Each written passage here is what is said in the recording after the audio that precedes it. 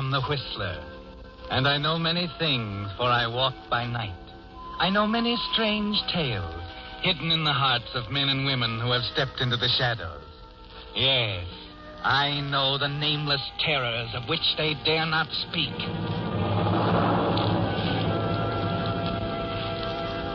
Yes, it's time for another strange tale by The Whistler.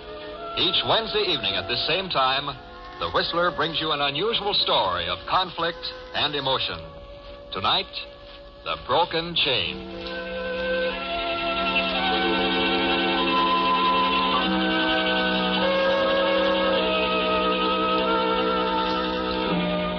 The thought had first occurred to him 6 months ago.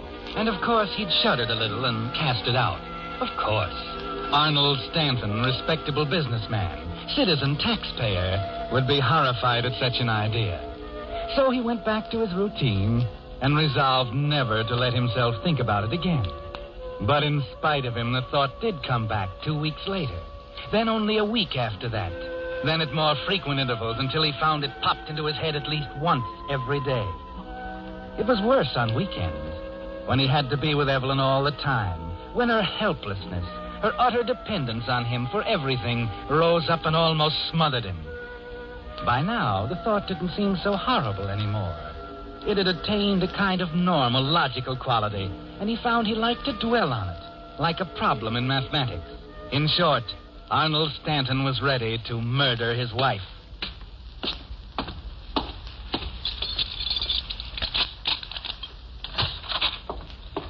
Is that you, Arnold? Yes, Evelyn.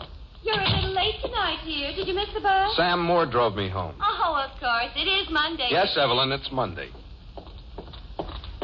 Oh, you look so tired, darling. I think you've been working too hard. Kiss? Of course. That's better.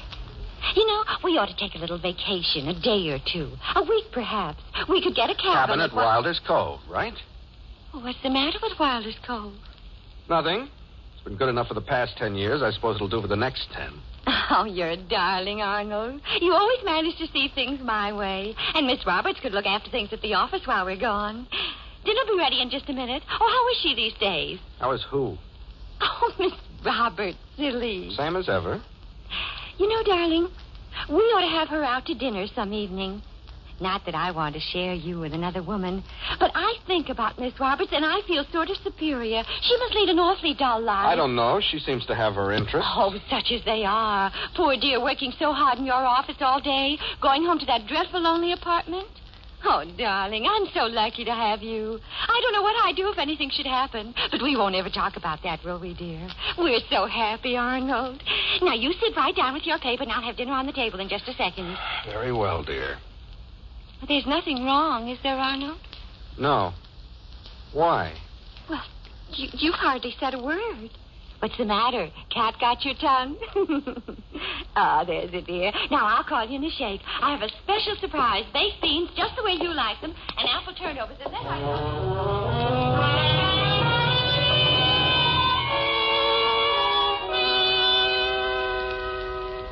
Yes, Arnold, this Monday night is different from all the rest. 6 months ago, it was just a vagrant, horrifying idea. Now it's an obsession, isn't it? It's a terrible decision, Arnold. And there's no one to talk it out with. No one in whom you can confide. You sit there staring at the newspaper without seeing it. Thinking how you hate her and the senseless prattle you've had to listen to for 10 years across the dinner table. But you can't walk out, Arnold. That's the strange part of it. You've decided it would be too cruel to walk out. She leans on you. She's dependent on you for everything. No, Arnold, you can't walk out. Arnold, come on, darling. The beans are on the table. Yes, dear. Coming.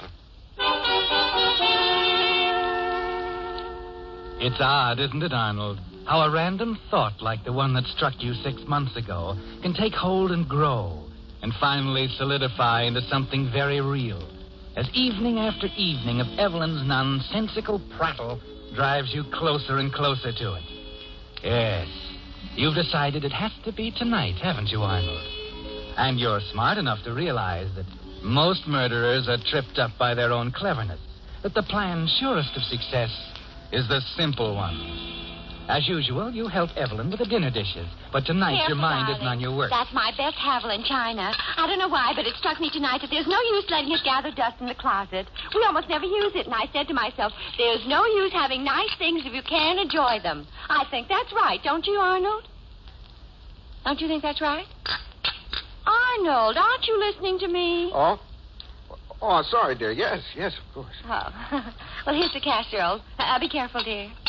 I was saying about using the Haviland for every day. Yes, there's no use having nice things if you can't enjoy them. Well, I hope you don't think it's wrong, Arnold.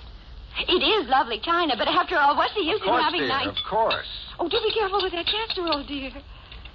Aunt Leona gave it to us for a wedding present, remember? Poor darling. She'd be alive today if it weren't for that terrible accident. What? Accident? I don't remember. Oh, of course you do, dear. The bathtub. The bathtub? Arnold! Our best casserole!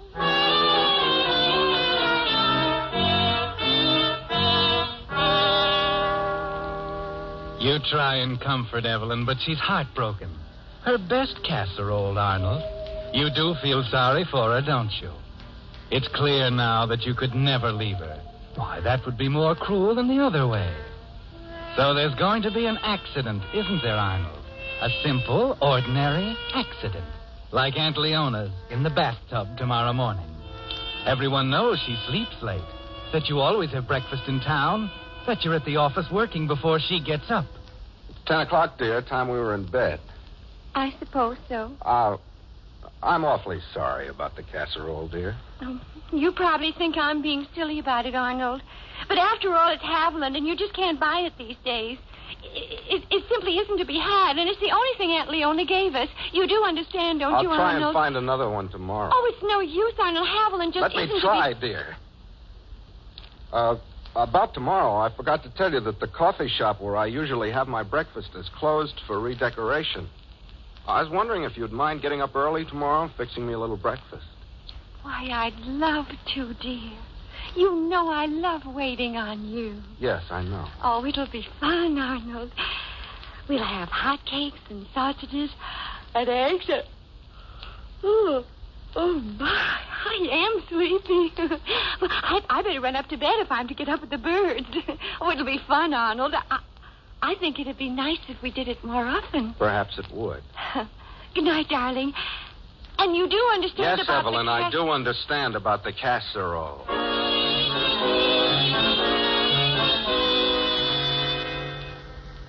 It's a long night, isn't it, Arnold? The longest night you ever spent in your life. You lie there wide awake, looking up at the ceiling, at the shadow of the chandelier in the moonlight, the black silhouette of its chain against the pale gray of the ceiling. Yes, Arnold, a chain. That's what you're going to do tomorrow morning, isn't it? Break the chain. Smash it into 1,000 pieces. Huh?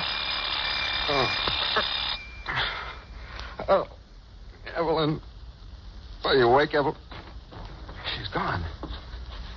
She's downstairs. Too late. I should have known she... Oh. Evelyn? Is that you, darling? You see, I didn't forget. I'm just getting into the tub, and I'll have breakfast ready before you get dressed. Don't hurry. There's plenty of time.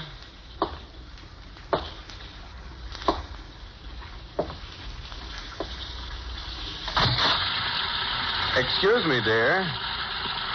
There's just one thing before I go downstairs.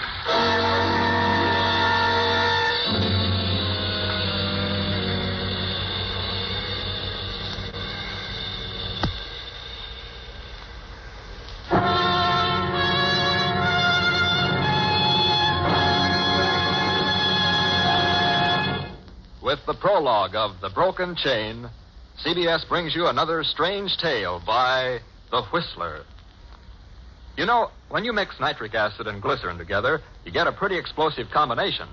And when you add an unlimited supply of gasoline to that tired pre-war car of yours, the result can be just as dangerous. 15,750 people died on the country's highways during the first 6 months of this year. 40% more than the same period last year. And the toll is rising daily.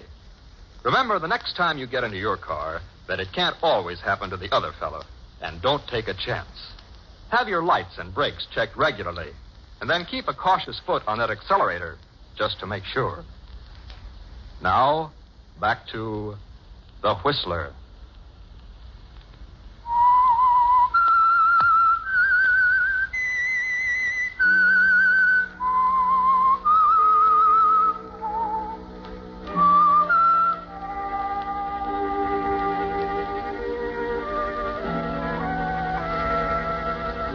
So the chain is broken, Arnold, after 12 years. And Evelyn lies dead where you left her, of an accidental fall in the bathtub. There won't be many questions. There can't be. There were no questions about Aunt Leona, were there? Lots of people fall in bathtubs, hit their heads, and drown. And it's so simple, Arnold. You take the 7:13 bus as usual, drop into the coffee shop for breakfast as usual, report to the office at exactly the usual time. The neighbors all know she sleeps until well after you've left, that she must have been alone at the time of the fall. All you have to do now is to carry on exactly as you always do, to be careful that nothing happens on this day that will distinguish it from all the other drab, monotonous days before the chain was broken. Mr. Stanton? Oh, I'm sorry, Miss Roberts. Where was I? Let's see. We will appreciate anything you can do to expedite shipment, since we are committed on delivery by February 1st. Oh, yes, Merton Amalgamated Foods. Please add this, Miss Roberts. Paragraph. Incidentally, Mrs. Stanton wants particularly to be remembered to your wife and suggests if Mrs. Merton is accompanying you east, that you make it a point to stay with us. Regards, and I think that ought to do it. Now, I'll get it out right away. Mm-hmm. Oh, by the way, how is Mrs. Stanton lately? Well, same as ever. She was sleeping like a baby when I left this morning. You know how she is about getting up early. Yes, I know. Oh, it's 11:45, Mr. Stanton. Remember, you have a luncheon appointment at 12:30. Oh, thank you, Miss Roberts. I'll remember.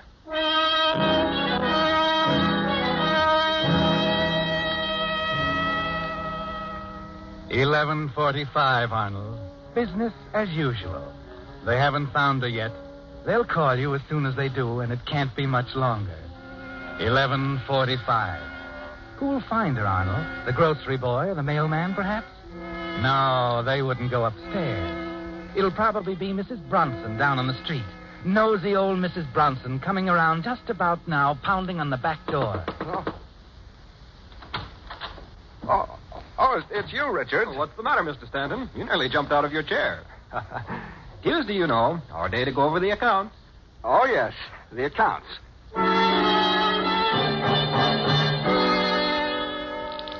Business as usual, Arnold. Everything you do this day is going under a microscope. Richards will remember how you jumped just then. Concentrate on the figures, Arnold. 1944-45, our account with Great Western Stores amounted to $72,800. But you can't concentrate, no matter how hard you try. Mrs. Bronson will knock on the back door and no one will answer. But how will she get in to discover Evelyn? Did you leave the door unlocked, Arnold? You were so excited that you might have forgotten. That would mean you'd have to find her yourself tonight when you come home. No, I can't do that. What was that, Mr. Stanton? Oh, I'm sorry, Richard.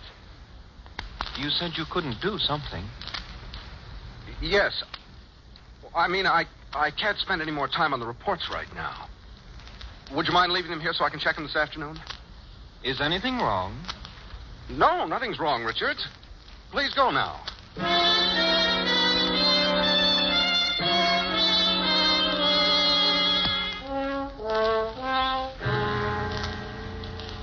There was a Mr. Weston Haverhill to see you while you were out to lunch, Mr. Stanton. Haverhill? I don't know any Haverhill. Well, rather nice-looking young man. Was he here on business? Well, he said it was personal and quite important. I see. Anything else? No. Were you expecting anything? No, Miss Roberts. Nothing. Oh, well, here's your letter to Mrs. Merton. I included that additional paragraph about your wife, and... Oh, that reminds me. Huh? Reminds you of what? Oh, I'm sorry. There was another message while you were out to lunch, and I don't know how I could have overlooked it. It was right on my pad. What was it, Miss Roberts? Well, it was nothing urgent or anything like that. What was the message? It was from your wife. She said she's playing bridge at Mrs. Bronson's and may be late getting home this evening. She didn't want you to worry about her. That's all. Don't faint now, Arnold. You don't want Miss Roberts to see you faint. What she said wasn't so remarkable, just an ordinary telephone call. Business as usual, Arnold. Wait until she gets out of the room. You better say something, anything. Thank you, Miss Roberts. Oh, not at all. If you'll sign the letter. Yes, of course. There you are. Thank you.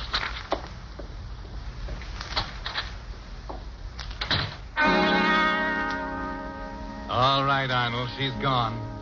You can let go now. She won't be back. That's it.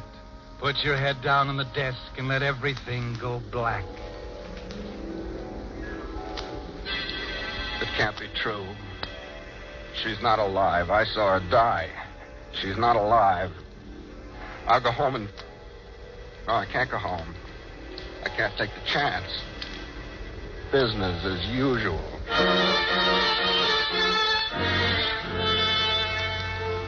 Miss Roberts might have made a mistake, Arnold. Perhaps the message came in yesterday, a week ago. Perhaps she looked at the wrong page of her book by mistake. Yes, Mr. Stanton? Miss Roberts, Yes, sir. I was just thinking... I was wondering... Yes. Yes, sir? No, never mind. I found what I was looking for. Never mind. Well, if there's anything... What's the matter with me? I can't make an issue with a phone call, stand out like a sore thumb afterwards. She... I know she's wrong. I know it. But I gotta rest. I gotta get myself together. Yeah, rest. Try to forget about it.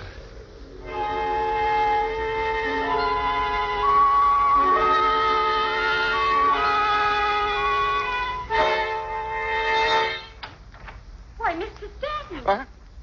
Are you still here? It's after 5. Oh, I must have dozed off. I've been working a little too hard lately. Mr. Stanton, is something wrong? No, why? Well, you've acted so strangely all What's day. so strange about a man getting tired and falling asleep? I don't know, Mr. Stanton. I'm sorry. I'm sorry, too, Miss Roberts.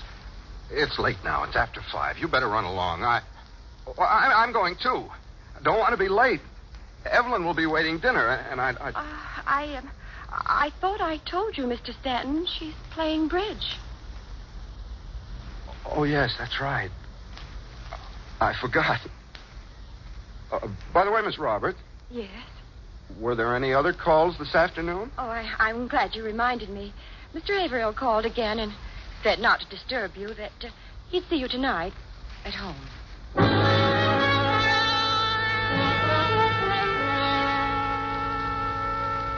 Mr. Devereaux. Mr. Devereaux. You don't know who he is or what he is, Arnold, and you haven't got time to think about it now. Perhaps he's a plainclothesman, a detective. Anything is possible, isn't it? You've been such an awful failure. Business as usual, Arnold. Nothing you've done today was usual.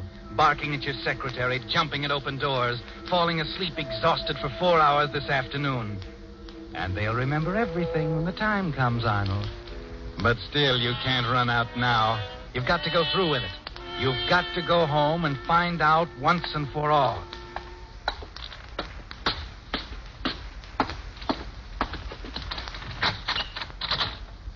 I did leave it unlocked.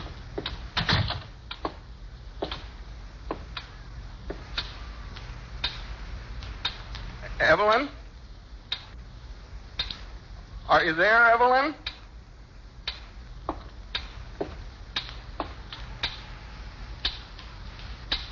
Evelyn?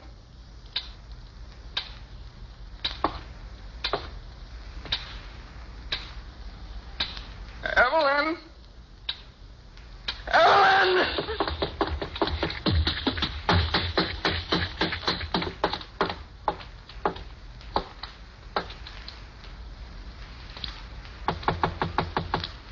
Evelyn? Evelyn, dear?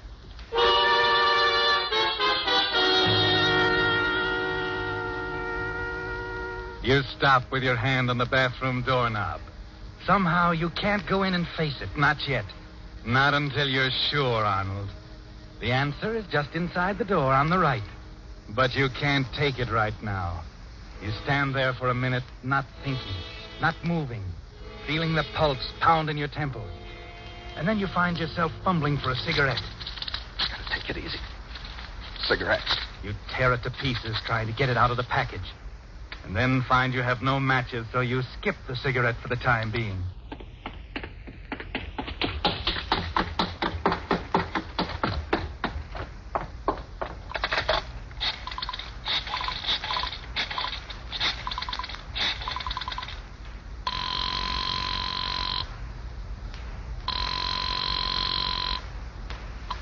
Hello? Hello, Mrs. Bronson? Yes. Who's this, please? Arnold Stanton. Oh, yes, Mr. Stanton. I don't want to bother you, Mrs. Bronson, but... Well, is anything the matter? You don't sound quite like yourself. No, nothing like that, Mrs. Bronson. I just... Yes? There was a message for me this afternoon at the office. Something about Evelyn playing bridge, I think. Oh, yes. She isn't there with you, is she? Why, yes, Mr. Stanton. She's right here. Would you like to speak to her? Yes, I would. Well, just hold on. Evelyn? Evelyn, dear? Hello? Evelyn. What's the matter with you? Evelyn, I don't understand. Wait a minute, Mr. Stanton. This is Mrs. Bronson again. Evelyn isn't here after all. I'm terribly sorry. She must have left while I was talking to you. Probably on her way home now. Ought to be there.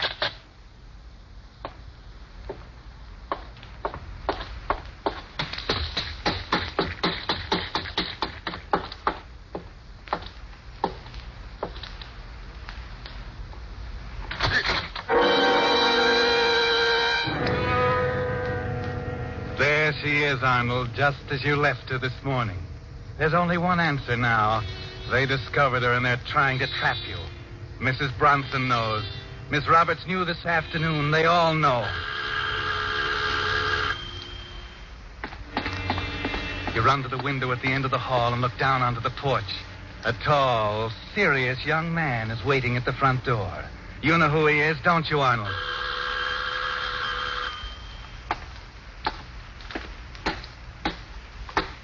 You have to face him, Arnold. One thing more and you'll be sure. Slowly, you walk to the front door.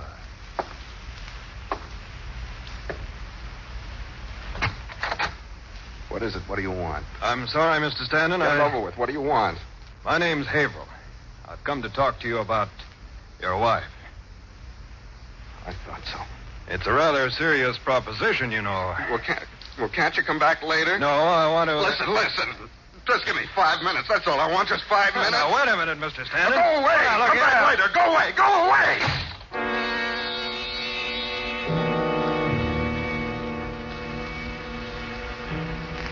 It's a mile across the living room to your desk, and the pistol in the middle drawer. You'd given it to Evelyn, Arnold, because she was afraid while you were away at the office. Because she couldn't stand being without you alone. You take it out. Notice how cold it feels in your hand. Check the breech and find it's loaded, ready to go. You're tense now as you sit down in the easy chair by the fireplace. 4 minutes left, Arnold, and you won't need all of it. The heat of your hand has warmed the handle. It feels more natural there. You look at it for a moment, then raise it slowly. Your hand tightens on the trigger.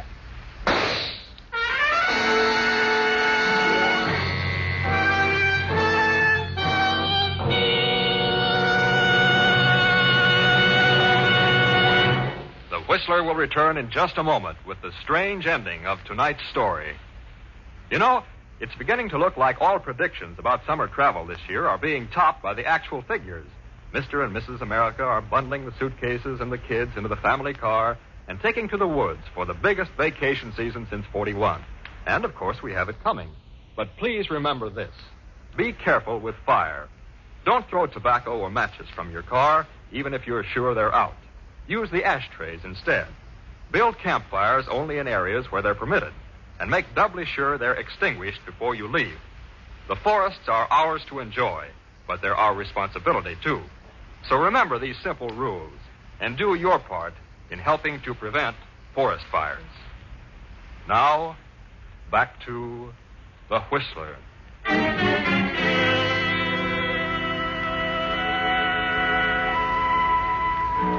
So the chain was broken, Arnold. Not in one place, but in two. Mrs. Bronson, of course, was the first to discover it. She'd been concerned over the way you sounded on the telephone and had hurried over to find you sprawled in the easy chair by the fireplace. A half hour later, Sergeant Cook was there, too, and the pieces began to fit together. Now, Mrs. Bronson, you say you know something about all this? Yes, in a way, I feel sort of responsible. Responsible? Well, you see, Mr. Stanton called me just before it happened, and, well, I told him Evelyn was at my house. Oh, I know I shouldn't have, but Evelyn was such a dear friend of mine, and... Well? Well, I don't think I was a party to it. I never really approved. But there was this other person, Mr. Devereaux. Mr. Weston Devereaux? Yes, Evelyn had been seeing him for some time. I told her she was very wrong. That the least she could do would be to tell her husband she was in love with someone else. But she felt so sorry for Arnold. Said he was so dependent on her. Yes? Mr. Devereaux wanted to have it all out with Arnold, to be above board about the whole thing. But Evelyn couldn't face it. So I covered up for her. What do you mean, covered up for her? Well, Evelyn and Mr. Devereaux were going to spend the day together, something special. And I called Mr. Stanton's office and pretended I was Evelyn. Said she was at my house playing bridge. Then, when he got home, found she wasn't there, he called me to check up on her. And you told him the same thing? Yes, I told him she just left. What else could I do? It must have been a terrible shock when he found her there in the bathroom. Yeah. Arnold couldn't stand it, poor man. He just had to be with her. You know, Huh? it makes sort of a perfect ending. He never would have been happy without her. He loved her so.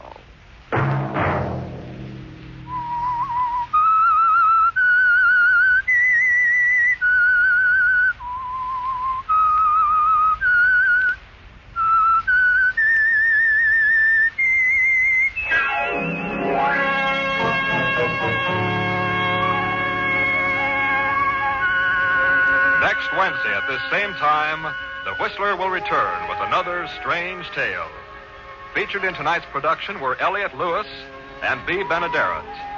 This program is a featured production of the Columbia Broadcasting System and was directed by George W. Allen, with tonight's story by Robert Libet and Frank C. Burt. Music by Wilbur Hatch. The Whistler is transmitted to our troops overseas by the Armed Forces Radio Service.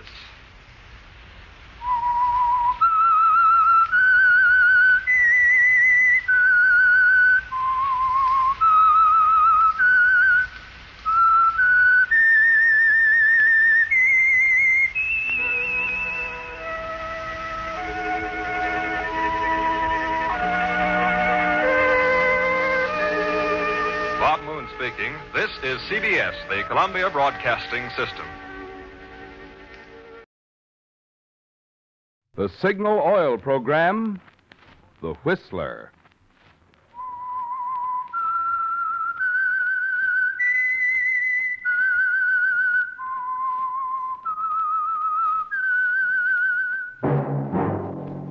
That whistle is your signal for the Signal Oil Program, The Whistler.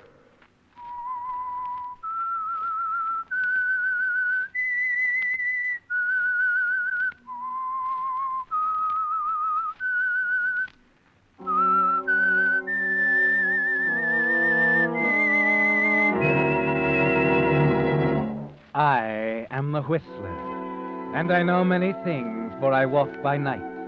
I know many strange tales hidden in the hearts of men and women who have stepped into the shadows. Yes, I know the nameless terrors of which they dare not speak.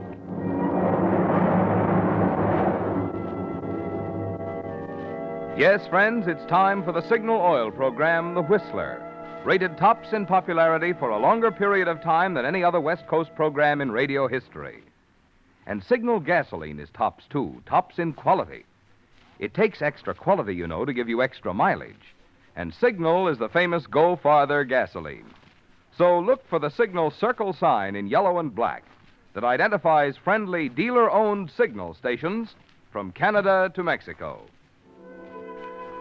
And now, the Whistler's strange story, Silent Partner.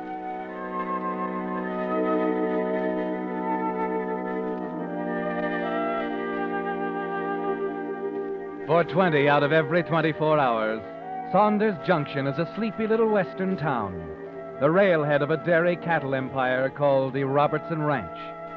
But twice a day, at 6 o'clock in the morning and evening, it comes to life, its 3 blocks of stores and supply houses suddenly active as the trains pull into the station and Robertson trucks line the platform. The drivers and swampers hustling hundreds of gleaming cans of Robertson milk into the waiting cars to be taken south to the cities. In the wintertime, a stranger in Saunders Junction would have trouble distinguishing morning from evening. The same trains, the same shouting men, the same darkness morning and evening. But Matt Robertson was no stranger. As he stood on the platform watching the train pull out, he was thinking, a little bitterly now, of the day 30 years ago when his father passed the Robertson Ranch over to him. And as he looked down the line of trucks with Robertson painted on their sides, he couldn't help reflecting on the changes those 30 years had brought. Okay, boys, let's roll. Barry? Oh, Barry. Yeah. Just a minute. Did you check that shipment on, Barry? Well, sure. What's the matter, Matt? Let's look at the sheets. I didn't see them. Oh, well, I didn't think you wanted... I got a right to know how much milk I'm shipping off my own ranch, haven't I, Barry?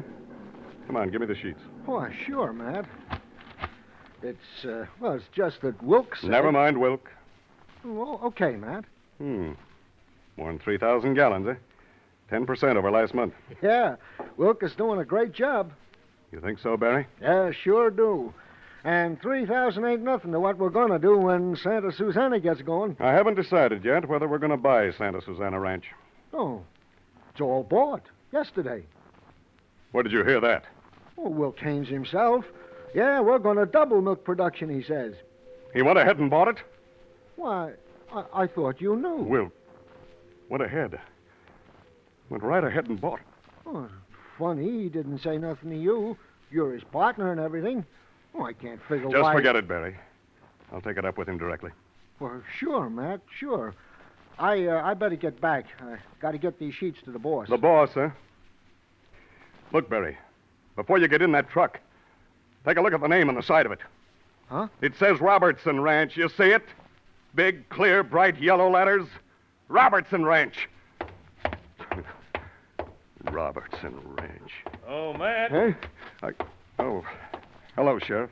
Thought I might ride back the ranch with you, Matt, if it ain't too much trouble. Oh? Anything wrong, Sheriff? Want to see young Charlie Breck. Charlie? Well, what's the matter? What's he been... Oh, now, don't get worked up, Matt. It's nothing serious. You know, he's been on probation after that shooting scrape up north.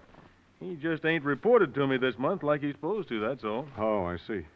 Can't say I blame him for putting that fella in the hospital, but the book says he checks with me once a month. And that's what he better do. Well, look, Sheriff, I'll send him in tomorrow. Tomorrow he'll be working stock all day if I know his boss. Will Haynes will have every hand on the place, moving cattle over at the Santa Susana place he just bought. Oh. You heard about that, too, huh? Sure. Yesterday. It was all over town. What's the matter, Matt? Something wrong? You know, Sheriff, it's nice having a partner who takes care of everything. Yeah. Will Haynes is a mighty capable fella. Yeah, you sure picked a winner when you took him in 10 years ago.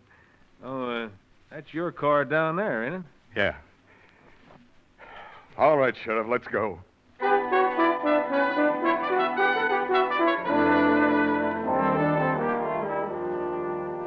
It's 10 miles from town to the main ranch house. You know every bump, every rabbit on the winding dirt road, Matt. And as you guide the car through the night, you can see in your mind the vast stretches of pasture land on either side, the cottonwood thickets, the oak-covered hills, all part of an empire that once was yours. All of it. 27,000 acres of the best land in the state. As usual, there's a light on in Wilkes' office down by the gate when you arrive. For an hour after train time, morning or night, Wilk Haynes always works alone over his reports. Wait a minute. And then as you reach What's the going door, on in the there? sheriff grabs your arm. Sounds like Charlie. Maybe we better wait. Oh, please, Wilk, listen to You him. listen to me. I don't give a hang what you think or Dorothy thinks either, for that matter. You gotta think of her, Wilk. She's not a kid anymore. She's a grown woman with a mind of her own. It's her business. Well, I'm making it my business. Get that? Dorothy is my daughter, and if you think I'm going to allow her to run around with a jailbird... Hey, wait a minute, Wilk. I think we Or better just go about in, all Matt. that kind of talk I want to hear. Oh, excuse us, gents. Didn't mean to butt in. Get him out of here, Sheriff. He threatened me. I know, Wilk. Couldn't help hearing it outside the door. What's the matter, Charlie? Just a little private argument, that's all. I'll tell you, Sheriff. He's been seeing my daughter, Dorothy, and I don't intend to let it go on. I think we can settle that without the sheriff, Wilk. Whether you know it or not, Sonny, it's settled already. Come on, Charlie. I'd like to talk to you for a minute. Excuse us, will you, boys? I'll see you later about that, Wilk. Well, what do you want? Oh, I'm just another hired hand, Wilk, trying to find out what's going on around here. I suppose you're a little curious about Santa Susana. You're a wonder, Wilk. By George, a 7-day wonder. You can skip the sarcasm, Matt. I've thought a lot about this, you and me. I finally worked out a way of operating that fits. It doesn't include you. Where? I got Santa Susana at a good price. I'm going to make money with it. There was no reason to dilly-dally any further. That's all. I see. You know what's funny? I thought we had a partnership. You can look at that any way you want. I'm running the ranch the way I want to run it. The Robertson Ranch. I'll change that, too, one of these Well, days. you low-down, double-crossing skunk. If I'd have known you were going to... Wait a minute, Matt. I'm glad you mentioned that point. You seem to have forgotten now that when you took me in, the whole spread was 2 jumps from receivership. If it hadn't been for me, there'd be nothing left. 14,000 acres. There were only 1,500 head. Poorest kind of stock the Lord ever made. We've come a long way since then, Matt, and we're going a long ways further. If you want to come along, that's fine. If you want to sell out, that's better yet. You can think it over on your way to Santa Susana tonight. Santa Susana? We're moving all our dry stock over there tomorrow to put on that rich pasture. They'll need you. Is that all, boss? Yeah, that's all.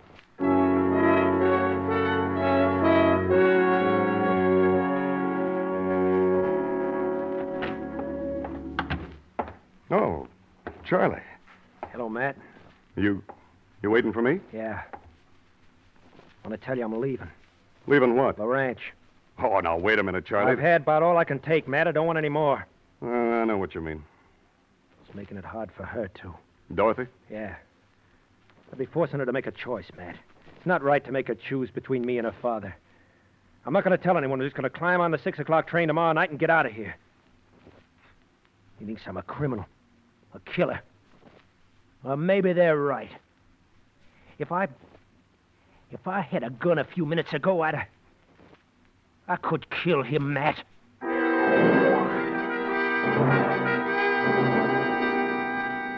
He could kill him, Matt.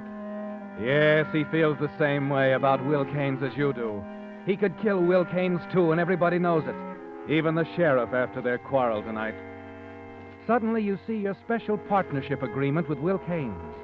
The bold black letters of the survivorship clause that will make Robertson Ranch all yours again in the event of his death. If Wilk were found dead, if Charlie Breck were picked up fleeing the scene on the 6 o'clock southbound just after the crime, then, Matt, the yellow lettering on the trucks, Robertson Ranch, would mean again exactly what it said. Charlie, you say you aren't telling anyone you're leaving? I can't. The sheriff would keep me here because of my probation. Still 3 months to go. What about Dorothy? See her tomorrow. Where is she, Charlie? Up at North Ranch. You're going to tell her? No. I'll write her a letter from New Orleans or somewhere, that's all. But aren't you afraid if you see her, she'll guess something's wrong? No, I told you I won't tell her anything. Just want to see her once more, that's all. Charlie, I think you're right. No use making a big fuss about it. I've been thinking about it for a long time now, Matt. It's best for her. She'll forget me in time. That Bill Ashford over there's a mighty nice fella. Tell you what, Charlie. I'm going over to Santa Susana tonight. I'll stop at North Ranch on the way. I'll tell her you'll be over. Oh, gee, thanks, Matt. Charlie. Yeah? If you decided to keep this under your hat, why did you tell me? Well, I wanted someone to know. I guess I just trust you, Matt. I figured you wouldn't say anything. You're right, Charlie. I won't say a word to anyone.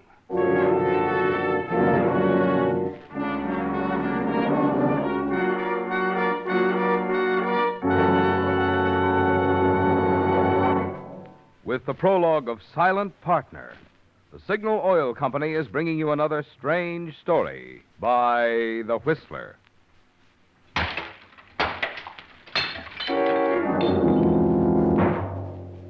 Recognize that noise? That was the breaking of a perfectly good New Year's resolution made only 2 weeks ago. There's one resolution, however, that I do hope you won't break. The resolution to just try Signal gasoline in your car. Because seriously, friends, there are real advantages for the driver who powers his car with Signal. Not only because Signal is the famous Go Farther gasoline, but also because of what makes Signal's good mileage possible. I'm talking about the extra efficiency today's Signal gasoline gets from your motor, which naturally gives you quicker starting, faster pickup, smoother, knock-free power. The superior kind of performance you expect of a superior quality gasoline. Yes, it's a fact. The same features a gasoline must have for extra driving pleasure also give you extra mileage, the thing Signal gasoline is famous for. That's why we say to be sure of the tops in gasoline quality, there are just 2 things to remember. 1, in gasoline, it takes extra quality to go farther. And 2, Signal is the famous Go Farther gasoline. And now back to the Whistler.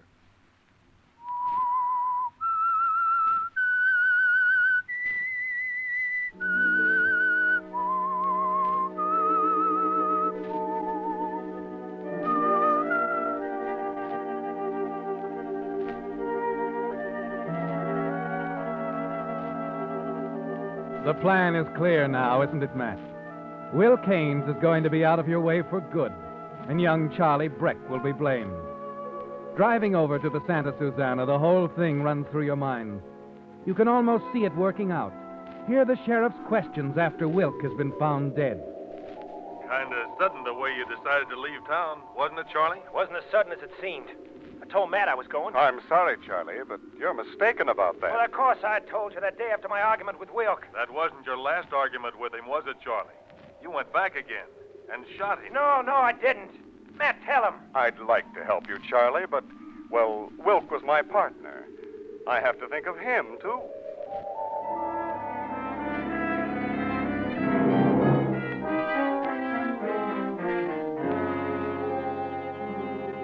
Yes, Matt, it'll be that simple. You're confident as you pull up in front of North Ranch House and go inside to talk to Dorothy. Matt, hello.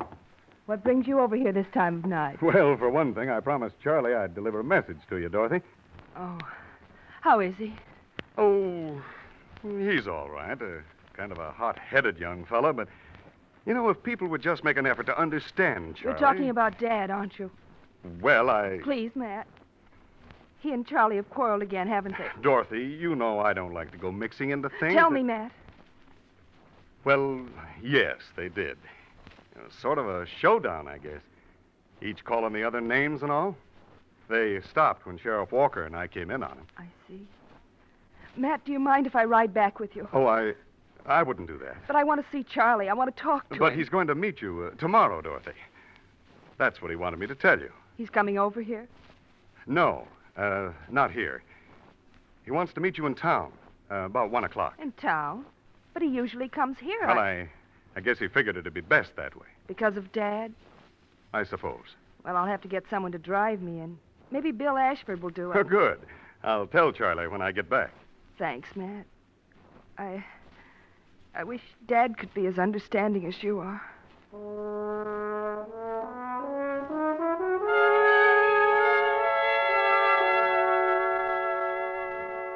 You have to lie, Matt, to send Dorothy into town when Charlie will be looking for her at the North Ranch. Above all, you can't take the chance of having them meet. Of course, you know there'll be questions later on when Sheriff Walker is investigating. But you can always say you lied to prevent more trouble. That's a good excuse, Matt. And all through the night, as you're giving orders to the hands, you're thinking it through. But in the morning, when you meet Charlie back at your place, you find there's something else to think about. Matt, I know you'll think I'm screwy changing my mind, but I've got to tell Dorothy about leaving. It don't seem right to just run off. That won't make it any easier on her, Charlie. I know, but I didn't sleep last night thinking about it. I feel that I should tell her. I think your first hunch was best. I didn't ask what you think. I'm telling her, and it's none of your business. Oh, I'm sorry, Matt. Forget it. I'm all mixed up. Sure, kid. I understand. But you should know. I'm going to have one of the boys tell her to meet me in town just before train time tonight. Why don't you ride over and tell her yourself, Charlie? As long as she's expecting you. No, they got everybody over at Santa Susana moving stock. I'm holding down the fort here alone. Does it matter if you're quitting? You know Wilk. If my work isn't done, he'll start wondering about it and maybe get suspicious. Oh, sure, the sheriff. Yeah. Not that Wilk wouldn't be glad to see me leave. But the sheriff won't. I want things to look usual right up till the time I climb onto that 6 o'clock train. Seems a shame you'll just get to see Dorothy for a minute. Hey, look. Maybe I can help out. You don't mean you'll work for me? Why not? Well, after being up all night handling your own shift, why, that's no good. You're worn out already. Oh, well, I'm not so tired I can't do a friend a favor, Charlie. Yeah, but, Now, man... go on. Get over to North Ranch and talk to her. Oh, gee, I sure appreciate this, man. Forget it. Oh, I wouldn't take the station wagon. Foreman might check on you. Oh, I won't. I'll just saddle up. I can be there this afternoon. Swell. I'll leave right away if you want to, Charlie. And don't worry. I'll be taking care of things for you here.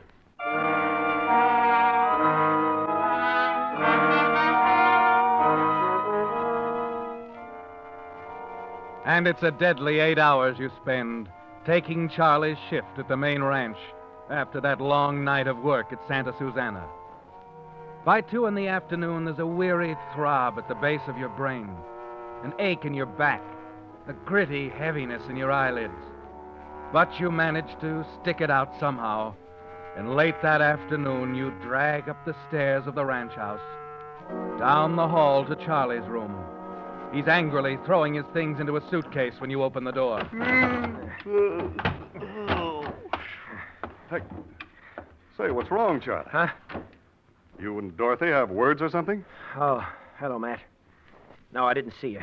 But I thought you... Look, Matt, I appreciate your taking my place and all, but I'd just soon not talk about today. Whatever you say, Charlie. I'm sorry, Matt. You might as well know. She wasn't at the ranch when I got there. Wasn't there? That's right. Hadn't left a message or anything. When I got inquiring around, one of the boys said he saw her drive off for town with Bill Ashford. What? Why, but that isn't like Dorothy. I'm sure I'm sure she'd been listening to her father. Probably swung over to seeing things his way. Anyway, it don't make no difference. I'm leaving on the 6 o'clock, just like I said. Well, good luck to you, Charlie. Thanks, Matt. You've been swell. It's one thing I won't forget about Saunders Junction. And listen, if I can ever do anything for you. Yeah, I know. Well, I'm going up to my room and stretch out for a little while, Charlie. You know, I'm kind of tired after 48 hours. So long, kid. So long, Matt. And thanks for all you've done.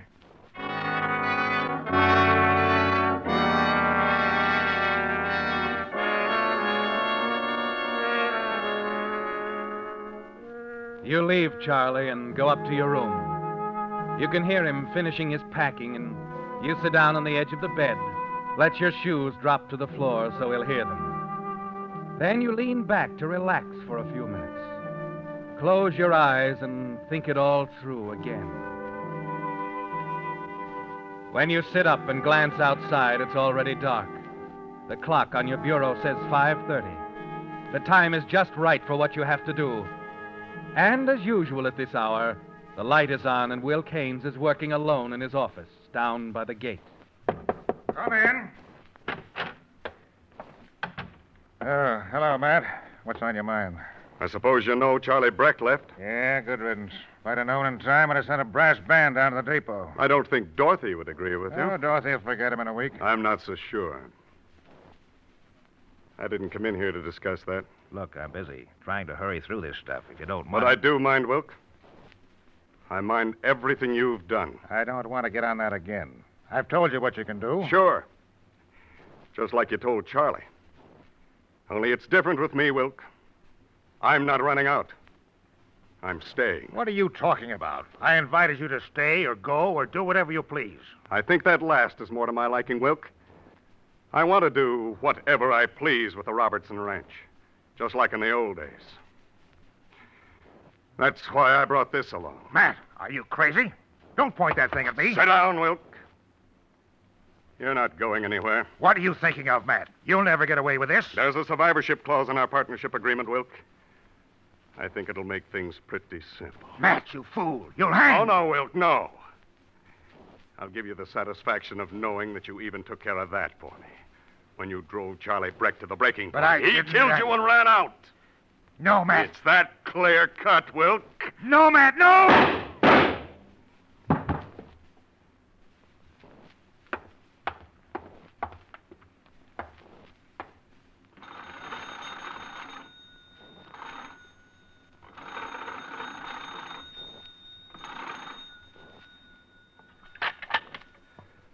Hello? Hello, Sheriff Walker. Speaking. That you, Matt? Yes, I'm calling from the ranch. Wilk Haynes has been murdered. What did you say? My partner, Wilk Haynes. He and Charlie Breck had another fight. I got here too late to stop him. Charlie Breck. He shot Wilk? Yes, that's right. Look, Sheriff, I'm going after Charlie. I'll contact you as soon as I catch up to him. Good. But be careful, Matt. And call in the minute you locate him. Right, Sheriff.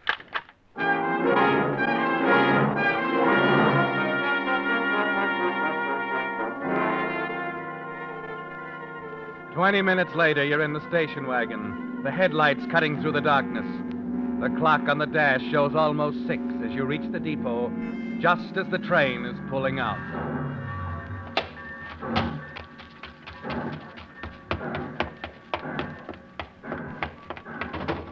Ed, just a minute. Wait. Don't close that window. Huh? Oh, Matt. Oh, say, you don't want to take it out of here, No, too. Ed, no. I'm trying to catch Charlie Breck. Charlie? Oh, you're a little late, Matt. You missed him. But he did leave? Yeah, he sure did. I see.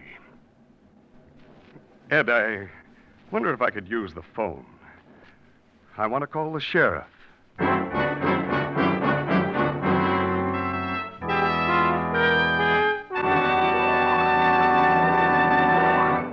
The Whistler will return in just a moment with the strange ending to tonight's story. Meantime, for you drivers who are not already enjoying the convenience of a Signal credit card, I'd like to mention just a few of the ways in which this simplified, modern method of taking care of your driving needs can add to your driving pleasure. With a Signal credit card, instead of paying cash each time you buy Signal gasoline or lubricants, you just say charge it.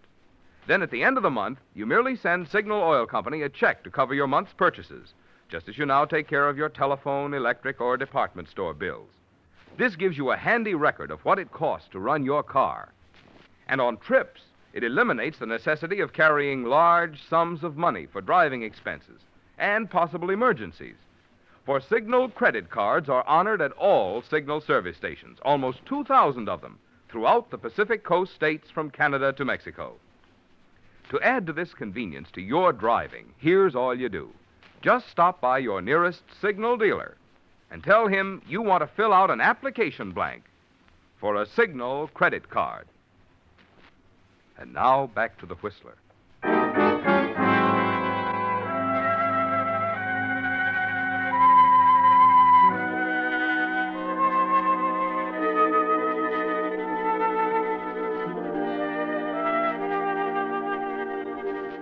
It was made to order, Matt.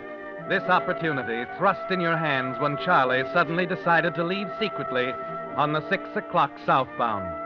It left you free to kill Wilk without fear of the consequences.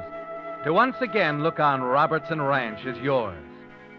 Only a few minutes after your call to the sheriff's office, he's there with you at the station, and the questions you knew were coming are on his lips. Now, wait a minute, Matt. You say you heard Charlie and Wilk arguing in his office. Ran across the yard in time to see Charlie run off after the shot. That's right, Sheriff. When was that?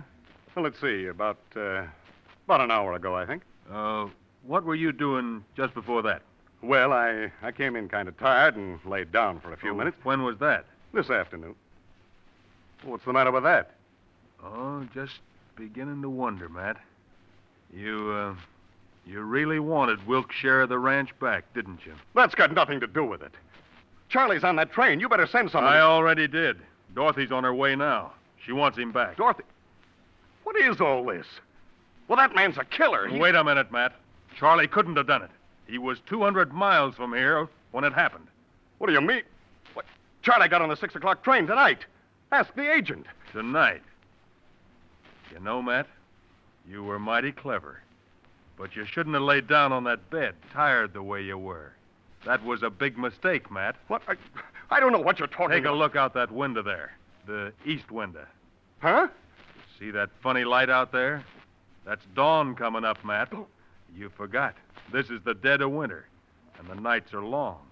It's 6 o'clock in the morning now. What?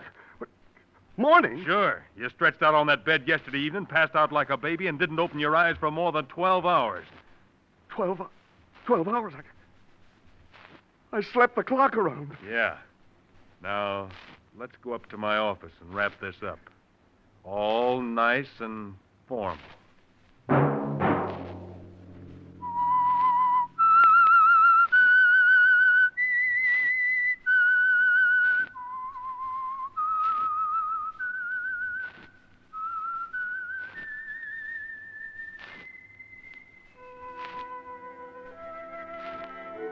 Let that whistle be your signal for the Signal Oil program, The Whistler.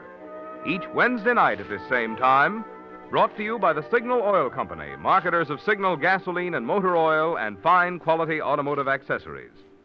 Signal has asked me to remind you, to get the most driving pleasure, drive at sensible speeds, be courteous, and obey traffic regulations. It may save a life, possibly your own.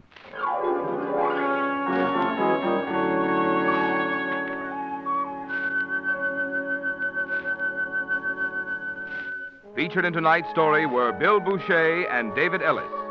The Whistler was produced by George W. Allen, with story by Joel Malone and Harold Swanton, and music by Wilbur Hatch, and was transmitted to our troops overseas by the Armed Forces Radio Service. Next Wednesday, for a full hour of mystery over most of these stations, tune in a half hour earlier. Enjoy The Saint as well as The Whistler. This is Marvin Miller speaking.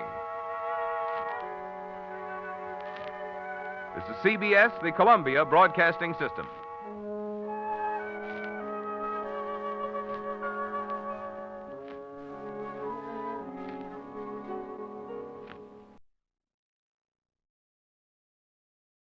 And now, stay tuned for the mystery program that is unique among all mystery programs. Because even when you know who is guilty, you always receive a startling surprise at the final curtain. In the Signal Oil program, The Whistler.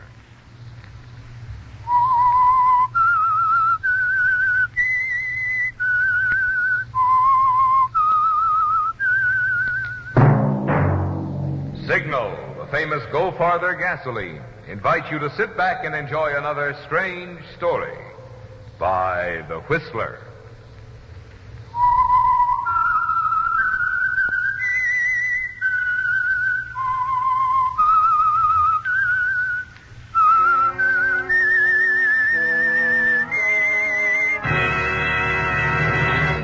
I am the Whistler, and I know many things, for I walk by night.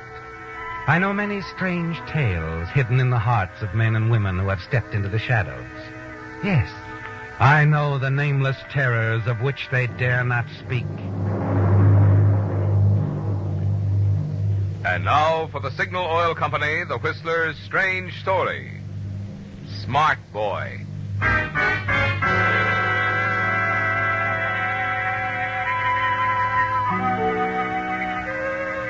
Carl Maxine sat waiting in the paneled outer office of Marty Randall Enterprises. The room was tastefully done, expensively furnished. At the lone desk in the far end of the room sat a tasteful, expensive secretary, a harmonious addition to the rest of the furnishings. She looked up, smiled at Carl, and nodded toward the door marked Marty Randall, Private. He returned her smile, got up, and walked into the private office, closing the door behind him. The small, squat man at the desk, Marty Randall, looked up as Carl entered, stared at him with bland gray eyes for a minute before he said, "Got the money?" "Right here, Monty." "Just toss it on the table." "Mm-hmm. 10 grand. 2,500 from Pete Baywood, 7,005 from Keeler. Want to count it?" "No, I don't have to. You say it's 10 grand, it's 10 grand. "Thanks." I like guys I can trust, Carl. Remember that. Have any trouble?" Baywood moaned a little. "So what'd you do?" "Let him moan." "Good. He likes to complain. Doesn't mean anything." "That's what I figured. Got anything else for me today?" "I surprised you, didn't I?" "What do you mean, Marty?" 10 grand's the biggest slice you ever collected for me, isn't it?" "Yes, it is." I didn't count it when you handed it over. That surprised you, didn't it? "Maybe you're being polite." "I don't have to be. You know that." "I know better than to try to haul out a couple of bucks on you, Marty." "Yeah, that's what I mean. You've been with me 6 months now, Carl. I think I got you pegged. You're smart. You're a smart boy. But I noticed something else about you." "Yeah?" "You don't want to work collections all your life. Right?" "You knew that when you hired me." Sure I did. I need some smart boys. That's why I took you on. But you want to get ahead, don't you?" "What do you think?" "I want to see you get ahead. So I'm telling you, keep up the good work, like they say. And in time, you'll get yours." "How much time, Marty?" Huh? Who can say? You got lots of it, Carl. What's your hurry?" "I'm in no hurry, Marty." "Oh, but you are. I can see it. That's what I'm talking to you for. But I know you're smart. And a smart boy takes it easy. He's willing to learn. He's willing to wait and take his time. Let his boss do his thinking for him. And... Hi, Marty. Don't you ever knock." Sure, but like I told that dame out there, I knew you'd want to see me right away. Oh, you did, huh? Okay, Joe, you're halfway in. Come on. Hello, Carl. You want me to leave, Marty? Oh, stick around, Carl. Joe never takes much time. Got the dough, Joe? Sure. Here, $500. Any trouble collecting? You know me, Marty. Joe Roach never has no trouble. Like clockwork. This all of it? Sure, 500. Where's the rest, Joe? The rest? What do you mean, Marty? It's all there. How much you keeping out? So help me, Marty. It's there, to the penny. You like to keep a little extra, don't you, Joe? Marty, believe 10 me. 10 spot here, 20 there. Adds up, doesn't it, Joe? Just count it, Marty. I ain't lying. How much? How much you holding out? Not a cent. How much, punk? No, Marty, no rough stuff. I ain't... How much? Please, Marty. How much? You shouldn't have hit me, Marty. I don't like it. You shouldn't have... Okay. I kept out 50. I needed the dough. I was going to make it up to you. But you shouldn't hit me, Marty. Get out. I was going to give it back to you next time you paid me. Get out. Okay. But I want to tell you, Marty... Come on, like I said, get out and stay out.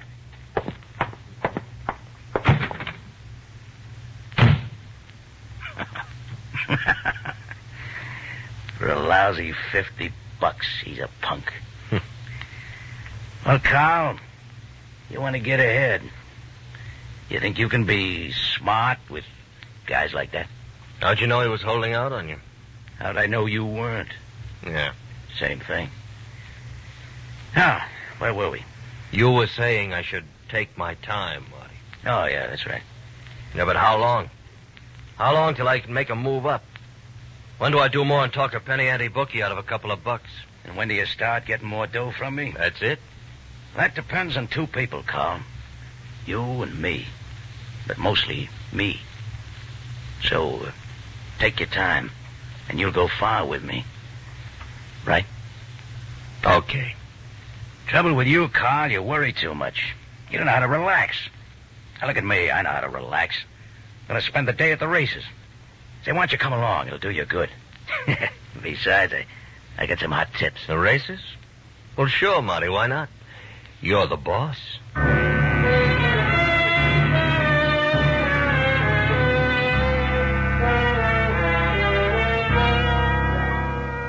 Well, Carl, there it is.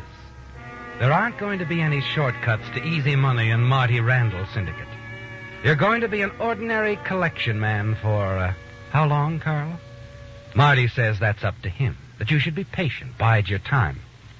But you have other ideas, haven't you, Carl? You want money, lots of it. And if you can't make it with Marty, you'll have to find some other way. And then that afternoon at the track. See that, Carl? I told you I had this race figured. Hey, by 2 lengths, Marty, and a 20-1. This is my day, kid. Let's see, I had $2,000 at the window.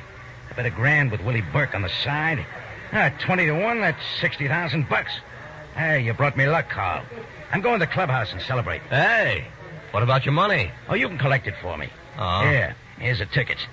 You know where Burke is sitting. Okay, Marty. I'll be at my table in the clubhouse. Fine. I'll have a drink waiting for you. You watch Marty push back through the crowd toward the clubhouse entrance. $60,000, Carl. And Marty's asked you to collect it for him. Your mind is racing as you make your way to Willie Burke's box and collect his $20,000. Then you push and shove through to the ticket window. Another $40,000. Marty's money. But your way out, Carl. No more waiting. No more biding your time until Marty says you can move up. This is it, Carl. You make your decision quickly. Hurry to the track entrance, and then to the taxi stand at one side. International Airport. And hurry.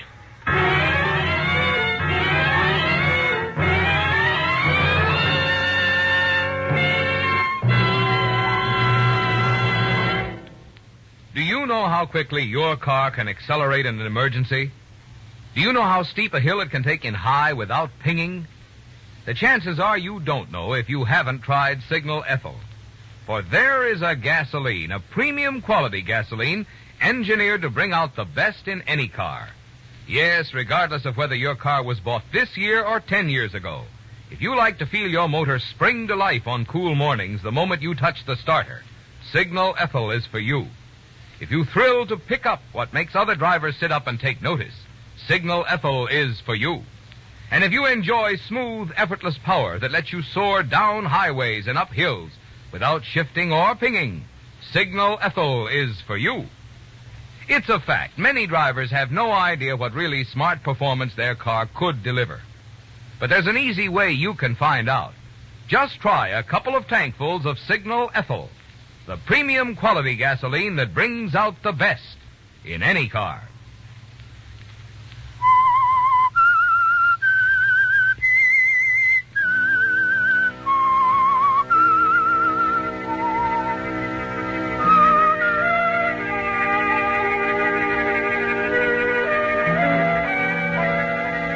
It was easy, wasn't it, Carl? Almost too easy. And now 2 years have passed. Yes, it's been 2 years since you walked out of a racetrack with $60,000 in winnings belonging to gambler Marty Randall, your boss. You flew to South America with the money, stayed in remote villages where no one had ever heard of Marty Randall. And when you thought it was safe, you returned to the United States, changed your name from Carl Maxine to Carl Baylor, and bought a hotel in the small, select Sierra resort town of Ridgely. It's been a profitable investment, hasn't it, Carl? And Ridgely is almost as secluded and remote from Marty Randall as your village hiding places were in South America. In a matter of 6 months' time, you've become a successful, respected member of the community. And one of your best friends in Ridgely is Ed Hawthorne, the genial chief of police. Well, Ed, hi, sit down. What can I do for you? Well, you can tell me why the Sam Hill I haven't ran for chief of police. Oh, burdens of public office weighing heavily upon you? Carl, when I was just a cop, I spent my spare time doing whatever I felt like doing. Since I've been chief, if it ain't a lecture for the ladies' aid, then it's selling these doggone raffle tickets. The penalty you have to pay for high public acclaim. Yeah, none of it isn't. Well, since you're chairman of the raffle sales committee, you'll be glad to know that I've sold 10 books. 10? Mm. Hey, terrific, Ed. How'd you do it? Use your badge to intimidate people? I bought 8 of them myself. Oh, I should have known. Oh, that's swell of you, Ed. Nonsense. This was a fine idea of yours, Carl. A raffle to raise money for a kid's playground. Oh, I just thought of it before somebody else did, that's all. Don't soft soap me, Carl Baylor. What are you doing here, anyway? What do you mean?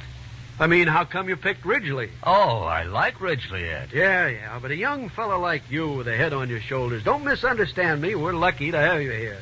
But you could be going places. Instead, you settle down here in Ridgely, where nothing much goes on except during the tourist season. No daily papers, bad radio reception. Well, like I said, Ed, I like it here. Nice and quiet without too many people shoving you around. Well, that's Ridgely, all right. Oh, say, you hear about the new addition to the population? Somebody new in town? Yeah, young widow. Just moved in the old Carlisle place up on the hill. Oh? Her name's Claire Underwood. They say her husband owned half the lumber in the Northwest. Kind of nice-looking lady, too. For good? Is she staying here for good? Oh. Yeah, seems like. She says she wants to live in a nice, quiet little town. Just like you do, Carl. Say, maybe you two have a lot in common.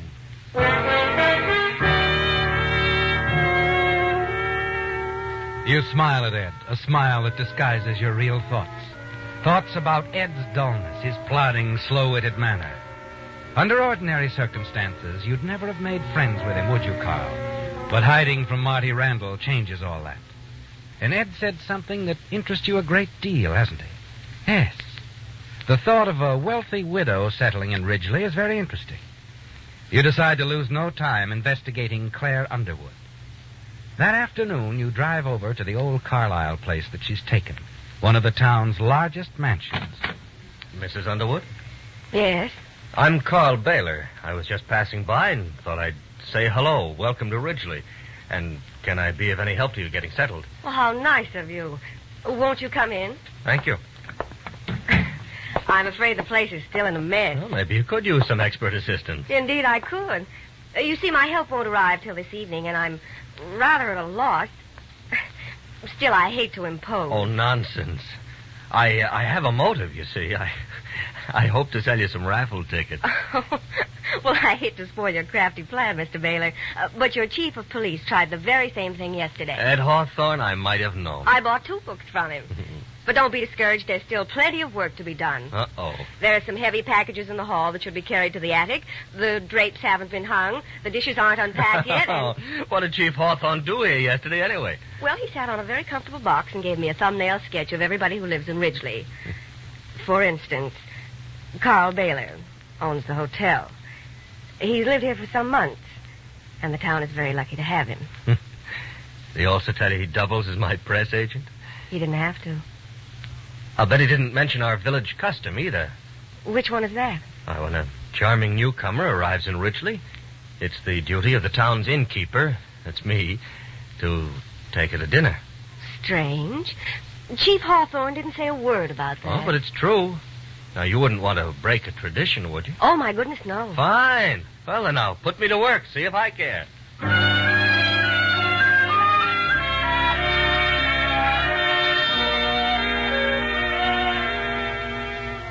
You do your work very well, don't you, Carl?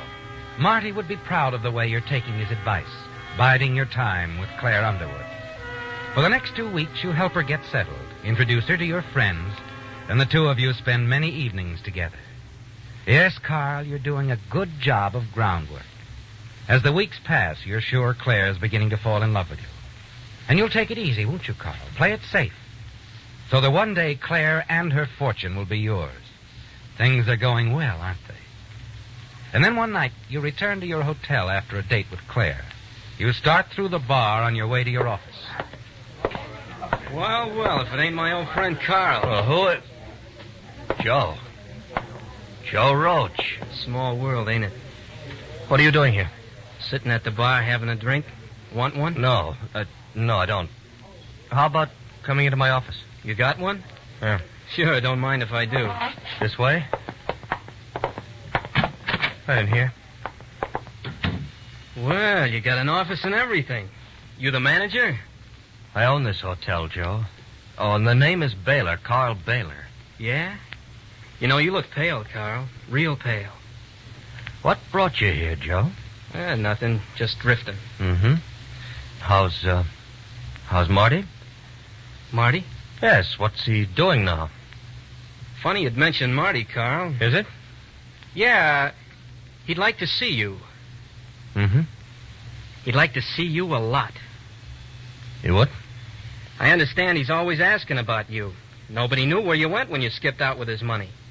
Marty's willing to pay a nice piece of cash to know where he can find you. Yeah. Funny thing. You know, Marty don't like me. Yeah, I but I could work for him again. I could do it real easy. I just tell Marty where you are, and everything is hunky-dory. Is that what you're doing here, keeping out of Marty's way, huh? Yeah, just like you, Carl. Only there's a difference. I can go back if I tell Marty where you are. How much, Joe? Bet Marty'll be real tickled to get his hands on you. How much? Marty will want to pay me something for bringing him the news. Marty can be real generous when he wants to. How much do you want from me, Joe? I'm your pal, Carl. We can make a deal. I won't turn you over to Marty. I'll stay right here in this town. And you can pay me $500 a week just for staying here. I can't afford it. It's worth it to you, Carl. I'll be right here. You won't have to worry about me blabbing. Just $500 a week. Now, look, All right, Joe. Good. You know, you ought to thank me. I'm doing you a big favor. Yeah. But get this. There's an empty room in this hotel next to mine. That's yours. Daytimes, I want you to stay in that room. The town pretty much folds at night. You can go out a little then. But keep out of sight and don't talk to anybody, see? Suits me. I can use a vacation. Nice, secluded place. I mean it, Joe. Daytime, stay out of sight, understand? Take it easy, Carl. Don't forget, I just gave you the biggest break you'll ever have.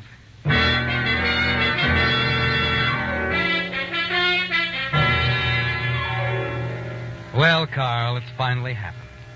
After all your running and hiding, one of Marty's old gang has finally caught up with you in Ridgely. Joe Roach. You can't afford the $500 a week it will cost you to keep Joe from telling Marty Randall where you are. But if Marty should find out, it'll cost your life, won't it, Carl? And keeping Joe out of sight, unnoticed in Ridgely, is not a simple problem either. What would Claire Underwood think of your association with Joe and Marty Randall, Carl? And Chief of Police Hawthorne? Yes, Carl.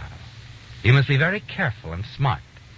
You'll know that the next day when Chief Hawthorne calls on you. Have a chair, Ed. Oh, thanks, Carl. I will.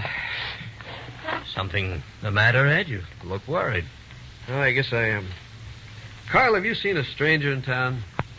Yesterday or today? Stranger? Little guy, thin, wearing a flashy suit. Looks like the racetrack type. No, Ed, I can't say that I have. Why? Well, I saw him this morning coming out of your hotel. Out of here? Yeah. That don't mean anything, of course, but he's the kind of fellow you notice, you know. I didn't like his looks. Something kind of familiar about him, too. Familiar? Yeah. You think you know who he is? No, but I've seen his face somewhere before. Oh. I guess I've taken my job too seriously. But I don't like characters like that in Ridgely. You're sure he isn't registered at your hotel here? Oh, I haven't seen anyone fits that description, Ed. Maybe he was just driving through, stopped here for a few minutes to eat or something. Yeah, maybe. Carl. Hmm? You sure you don't have something to tell me?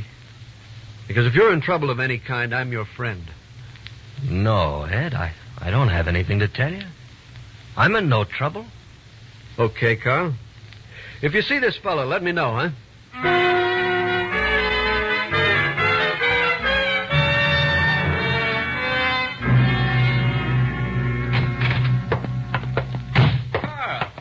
Could have knocked, you know. Thought I told you to stay in your room daytimes. So I went out a couple of minutes this morning to buy some cigarettes. So what? The chief of police saw you, you dumb dope. Yeah, and he thinks you look familiar. So? So that's what I meant when I told you to lay low daytimes. Every new face is a number one topic of conversation in this town, and the tourist season is over. I can't afford to let anybody not find out that I know you. Okay. But this is worse than stir. Except for my $500 a week. Yeah. Say, that reminds me. I was hearing some interesting things about you at the drugstore. If you told anyone you knew me or asked about me, so help me. Take it easy. I was just listening. Didn't open my yap. But what I'm hearing, going around with a rich widow, they say. The town folks think maybe there'll be a wedding. So? So, if you're going to get your hands on some big dough of marrying this dame, let's make me cost you $1,000 a week. You cheap little punk, so help me out. Will you? You stand to lose quite a bit. If I tell Marty, he could really mess things up for you. $1,000 a week, huh? That's right. For how long? Don't rush me, Carl. I just got in town. Yeah, and you're leaving tonight. No kidding. You can't be seen here, not even once more. The police are suspicious already. I told you that. The town is too small. Well, I could go back to Marty.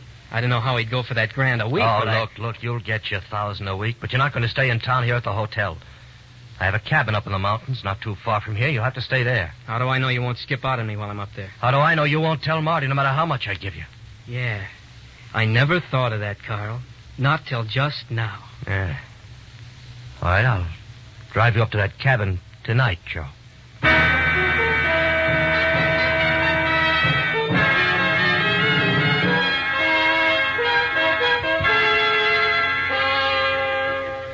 You're sure of what you're doing now, aren't you, Carl? As you drive Joe Roach up to your mountain cabin, you're certain you've taken the one way out. Yes, Carl, there's too much at stake. Your whole future, your hotel, Claire Underwood, her money that you intend to marry. You won't risk losing that, will you? And Joe Roach is the one remaining link between you and Marty Randall. You're going to kill Joe, aren't you, Carl? It's the only way you can be sure that your past is dead.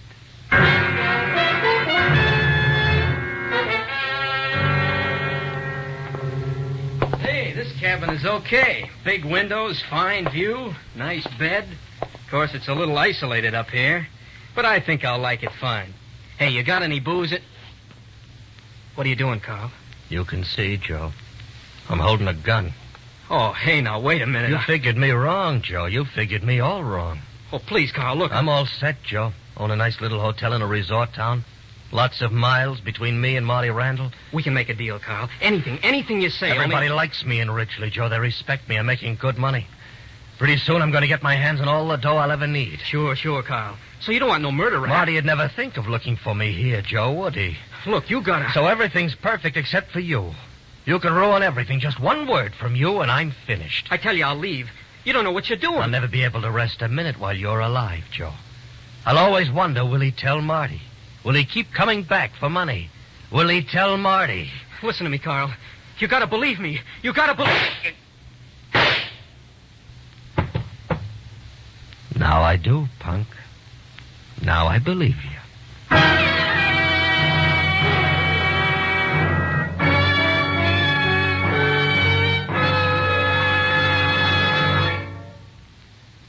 Many of you who aren't planning to get a new car are giving some serious thought these days to how to make your present car last as long as possible. Well, the way a car is driven naturally has a lot to do with how well the car stands up. But an equally important factor is the lubrication and service a car gets. And that's where independent signal dealers shine.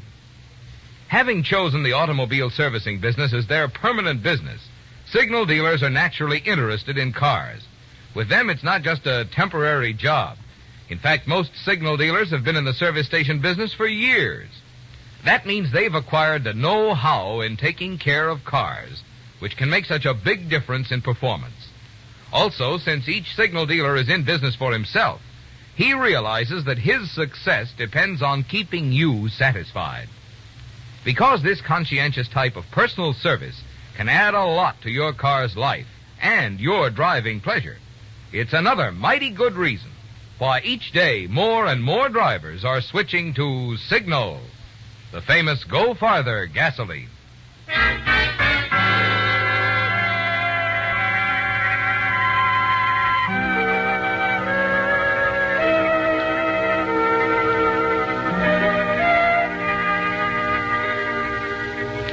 Well, Carl, Joe Roach is dead, isn't he? And with him, you're sure that your past is dead, too. You're certain that Marty Randall will never find you and kill you for running out with his $60,000. With Joe Roach out of the way, you're sure you're in the clear. Free to marry Claire Underwood and her money. Free to live your life out undisturbed in the quiet little town of Ridgely. The gun that killed Joe Roach is still warm in your hand as you move toward his body. All right, Carl. Ed? Put that gun down. Ed Hawthorne, how did you find... I saw the whole thing through the cabin window, Carl. I wish I hadn't seen it, too, believe me. Oh, I guess there's nothing I can say. Nothing except why you did it? Oh, it was blackmail, Ed. Just plain blackmail. I wish you'd told me you knew this man. This wouldn't have happened. I could have taken him off your hands, Carl. You could have what? I told you this guy, Joe Roach, looked familiar to me. And I told you I was suspicious of him. Yeah, I remember. I did some checking, then I sent a wire. Tonight I got my answer. I was on my way to your hotel to tell you when I saw you drive out of town with him in your car. I followed you. Thought he might be troubling you some way. And I wanted to arrest him. You mean you came up here to arrest Joe? Yes. For murder. For murder? That's right. A year ago, Joe Roach shot a guy in the back. A big-time gambler. Name of Marty Randall.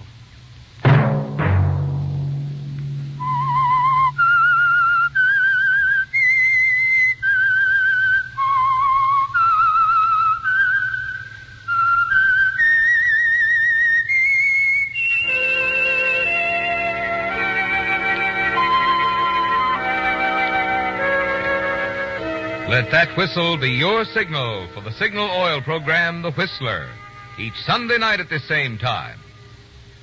Here's a reminder from the National Guard to men over 17 who are eligible for military duty. If you want to be sure of staying with buddies from your own hometown, train with your local National Guard unit. For more information, inquire at nearest National Guard headquarters.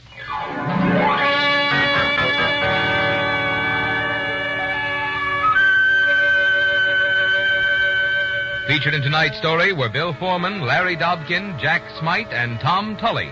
The Whistler was produced and directed by George W. Allen, with story by Norman Kramer, music by Wilbur Hatch, and was transmitted to our troops overseas by the Armed Forces Radio Service.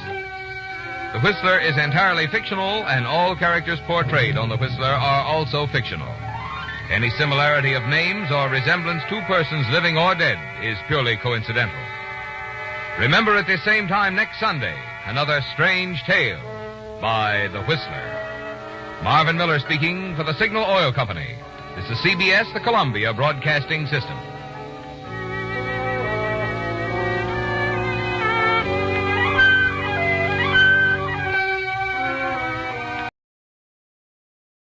The Signal Oil program, The Whistler.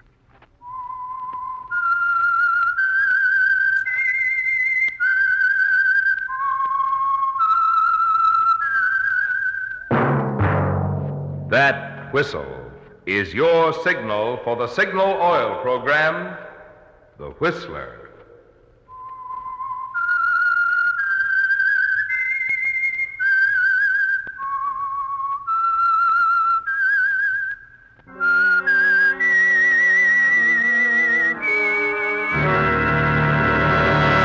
I am the Whistler, and I know many things, for I walk by night.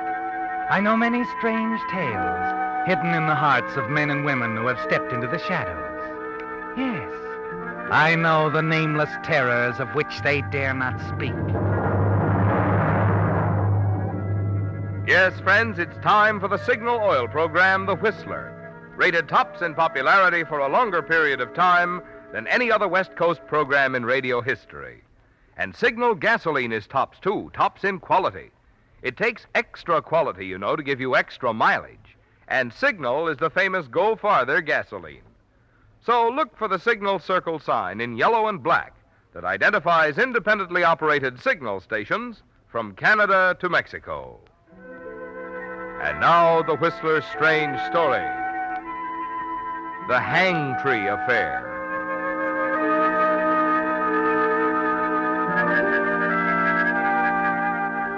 It was boredom that got Lee Ryan into it in the first place. His train out of Chicago for the West Coast was moving slow, with further delays expected because of the snowstorms ahead. Yes, he was bored and impatient. His last business venture in Chicago hadn't paid off too well, and he looked forward to his arrival in California and the prospects of a deal worthy of his talents.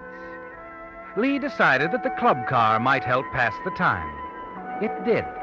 The car was crowded, and he found himself sitting with a talkative man who seemed to know many things about many people, including a number of their fellow passengers. He was a reporter, a man whom Lee had known casually over a period of years. A reporter who apparently loved to report, and he talked to Lee confidentially as if to his city editor. Oh, you picked a great choo-choo, Lee. Yes, sir. I'm glad I'm getting off. You can carry on for me. How do you mean? Well, you can follow my boy, Jeff Larkins. There's no story there as far as my newspaper concerned. The city editor's washing it up. Larkin? That sounds familiar. Yeah, I bet he looks that way, too. Hey, right over there with that girl.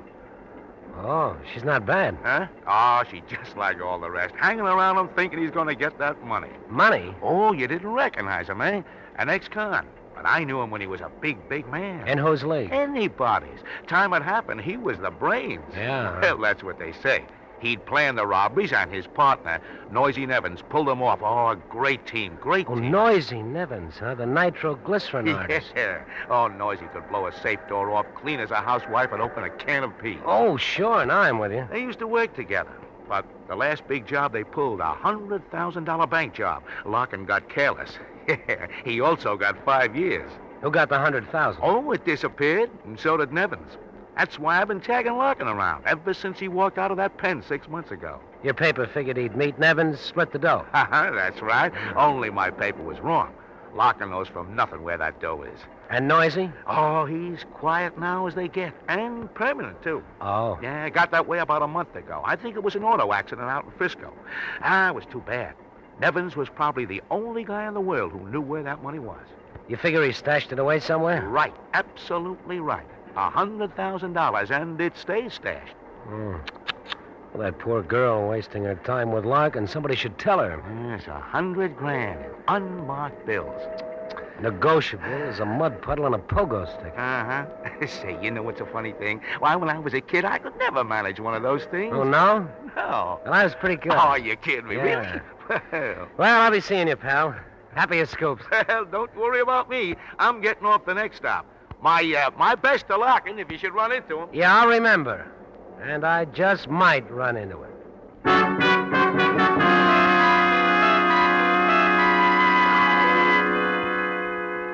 Interesting, isn't it, Lee? A man with $100,000, only he doesn't know where it is. It was hidden away by a partner who's dead now. All very interesting. Yes. And you think about it a lot after you leave your reporter friend in the club car. Wonder if he's right. If that girl really is going to be disappointed. It's hours later that you feel the train grind to a stop. Glance out of your compartment to see that you've pulled onto a siding at a small town station.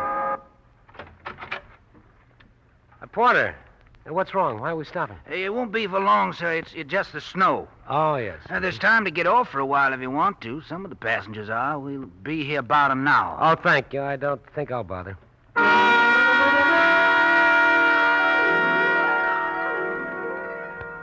Instead of leaving the train, you walk back to the observation platform. Stand there, looking off toward the few lights of the small, slumbering town of Springdale. You find yourself wondering about Jeff Larkin again and the girl. And then as the train is ready to move on, you see her, approaching alone from the direction of town. It's a chance to speak to her, isn't it, Lee? On impulse, you decide to take it. You start for the boarding platform at the end of the car and reach it as she comes up the steps. Oh. I'm sorry. I didn't mean to. It's all right. Oh, no, you've dropped your purse. Here. Please, never mind. I insist. You bend down quickly, begin to retrieve the articles that have spilled from her purse. One you can't help noticing. It's a picture postcard addressed to Mr. Jeff Larkin, General Delivery, Chicago. Give me that. Give it to me. Why, certainly. Here you are. Sorry, but I'm in a hurry. Thank you very much. Afraid your boyfriend might miss you? My boyfriend? I don't know what you're talking about. I'm sorry. I just thought you were kind of chummy with a fellow in the club car. You're mistaken. Someone happened to sit with me because the car was crowded. Oh, sure. That's happened to me, too. Forget it. There's nothing to forget. Good night. Night.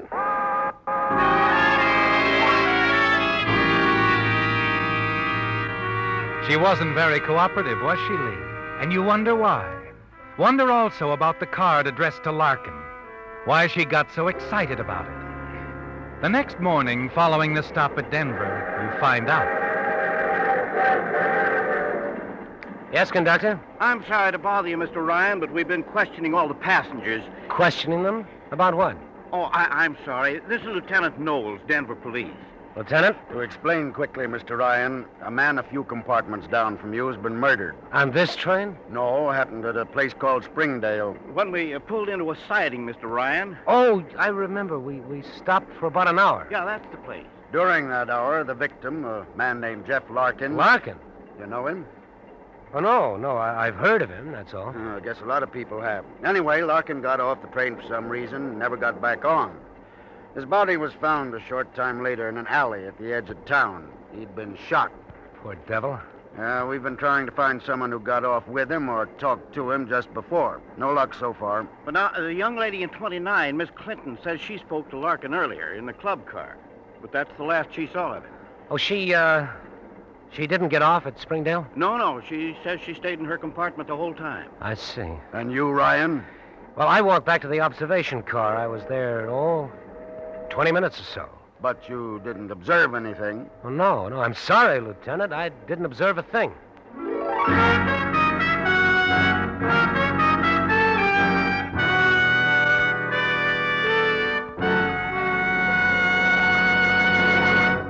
With the prologue of the Hangtree affair, the Signal Oil Company is bringing you another strange story by The Whistler. Recently, I was looking at one of the newly announced 1949 cars.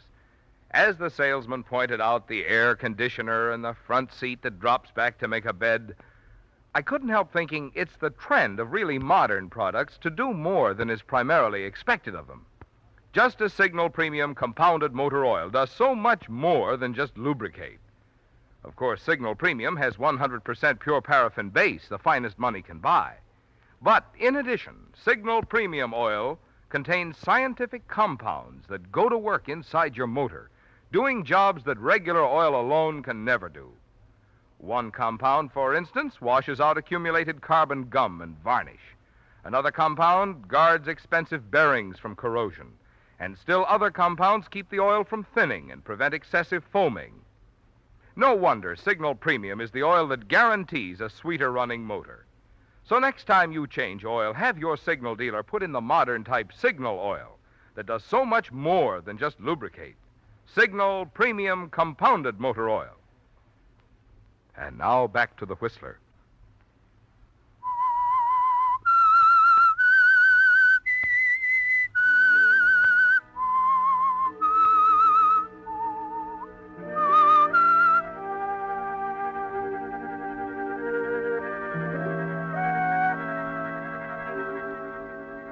Well, Lee, you don't have to wonder anymore about the girl you saw with Jeff Larkin.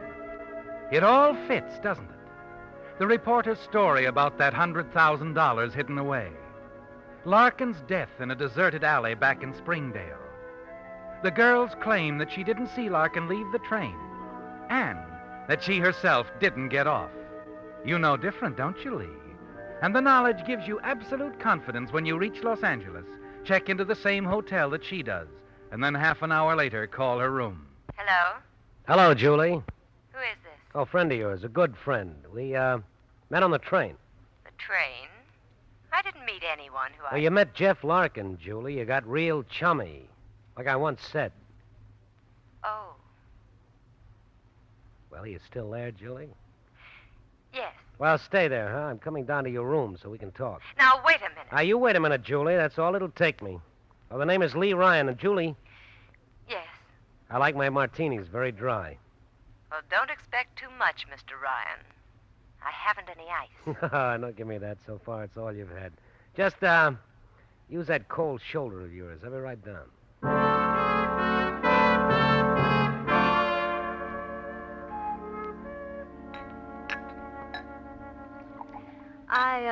I don't do this for everybody, Mr. Ryan. I don't lie for everybody. Really, you're mistaken about that. Oh, is that so? Yeah, the drink looks good. I think yours looks better. Let's switch, shall we? Cagey, Suits me. Oh, it's good. Now, to the business at hand, Julie. Sounds terribly boring. Oh, I'm not nearly as bored as I was when I started this trip. Things are beginning to look up. It's That's why I didn't tell that police detective that you got off that train. I couldn't resist a certain possibility. Namely? That you know something.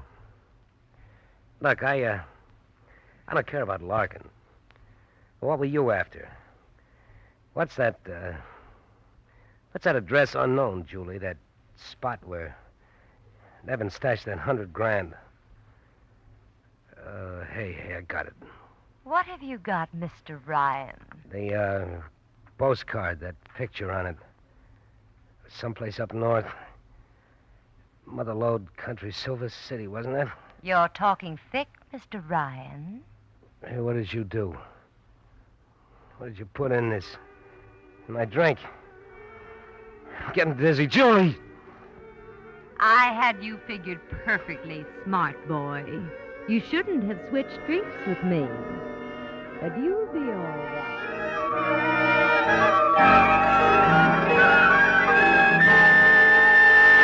Mr. Ryan?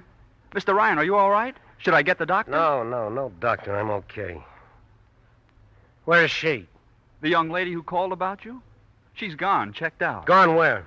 She was going to catch a train, I believe. I'm not sure. She was just leaving her room when she saw you out here in the hall. Well, give me a plane schedule. I want to go to Silver City. Silver City? I don't believe the plane's landed. All right, they'll get me close enough. I'll go if I have to crawl the rest of the way. Yes, sir. Anything you say.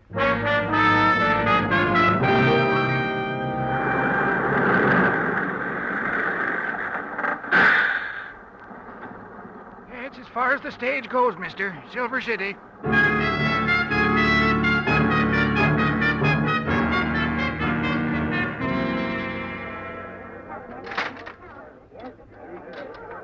Here's your drink, mister. Thanks.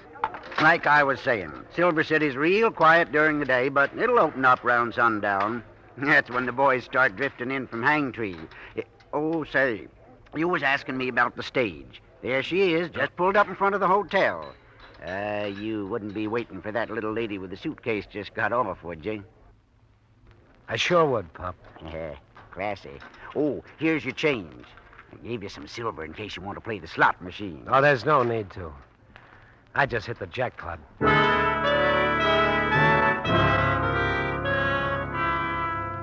As you sit there at the bar, watch Julie enter the hotel across the street. You congratulate yourself, don't you, Lee? Your trip to Silver City paid off, with a bigger payoff yet to come. A quarter of an hour later, you see Julie leave the hotel. Watch her as she enters a cafe halfway down the block. Quickly, you leave the bar and hurry into the hotel. Say, clerk, I've been expecting someone, a young lady. She was supposed to arrive on the bus. Oh, Miss Clayton. Why, yeah, she checked in a little while ago. A roommate. Oh, good. But she ain't in now. Oh, well, I'll see you later. Say, let me have your pass key, will you? I've left my key in my room. I'll bring it right back. Well, okay. Just a second. I'll get it for you.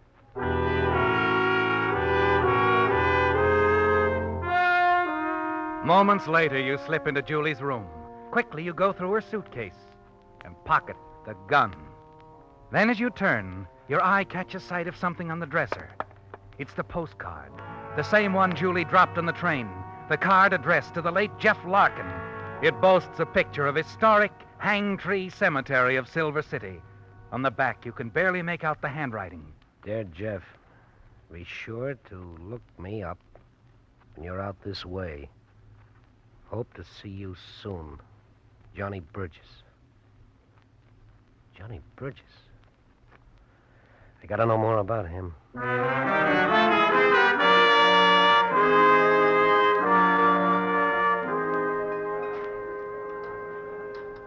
Burgess? Yeah. Well, how do you like that? Your friend was in here asking about him. My friend? Mm-hmm. Lady that got off the bus a little while ago. Asked me if Johnny Burgess had been in lately. You know something? Johnny Burgess died over 50 years ago. What? Yeah.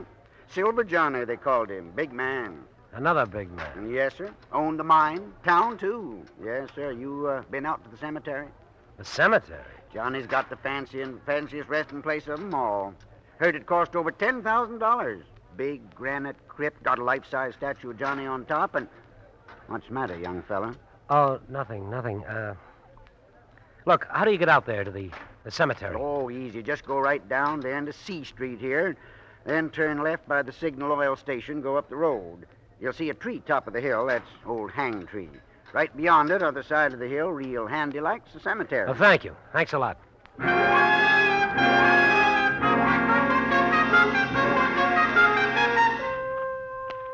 You're out of breath when you finally reach the old cemetery. As you start down the hill, you notice a handful of people moving about the tombstones. Tourists, Lee. Yes, they're all about you, peering at the time-worn inscriptions on the tombstones, taking snapshots. Then you notice someone else. Yes, there she is, standing before a massive vault, staring at the statue on top of it. Quite a gent, wasn't he, Julie? What? Don't look so surprised, baby. Oh. What are you doing here? I'm writing a book on the Old West. Now, what are you doing here? You won't believe this. I'll try. I'm writing a book, too. About Johnny Burgess? That's right. Yeah, a remarkable character, Burgess. I understand that broken-down pile of rocks there, that crypt, cost $10,000. I must make a note of it. Doesn't look much like anything now, does it? Overrun with the weeds and all. That lock on the door doesn't look very good to me, does it to you? I'm not an expert on locks. You know, from here, it looks like it could be forced with a marshmallow. I wonder what's inside. That is, besides Johnny Burgess, I mean. I wouldn't have the faintest idea. Look, baby, our tourist friends are going to be parked here all afternoon, if I'm not mistaken, so why don't we go back to town? Talk. About the romantic old West and all? No, about this. This postcard. And Johnny Burgess' crypt. Where'd you get that postcard? I happened to wander into your room. It was quite accidental, really. I was looking for the elevator. May I have it, please? Well, sure. Now, let's go back to town, find some place nice and private. Your room at the hotel will do.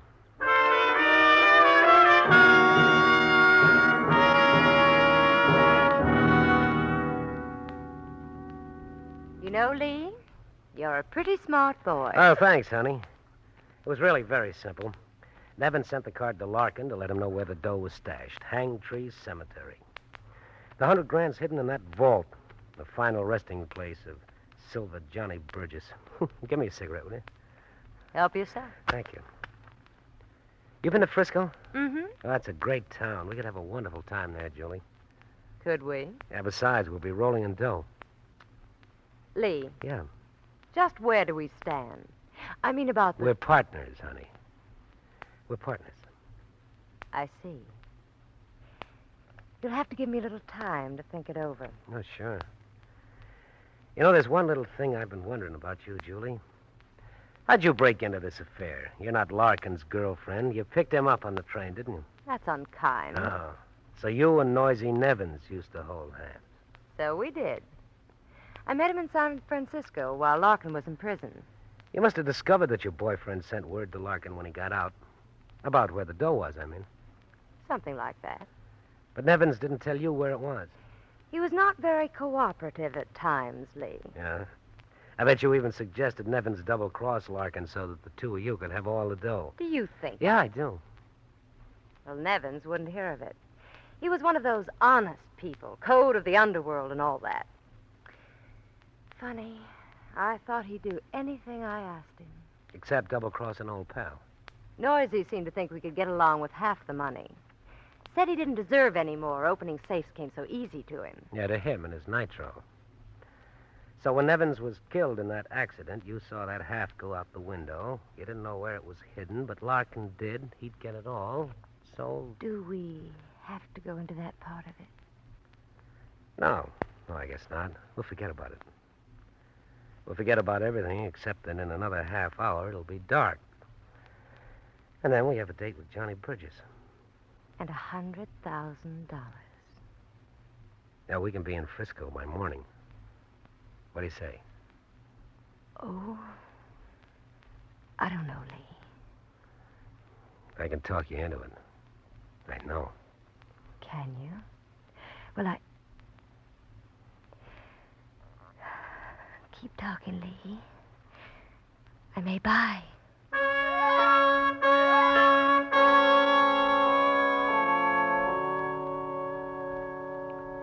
A half hour later, as you step out into the street, you suddenly discover that Silver City has come alive. The main street is swarming with men from the mine. As you walk past the saloons, the cafes, and stores, you can hear the shouts, the laughter, jukeboxes, and player pianos. You walk to the edge of town, stop, and stare at the hill beyond. Hangtree silhouetted against the sky.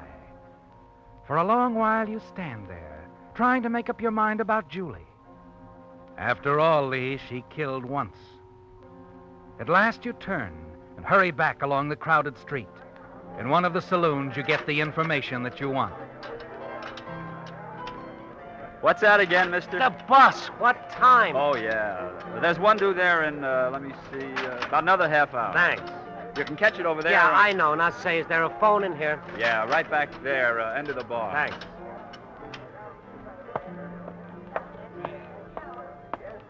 You push your way through the crowd to the rear of the saloon, to the telephone booth, and place your call. Hello? It's all set, baby. Still want to go to Frisco? Of course I do. All right. We'll get the stuff and leave tonight. Now, you wait for me. Stay right where you are. I'll pick you up in about 10 minutes. I'll be waiting, Lee.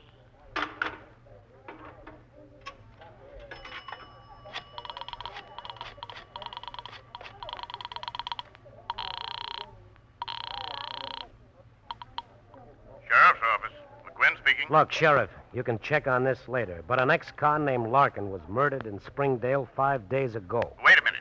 Who is You'll it? find the murder gun at the Elmira Hotel in room 8. It's under a seat cushion, a chair by the window. You'll also find the dame there who pulled the trigger. Now, hold on here. Who is this? Hello? Hello? Who? Bye-bye, baby. I'm going to miss you in Frisco.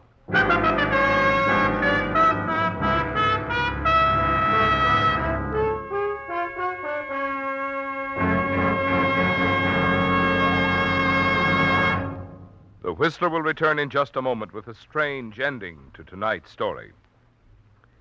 Meantime, since there are only 5 shopping days till Christmas, I have a brilliant last-minute idea. I hope there are no little boys listening, because what I want to suggest is that there is no finer present than a switch for that forgotten name on your gift list. The forgotten name I'm referring to is your car, and the switch I'm suggesting is a switch to Signal. You know that Signal gasoline must have something. For Signal to have grown so in popularity from a mere handful of stations in Southern California to almost 2,000 Signal dealers serving 6 western states from Canada to Mexico. Of course, I don't have to tell you that Signal is famous as the Go Farther gasoline. But even more important to you is the extra driving pleasure you enjoy, thanks to the extra efficiency today's Signal coaxes from your motor. So if you want your gas pedal to keep that Christmas morning thrill year-round, remember Marvin Miller's suggestion. Give your car a switch for Christmas. A switch to Signal gasoline. And now back to the Whistler.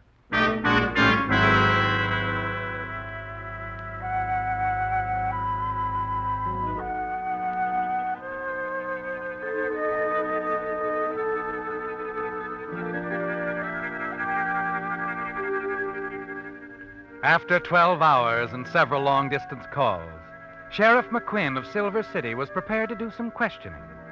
He'd talked to Lieutenant Knowles in Denver and to the San Francisco police. Now at last he felt that the puzzle was beginning to fit together.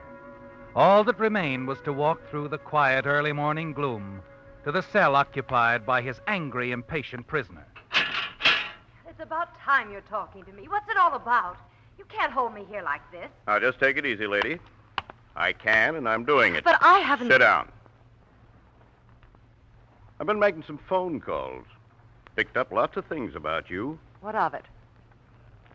In San Francisco, they tell me you used to run around with noisy Nevins. So? So, that's very interesting.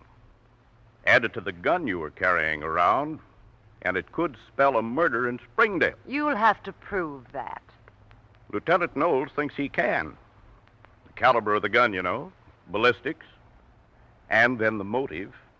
All that money. I don't know anything about it. Sure, you don't know a thing. Why don't you ask Lee Ryan? We don't have to, lady. We're satisfied with what happened to him last night was Nevin's work. Just like a hand from the grave. A double-crossing hand. What do you mean?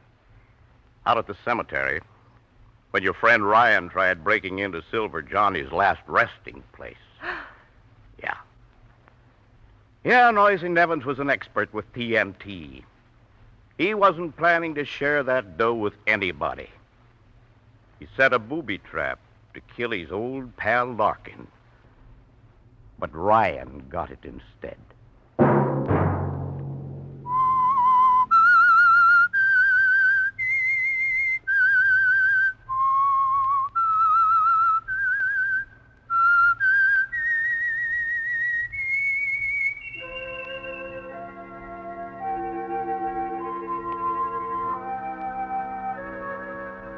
Let that whistle be your signal for the Signal Oil program, The Whistler, each Sunday night at this same time. Brought to you by the Signal Oil Company, marketers of Signal gasoline and motor oil and fine quality automotive accessories. Signal has asked me to remind you, to get the most driving pleasure, drive at sensible speeds, be courteous, and obey traffic regulations. It may save a life, possibly your own.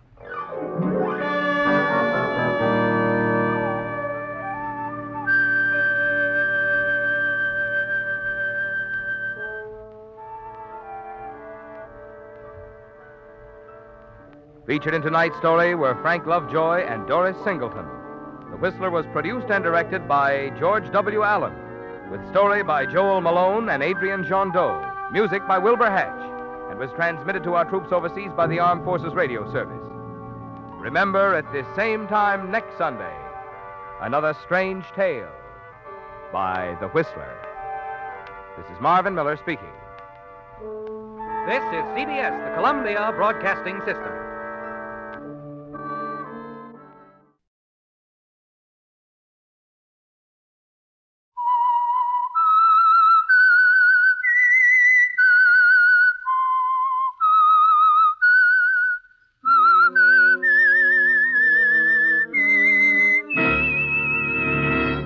I am the Whistler, and I know many things, for I walk by night.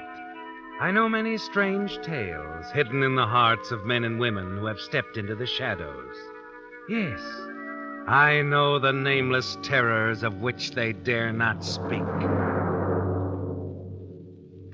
And now for the Whistler's strange story, The Secret of Chalk Point.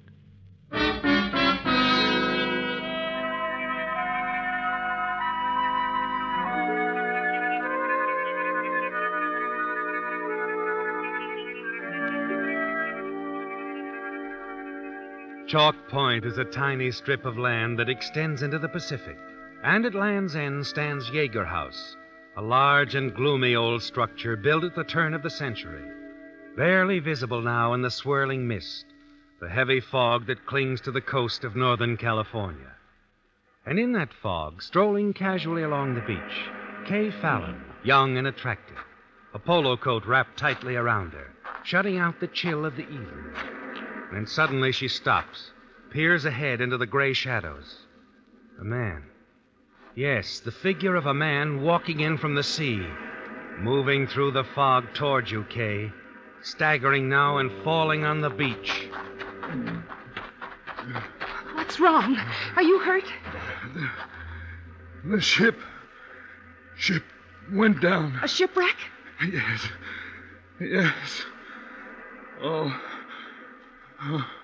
All hands lost. When did it happen? Where? Up the coast. Fog. We hit the rocks. Out there. Here. Let me help you. So tired. Been in the water for hours.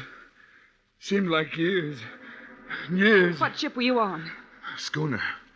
Star of Shanghai. My ship. She's gone. All hands gone. Easy now, easy. My fault. All my fault. Here. Can you walk? I think so. Take me to the house, please. The house? My house. Up there in the point. Your house? I've got to get back. Get back. Home.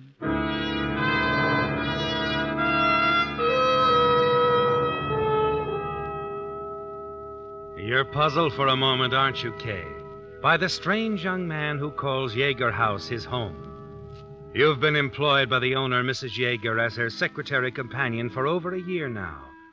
And you've never seen him there before, nor has Mrs. Yeager ever mentioned him. He's confused, isn't he, Kay? Yes, that's it. The shock of the wreck, the terrible experience he's been through. And so you help him along the beach into the house. You leave him sitting in a chair by the fireplace in the study, and then hurry down the path to the caretaker's cottage. Dave! Dave! Miss Kay, what's wrong? There's been a shipwreck. I found one of the survivors down on the beach a few minutes ago. I need your help. Of course, Miss Kay. Some clothes. And then you'd better get a doctor. Notify the authorities. Sure thing. You'll find some clothes in the closet. I'll get the car out, fetch Doc Henderson. And please, hurry. When did this happen? Well, I don't know for certain. The man seemed dazed. He did say it was his ship, a schooner, the Star of Shanghai. The Star of... What's the matter? You sure he said Star of Shanghai? Yes, of course. But, Miss Kay... What is it, Dave? What's the matter? That was the name of Captain Yeager's ship, Miss Kay. The Star of Shanghai, a schooner. She went down 25 years ago. All hands lost. All hands lost? Hit the rocks. There was a low fog. But, Dave, Yes, miss. Nothing. You'd better hurry for the doctor.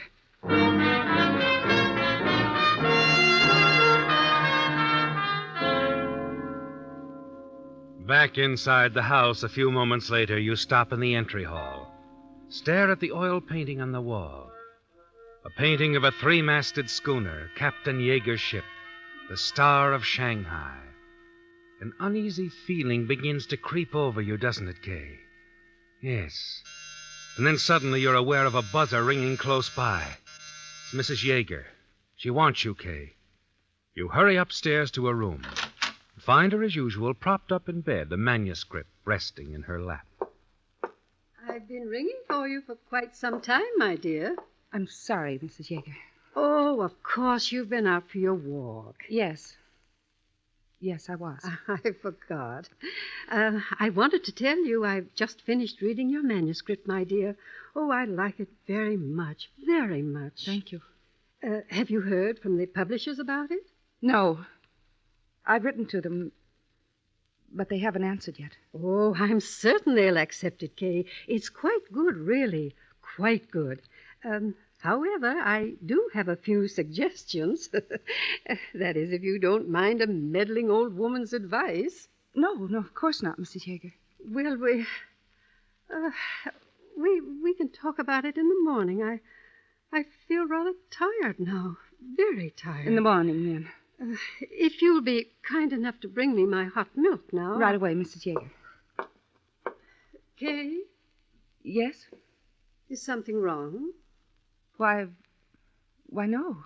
You seem disturbed. No, it's nothing, really. There is something on your mind. Well, in a way. Oh, it's the novel, dear. You're anxious about it, aren't you? Yes, the novel. Oh, it'll work out, my dear. I know it will. Mrs. Yeager, your husband, his ship was lost at sea some 25 years ago. That's right. On a night very much like this one, Kay. Strange that you should ask about it now. Oh?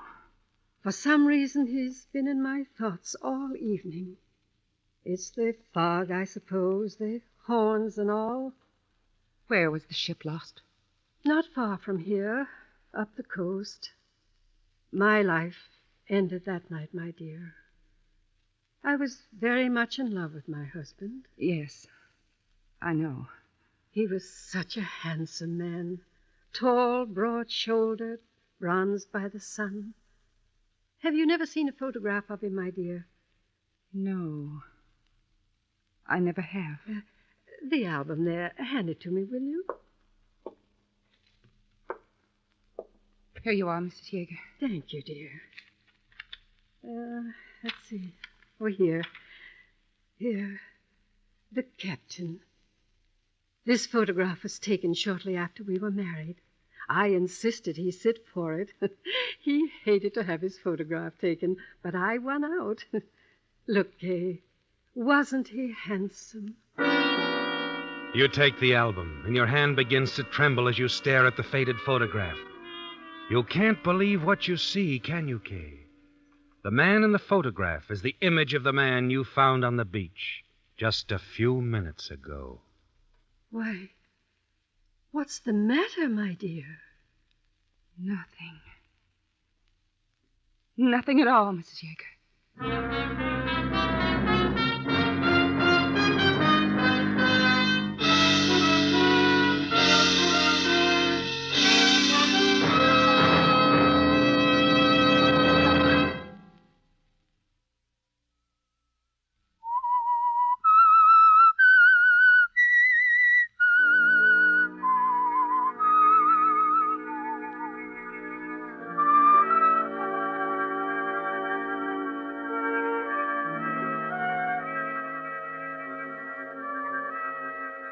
It was a shock, wasn't it, Kay, discovering the photograph in the album. A photograph of Captain Yeager, lost at sea some 25 years ago. And yet you're certain it's the same man you found on the beach off Chalk Point just a few minutes ago. Very much alive. A man who seemed dazed.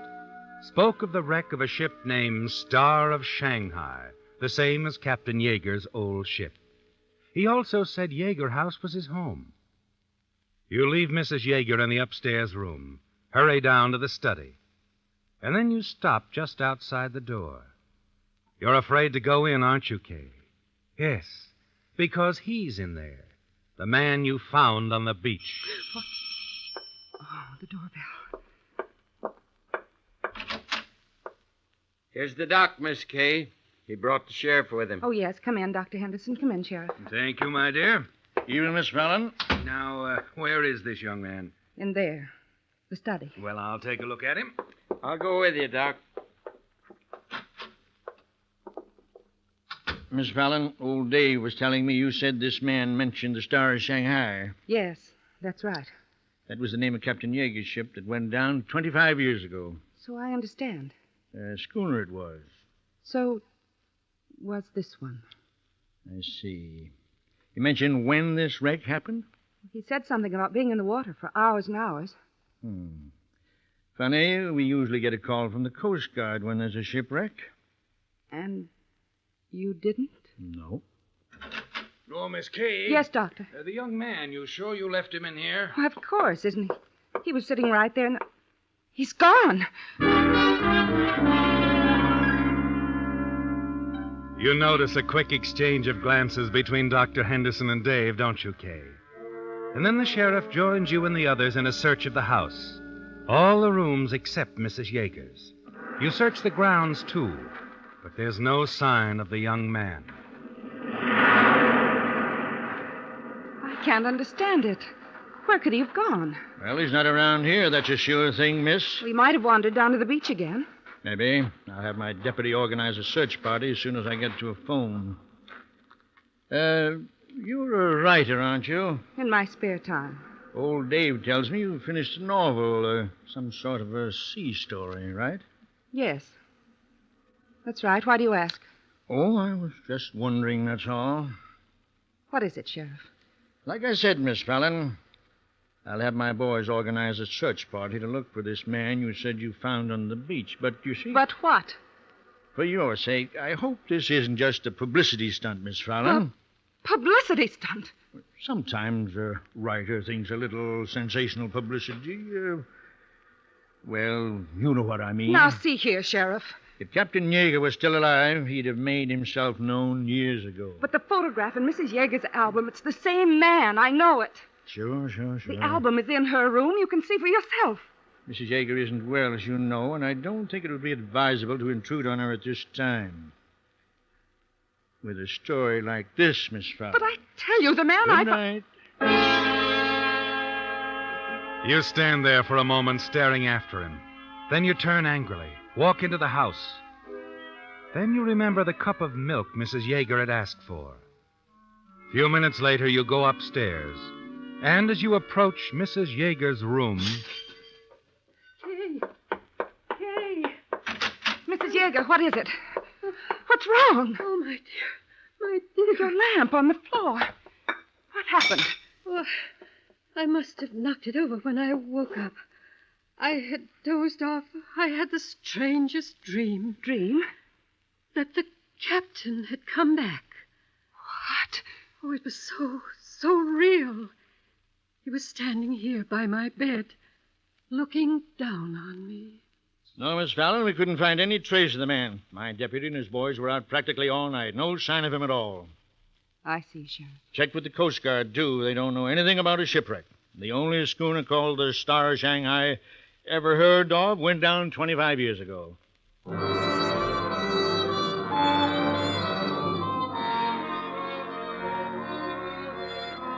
The sheriff still thinks it's a publicity stunt on your part, doesn't he, Kay? And so does everyone else. You're angry and still a little frightened. And you decide to go straight to your employer, Mrs. Yeager. Tell her of the wet footprints beside her bed the night she dreamed her husband had returned. And see if she has any possible explanation. You hurry to the parking lot behind the telegraph office where you parked your car. You get in, step on the starter. As you maneuver out of the narrow parking strip, your back bumper strikes something at the side of the building. Annoyed, you get out and discover that you've damaged a bicycle. You leave a note with your address, offering to pay for any repairs, and then drive swiftly back to the house at Chalk Point. As you start inside, you glance toward the sea, and your heart seems to jump up in your throat. A low fog still clings to the shore, and in it the figure of a man walking slowly along the beach. You're certain it's the same man you saw stagger from the sea. You hurry down the path, your heart pounding now. He's vanished, hasn't he, Kay? Nowhere in sight. Suddenly, you hear a familiar voice behind you. Hello, Kay. What? Oh, Jess. Sorry, I didn't mean to startle you. Oh, that's all right, Jess. I'm glad you're here. I just thought I'd come down and take a look around on my own. I'm only the deputy sheriff, but... You mean you believe my story of what happened last night, Jess? Well, that you found a man on the beach? Why shouldn't I, Kay? I know you too well to think you'd make up a story like that for publicity purposes. Oh, thank heaven someone believes me. Well, as for it being Captain Yeager... Of course there wasn't a Captain Yeager.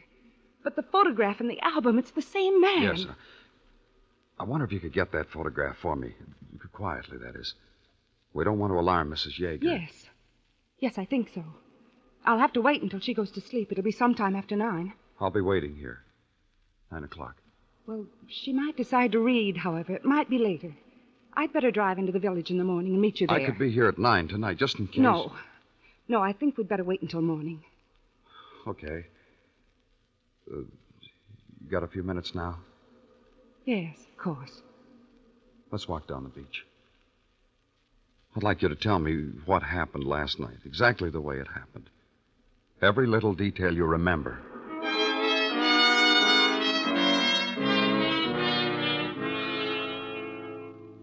At last, Kay, you've found someone who believes in you. Jess Williams, the young deputy sheriff. The man you know you can trust. That night, you wait in your room for Mrs. Yeager to go to sleep. You glance casually through the San Francisco paper you bought at the village. And then suddenly, something you see on one of the inside pages startles you. A photograph of a man. Carl Tassin. Deported gangster shot in gun battle with San Francisco police. The one-time underworld czar who had re-entered the United States illegally was slain. Yes, come in. Evening, Miss Kay. Oh, Dave, what is it? I just saw Mrs. Yeager. Yes? She won't be wanting her hot milk tonight. All right, Dave, thank you. I guess I'll go straight to bed. Good idea. Oh, Dave. Yes? Nothing. Never mind. Night, Miss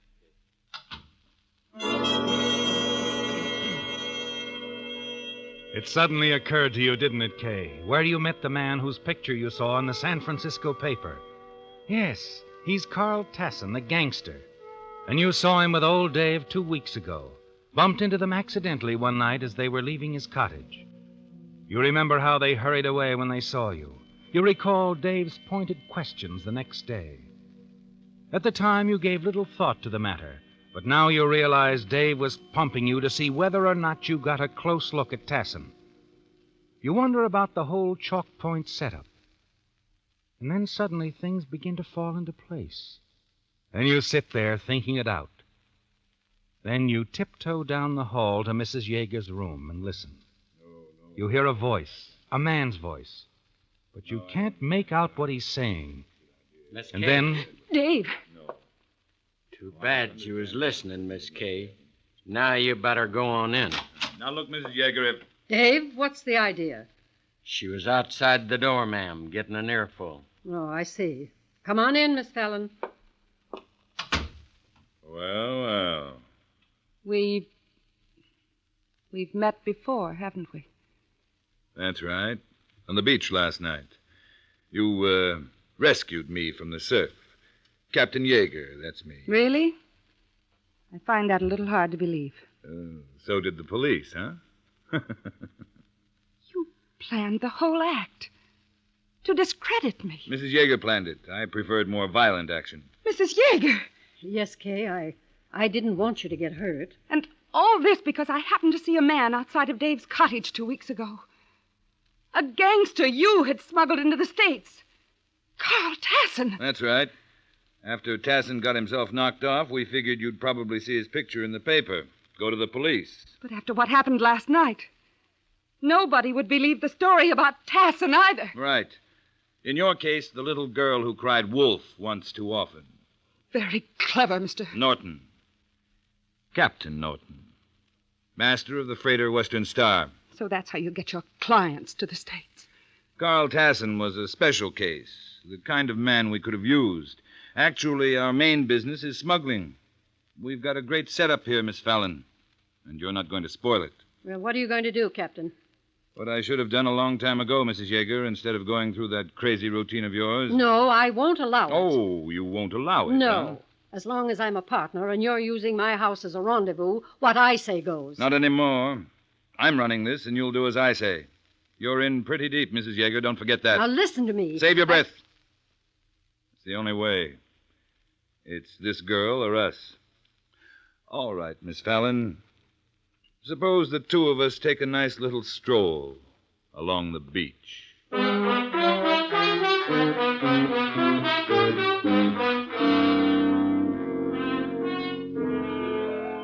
You're certain he's going to kill you, aren't you, Kay? Because you know too much. As you walk through the downstairs hall, you glance at the clock, a few minutes after 9. And then you realize if you'd listened to the deputy, agreed to let him wait for you at the beach, he'd be there now, close by to save you. You move out of the house, Captain Norton right behind you, the gun in his hand. And the two of you go down the path to the beach. All right, Miss Fallon. This is as far as we go. Listen to me, Captain Norton. Like I told the old lady. Save it. You know, you're a nice-looking doll, Kay. Yeah. I sort of hate to do this, but I've got to think of that easy dough I'm making, those suckers who'll pay $5,000 to have me ease them into the States. I wouldn't tell anyone. Oh, sure, I bet you wouldn't. Sorry, baby. Sorry.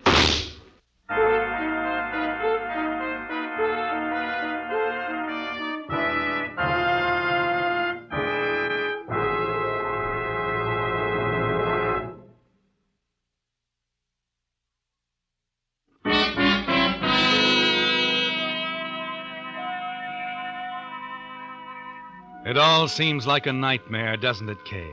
The strange man staggering out of the sea, his complete disappearance, the realization that Chalk Point is the headquarters of a criminal smuggling ring, that even your employer, Mrs. Yeager, is a part of it. And then the walk to the beach with Captain Norton, the head of the organization, his decision to kill you. Yes, your mind is spinning when suddenly you realize you're lying on the couch in the study of Yeager House. And your friend, Jess Williams, the deputy sheriff, is standing close by, looking down on you, smiling. Hiya, Kay. Feeling all right? I think so, Jess. How did I get here? You fainted. But Captain Norton... Oh, easy now. He's in the other room, handcuffed to old Dave. Dave gave me the whole story of the racket, including Mrs. Yeager's part in it. But Captain Norton had a gun. He was going to shoot me. I know. I spotted the two of you when you left the house. When I saw he had you covered with a gun, I followed. Looks like I fired just in time. You saved my life, Jess. Yeah. Funny the way it happened, too. I wasn't intending to see you until tomorrow morning. I was cruising around the village in the squad car a little while ago. Ran into Frankie Holden. The youngster at the telegraph office? Yeah. He had a telegram to deliver out this way. His bicycle was broken, so I gave him a lift. You mean? I mean a certain hit-and-run artist named Kay Fallon smashed Frankie's bicycle, left a very thoughtful note on it. Lucky you did, too. Otherwise, I wouldn't have picked Frankie up. Been out here tonight.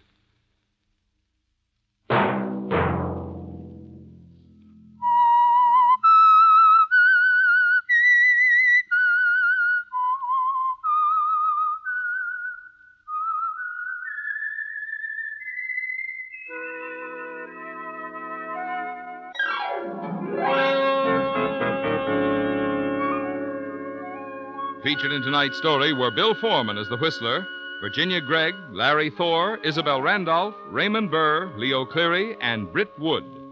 The Whistler was produced and directed by George W. Allen, with story by Adrian Jondeau, music by Wilbur Hatch, and was transmitted overseas by the Armed Forces Radio Service.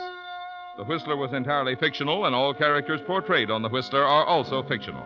Any similarity of names or resemblance to persons living or dead is purely coincidental.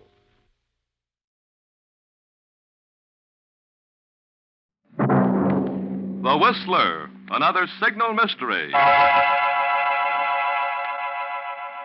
Tonight, the Signal Oil Company, marketers of Signal's famous Go Farther gasoline and motor oil, bring you another in a series of strange tales by The Whistler, a story of revenge and ironic justice, set against the background of eerie beauty and sudden death.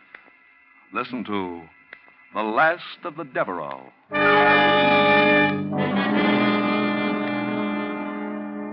But first, an interesting fact. Last week, 100 motorists were asked how long since your front wheel bearings were repacked. Believe it or not, 72 out of the 100 didn't even know wheel bearings are supposed to be repacked, which will probably account for 72 cases of wheel bearing trouble at a time when car parts are hard to replace. You see, front wheel bearings aren't lubricated every 1,000 miles like the rest of your car. But every 10,000 miles, car manufacturers say front wheel bearings must be removed, cleaned, and packed with fresh grease. It's a precision job because the bearings must be adjusted so as not to bind, yet not be too loose. That's why it's a good idea to have your neighborhood signal dealer do this important job for you. He not only has the needed tools and special wheel bearing grease, but because he's in business for himself, you can count on him to do a conscientious job that will keep your wheel bearings happy for another 10,000 miles. Yes, 72 out of 100 didn't know it. But repacking your front wheel bearings is a mighty important way your neighborhood signal dealer can help your car go farther. And now,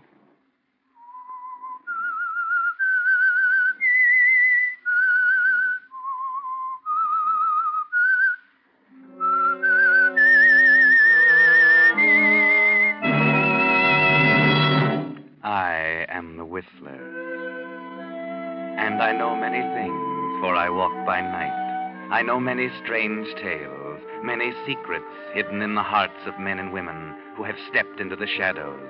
Yes, I know the nameless terrors of which they dare not speak.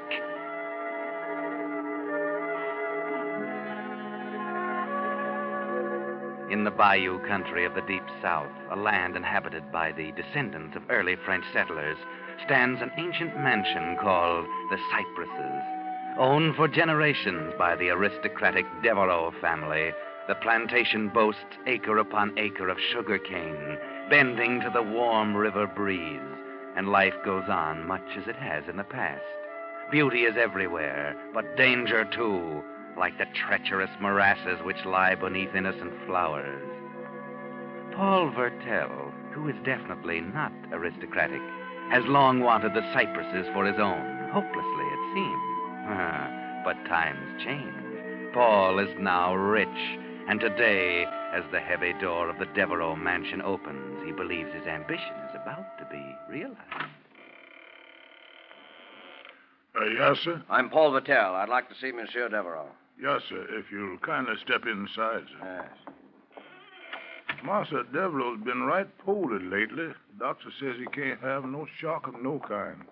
I hope y'all ain't going to worry him none. That hardly concerns you. Yes, sir. Master Devereaux, this here's... Paul Vertel. You must have been expecting me. Yes, monsieur.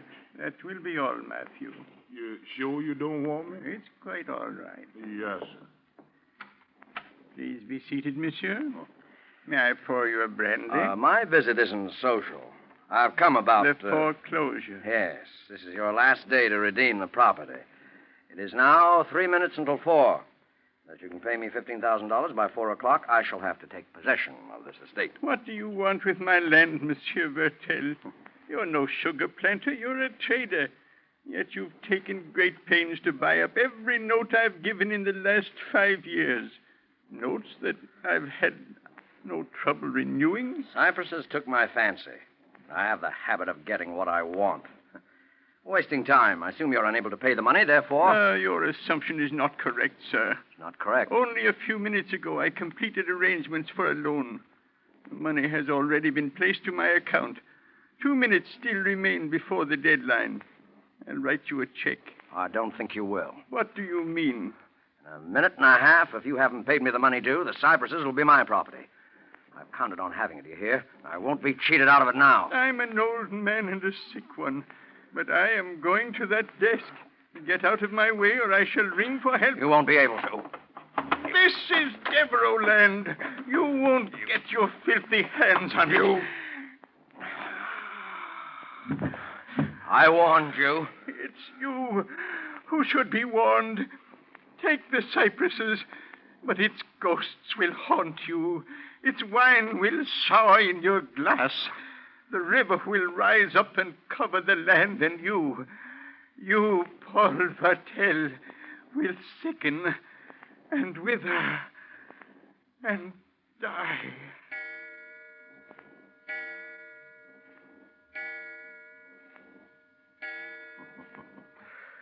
I won, Devereaux.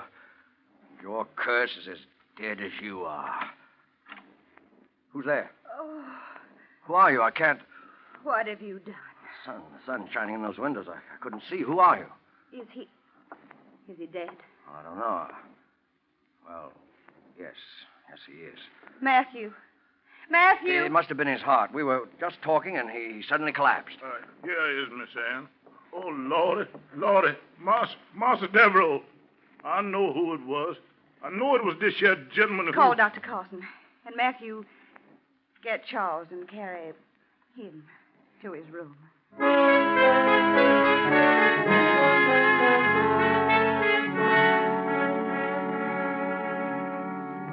Poor old Monsieur Devereaux. But how very fortunate for Paul Vertel, now the new master of the cypresses. Paul is quite pleased with the way things are going. By nightfall, Dr. Carson has already signed the death certificate. An inquest would have been such an annoyance. Then, too, there is this Miss Anne, young and fascinating. Miss Anne, who at the dinner table identifies herself as Anne Martin, the Devereaux' housekeeper with a strong love for the cypresses, its gloomy old house, and its swamps. Now, what do you intend to do with the cypresses, Monsieur Vertel? Sell it at a handsome profit? Oh, no. I intend to live here, mademoiselle. When a man has spent 20 years fighting a highly unsympathetic world, he sometimes longs for a gentler mode of living. I mean to find it here. I believe there's an old family saying that only a Devereaux can be happy at the cypresses. I found that old family sayings have even less vitality than the old families which say them. I didn't know if you planned to stay, Monsieur Vertel, but I had a room prepared for you. I'm afraid there's no choice. I was, unfortunately, all too aware that Devereaux couldn't meet his obligations, so I made arrangements accordingly. An agricultural expert will be here first thing in the morning. I begin to understand your success in the world. Oh, but here's Matthew with some port wine. You'll find it very excellent. Ah. To the new master of the cypresses. And new life for a dying house.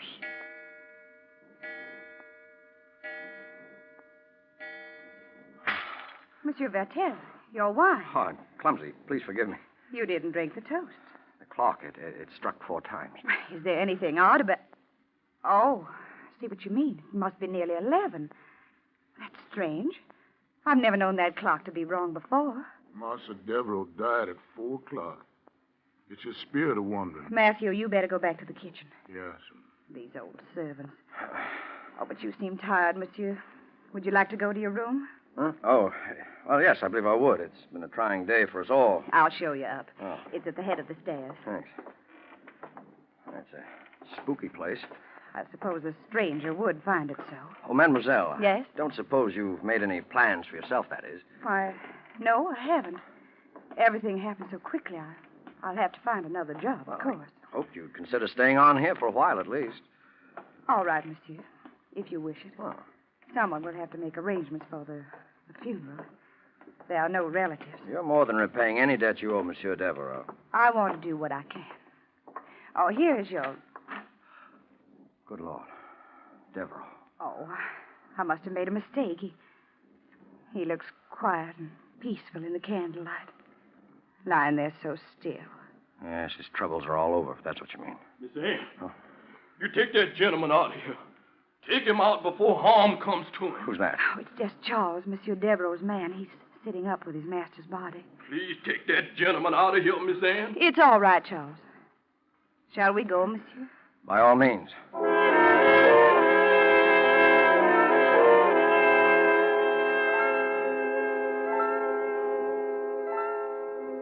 And so Paul Vertel becomes master of the cypresses. He's not superstitious enough to believe in a dead man's curse, and he should now be very happy, particularly since lovely Anne Martin is so friendly and helpful during the next few weeks. But there are other things which are not so pleasant. And as Anne and Paul drive a horse and buggy down a plantation lane one afternoon, Paul is somewhat querulous. Oh, this is a crazy idea, Anne. Paying a state visit to a Negro village. No, it isn't. If you want their loyalty, you must get to know them, take an interest in them. I suppose you're right. It's just that I don't feel too well today. A headachy and generally out of sorts. You've been taking quinine? Oh, yes, religiously. Then it's the hard work you've been doing the past 3 weeks. Not to mention the worrying. Small wonder the way things have been going. Cane almost ready to harvest, and then the mill breaks down. It'll be running in time. And the weather. There's rain in the air. Bad storm might ruin everything. Oh, Paul, you're determined to be a pessimist. Oh, perhaps.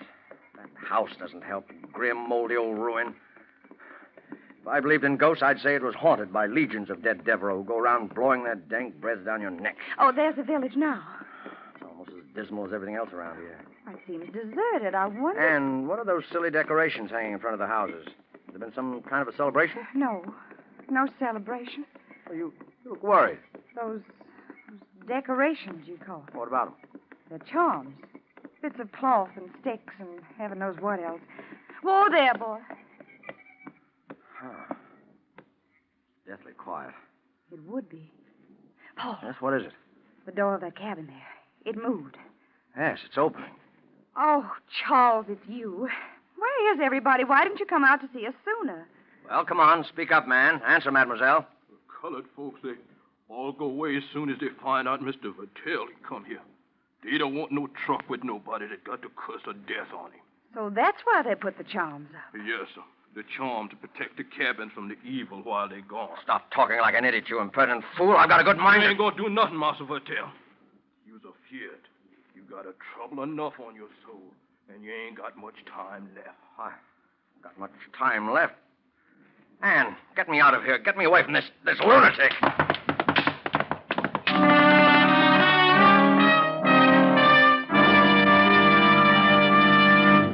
You are listening to The Whistler, another Signal mystery brought to you by your friend, the Signal Oil Company, marketers of Signal's famous Go Farther gasoline and motor oil.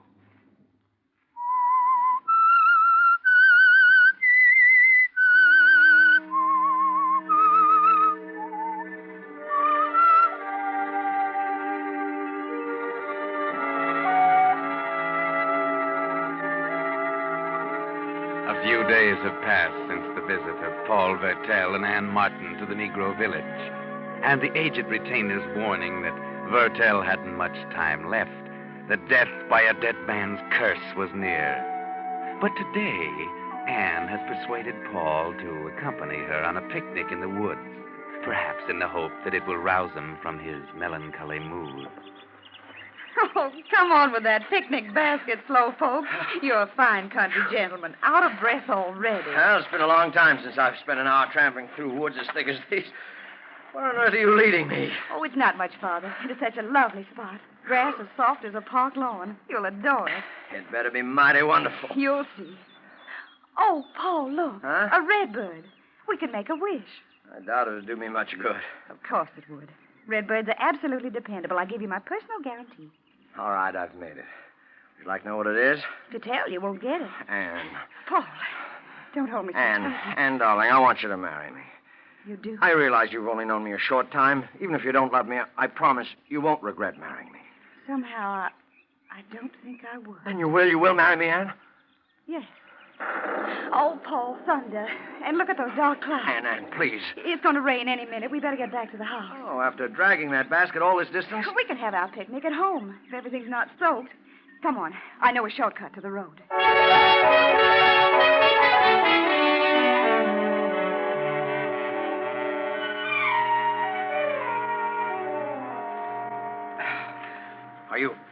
Are you sure you're going in the right direction? Looks as though we're heading into a swamp. You see that little hill over to the left? Yeah? The road's just beyond. Hurry, I felt a drop of rain. I can't keep this up much longer. I'm winded. Anne! Paul, here. Take my hand. Oh, the slime. It gives me the creeps. You're all right now.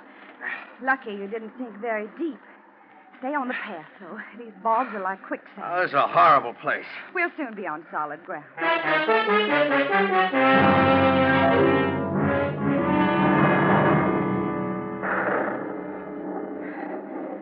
Not much farther now. I hope not. Hey, what's that on top of that hill? It's a marker of some kind, I guess. Only I don't remember anything of that sort around here. Well, there's a mound of earth there beside it. In a few steps, we'll be able to make it out. It seems to be a grave. Only... It's open. I don't understand. A grave out here in the middle of nowhere? Well, let's go on, Anne. I've caught my breath. I'm curious. It's a marker, all right. A tombstone. Something's written on it. There's still enough light to read by if we go closer. Looks like the earth's freshly turned. The grave's empty. What? Don't read it, Paul. Huh? Let's go, quickly. I can scarcely see it. Here will lie the mortal remains... Paul, no. The mortal remains of Paul Vertel, now doomed, soon dead.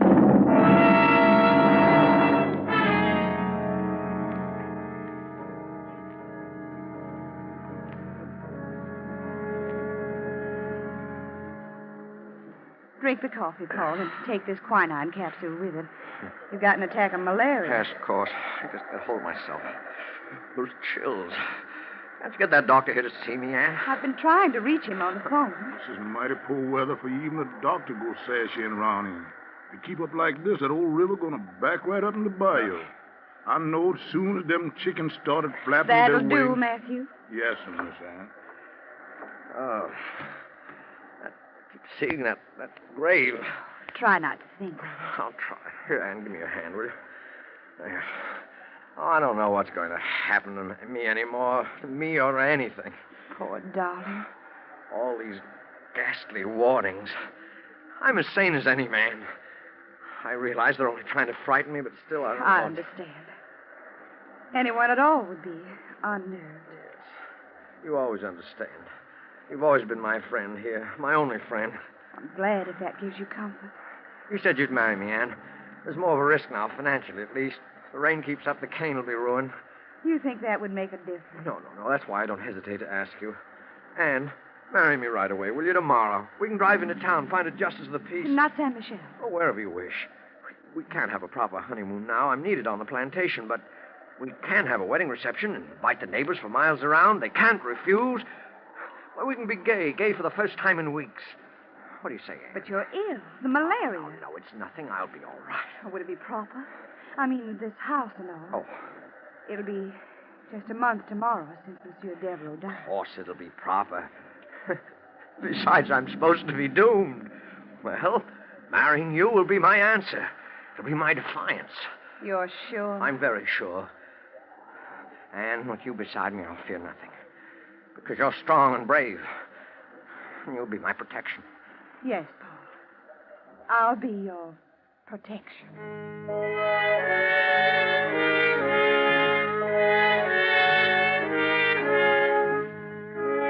Paul feels that he's beaten his jinx now, that he'll have nothing else to fear.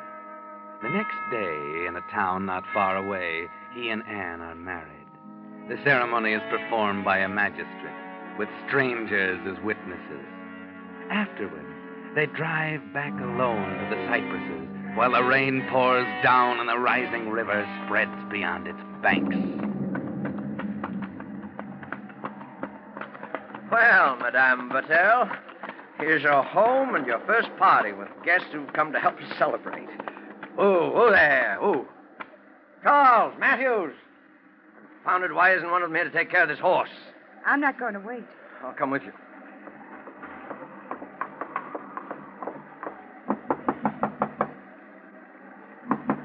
Oh, now what? Try the door. What? I don't understand. There's no one here. No servants, no guests, no one. But why? The guests didn't care to accept your invitation. Nonsense. No, it's this terrible weather. The servants have gone away because they're afraid. It isn't like you to talk that way, Anne. Now, let me take your coat. You were afraid last night. That's not true. Well, since we had the place to ourselves, we may as well go in the parlor. See?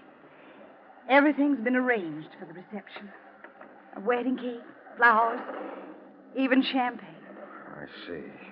You're suddenly very glum, my dear, and you were so gay a little while ago. Oh, it's this house that depresses me. It's like a tomb. Means someone's going to die when a dog howls like that. But you're not afraid, are you, Paul? I'm here, you know. Your protection. Why do you keep implying that I'm afraid? Because you're trembling. It's the malaria, do you hear? There's nothing else. Wait a minute. There's a note on the desk with the inkstand. There's no one who'll be writing us notes. Oh. No. Let me see. Oh. Here. I, Paul Vertel, being about to die, wish to find peace of soul. I therefore confess that I came into possession of the estate known as the Cypresses by fraud. True. And by the murder done with my own hand of Robert Devereaux. Stop it. His handwriting, it's not yours. You mean you find it familiar? It's Monsieur Devereaux. Monsieur Devereaux, it can't be. The dead don't write. It's a forgery. It's a forgery. Unless... Yes. Unless Devereaux's alive. Yes, that's it. That's it. He must be alive. It's all been some ghastly joke. That's what it is. You'll find no comfort in that thought. Robert Devereaux is dead. I saw him buried. Well, then... The confession isn't signed. No, it's not going to be. No, this is a trumped-up fantasy to frighten me. But it's failed. It's failed miserably. Yes, Paul. Of course. Come on. Let's have some champagne. Come on. We'll have a toast. A toast to all the accursed Devereaux clan. May they rot in eternal perdition. The wine. Sour. Anne, what are you laughing at?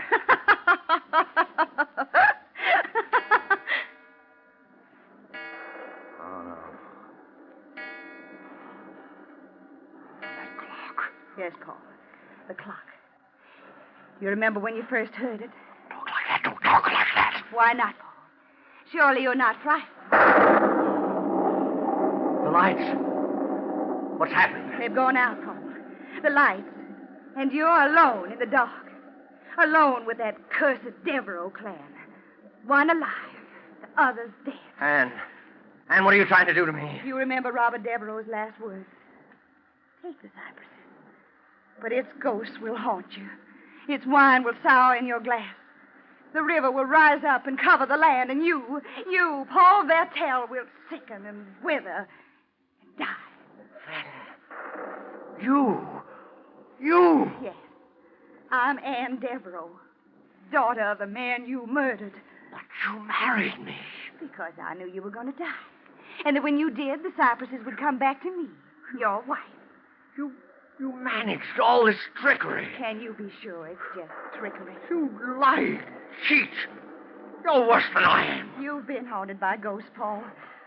Let me get my hands on your throat. The cypress's wine has soured in your glass. Where are you? The river is rising. Its water is covering the land. I trusted you. You've sickened and withered, and you will die. You see, even the storm wants to see the finish, Paul. Shall not die. And you won't escape me by running out into the storm. You'll have to be fast to catch me, Paul, and the malaria's taken your strength. You've got strength enough to strangle you.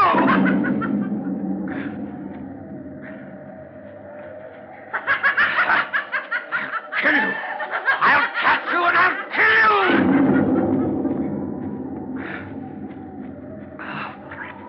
Paul. Over here, Paul. Just a few feet away. You can see my white dress. My wedding dress. Yes, I see you.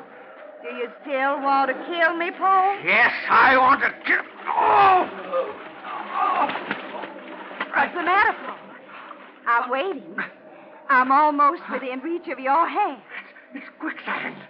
Anne, I'm sinking. Paul, dear, you should have been more careful. You should know your own land better. Where there is land. Anne, help me. Help me, Anne, before it's too late. You have nothing to fear. You're not going to die. You said that yourself. Oh, help me.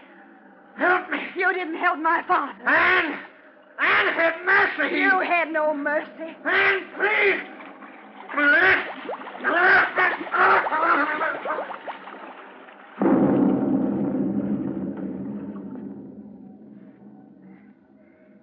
This is Devereaux land.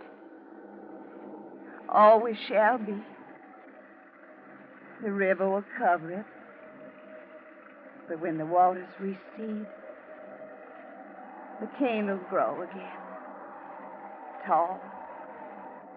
Tall and green.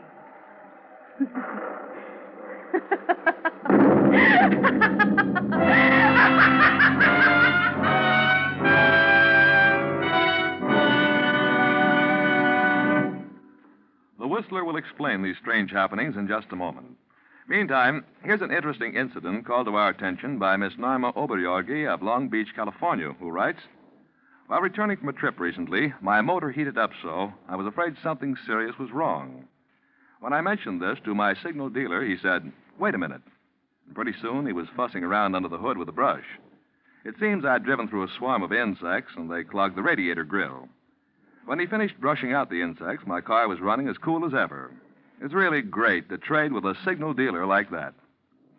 Yes, friends, it is great to trade with dealers who give not just the service you ask for, but also the service they know your car needs to make it last. That's why so many folks are switching to signal stations. They know that when a man's operating his own business, he naturally tries to please you better, so you'll come back again. And these days, when our present cars have to outlast the duration, such conscientious signal service can spell the difference between the 1 in every 12 cars that will go off the road this year and those that will go farther. Now, back to the Whistler.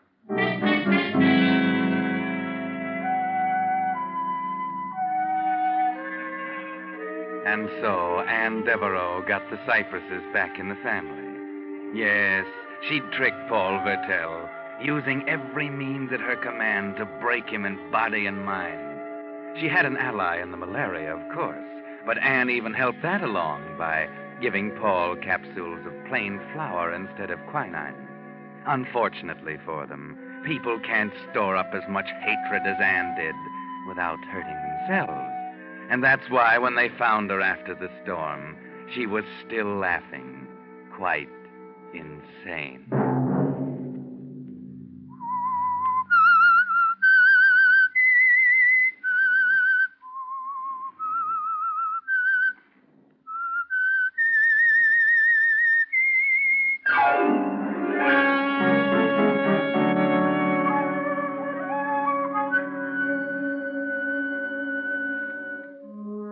The Whistler is broadcast for your entertainment by the Signal Oil Company, marketers of Signal's famous Go Farther gasoline and motor oil, and your neighborhood Signal dealer, at your service to keep your car running for the duration. The Whistler was produced by George W. Allen. Music composed and conducted by Wilbur Hatch. This program is being transmitted to our troops overseas by the Armed Forces Radio Service. Next Sunday night at 7:30, The Whistler will bring you another Signal mystery, Till Death Do Us Part. Bill Pennell speaking.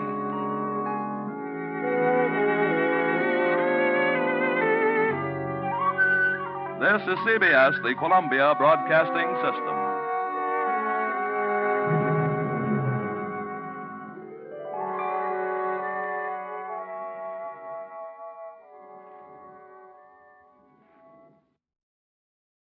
Let every go signal remind you that you do go farther with Signal gasoline. The Signal Oil Program.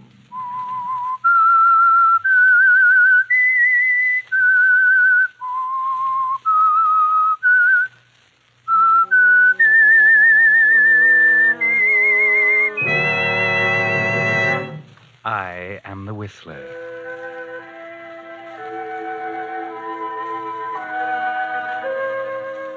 And I know many things, for I walk by night. I know many strange tales, many secrets hidden in the hearts of men and women who have stepped into the shadows. Yes, I know the nameless terrors of which they dare not speak.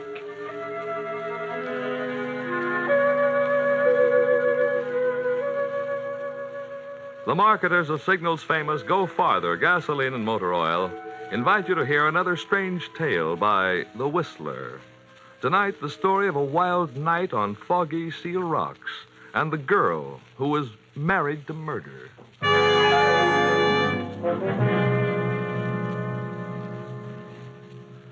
But first, I'd like to take a moment to tell you about Clyde Davis, a Signal gasoline dealer in Alameda, California, who's been working on cars since 1910. War or no war, Davis' motto is service, the kind that keeps cars running and customers smiling. The 1st and 15th of each month are battery days at Davis Signal Station, and the battery of every customer is given a complete free inspection. Another thing Davis is a crank on is clean car windows. If the chamois alone won't do the job, he uses Bon-Ami. Davis doesn't run a repair shop, but his long experience as a mechanic has helped many a customer avoid a repair job. Such service surprises many folks these days. But Signal gasoline dealers have a reason for going out of their way to please. For them, running a service station isn't just a job, it's their permanent business. And they're interested in making it grow by keeping customers satisfied. Fortunately, the same services that keep drivers smiling are the ones that help cars last out the duration. Wouldn't you say that's a mighty good reason for getting acquainted with your neighborhood Signal gasoline dealer soon? And now, The Whistler.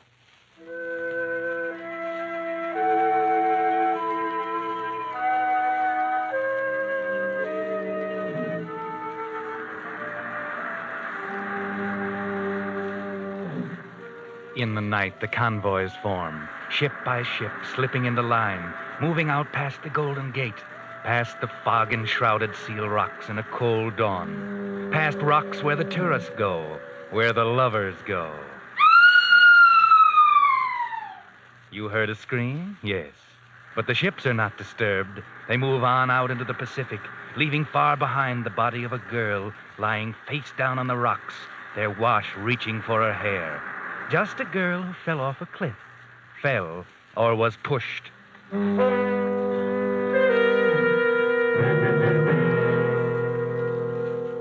The finding of a girl's body on rocks creates hardly a stir in the bustle of the city the next day. A brief item in the afternoon papers, a call for the coroner, another entry in the police records. There are only a few people who notice. If we were to look for them, we might find them down on Montgomery Street, in a dirty little bar where artists and would-be artists and slummers hang out. Yes, there are a lot of people here who might know something about a body twisted on the rocks.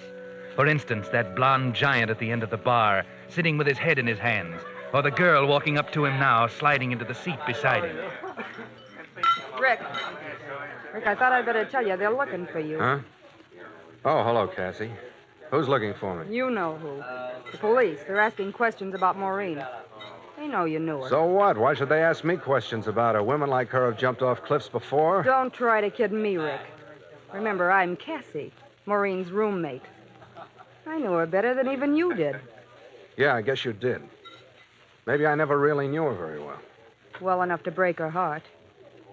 Maybe well enough to want to get rid of her. What are you talking about? You needn't pretend with me, Rick. Maureen had no secrets with me. She told me everything. And I told the police. I had to, Rick. They kept pumping me. I had to. What did you tell them, Cassie? I told them that you loved her once, that another woman had taken her place, a society dame gone bohemian. A blonde and beautiful heiress looking for a thrill by flirting with a poor, struggling artist in a turtleneck sweater. That's enough, Cassie. Leave Sally out of this. She's in it up to the neck. Maureen was too good to take a back seat to any Miss Moneybag. I said leave her out of it. Okay. Only one more thing. I told the police about last night. What do you mean? You and Maureen had a quarrel last night, just a few hours before she died. Yeah? Okay, so we quarreled. That doesn't mean she had to go jump in the ocean, does it? No, it doesn't. I'm pretty sure of that. That's what I told the detective. You throw your accusations of murder around pretty freely, don't you, Cassie? No, not usually, Rick, but I liked Maureen.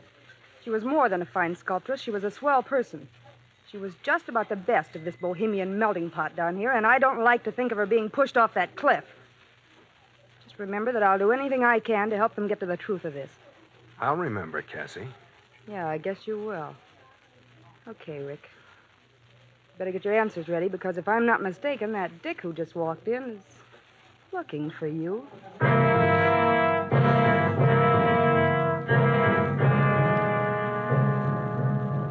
Yes, Rick. He's looking for you. You know that. You've been expecting it. You've been curious to see what he'll look like, what expression he'll have on his face. In a minute you'll know, so gulp down that drink. There, that's better. And there he is. You can see his face sliding into the spot in the mirror where Cassie was a minute ago. You Rick Carlson? That's right. I'd like to ask you a few questions. Yeah, I know.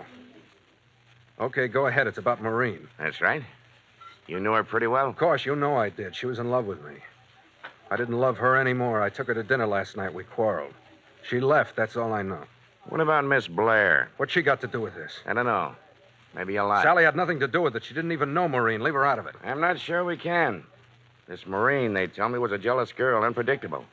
Liable to do a lot of things, say a lot of things. Blairs are a fine family, good name. They wouldn't like their daughter mixed up with a... Go ahead, say it. A bohemian crowd of artists. Maybe you didn't want Maureen to go to the Blairs with the story.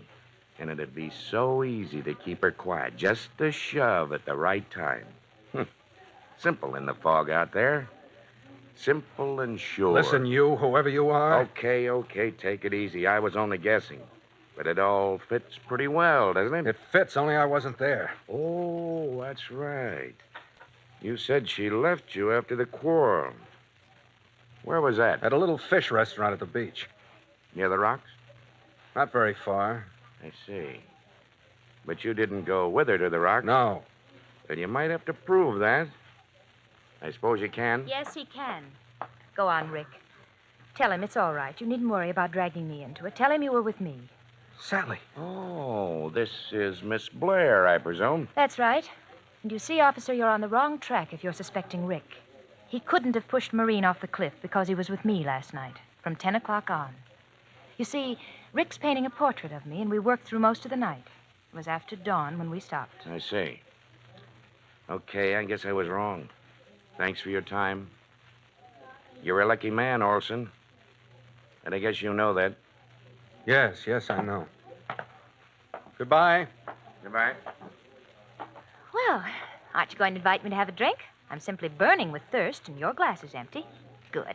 Let's have 2 old-fashions. Sally. What, darling? Don't you want another one? Sally. What, Rick? What is it? You look so upset. Oh, of course, how thoughtless of me. Naturally, you're upset about Maureen. Wasn't it dreadful? And then, you were very friendly with her at one time, weren't you? Before you met me, of course. Sally, why did you do it? What, dear? Tell him you were with me last night. Oh, that.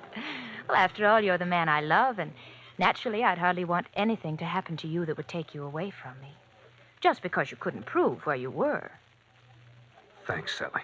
It's all right, Rick, darling. Let's just forget it now. It's all over. No, Sally, that's just what I'm afraid of. It's probably not over.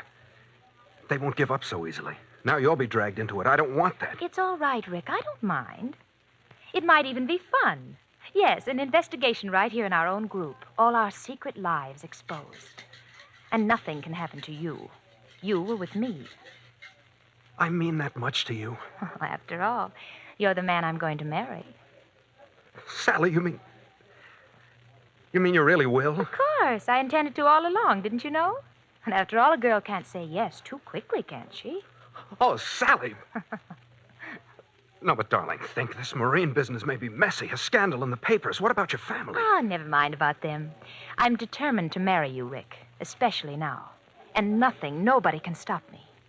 Don't worry, darling, about me. I think it's going to be thrilling. Thrilling?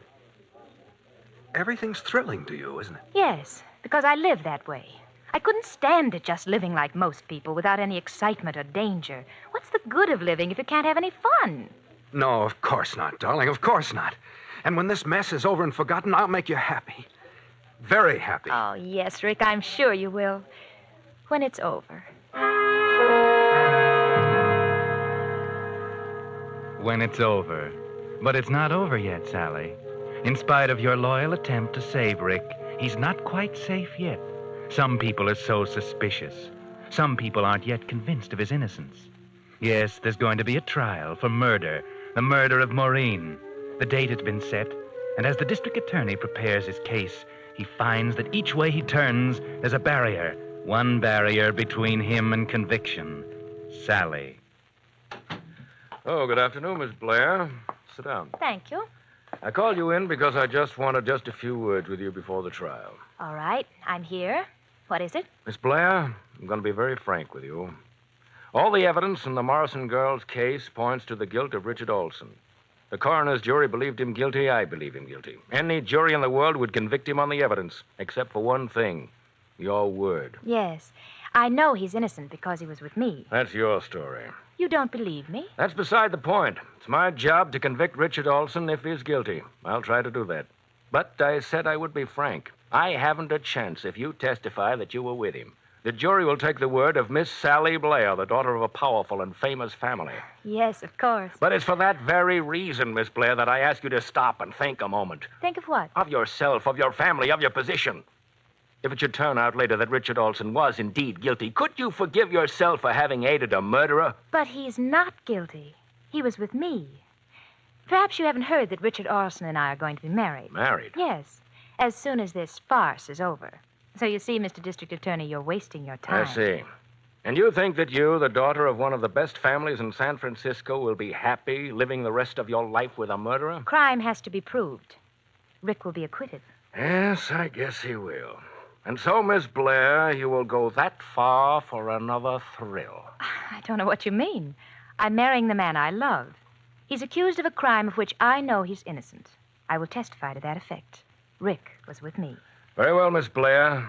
And may I wish you a very happy married life?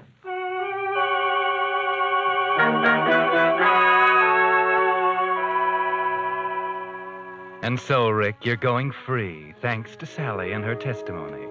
And when the trial is dismissed and you're free, you'll take her to that dirty little bar that was your rendezvous. And you'll tell her about all the things in your heart. You don't know what it is, Sally, to be free. You know, I used to sit in that cell and think about you and your portrait. Wonder if I'd ever see you again. I wondered if I'd ever finish my picture of you so that everybody could see your beauty. Darling, it'll be a great portrait. Really great. Of course it will, darling. After we're married, you'll have all the time in the world to paint it. Yes, after we're married next week. Darling, let's go down and get the license right now. Wait. Rick, just one thing.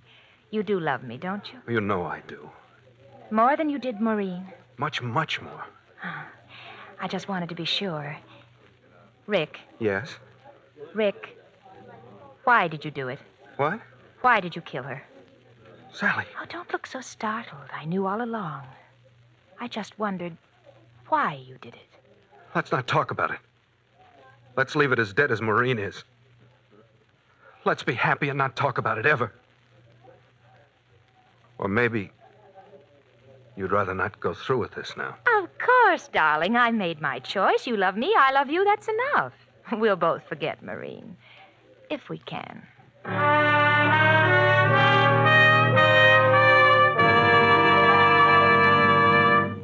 You are listening to the Signal Oil program. Let every go signal remind you that you do go farther with Signal gasoline.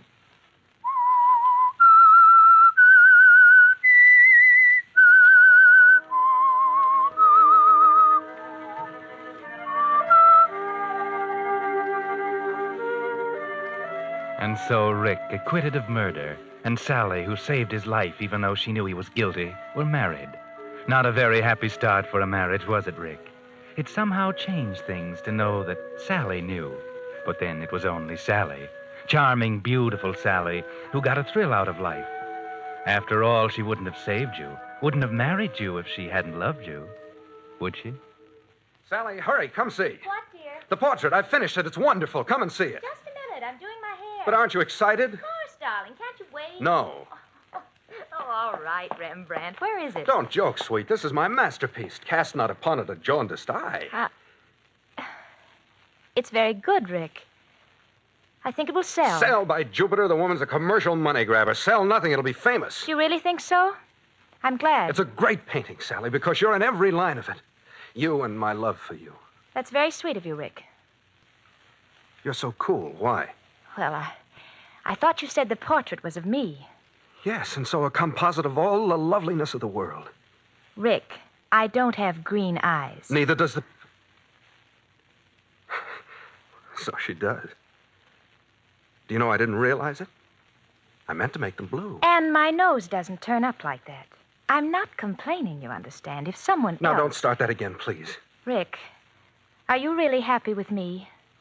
My gosh, what a question. Oh, but you never go out. You just sit here night after night and brood. I like to stay home. Rick, are you in love with a girl with green eyes? Don't be silly. I love only you, and you know it. Besides, you yourself say I haven't left this studio in weeks. A fine clandestine love affair, that is. Let me see the picture again, huh? Yeah. Mm-hmm. Didn't Maureen's nose turn up that way? And if I remember, her eyes were green. Just that shade of green. Is your conscience bothering you, Rick? Shut up. We weren't going to talk about it. Why don't you want to talk about her? What are you so afraid of? Does she haunt you? Stop being jealous of a corpse, Sally. Can't you stop hating her now that she's dead? I'm not jealous, Rick. And it was never Maureen I hated, never. That has a chilling sound. What are you driving at? Or is that what killing someone does? Does it make you fall in love with them? Let go of me, Rick. Don't hurt me. I'm your wife, remember? You don't have to be afraid of me. You know that, don't you? I'm not sure. You're so afraid. I thought it would be exciting being married to a murderer. That we'd have a deadly secret to share as no one else could. But it's dull. We can't do this, and I can't say that, because you're afraid. You'd like to hate me, but you don't even dare do that. Loving me is all that keeps you together. It's dull, Rick. I imagine that you'll manage to find some amusement. I imagine I will. Sooner or later.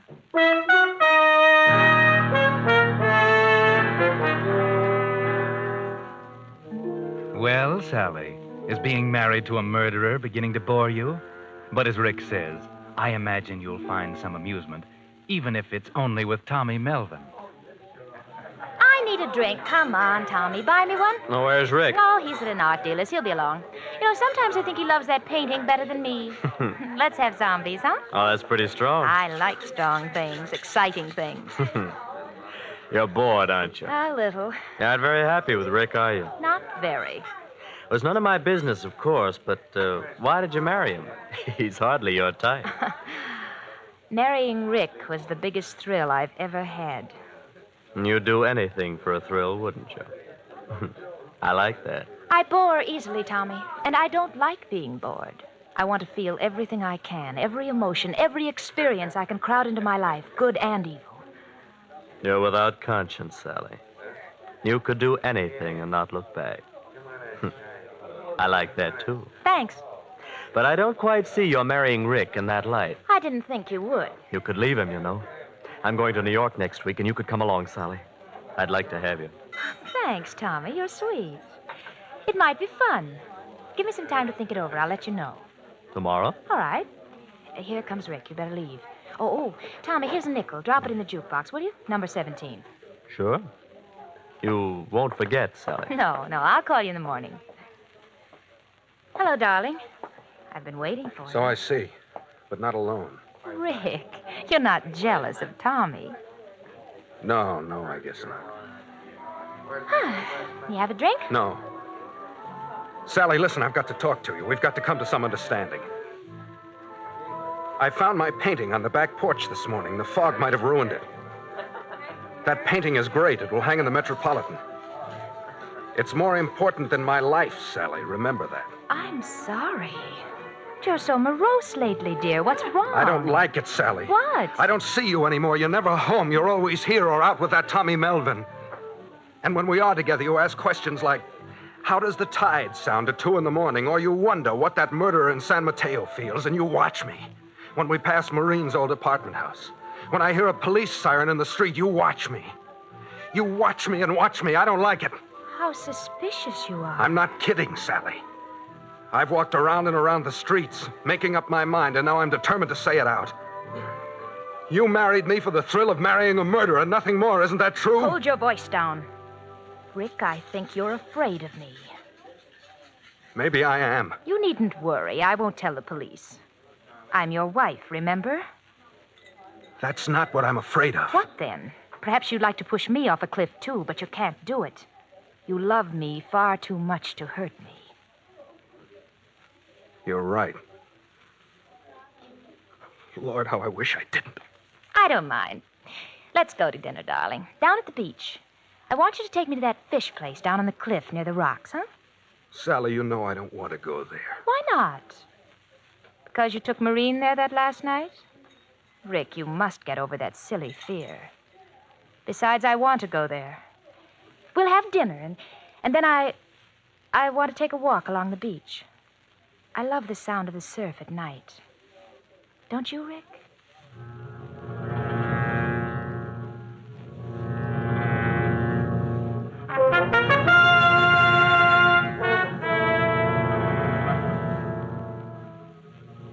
There's something strange here, Rick. Something very strange. You sense it, too, as you sit opposite her at dinner. Just like you sat opposite Maureen that night. Only there are things you don't notice, like those pills she slipped into your coffee cup. And when you leave and start walking down the beach, you aren't really aware of where you are. Sally? Sally, slow up. I can't seem to keep up with you. Come on, dear. We're almost there. I feel sort of strained. I don't understand. Sort of sleepy and tired, huh? Come on, Rick. Here, give me your hand. Huh? There. Now, sit right over here. Where, Sally? Where are we? This place seems familiar, but I can't... Of course it's familiar, Rick. Huh? Down below there are the rocks. The rocks? Sally, why did you come here? No particular reason. I like the moonlight on the rocks. There's no moonlight. It's foggy. Never mind. I like it here. I don't... What's the matter, dear? Does your conscience bother you? I thought hardened murderers got over that. Are you afraid, Rick? I don't know. I can't seem to think. I'm tired, but I think I'm afraid. Yes. You'd like to push me off, wouldn't you? To see my body on the rocks down there with the tide reaching for my hair as it did for Maureen's. But it won't work twice, Rick. You know that. And besides, you love me too much. Sally, what are you doing? Let's get away from here. Wait, I want to tell you something. Let go of my elbow. I'll tell you first. I'm going to leave you, Rick. I'm going to New York with Tommy Melvin. What? But you won't care, Rick. Because, you see, I'm not going to fall off this cliff tonight, Rick. But you are. You were right. I married you only for the thrill of being married to a murderer. Sally, what are you saying? But that's a thrill that paled very easily. Murder itself will be a much bigger one. Are you crazy? Do you think I'll let you push me over? You can't stop me, Rick. You see, you can't even stand up without weaving. You won't be able to lift a finger to stop me. I put your own sleeping powders in your coffee. It's nothing a doctor will turn up, but it's enough. Sally, you can't get away with it. Why not, Rick? They'll say your conscience bothered you, that you returned to the scene of your crime and killed yourself. It will be very neat. You weren't a very good killer. I'll be a much better one. No, Sally, in God's name. Goodbye, my darling. You'll be with your green-eyed love in the water, and I shall be free of you both. Let go of my arm. It was fun, but you were afraid. You won't be afraid anymore, Rick. Sally! Sally, stop! Sally! Goodbye, Rick. Goodbye.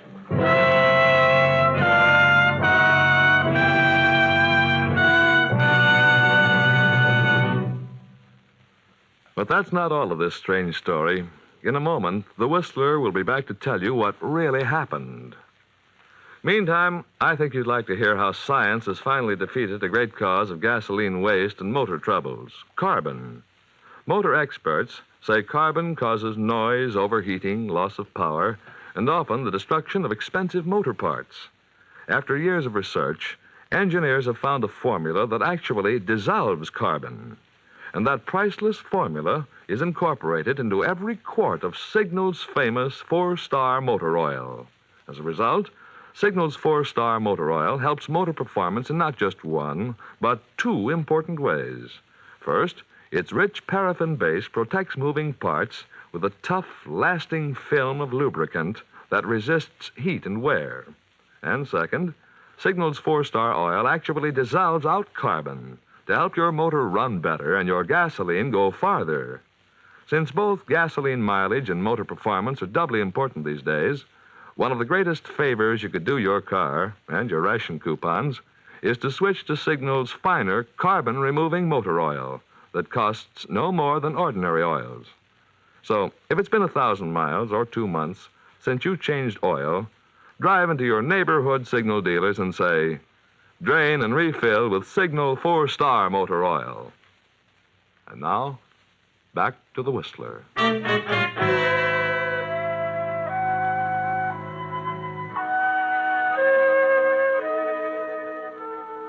Yes, Sally got her biggest thrill at last. She gave Rick sleeping powders and pushed him over the cliff. But then something went wrong. For a girl who had committed murder for a thrill, she suddenly lost her nerve. It was only a little light from a Coast Guard boat, but it sent her running along the cliff, slipping, sliding, taking the wrong turns, and finally... Yes, over she went. They found her body next morning. Rick told them where to look. Yes, Rick. He didn't die. He was only injured on the rocks.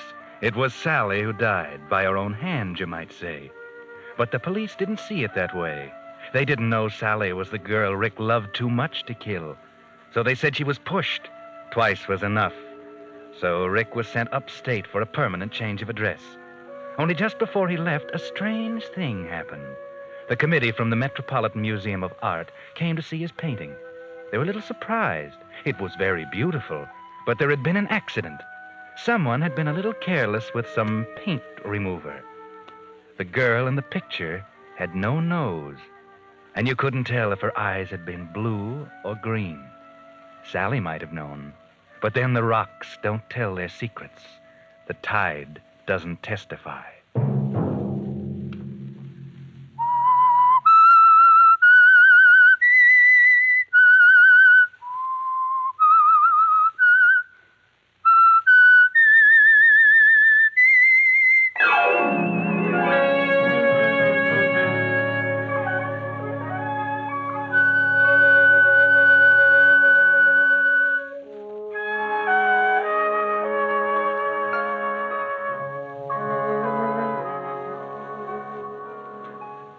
Next Monday at 9 o'clock, the Signal Oil program will bring you another strange tale by The Whistler.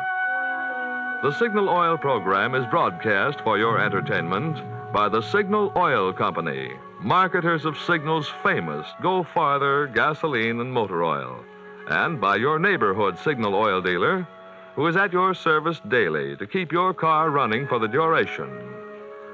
The Signal Oil program was produced and directed by George W. Allen, with story by Robert Libet and music by Wilbur Hatch. Is transmitted to our troops overseas by the Armed Forces Radio Service. Bill Pennell speaking for your friend, the Signal Oil Company, and suggesting once again that you let every go signal remind you that you do go farther with Signal gasoline. This is CBS, the Columbia Broadcasting System.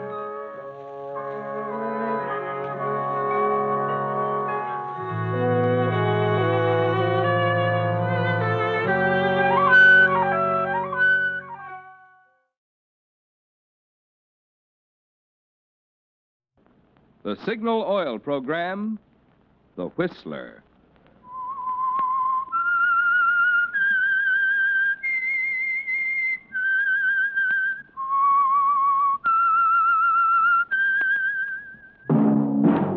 That whistle is your signal for the Signal Oil program, The Whistler.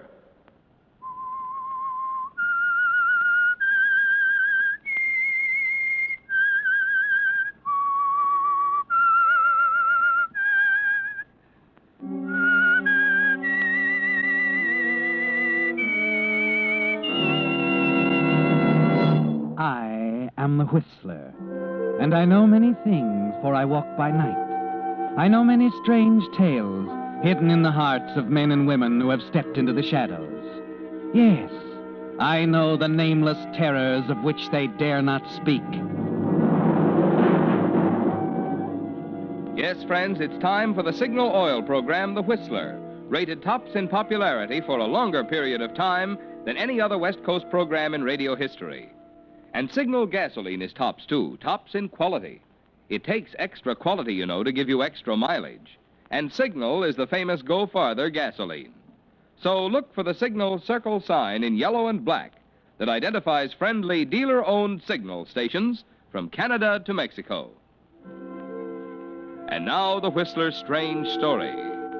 What makes a murderer? Murder is a peculiar affair. It's the darkest, most despicable of all crimes.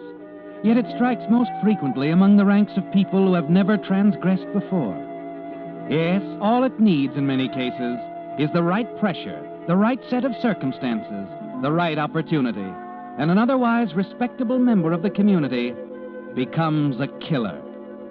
If you'd tried to explain that to Arthur Winslow, he wouldn't have understood, for Arthur was respectable, solid, exactly like 100 other respectable, solid Jersey commuters. His life was a pretty drab affair.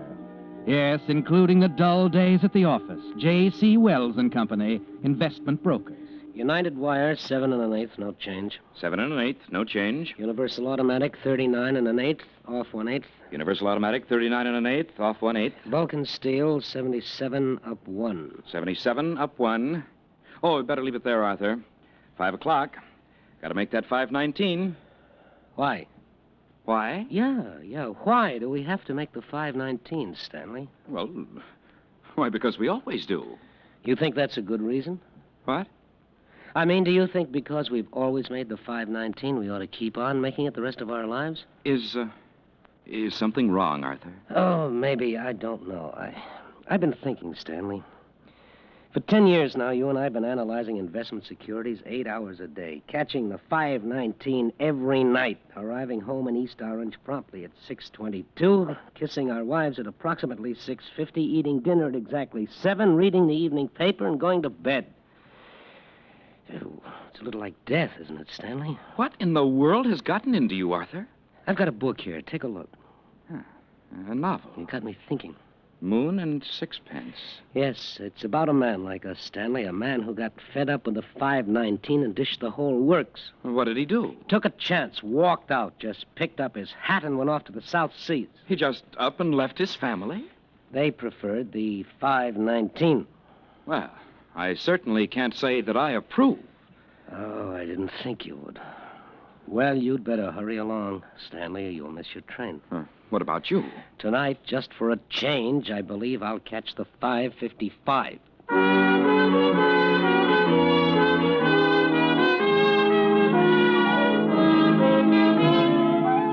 Just for a change, Arthur, after 10 years, you walk slowly down Broad Street, deliberately casual, noticing the swarms of hurrying commuters objectively, as if for the first time.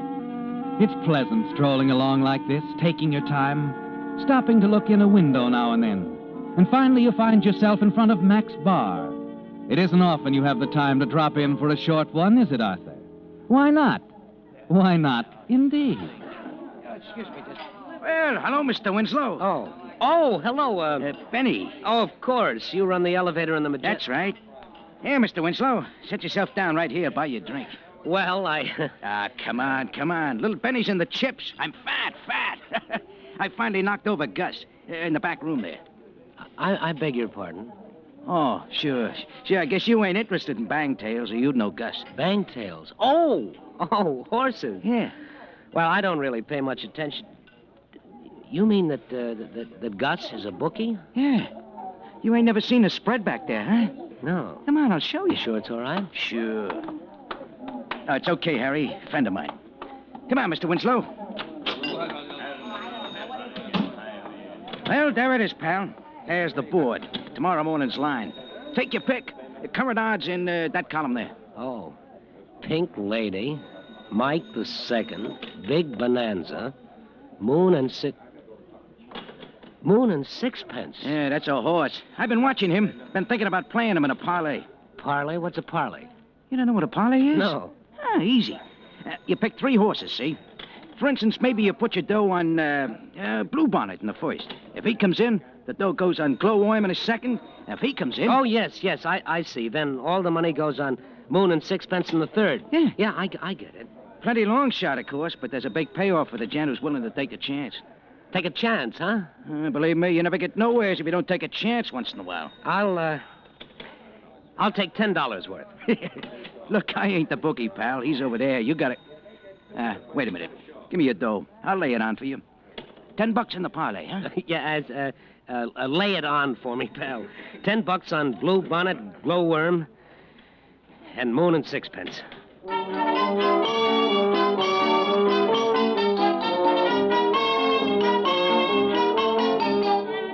Well, Arthur, that was quite a decision for you, wasn't it? You're more than a little pleased with yourself as you saunter onto the 5:55. A complete change of scenery from the 5:19. You're 26 minutes behind all that, and 26 minutes later than usual when you open the door and say... Hello, dear. Arthur, where in the world have you been? I've been worried sick. Here, wipe your feet. Oh, I'm sorry, Ethel. Where have you been? I was tied up. What do you mean, tied up? You've never been late to dinner in your life. I don't know why in the world you couldn't have phoned. You know, it's Monday night, and Mr. Dinwiddie expects me at the agency at 7:30 sharp. Did you get your check? What? Your paycheck, dear. It's payday. Oh, yes. I cashed it. Here. 25, 30, 50. Well, you're $10 short. Yes, Employees Association annual dues. Is that something new? Yes, Ethel, that's something new. $10. I don't know how in the world they expect you to exist on the salary they pay you. If you had enough gumption, you'd do as I say and ask for a raise.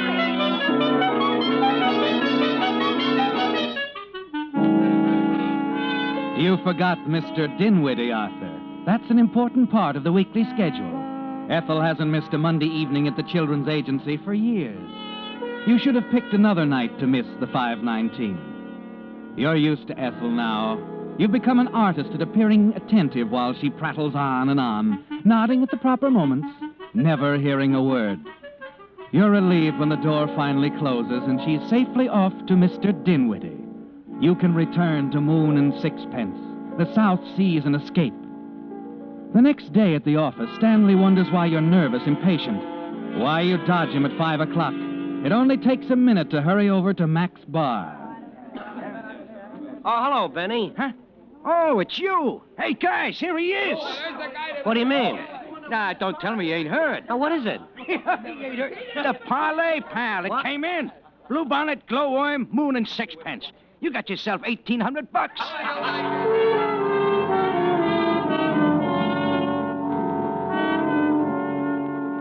$1,800, Arthur. You can't quite grasp it. That's almost a year's salary, and you're holding it right in your hand.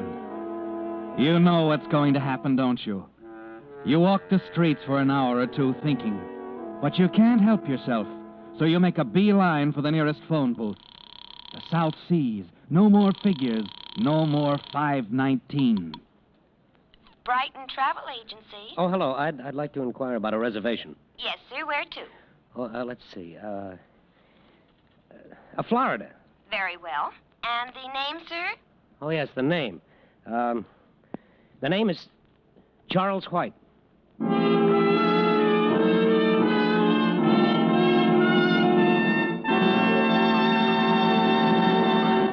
With the prologue of What Makes a Murderer, the Signal Oil Company brings you another strange story by The Whistler.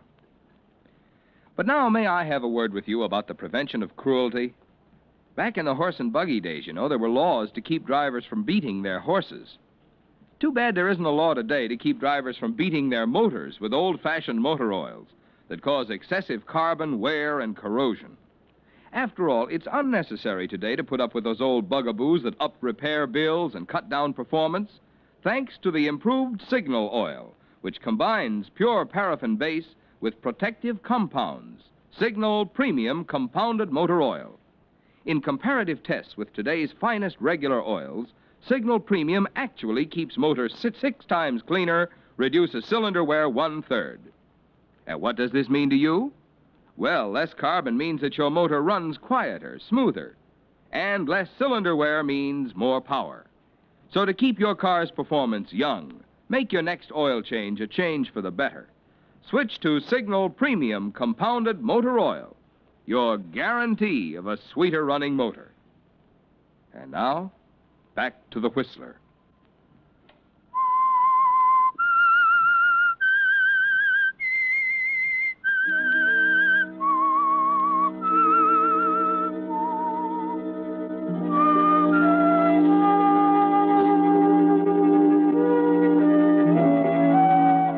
Yes, murder can strike anywhere, even among quiet, drab little people like Arthur Winslow. He has no way of knowing it, of course, as he buys a first-class reservation on the train to Florida. His only thought now is that this will be escape at last. New clothes, new luggage, a new name. You're Charles White now, and a new life. No more trading your chance at happiness for a stack of security reports and a bungalow in East Orange. You can see her now, poor, frustrated, stupid Ethel, confiding to Mr. Dinwiddie that you've walked out. No 519 tonight, Arthur. It's the 622 to Florida. Last call for dinner. Last call for dinner. Which way is the dining car, waiter? 3 cars back, sir. You better hurry along. Oh, thank you. Last call for dinner. Oh, I'm sorry. Oh, that's quite all right. Oh, it isn't either. I wasn't looking. No, neither was I. Where is it? The what? The book. Oh, the book, yes. I knocked it out of your hands. It must be down here on the floor. Oh, no, here, let me. It's probably under the seat. Now, let me see. This is all right. Oh! Have you got it? Last year's timetable. Wanted one for ages. Oh, here it is. Oh, let me help you. Oh, it's a fine thing getting yourself all dusty that way. Turn around. Thanks. Moon and sixpence. There, that's a little better anyway. It's wonderful, isn't it? What? Moon and sixpence. I loved it. Oh, yes, I haven't quite finished it, of course. Do you believe it? I mean, do you think it's right? Oh, you mean to toss everything over and take off at the South Seas? Uh-huh. If you don't mind, pal, while you're going to the South Seas, I'll go to dinner. Oh, I'm very sorry. Excuse me. Come on, Louise. We seem to be holding up traffic. Yeah. As a matter of fact, I was just going into dinner myself. So was I. Oh, would you consider... Why not? Yes, why not?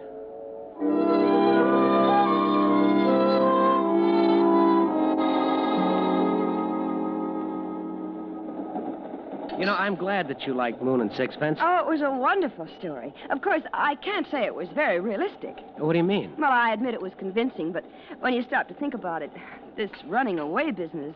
You don't believe in it? Well, after all, running away is no solution. Well, sometimes there's nothing else to do. He could have stuck it out. Uh-huh. Licked it if it took the rest of his life, Mm-hmm. Well, all right. He licks it. He's found happiness at last, and he's 70. I think running away is better than that, don't you? I did once. Oh, I'm very sorry. I That's didn't mean all to. right. You see, I did run away. It was just as you said, a routine, a deadly routine, and when I couldn't stand it any longer, I ran away. What kind of a routine? Keeping up with my father. Perhaps you've heard of him. Edgar Brewster. The Edgar Brewster? Yes, the Wall Street Edgar Brewster. He's in Miami now, waiting for me. Oh, I see. I'd finally decided to go back and face it, but now you've got me confused. Oh, again. I'm sorry. If Oh, no, I'd don't known misunderstand. You've really helped a lot. How do you mean? You seem to know why I did it. It's kind of moral support. Oh. You're going to Miami? Yes. By the way, I'm Charles White. I'm Vivian Brewster. Perhaps I'll see you in Miami. I hope so. So do I.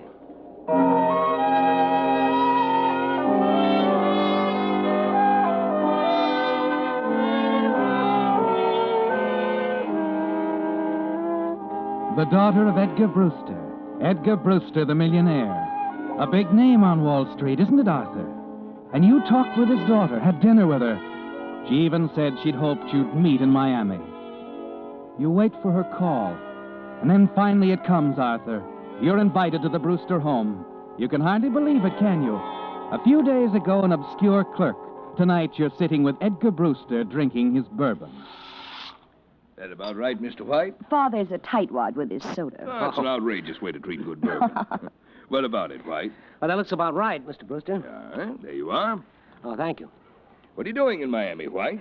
Oh, I got a little tired of New York. Oh, you've got the right idea. I did the same thing myself 20 years ago, and I never went back. What's your line? Oh, I was in the market, more or less. The less, the better these days. Nobody knows where it's going. My broker and I were talking today about Consolidated Plastics. You know anything about it? Oh, a little. What do you think of it? Well, I don't know whether I should say. What's the matter with it? Well, after all, it's your business, Mr. Brewster. I wouldn't want to offer an opinion. All right, I'll put it this way. What would you do if you were into it pretty heavily right now? Well, I'd sell out. When? Right now. Any particular reason? Well, only that I happen to know it's a bad investment. I can't tell you why. Why, that's unbelievable. My broker told me... Yes, I know. It's only my opinion, Mr. Brewster, but I happen to know that company's financial position. You asked me what I'd do, and I told you. You seem to know what you're talking about. Well, investments are my hobby, you might say. I see. Go on, my boy. You interest me.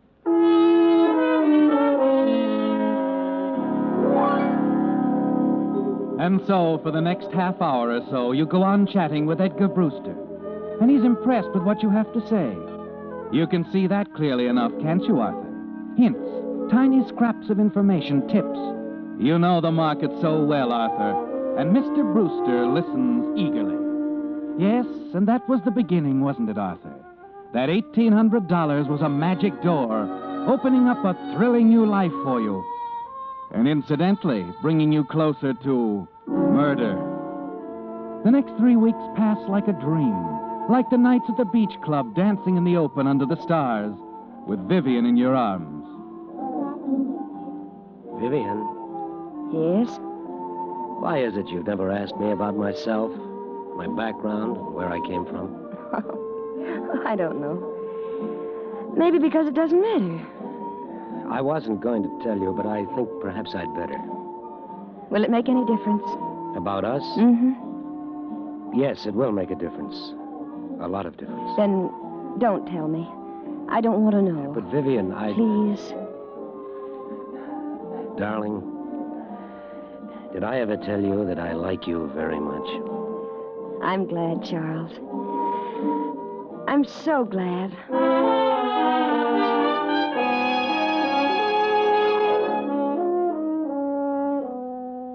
You're in love, Arthur. And for the first time in your life, you know what love really is. Mr. Brewster begins to concern you. He'll never approve in a million years. Or you think so until that evening he drops up to your hotel room with a copy of the Financial Journal in his hand. Look at that, Charles. What is it? Don't ask silly questions. Look at it, man. Oh, I thought so. Consolidated Plastics snowed under in selling rush. I'm sorry, Mr. Brewster. Well, I'm not. What do you mean? I took your advice. Sold out 3 weeks ago. Saved myself $100,000. Well, congratulations. Well, don't congratulate me. You're the one who deserves it. Yeah, do you mind if I sit down? Oh, I'm sorry. Here you are. Oh, thanks. Would you be open to a proposition, wife? What kind of a proposition? Oh, I realize you probably have other interests, but I could make this worth your while, I think. There are 2 considerations. Yes? The first is the plain fact that my affairs are getting a little beyond me. As you know, I'm retired, haven't time to look after them properly. I think you're the man to take over.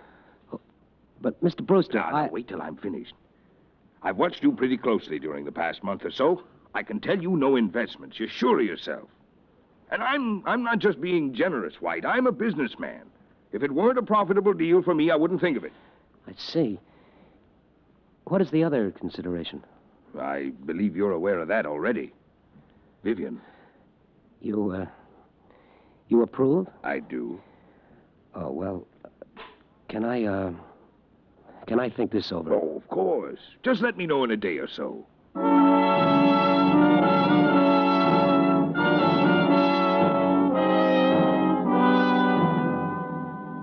There it is, Arthur. Brief and to the point. Everything you ever wanted right in the palm of your hand. Open sesame, he said, and there it was. You go into the bar downstairs to think. There's only one thing in your way now. Your wife, Ethel. You can't run away from that. You've got to make her see your side of it. You've got to go back to New Jersey and face her. Make her give you a divorce. You walk out of the bar, through the door into the hotel lobby. And just as you're rounding the corner by the desk, something stops you in your tracks. Mrs. Ethel Winslow, 5769 Laurel Road, East Orange, New Jersey. Is that all you want? Yes, thank you, madam. Could I see the register, please? Oh, I'm sorry, madam. We don't... I understand there's a Charles White registered here. Yes, madam. Room 132. Oh, he's a friend? Yes. Well, in that case, I could give you room 134 next door. The windows open onto the same balcony. Very well. 134.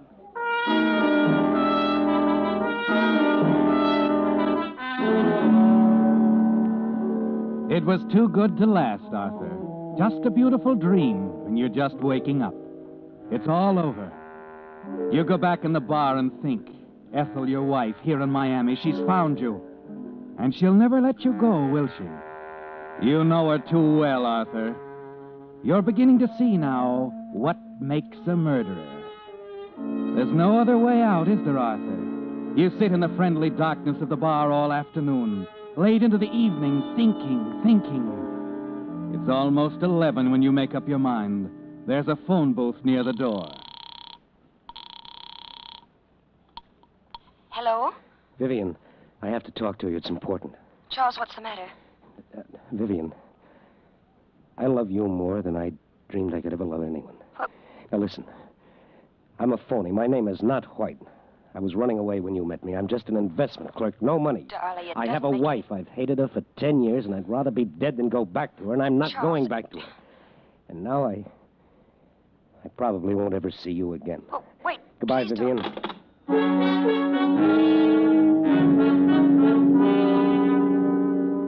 11 o'clock, Arthur.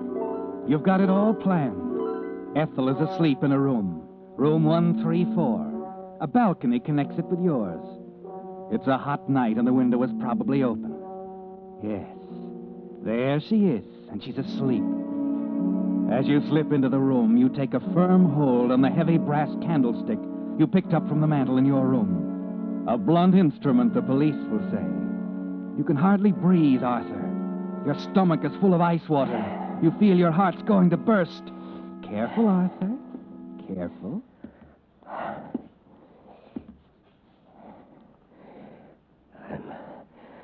I'm sorry, Ethel. I'm sorry, but I've got to kill you. I've got to do it.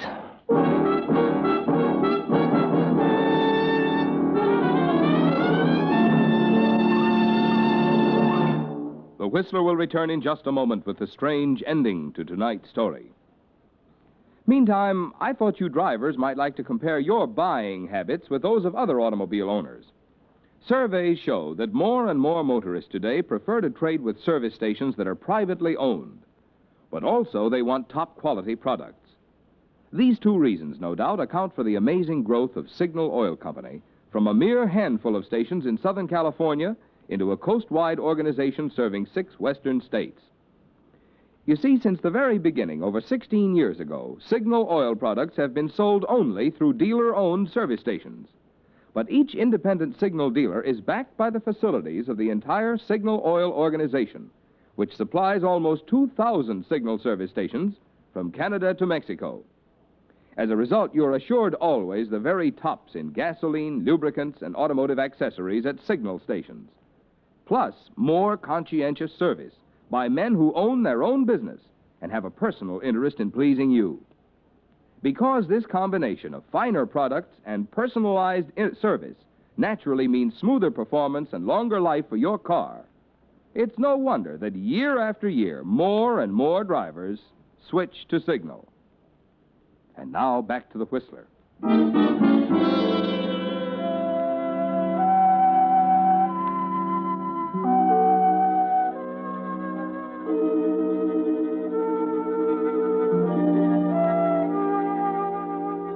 So you stand there, Arthur, by your wife's bedside, holding the candlestick high over your head, ready to bring it down. Now you know what makes a murderer.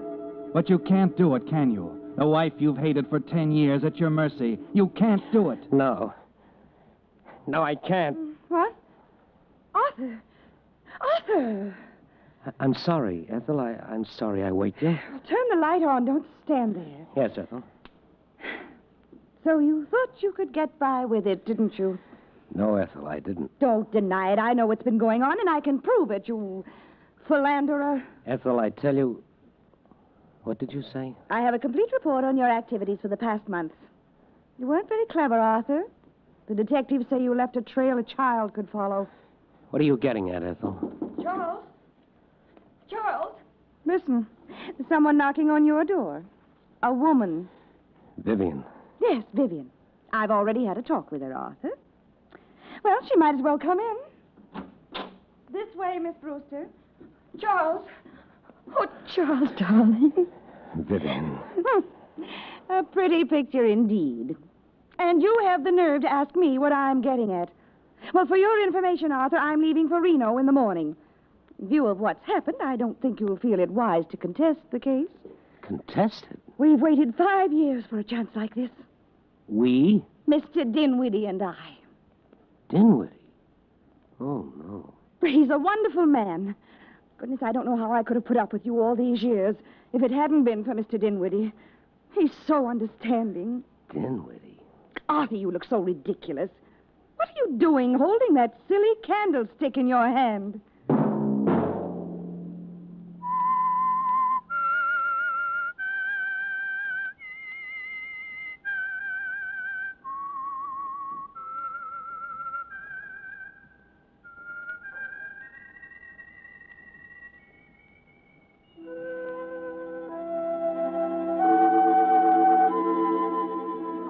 Let that whistle be your signal for the Signal Oil program, The Whistler, each Wednesday night at this same time. Brought to you by the Signal Oil Company, marketers of Signal gasoline and motor oil, and fine quality automotive accessories. Signal has asked me to remind you, to get the most driving pleasure, drive at sensible speeds, be courteous, and obey traffic regulations. It may save a life, possibly your own.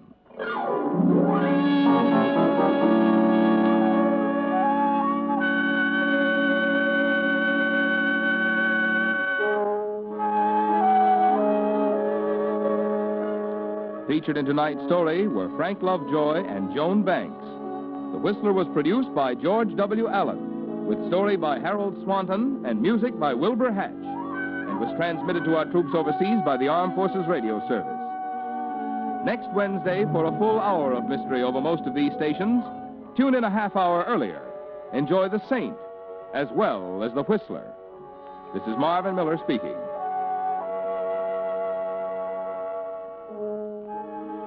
This is CBS, the Columbia Broadcasting System.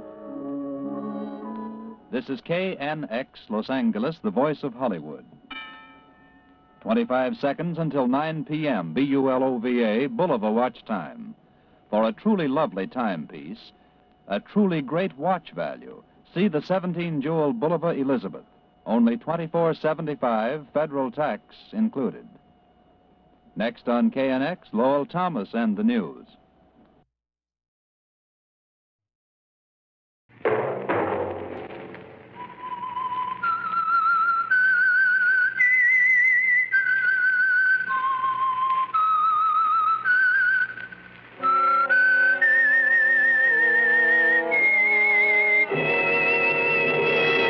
I am the Whistler, and I know many things, for I walk by night. I know many strange tales, hidden in the hearts of men and women who have stepped into the shadows. Yes, I know the nameless terrors of which they dare not speak.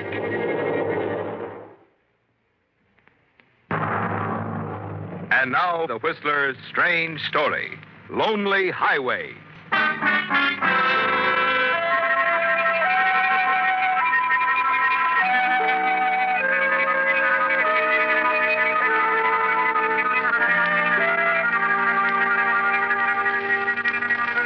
As the lights of the heavy truck pierced the darkness, illuminating the lonely highway far ahead, the driver watched the rear-view mirror almost as much as he did the road. The car, far back, was now gaining and honking its horn strangely. And as the car drew alongside, there was sudden recognition. The truck slowed down and ground slowly to a halt at the crest of a hill. The truck driver climbed down, and a tall man, Ted Mallory, stepped from the car that had been following. You are tall, aren't you, Ted? Tall, easy to look at, and ruthless. You walk forward to meet your partner, because this entire matter has to be handled quickly, doesn't it, Ted? Glad I caught up with you, Harry. What's up, Ted? I had to talk to you, Harry. Well, would it keep till tomorrow? I didn't know what to think until I recognized the car. No, it won't keep, Harry. Too important. Something on the holdups we've been having? Well, not exactly. Frankly, I thought that was just what was happening. I guess you know that's why I took this run out myself tonight. Sure, Harry. I know all about it. Well, it's got to stop, Ted. We're losing drivers. We'll lose our insurance next. I know, Harry. That's why I want to sell. Now, look, we've been all through that. If you chase me out here tonight, No, the arguing's over. As a matter of fact, Harry, the partnership's over, too. What are you talking about? Just this. I'm tired of it. Tired of the business, tired of you calling the turns. So, like I said, it's over. What are you... Hey, where did you get that gun? Never mind that, Harry. The important question is, how do I expect to get away with shooting you? It's simple. Just another gang robbery. You thought that's what it was yourself when I started honking the horn and waving you down. Yeah, but what's that got to do with it? Look, Ted, you can't pull off a thing like this. Oh, yes, I can. I got it all figured out, partner. Simple arithmetic. First, this.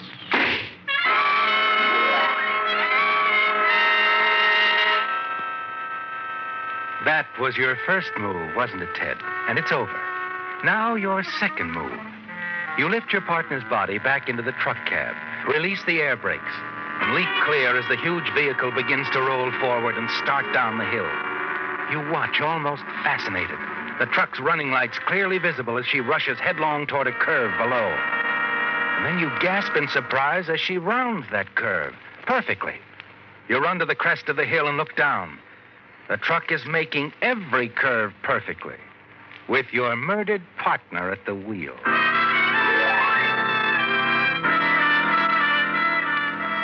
You hurry back to your car, get behind the wheel, and race down the highway.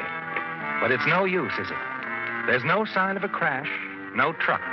It's disappeared, vanished into the night. There's nothing you can do but head back, fast, to your apartment.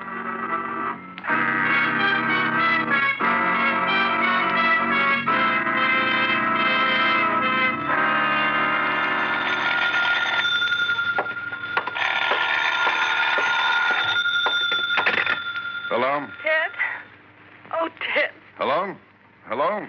Who is this? Ted, I'm sorry. It's Helen. Helen Murdoch. Helen. What's the matter? It's Harry. The police just notified me. Oh, now, please, Helen, pull yourself together. What happened? They found his body a few hours ago by the side of the highway. He's dead. By the side of the highway? You mean he went off the road or something? Crashed his truck? No, Ted, there was no sign of the truck. They just found Harry. I'll be right over, Helen. I'll be there in 10 minutes. Your careful plan went wrong, didn't it, Ted? The truck at the side of the road, the shooting of your partner, then watching the heavy vehicle start down the curving highway and take every turn as though perfectly driven and controlled. Next morning, you'll hear the newsboys shouting the story of another hijacking, the disappearance of the truck owned by your freight lines. Your mind whirls as you wonder what could have happened. If it was the work of a gang with a member hiding in the back of the truck. If so, there was a witness to what you did, wasn't there, Ted?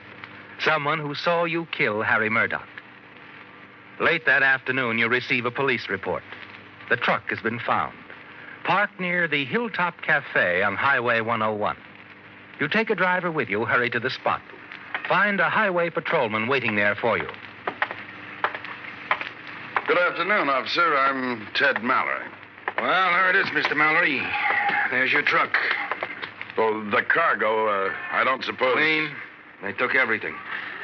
Everything. Everything. Including my partner's life. I don't think they planned to do it, Mr. Mallory. But what makes you think that? Well, up to last night, they'd steered clear of murder. Usually knocked the driver out, tied him up, and left him in a truck. I see. Last night, someone in the gang had a nervous trigger finger. Murderous rat. We'll get him, Mr. Mallory. Don't you worry about that. I know, officer, I know. It'll be easy, though. After what happened, the killing, the gang will probably lay low for a time, may even break up or move on somewhere else. You think they'll move on? My guess is they'll move on. But as I said, Mr. Mallory, we'll find the man who killed your partner. You can count on it. We'll get him.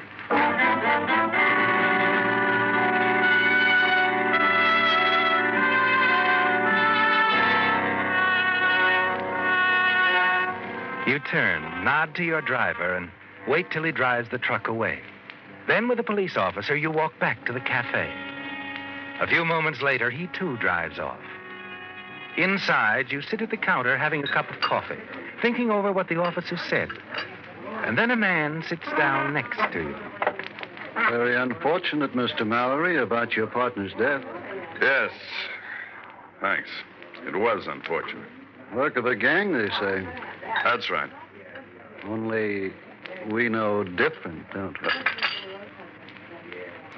What did you say? Don't get excited. Better put your cup down, Mr. Mallory. You're spilling your coffee. Much too good to waste. What are you driving at? Just this, friend. I was in the back of that truck. Oh, sure. It was the work of a gang, all right. The hijacking part. Nice haul. Only what? I just get a small share, you know, and it's a risky business. So? So now I'm in a new business. Legitimate. How do you figure? You worked it out for me, Mr. Mallory. Simple arithmetic. 1, you kill your partner. 2, I see you do it. 3, you are going to take over the lines yourself. Buy off Harry's widow for a song. And 4? 4? I'm going to let you do it. Only one little bit of addition there. You count me in, too. A silent partner in exchange for silence. Well, I guess I really haven't much of a choice, have I, Mr. Phillips. Lenny Phillips. Okay, Phillips. I'll talk to Harry's widow tomorrow. Make a deal. I thought you'd see it my way.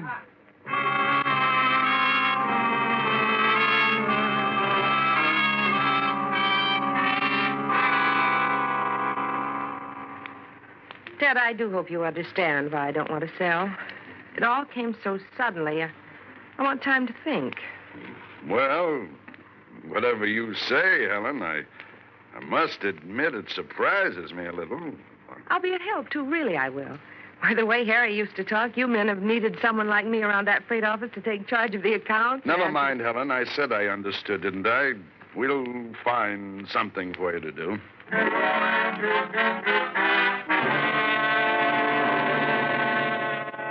Again, the unexpected has happened, hasn't it, Ted? Helen Murdoch has turned down your offer to buy her out. Made it clear she intends to remain with the freight lines as a partner. And you wonder why.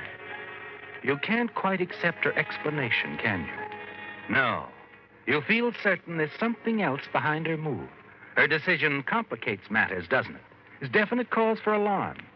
And there's still Lenny Phillips to think about. The following morning, Lenny walks into your office. Morning, Teddy. I just dropped in to see how you made out with Harry's widow last night. I didn't. What do you mean? I thought you had an appointment. Oh, I saw Helen, but she wouldn't sell. What? She turned down my offer. It's too bad. Maybe you better make her a more attractive offer, huh? It won't do any good. Maybe you'd better be a little bit more persuasive. Listen, Phillips, I tried my best. Try again. I will, but you got to give me time. What for? Well, right now, Helen's sort of at a loss. Doesn't know what to do with herself. She wants to work around the office here, type, do some filing, anything to occupy her mind. I figure she'll get tired of the routine after a while and bow out. Meantime, what am I supposed to do? Sit around while she cuts into my profits? Not me. That's not the way I got it planned. This partnership is just between the two of us. 50-50. But I told you she won't sell. Like I said, you'll have to be a little bit more persuasive. You get rid of her. Hold it. Someone's coming. Morning, Ted. Oh, I didn't know you had anyone with you. Oh, that's okay, Helen. Mr. Phillips is just leaving. Come in. Mr. Phillips, Mrs. Murdoch. How do you do, Mr. Phillips? Mrs. Murdoch, sorry to hear what happened about Harry, your husband. He was a real guy. Real. Thank you. I understand you're going to take up where Harry left off. Stay with the line. Yes, I really don't know too much about the business, but I'm willing to learn. I do hope Ted will be patient with me. Oh, of course, Helen, of course. Well, I've got to be shoving off, Ted. I got an appointment. Nice meeting you, Mrs. Murdoch. Thank you. Goodbye, Mr. Phillips. See you around, eh, Ted? Yeah, sure. I hope I didn't rush him away. No. He just dropped in to say how sorry he was about what happened. Was he a friend of Harry's? Yeah. Well, Ted, where do I hang my hat and coat? I'm ready to go to work. Well, sure. You can use Harry's desk over there. I didn't know you'd be in so soon, or I'd have straightened things out. Well, I'm rather anxious to get started, Ted. I hope you don't mind my moving in like this. I won't be much of a problem, really. If I do say so myself, I do catch on to things quickly. Very quickly.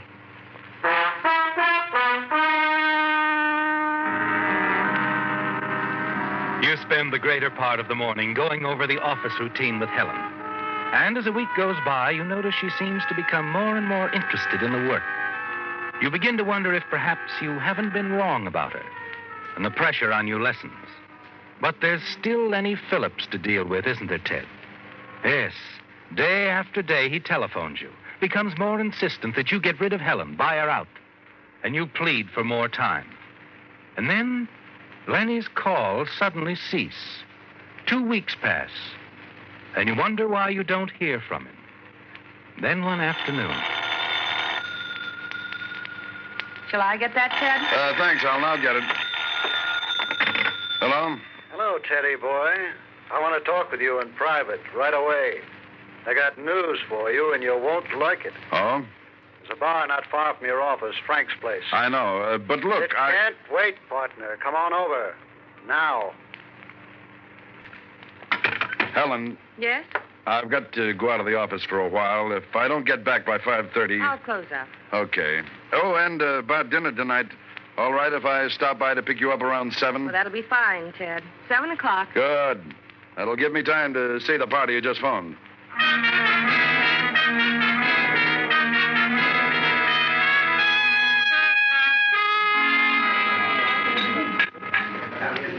Okay, Phillips, what's on your mind? Sit down. Look, if it's about Helen, I'm taking her out to dinner tonight. I'm going to ask her again about something. Sit down. All right. Let's have it. You trying to pull a fast one? What do you mean? Your partner's widow. What did you tell her about me? Well, I didn't tell her anything. Why should I? She's been asking about me. What? Yeah, in that little coffee shop across from your office. Guy runs it as a pal of mine. He told me. What? Why would she do that? I thought maybe you might know. No, I don't know. She must have had some reason for asking. Yeah, she... Wait a minute. The day you met her in the office, she asked me if you were a friend of Harry's, and I said you were. Maybe she asked about you at the coffee shop just out of curiosity. Maybe.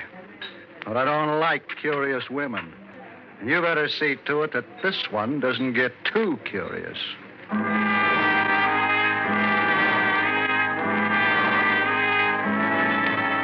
You'd almost made up your mind about Helen, hadn't you, Ted? Yes, you were finally prepared to accept her explanation. The reason she gave you for continuing as an active partner in the freight line.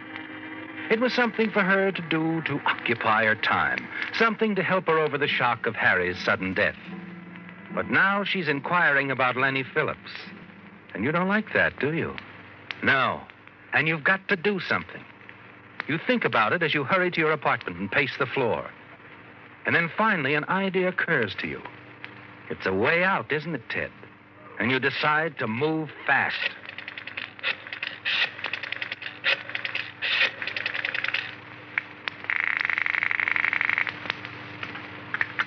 Hello? Hello, Phillips. Ted. What's on your mind? Look, I think you're right about Helen. She's getting too curious. When I got back to the office, she started asking me questions about you. Something's got to be done about that. Right. And I have an idea. Suppose we meet and talk it over. Frank's place will do, say in half an hour. I'll be there.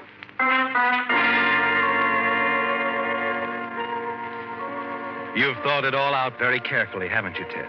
Yes. But it isn't Helen that worries you, is it? Lenny presents a more serious threat, doesn't it? If Lenny Phillips were out of the way, no one could prove anything against you. 10 minutes later, you stand in the shadows across the street from his apartment building. When he comes out, you follow him around back to a small garage.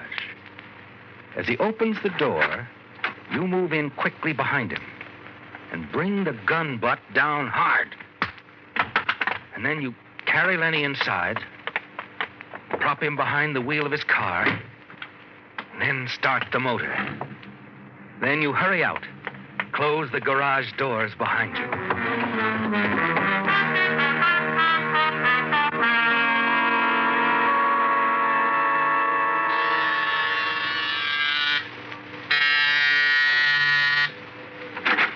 Oh, hello, Ted. Come in.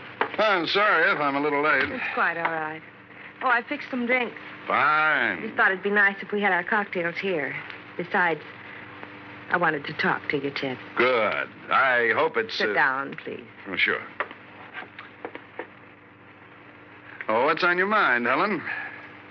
It's about Harry, and, well, it's not going to be easy for me to tell you this, Ted. What is it? I know how close the two of you were. You started in together, built up a fine business. Harry was the best friend I ever had, Helen. He really wasn't, Ted. What? He was mixed up with a gang of hijackers, getting a cut from them. Harry? Yes, when I found out, I threatened to tell you about it, but he just laughed. He knew I wouldn't say a word. I can't believe it. Harry mixed up with that gang? It's true, Ted. And they killed him. Remember that man I met in the office some time ago, Lenny Phillips? Sure. What about him? I'm pretty sure he's the man who used to telephone Harry. Thought I recognized his voice. He's one of the gang. Phillips, one of Harry's hijacking gang? Yes. He probably knows who killed Harry, too. Maybe he did. Maybe that's why he came to the office to see you. What do you mean, Helen? To find out if he could how much you knew. If you suspected Harry was involved with the gang. You mean he was afraid Harry might have told me something about them? Yes. Have you seen him since? Why, no, I haven't. Ted, I think this is a matter we should take to the police. Don't you? I think you're right. I think you should tell them what you know and what you suspect. We've got to do all we can to find Harry's murderer. I'm glad you feel this way about it, Ted. We'll talk to the police in the morning. In the morning. Right now, you said something about drinks. Of course. All right, we'll drink a toast, Helen. To us. To the continued success of our freight line.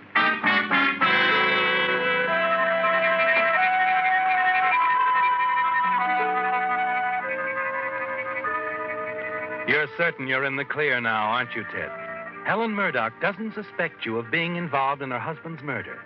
And you're glad you moved as quickly as you did to eliminate Lenny Phillips, the one and only witness to the slaying. In the morning, Helen will tell the police what she knows about Phillips, and they'll find him. But too late. Yes, even now, as you dine with Helen in a famous downtown restaurant, you're certain your troubles are over. Shortly after 11, you return Helen to her apartment, and she invites you in for a final nightcap. A few moments later. Well, I wonder who that could be. Rather late to be calling. I'll get it, Helen. Yes? This is Mrs. Murdoch's apartment, isn't it? That's right. I'm Lieutenant Emerson, homicide. May I see you? Of course. Come in. Thanks. I'm Mrs. Murdoch. Lieutenant, what is it? You know a man named Phillips? Lenny Phillips, Mrs. Murdoch? Why, yes. Someone tried to kill him tonight. Fortunately, the attempt was unsuccessful. Phillips is at the emergency hospital now, but is in no shape to talk, at least for the moment. That's why I'm here to ask a few questions. Someone tried to kill Phillips. Do you have any idea who? We know who, thanks to the private detective you hired a few days ago. Private detective? You hired a private detective, Helen? Yes, to follow Phillips. I'm sure he was a member of that hijacking gang that killed Harry. I wanted to find out everything we could about him before they got to you. Your private eye found out plenty tonight. He gave us a complete description of the would-be killer and the number of the license plates on his car. According to the Motor Vehicle Bureau, the car is owned by a man named Ted Mallory, your late husband's partner. Now your partner, Mrs. Murdoch. Know where we can find him right now? The Whistler. Listen next week when once again the United States Air Forces in Europe present The Whistler.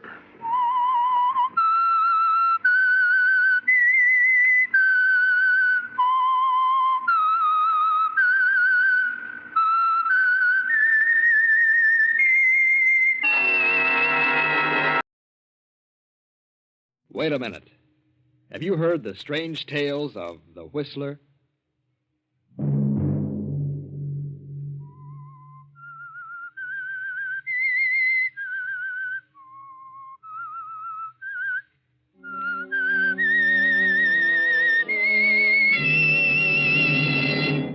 I'm the Whistler.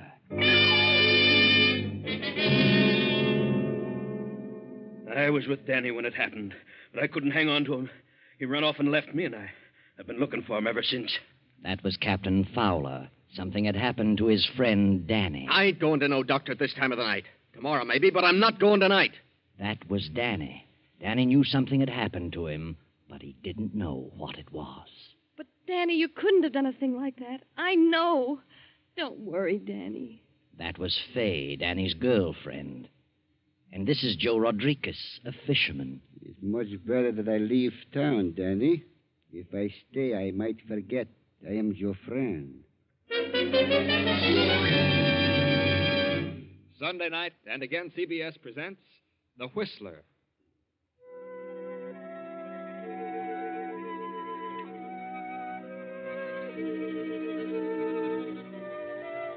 I, the Whistler, know many things, for I walk by night.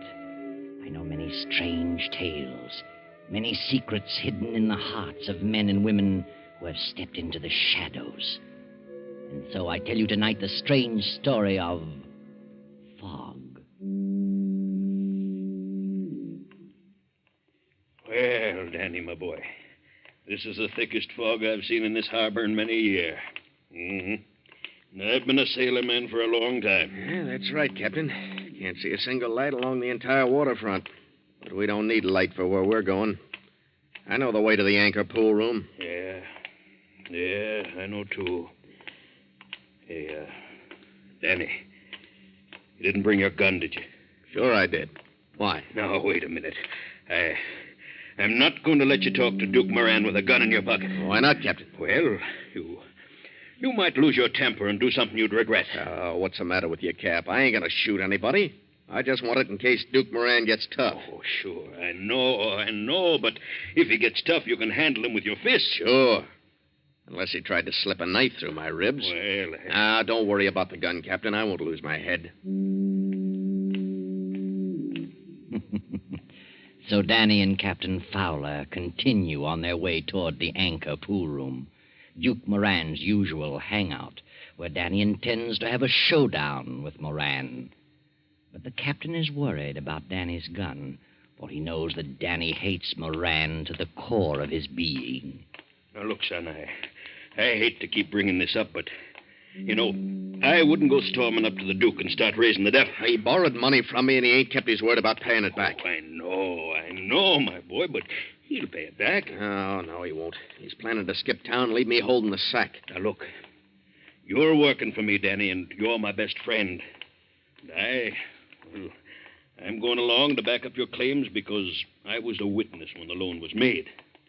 But look here, I don't want to see you in no trouble. Oh, I'll take it easy. But I can tell you one thing. Hey, look out for that hydrant. Look up. Danny, you're hurt. Here. Let me help you. No.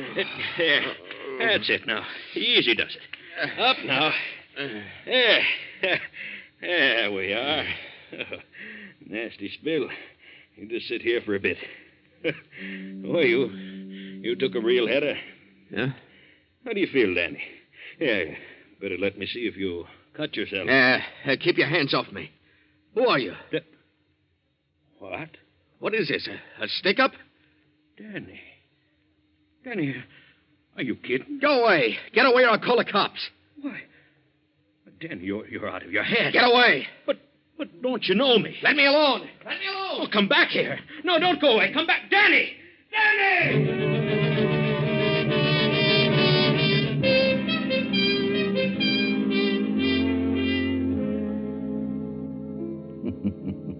Danny breaks away and quickly disappears into the fog.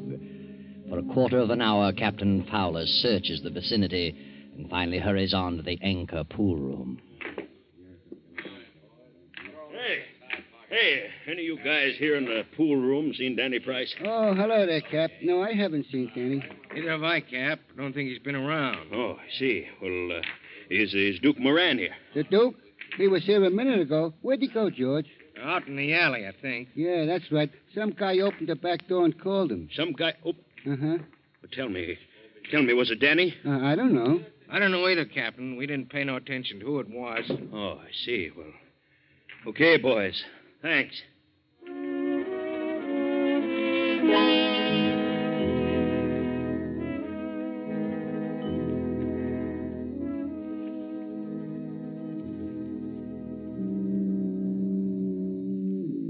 Later that night, groping his way along the waterfront, Captain Fowler arrives at the box office of the Crystal Motion Picture Theater. An attractive girl is selling tickets. Hello, Fay. Well, hello there, Captain. Going to the show? Oh, no, not tonight, Fay. I'm looking for Danny. Have you seen him? No, I haven't. And I'm sore at that big lug, too. He promised faithfully he'd be here to take me home, and it's time to close the box office right now. Well, look, Fay, I don't want to excite you, but I've got to tell you something. Danny's had an accident. An accident? Yeah. He fell down on the street. He tripped over a fire hydrant, and when he got up, you know what happened? He couldn't remember nothing. He was walking around someplace in a daze. Good heavens. Yes, I was with him when it happened, but I couldn't hang on to him. He run off and left me, and I've been looking for him ever since. Would you tell the police? No. Well, for heaven's sake, tell them, Captain. Maybe they can find him. No, Fay, I don't want to tell the cops. Why not? There's a certain reason, and I don't want to talk about it here. Look, you wait here till I check in the cash. It'll only take a few minutes. I'll be right with you. All right, Fay.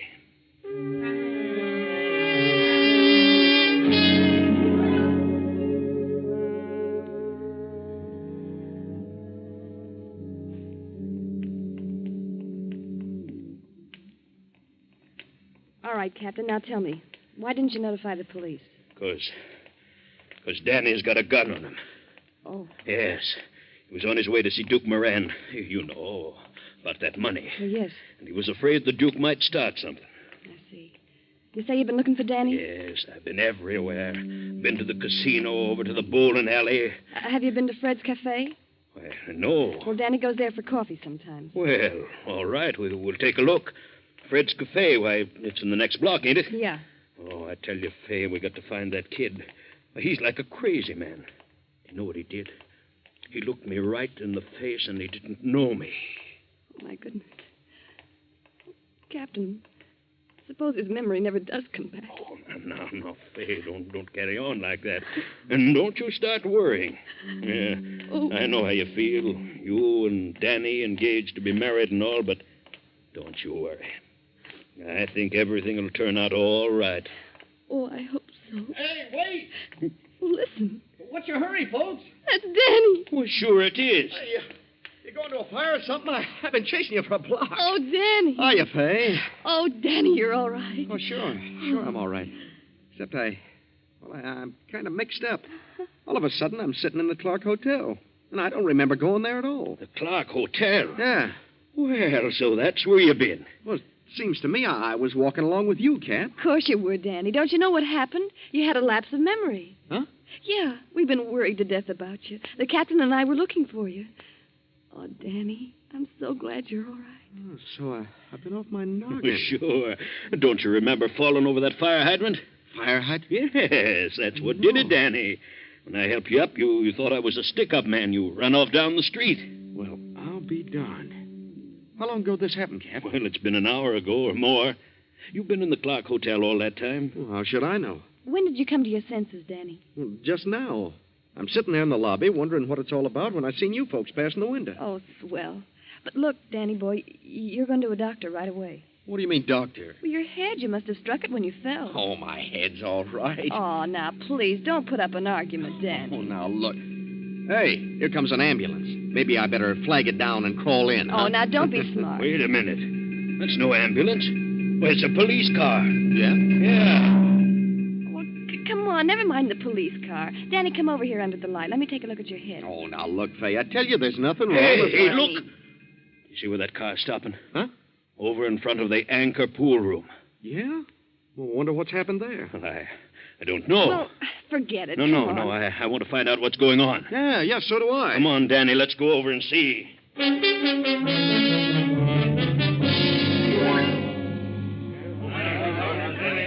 All right, you people, get back now. Don't block the doorway. Hey, what's happened, officer? The guy's been killed. Shot. Yeah? Yeah. They just found his body out in back of the pool hall. Who was he? Do you know? Yeah, Duke Moran.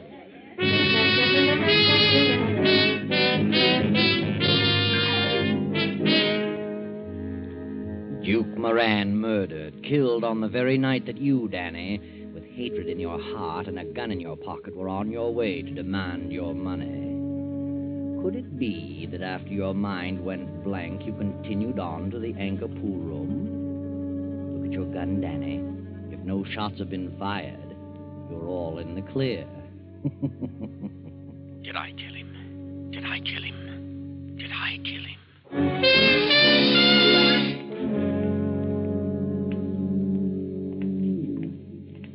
Come on, Danny, let's go. Well, how do you like that? A guy gets bumped off owing me $100. Yep, and you can kiss that dough goodbye. And how? Captain, who do you suppose killed Moran? Well, how should I know? Didn't have any enemies that I know of. Except Danny. What do you mean, except Danny?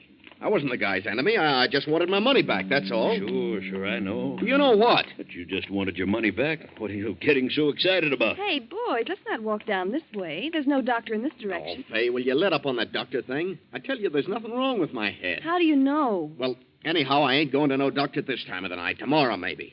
My head starts aching or something. Is that a promise? Okay, that's a promise. Hey, Danny. Yeah? You know, I went to that pool hall right after you disappeared. I thought maybe I'd find you there. Yeah? Was I there? No, you wasn't. I asked about Moran, and they said he'd just gone out in the alley. Somebody opened the back door and called him. Why, Captain, you must have been there just before the murder. Sure looks like it. I'm sorry now I didn't go out and back and see who Moran was with. It's a shame you didn't. Yeah. Hey, Danny, I've been wondering... All right, go ahead and say it. It was me that called him out and back. It was me that killed him. Why, Danny. Well, that's what he's thinking, Fay. I can see it sticking out all over him. Danny, you mustn't say that. He knows I've been out of my head for an hour. Can't remember a thing, so now he's trying to pin a crime on me. Shut up, you fool. Shut up. Why should I want to pin a crime on you? That's what I'd like to know. What if you did kill Moran? I'm not holding it against you. You couldn't be blamed. You was off your nut. Well, I didn't kill him. How do you know? I didn't. I know I didn't. Yes, but how do you know? Oh, Captain, use your head. Danny lost his memory, and that includes his memory of Moran and his grudge against Moran and everything. Sure. So now what do you got to say? Well, maybe that grudge was in the back of your mind, Danny. Even while your memory wasn't working. You see, Fay, he's bound to make out I did it. Oh, no such thing. But look here, if you was mixed up in this murder, Danny, it's up to me to help you. I'm your friend. And I gotta find out about it, Danny. Let me see your gun. Huh? Let me see your gun. Oh, the devil with you. Let him see it, Danny. That'll settle everything. Oh. All right. Sure he can see it. There you are, Cap. Thanks, Danny. Well, the barrel smells of powder. Oh, you're crazy. And 2 slugs have been fired, Danny. Look here. All right, so the gun's been fired. And that means I killed Moran, I suppose. You're crazy, I tell you. He's right, Captain. That gun doesn't prove a thing. He might have fired those shots anywhere for no reason at all. Sure, I've been out of my head, ain't I? Don't you worry, Danny boy. You didn't kill Moran. Of course I didn't. You couldn't have done a thing like that. Not even in a trance. So don't worry. Everything's going to be all right. Don't worry, Danny, darling.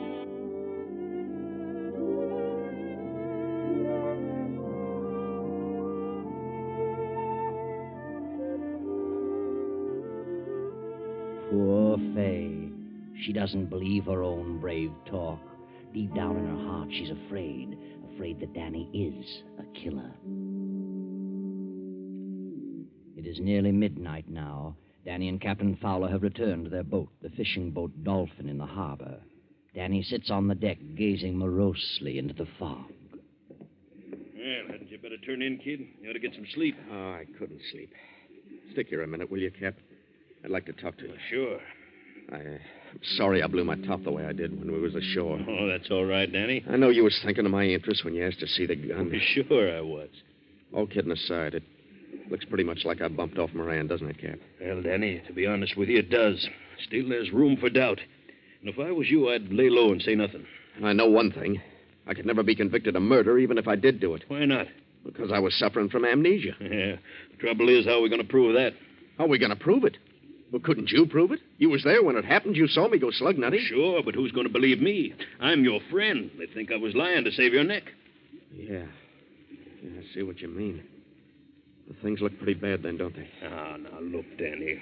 Don't go hanging yourself in advance. You know, maybe it's like Fay said. Maybe you just happened to fire them shots. Hey, listen. I hear a motorboat. Well, so what? It's coming this way. Hear it? Well, sure, I hear it. It's the cops. They're coming here to ask questions. Oh. I'm getting out of here, Captain. No, you keep your shirt on. I'll hail the boat and find out who it is. Now, you wait right here. Ahoy there! Ahoy! Who is it? It's me, Joe Rodriguez. Oh.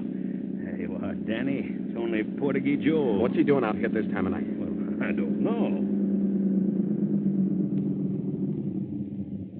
Here is my line, Captain. You make me fast. I'm coming aboard. Okay, Joe. How'd you know we'd be up this late? Yeah. I just took a chance, Danny.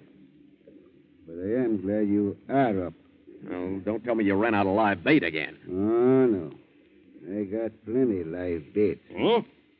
What can we do for you, Joe? Captain, I got a little business proposition I would like to talk over with Danny. And I would like to talk to him private. Private? Oh, now, wait a minute.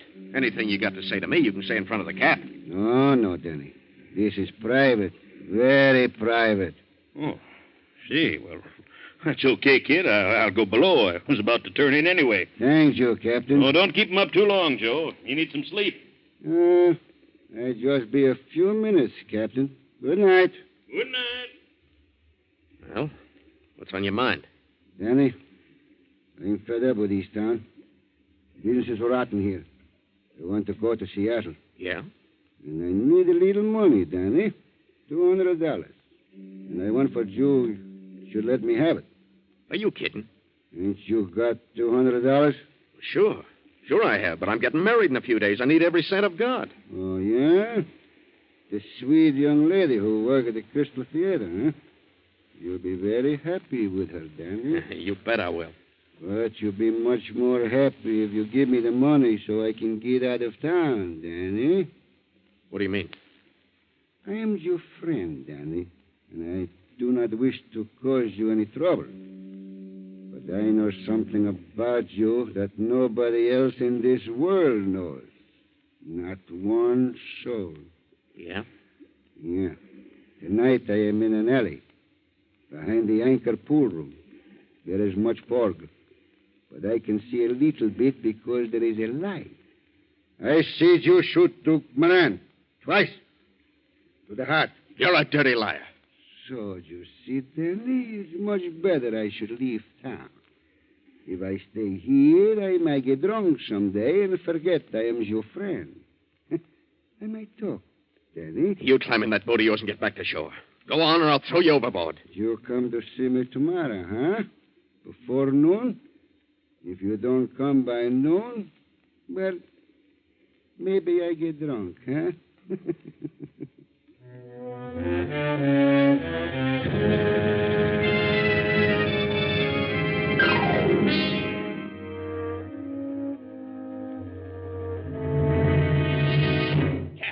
Cap, you awake?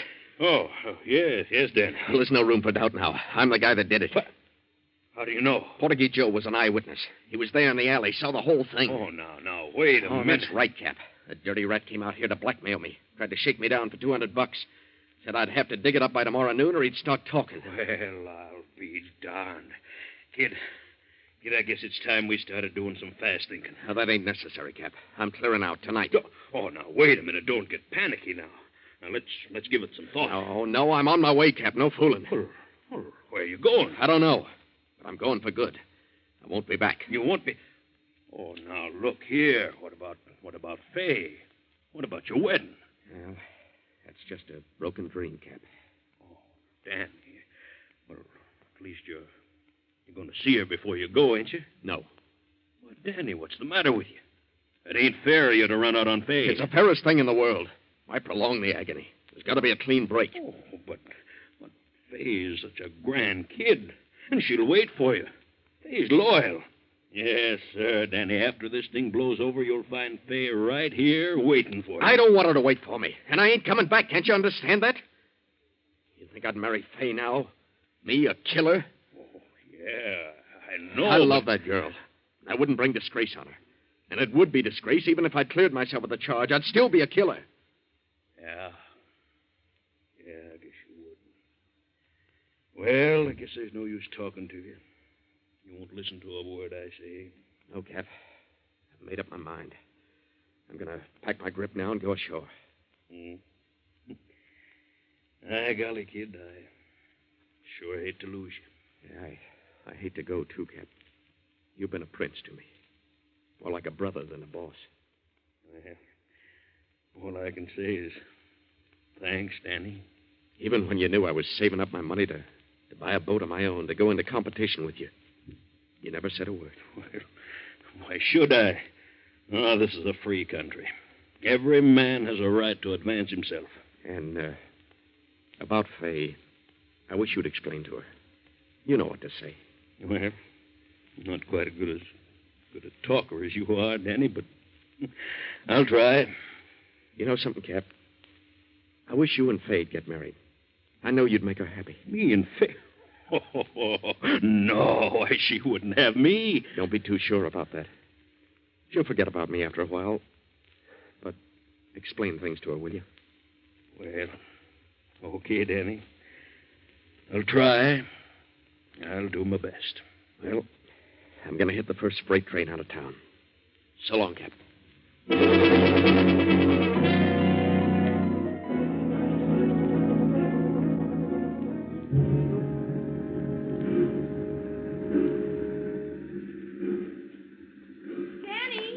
Danny, wait a minute. Hey, what are you doing here? Oh, Danny, I'm so glad I saw you. I was about to get a boat and go out to the Dolphin. Yeah? I've got some wonderful news for you. What? At least I think I have. What caliber is your revolver? Well, it's a .38. I thought so. Danny, you didn't kill him. You didn't kill Moran. He was shot with a .45. Huh? Yeah. I just came from the police hospital. They took the bullets from Moran's body. They were bullets from a .45. Oh, no. No, that can't be right. It is right, Danny. Well, there's some mistake, honey.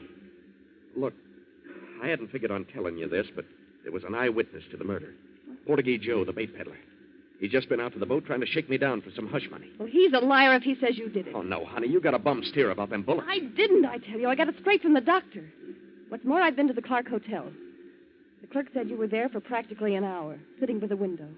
That means you went there right after you left the captain, so you couldn't have been to the pool room. Well, I'll be darned. Now, look, Fay. Suppose you go out to the Dolphin. Here, take this grip. Tell the captain what you just told me. And tell him I'm paying a visit to Portuguese Joe right now.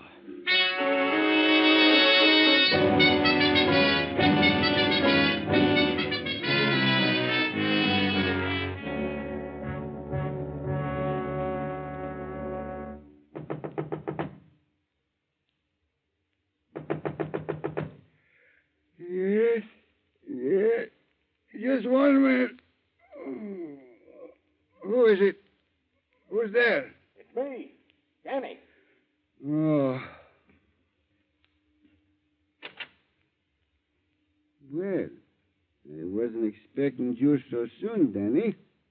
You could just as well have come in the morning. I wanted to get this thing settled. Sure. Have you got any money? Joe, you didn't see me shoot Moran. Not Danny. I hope you're not going to put up no argument. You lied to me, and I'm here to get the truth. Now, look, Danny. Come on, admit it. You lied to me, didn't you? No. No, you shoot did. No, let me go. Let me go. I'll choke the living daylights out of you, you rat. Come on, tell me you lied. Yes, I lied to you. I thought so. Let me go now. Sure, I'll let you go. But you're going to come clean. You're going to give me the lowdown on this whole rotten business. Come on now, start talking. Yeah. I'll do it.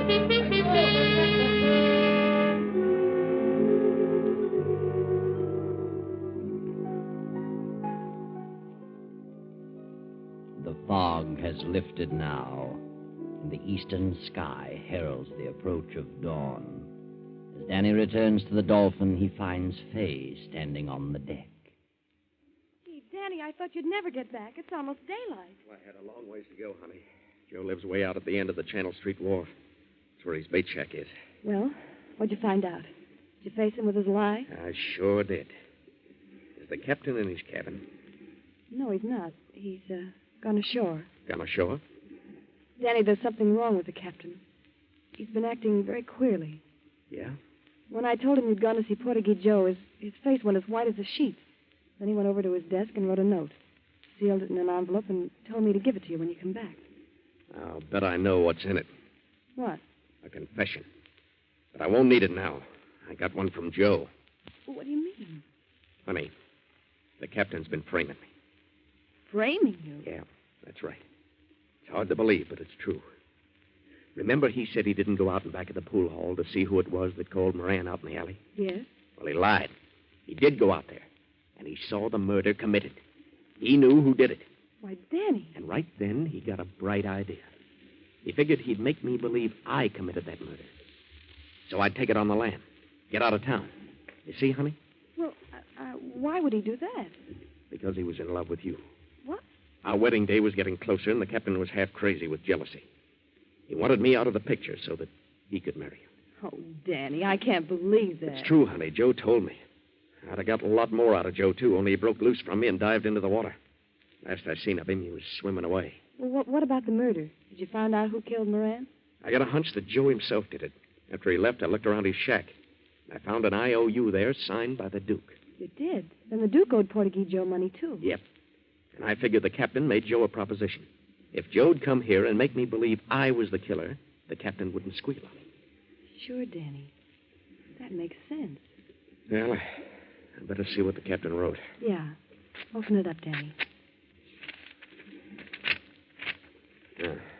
Dear Danny, I suppose you know everything by now. I haven't got the nerve to face you, kid, so I'll be the one to hit the freight. You won't need to save any more money for that boat.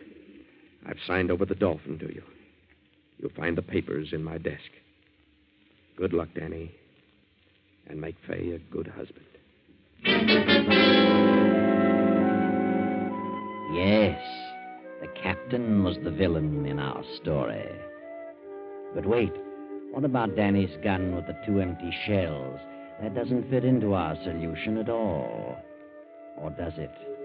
Remember when the captain and Danny were on their way to the pool hall and Danny stumbled over the hydrant? The fog was pretty thick, you know. The captain didn't have a bit of trouble in slipping that gun out of Danny's pocket. He wanted to make sure Danny didn't use it on Moran. And later, after the captain had formulated his plot against Danny, it was a simple matter for him to fire a couple of shots from the gun and then slip it back into Danny's pocket when he met Fay and Danny on the street. Yes, the fog sometimes has its advantages.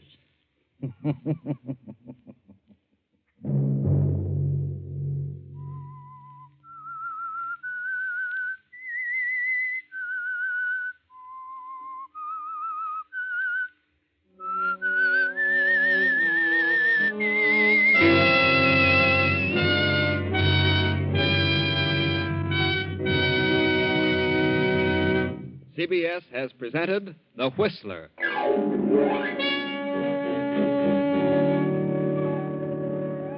Original music for this production was composed and conducted by Wilbur Hatch.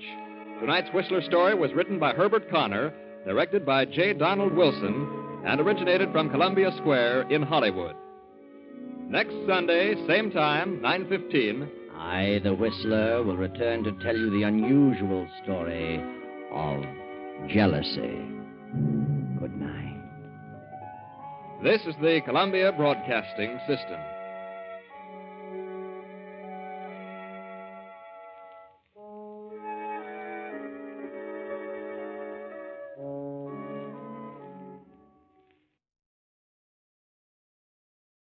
Let every go signal remind you that you do go farther with Signal gasoline.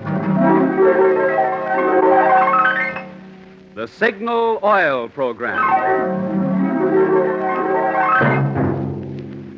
The Signal Oil Company and your neighborhood Signal dealer bring you another curious story by The Whistler. Tonight, the tale of a man who betrayed his country for money.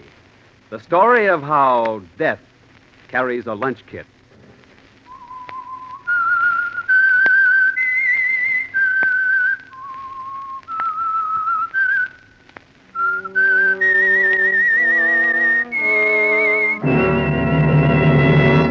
I am the Whistler, and I know many things, for I walk by night.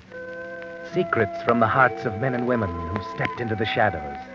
Presently I'll tell you of nameless terrors they dare not speak.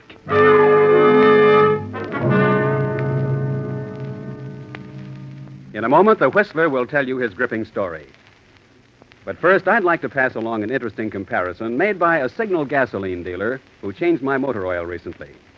Signal 4-Star Motor Oil is like a bank, he said. The bank not only protects your money, but also pays you interest. This fine pre-war quality motor oil protects your motor by coating every part with a tough, lasting film of lubrication that resists heat and wear. I know Signal 4-Star is pre-war quality, and I know it protects my motor, I replied. But tell me, where does the interest come in? That, he said, is something extra you get, the carbon-removing property in Signal 4-Star Motor Oil. You see, laboratory tests prove that while it's lubricating your motor, Signal 4-Star Motor Oil actually dissolves out carbon that could cause serious motor damage. Well, then tell me, I asked, how come more people aren't using Signal 4-Star Motor Oil? When they find out about this feature, he replied, smart motorists switch to 4-Star in a hurry, especially operators of fleets of cars and trucks who keep a record of performance and can't afford to have vehicles laid up. Well, I said, I can't afford to have my car laid up either. And from now on, I'm giving my motor the oil that helps keep out carbon while it lubricates. Signal 4-Star Motor Oil. And now, the Whistler.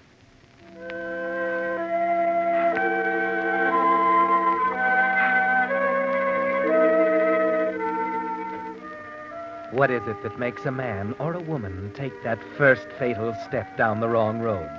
That step that looks so simple and so easy, but from which there is no turning back. There are many reasons, of course, many. In Peter's case, it was simply money. A man offered him a lot of money to forget something one morning, and he couldn't resist it. It didn't matter to Peters that the man had a foreign accent, or that his country was at war, or that his crime was to be one of the lowest in the book. It was the money that mattered to Peters, and he didn't think much beyond that. At first, that is. But then the time came, and he was pulling his car up in front of the house where he was to meet the man with a foreign accent. Hey, Jerry, why are we stopping? Oh, I forgot to tell you, Pop. I have to stop here for just a minute. I have to see a sick friend. But, Jerry, we haven't got much time. We'll be late for work. Don't worry, Pop. I won't be long. I'll get you there in time. Be right with you. Yes, this is it, Jerry. Your throat feels a little tight as you go upstairs and knock on the door. Well, Peters, you're late. Come in. Yeah. I had to pick up a guy. What do you mean, pick up a guy? Pop, my ride. I take him to work every night. Where's he now? Out in the car, waiting. You fool. That might be dangerous. Oh, no. Would have been more suspicious if I hadn't picked him up. What did you tell him? I said I had to see a sick friend. Good. All right, Peters. This is Gus, the one I told you about. Hi, Pete. Hello. He's putting the finishing touches on now. They'll be ready in a minute. Peters watched, fascinated as old Gus continued his work. 3, 4 minutes slipped by. By then, Pop out in the car began to get impatient. Oh, the old fool. The old fool. Why doesn't he stop honking that horn? Yes, why doesn't he? I'll tell him to stop. Please do. You think we need publicity? I'll call down to him. I'll tell him to stop. Hey, Pop! Pop! Lay off the horn. Didn't I tell you this guy was sick? But we're going to be late for work. I'll be down in a few minutes. Take it easy. Well, you'd better hurry up. I wouldn't want to be late, Jerry. Yeah. Who is this Pop? Is he all right? Will he cause us any trouble? No, I did what you said. I made friends with one of the old-timers down at the plant. Now I can't get rid of him. How is it coming, Gus? It's almost finished. Yes, Gus the mechanic, an old hand and a good one, was almost finished. Peters has watched as he chipped out the inside of the thermos bottle, and now he was working on the detonator. It looked like one of those old-fashioned watches Peter's old man used to own. And as Gus started winding it, somehow the sound was so familiar, it sort of got Peters. For the first time, he wished he'd never started the thing. What time you got, kid, eh? Huh? What time have you got? What's the matter with you? Are you getting too nervous for us? Nervous? Don't worry about me being nervous. It's, 8:29. 8:29. Okay, kid. What are you sweating about, huh? Who, me? Mr. Shark ain't sweating. Well, she'll go off at 6:30 tomorrow morning. Is that okay, Mr. Shark? Fine, Gus. Okay, Fine. kid, eh? Yeah, okay. Okay, then. Gus went to the steel cupboard and took down a metal jug. He came back to the table with it, cradled in his arms. Shark leaned forward. Peters felt himself tightening up inside. Without thinking about it, he pulled a pack of cigarettes out of his jacket and put one in his mouth. He was about to strike the match when Shark looked up. Put that match out, you fool. What? What's wrong with you? Haven't you any sense at all? What do you mean? Tell him, Gus. Kid, if one spark got into this nitro, they wouldn't find enough of us to fill that matchbox. Oh. The unlit cigarette turned to garbage in Peter's mouth. He spit it out and stamped it to pieces on the cement floor. Shocked and Gus looked at each other and grinned. That didn't help Peter's feelings any. When it came to the payoff, it'll be up to him, not these wise guys. Your lunch kit. Here it is. I just bought it this afternoon. Well, look how pretty it is, Mr. Shark. It's a shame to spoil it. All right, finish with it, Gus. We'll make the jokes later. lunch kit and took the bottle out. He screwed the detonator into the cap, and when it fitted right, he laid it aside. Then he put a siphon into the thermos bottle and opened the jug of nitroglycerin. He poured out a thick, yellowish liquid, and when the thermos bottle was full, he put the top on the jug and carried it carefully back to the cupboard. You better be far away when this goes off, kid. I'll be far away, all right. Peters is a smart boy, Gus. He comes to us well recommended.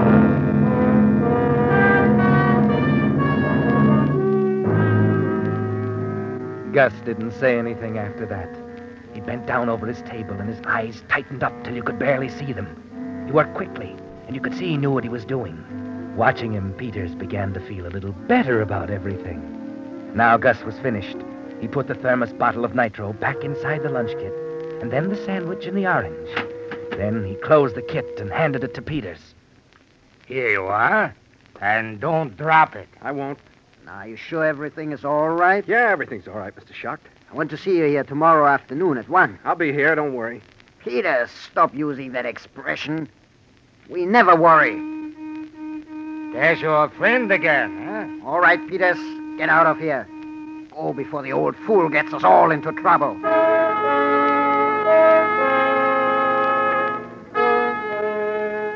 Peters had been with Gus and Mr. Schacht for some time, and it was almost 9 now. It was a nice night, but Peters wasn't going to enjoy it. The old man was sitting in the Chevy smoking his pipe as Peters walked up. Is that you, Jerry? Yeah. It's about time. What kept you? We got to talking. He's pretty sick. We're going to be late for work, Jerry. Is that any way? You should have taken the bus. And what about you? I'd have been late, so what? So what? That ain't no attitude, Jerry. Okay. Here, put this lunch kit in the dashboard compartment. And be careful with it.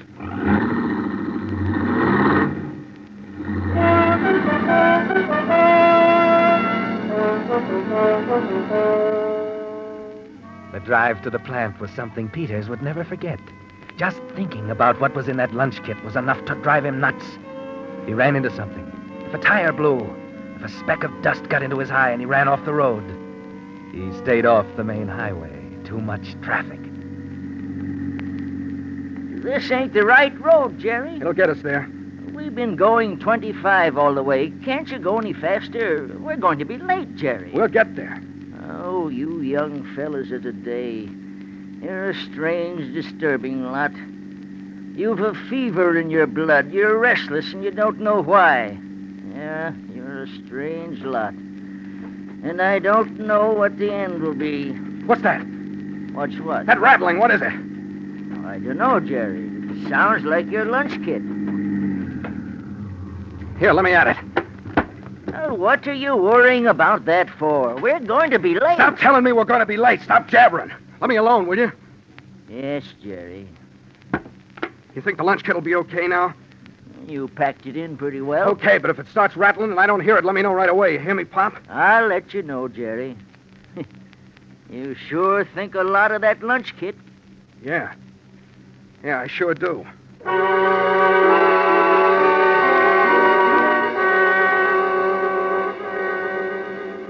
At last, they got to the plant. The night shift was already at work. The parking lot was jammed with cars. Yes, they were late, but Peters was glad of that. Now he'd be able to park near the entrance, and later on he'd be able to get out in a hurry. Okay, Pop, this is it. I'm sorry I made you late. Oh, that's all right, Jerry. You mind if I go back with you in the morning? Okay, just be here prompt. I won't wait for you. Peters took out the lunch kit and started for the main gate. The guard was standing there, inspecting everybody with a flashlight. Peters grinned at him and snapped the lunch kit open. How are you tonight? Okay. Not eating much, are you? No, not much. Well, you ought to put some weight on you. Pass. Peters punched in, changed his clothes quickly, and left the lunch kit in his locker. His stomach felt funny, and he figured he probably looked pretty haggard. So he went up to the washroom and washed his face and let the cold water run on his wrists. It was then he noticed that he'd left his wristwatch in his street clothes. It was against the rules to go back into the locker room until the shift was over. And now, all night long, he wouldn't know what time it was. Have to ask, have to guess. The ache in the pit of his stomach got worse. It wouldn't do to get sick tonight. So he drank a lot of water and the pain went away. And then he picked up his riveting gun and went to work in the shop. Hey, what are you doing? Stop that gun. What's wrong, Mr. Davis? What's wrong? Don't you see with your own eyes what's wrong? Is that any way to rivet a flap? Where's your clamps? Where's your sage? Gee, I'm sorry, Mr. Davis. Don't be sorry. Do it right. Come on, get on the ball, Peters. Yeah, get on the ball, Peters. Don't be so nervous. Don't show how you feel down inside. Concentrate. Think. But you can't think, can you, Peters? All you can find in your consciousness is the thought of that lunch kit sitting in your locker. All you can remember is that thermos bottle filled to the top with nitro. All you can think of is that detonator set for 6:30. Hey, Pop, what time is it? 1:30, Jerry. Hey, Pop, what time is it? It's 10 after 3. Hey, Pop, what time is it? Oh, what's eating you, Jerry? It's 4:25. Pop, what time is it? Jerry, what's wrong with you? Why, you're as white as a sheet. I don't know, Maestro. Hey, guys! Jerry's passed out. Come over here, quick!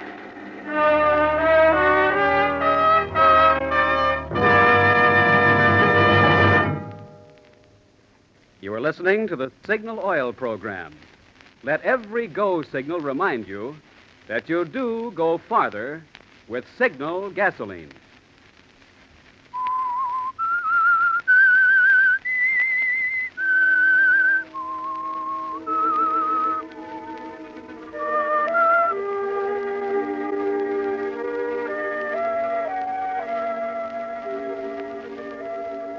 When Peters woke up, he was lying on a cot in the plant dispensary, and the staff doctor was bending over him. How do you feel now, son? Better. You ever had a spell like this before? No, I never did, Doc. You're pretty nervous, aren't you? No, I'm all right. I don't know. Your pulse was going 50 miles an hour when they brought you in. Yeah, but I'm all right now, Doc. I want to go back to the job. You want to what? What kind of a doctor would I be to send you back to your job? Come on, relax. But I'm okay now. Take it easy. Take it easy. Doc, what time is it? Oh, it's 5:30 now. The shift ends in half an hour. Oh. Here, you hold this glass of water. What are you going to do? I'm going to give you a couple of grains of barbital. Take you in the next room and put you to sleep for a couple of hours. That'll fix you up. What's the matter with you? Now look at that mess. I don't want to go to sleep. I'm all right. Yes, you're all right. You can't even hold a glass of water. You're in fine shape. But I got things to do as soon as the shift's over. Well, they can wait. Your health is more important. I'll hold this glass myself. Oh, Doc, look, I'm okay. I don't like to take dope. This isn't dope. It'll slow you down, and you'll wake up feeling like a new man. You little fellows, you don't know how to relax. It's a wonder you live as long as you do. Here, take the pill. I'll put it in your mouth. All right. Swallow some water. Now, come along with me. There's a cot in the next room. Now, you just lie there and behave yourself. In a few minutes, you'll be sleeping like a baby. Okay. That's right. I will put these blankets up over you. You okay now? Yes, Doc. All right. I'll turn out the light. Good night, young fellow. Good night.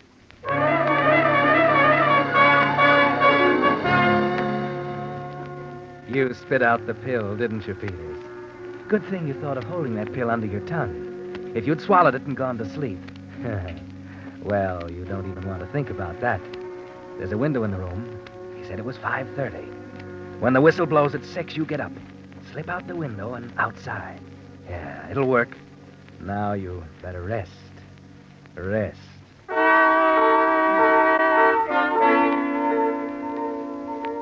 Only you can't rest, can you? The doctor said it was 5:30, and that was a long time ago. What's holding up that whistle? Why did you forget your wristwatch?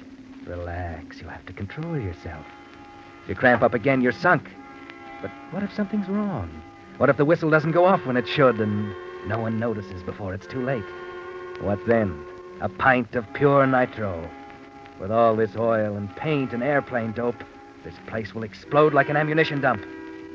Where's that whistle? Something's happened to it. Gotta get out of here. Get out!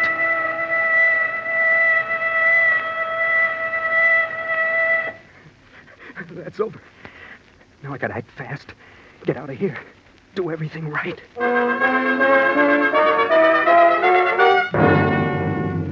Getting out of the dispensary was easy. There was a shed right below the window. Peters dropped to the roof of that and then to the ground. He didn't feel too good. He was still weak from the cramp, but there was no time to think about that now. When he got to the locker room, the boys were climbing out of their work clothes, getting ready for the shower room. Hiya, Peters. You okay now? Yeah, I feel fine. Better stop drinking that turpentine, Jerry, huh? Boy, you had me worried, Jerry. I'm okay now, Pop. Do I still get to ride? Huh? Yeah. I'll see you later, then. I'm going to take a shower.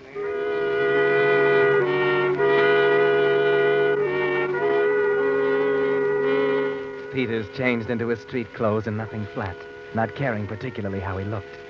What if that doctor looked in and found him gone? Don't give him a chance to catch up with you, Jerry. When he was ready, the other guys were in the shower room. That was the break he wanted. He took the lunch kit out of his locker and slid it underneath.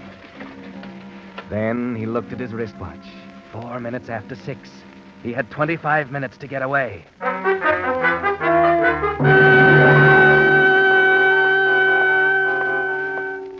He was walking down past the front offices. No one else around yet. Couldn't walk too fast. Not too fast. Not too slow. Act natural. Past the foreman's office. Not too fast. Peters. Oh, hello, Mr. Davis. Peters, how you feeling now? I'm all right, Mr. Davis. Good. Say, come into the office for a minute. I want to talk to you. Been meaning to for some time now. Now? Sure, now. I'm in a kind of a hurry, Mr. Davis. It's 6 o'clock in the morning. Nobody's in a hurry. Come in. All right, but just for a minute. Yeah. Close the door. Yeah. Sit down. I really can't stay long, Mr. Davis. I'm supposed to meet someone. Meet someone? At 6 o'clock in the morning? You still look pale, Peters. Sure you feel all right? Oh, yes. Mr. Davis, it's about the mistake I made tonight in riveting. It's just that I was... No. Forget it. Everybody makes mistakes. I'm the foreman. I make mistakes. Well, then Look at you squirming in that chair. Must be a blonde you're going to meet. Yeah. It takes a woman to get a man upset like you are. Mr. Davis, Yeah. You gotta go. Well, look. I always have a little talk with the new boys. Sort of a bull session. Couldn't we get together tomorrow? How do you like our little plan? It's fine, Mr. Davis. Yeah, we're all mighty proud of the job we're doing here. Mr. Davis, I've got a son overseas myself. Feel that this is the best way to back him up. Guess most everybody who works here feels the same. Hey, Peters! Come back here. What's the matter? What's wrong with that guy?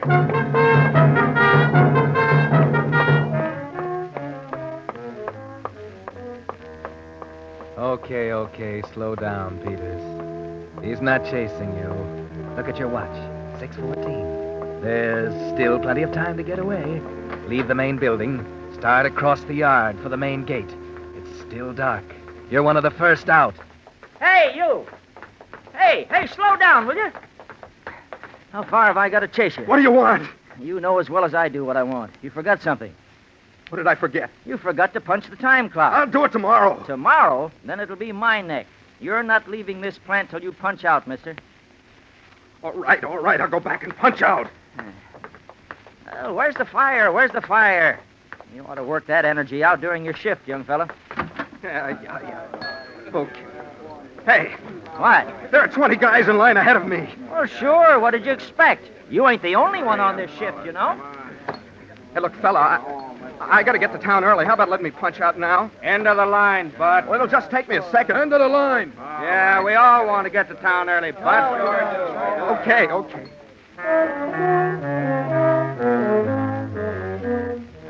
Take it easy, Peters. You've still got time. Get down at the end of the line and stop making yourself conspicuous. Hi there, Peters. Hello. Say, I think Pop's looking for you. Yeah? The old guy sort of adopted you, ain't he? Yeah. Sure a long line tonight, huh? Yeah. Yeah, well, not much to do at 6 o'clock in the morning. My missus will be sleeping when I get home. Yeah. Well, how you feeling now? Huh? Grand. Oh, okay. How you feeling, eh? Say, is my watch right? I have 6:18. Well, yeah. 6:19 I got. I could be wrong. Name? Peters. Jack. Name? Thomas.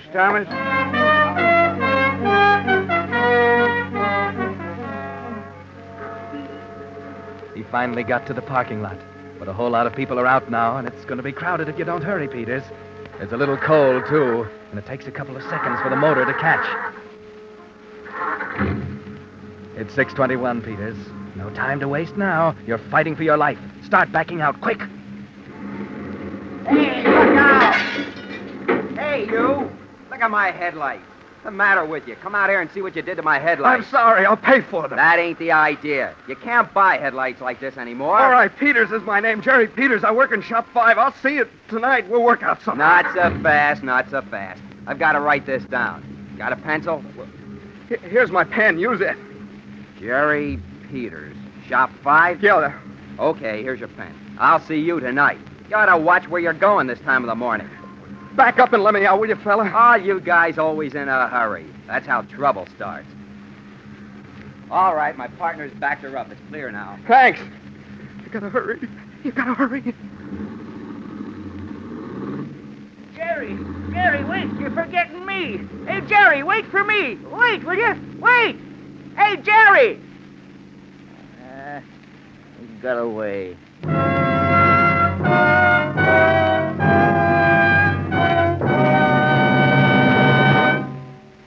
The Whistler will bring us the ending of tonight's story in just a moment.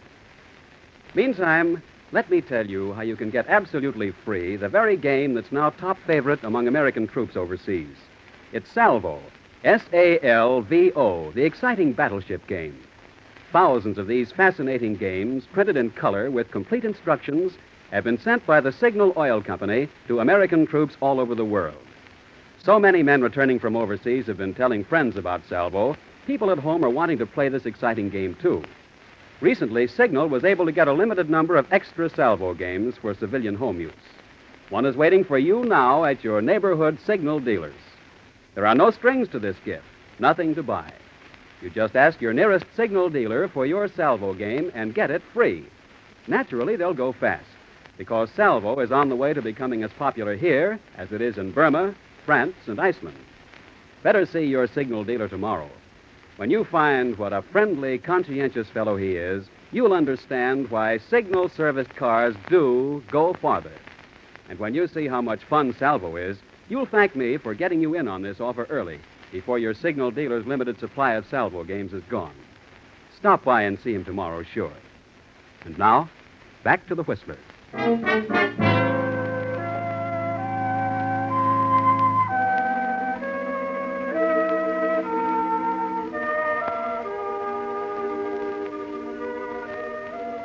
Yes, Jerry Peters got away from the plant. By 6:29, he was a good mile from the plant, racing along to safety. And back in the parking lot, Pop had something to say about the younger generation. How do you like that? These young fellas, I don't know what the end will be. What's the matter, Pop? You look like you got your dander up. Well, who wouldn't? He went off and left me. These young people got no sense of responsibility at all.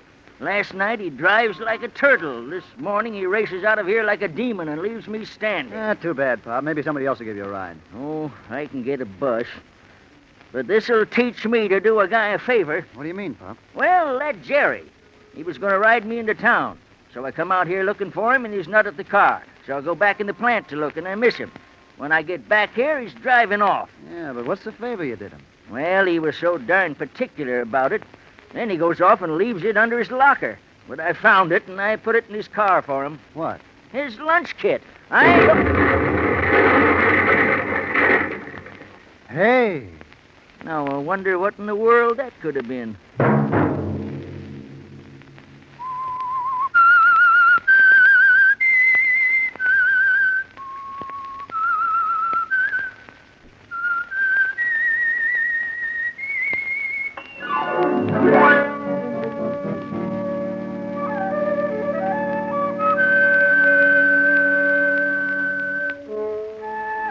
next Monday night at 9 o'clock, the Signal Oil program will bring you another strange tale by the Whistler.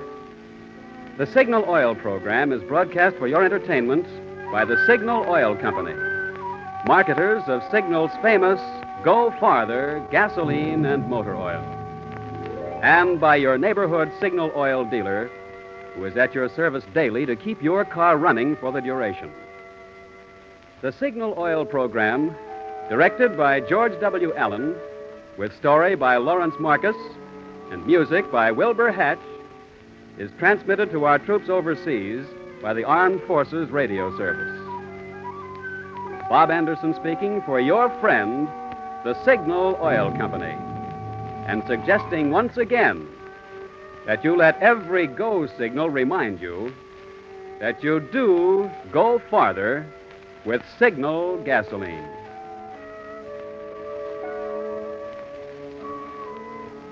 This is CBS, the Columbia Broadcasting System.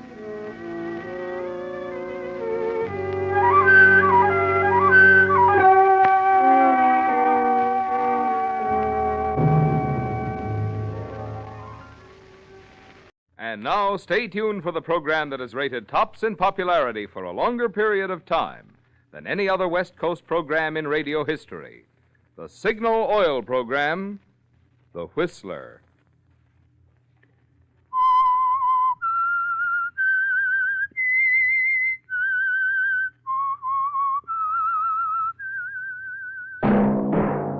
Signal, the famous Go Farther gasoline, invite you to sit back and enjoy another strange story by The Whistler.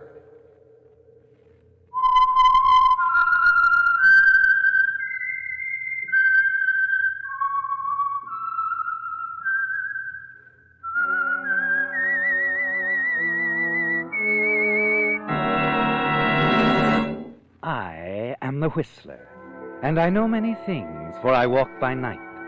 I know many strange tales hidden in the hearts of men and women who have stepped into the shadows. Yes, I know the nameless terrors of which they dare not speak. And now for the Signal Oil Company, The Whistler's strange story, The Clock on the Tower.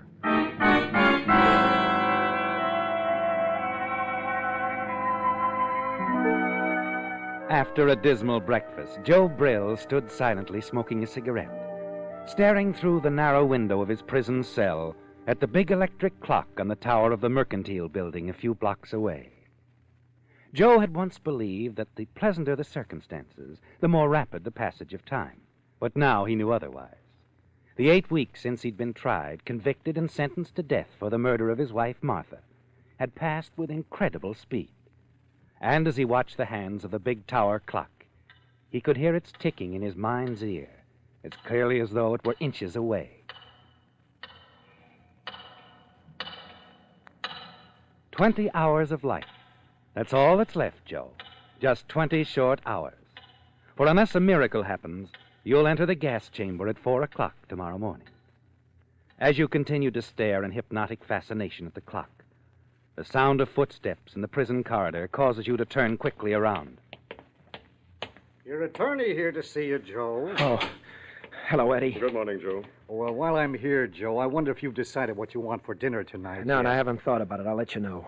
Okay, and remember, the sky's the limit tonight. Yeah, I'll remember. I won't be long, guard. Take as long as you want, Mr. Morris. Our boy gets anything he wants today. All right, I'll call you in about 45 minutes, okay? That'll be fine.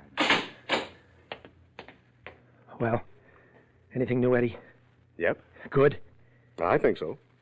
First of all, I just spoke with the governor on the telephone. You got a stay of execution. No, wait. No, not quite that good, Joe. But he did promise to stand by his phone until midnight in case I come up with anything new today, and it looks like I will. What? Here, take a look at this wire. Let's see. Acapulco, Mexico. A found restaurant owner insists your missing suspect, Fred Barnes, is in Acapulco. Dines there frequently. Hope to verify by noon today, Franklin. Right, and Franklin's the best investigator in the business. Yeah, but his wire about somebody seeing Barnes in Acapulco won't do us any good. Barnes been reported seen in a lot of places. Doesn't mean a thing. It does this time, fella. Even if Franklin doesn't come up with Barnes, the governor says that this Acapulco restaurant man is a respectable citizen with an honest reputation. He'll grant a stay of execution. You mean even if they don't find Barnes? Right. And if the governor grants you a stay, I'll guarantee I'll get you a new trial. Even if the stay's only for a few weeks. A new trial's all we need, Joe. The next time we'll win. Now we're getting somewhere, Eddie. Sure we are. I told you to keep your chin up. But you know, it just doesn't seem to make sense to me. Barnes not having shown up. He can read. The story's been in every paper in the United States. It wasn't in the paper until the day after Martha was killed. By that time, Barnes could have been somewhere in the mountains of Mexico. In fact, he probably was. Yeah. Well, you're positive he can clear you if we locate him? Well, sure, I'm positive. Barnes knows I'd gone back to work when Martha was killed. He was in front of the house when I left. He saw her throw me a kiss. Okay. I just wanted to be sure. You know, Joe, I've always had sort of a feeling that Barnes never left town. I think he's still here. You're way off, Eddie. Everybody, including his boss, knew he was leaving for Mexico that day. Yeah, I guess you're right at that. Oh, here, I brought you the morning papers. Thanks. I guess I'm front page again, huh? Well, I haven't had time to look. And don't you spend too much time looking either, Joe.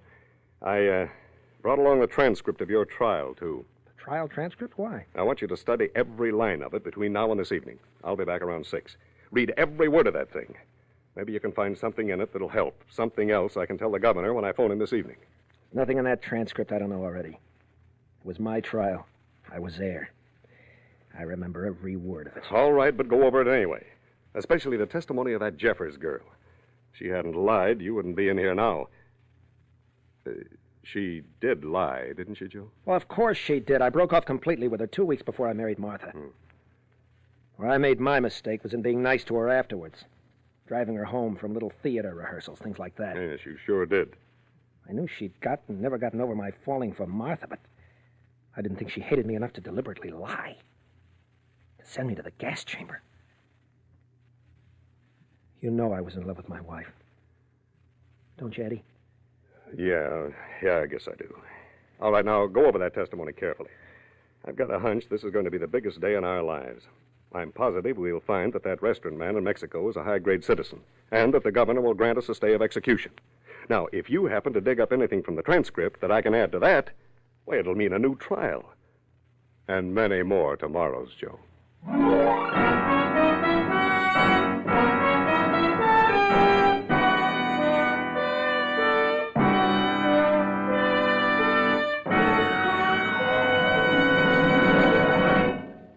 Can you imagine two friends going around together for months or even years, yet never getting to fully know each other? Well, I'll bet that's the case with a lot of you listening to me right now.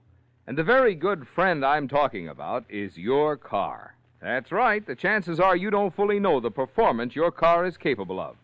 That is, unless you've treated your car to at least one tankful of Signal Ethyl, the premium quality of Signal's famous Go Farther gasoline. You see, Signal Ethyl is scientifically engineered to bring out the best in any car. The quickest starting, the peppiest pickup, the smoothest ping-free power that ever whisked you down a highway or up a hill are all yours to enjoy with Signal Ethyl. Yes, all that it takes to bring out this kind of performance, the best your car is capable of, is to drive up to the Signal Ethyl pump and say, "Fill her up." Try it once, won't you?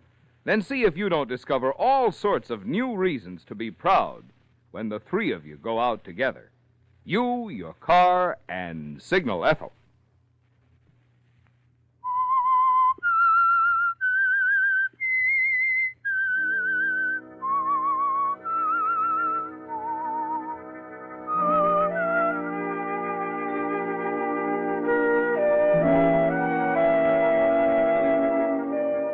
Well, Joe, you never thought you'd be in a spot like this, did you?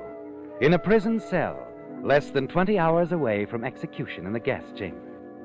The visit from your attorney, Eddie Morris, a few moments ago, had raised your hopes for a last-minute stay of execution.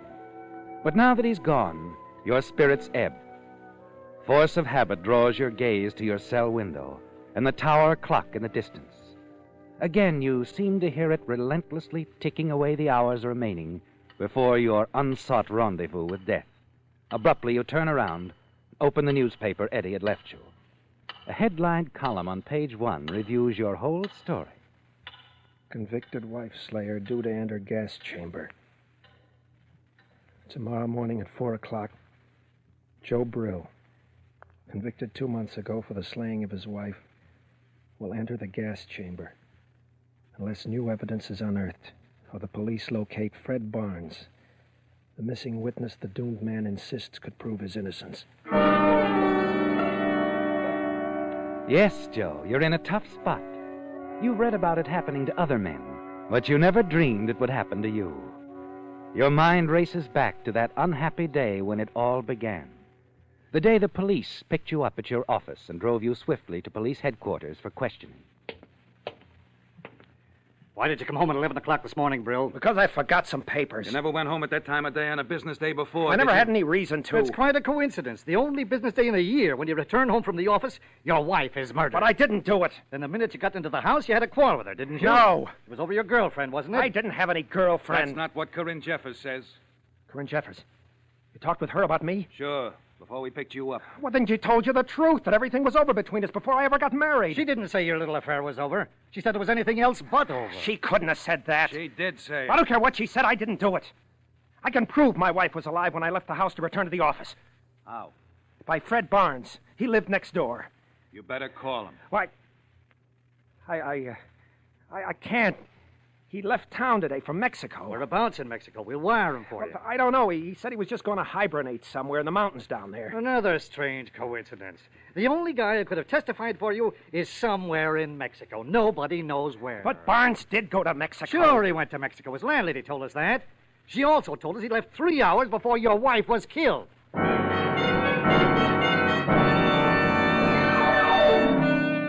The memory of that first day's questioning at police headquarters still rankles, doesn't it, Joe? Even before they saw you, it was obvious the police were convinced you were the killer and would spend far greater effort in proving it than searching for another suspect. You toss the newspaper aside. The time is short.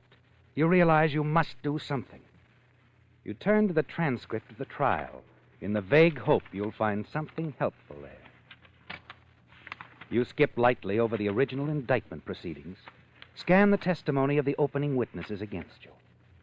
In the brilliant hands of the district attorney, even the simplest of truths was turned against you. Your every move, however innocent, seemed to stem from a sinister motive. Even the young bride, Mrs. Nancy Walters, your next-door neighbor, was like putty in the hands of the clever prosecutor. You are Mrs. Walters? Yes, sir. You discovered the body of the defendant's late wife the day she was killed, didn't you? Yes, sir.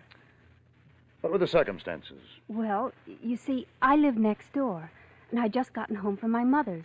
I went over to borrow some coffee from Mrs. Brill. The side door was open, and I walked in and found her on the floor in the front room, dead. Tell me, Mrs. Walters, was the defendant Joseph Brill aware that you were going to be absent from home that morning? Yes, sir. At least I think so. Your Honor, I object. Objection sustained. Just answer the question, please. Mrs. Brill knew. I'd told her. You used to visit with Mrs. Brill? She used to visit us quite often, 3 or 4 evenings a week. Mr. Brill was out so much. Your Honor, I object to that statement. It's irrelevant. If the court please, the witness's statement is quite relevant. The state contends this defendant killed his wife because of his love for another woman. The testimony of this witness proves he spent many of his evenings away from home. Later on, we will prove where he spent them. Objection overruled. Counsel may continue. No further questions. That's all, Mrs. Walters.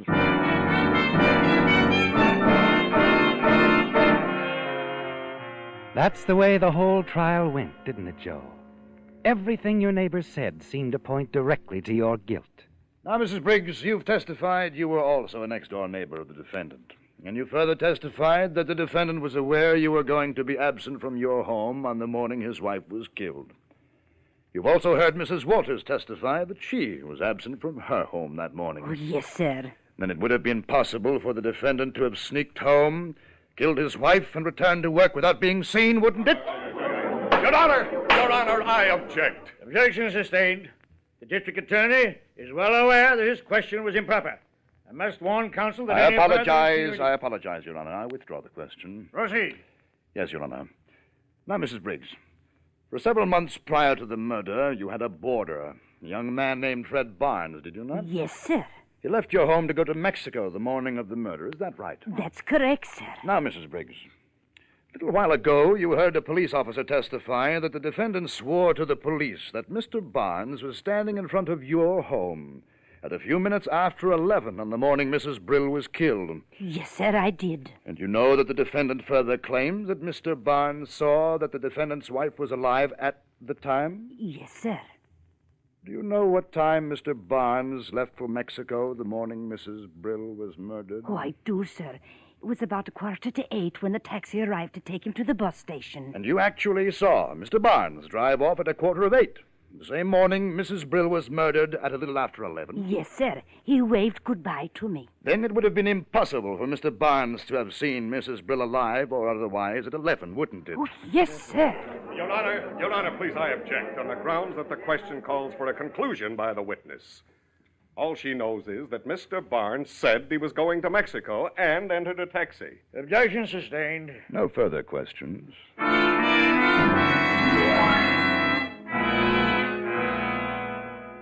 You are Mr. George Adams, president of Adams Incorporated. I am. You were formerly the employer of Fred Barnes? Yes, sir.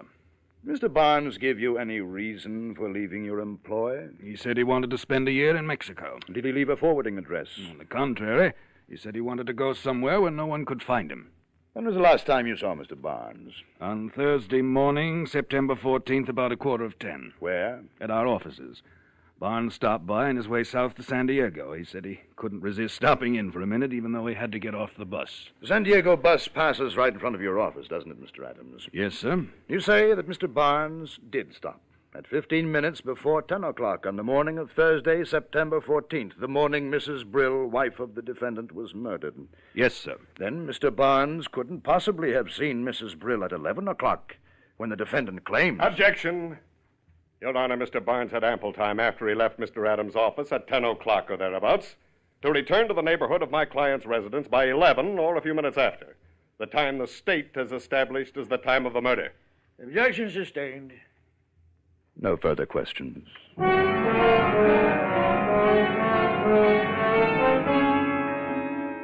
Now, Miss Jeffers, I know this is a painful subject, but were you and the defendant, Joe Brill, in love? I was in love with him. Wasn't he in love with you? Well, he said he was. How long had this romantic feeling existed between you? Oh, off and on since we were in high school. You broke off with him when he married, of course. Oh, yes, sir. And how did it happen to resume your association with the defendant after his marriage? We were both members of a neighborhood little theater group. He used to drive me home after rehearsals. Sometimes we'd drop in some little place for a sandwich or something, and, well, you know how those things are. Yes, I see. The defendant was seeing you regularly up to a week or so before his wife was found murdered. Yes. When was the last time you saw the defendant? About a week before his wife was killed. Can you recall the date? Oh, yes, sir, I can. It was Wednesday, September 6th. What did you do that evening? We just drove around, stopped at the beach for a while, and dropped into a cute little Hawaiian spot. He drove me home early, around 11:30. Did the defendant tell you that evening that everything was over between you? Hardly. What did he tell you? Well, just that... Go on, Miss Jeffers. He said he thought he'd soon be free. Marry you? That's what he said. Thank you, Miss Jeffers. That's all.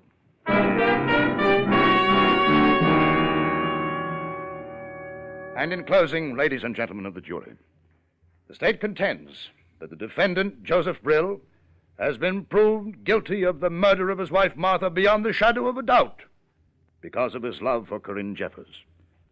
We contend further that the defendant deliberately chose the time for the murder because he knew his next-door neighbors were absent, and because he further knew that Fred Barnes, the man he claims could establish his innocence, was leaving that same day for parts unknown.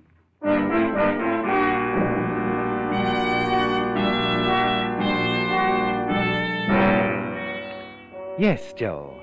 The district attorney made a brilliant summation. But it was Corinne Jeffers' testimony that was the telling blow, wasn't it? After that, even your own testimony sounded unconvincing. You knew when she left the stand the jury had decided against you. Too late you realized the truth of the age-old proverb that hell hath no fury like a woman scorned. For such was Corinne Jeffers' jealous hatred of you that she deliberately lied, committed perjury, to help send you to the gas chamber.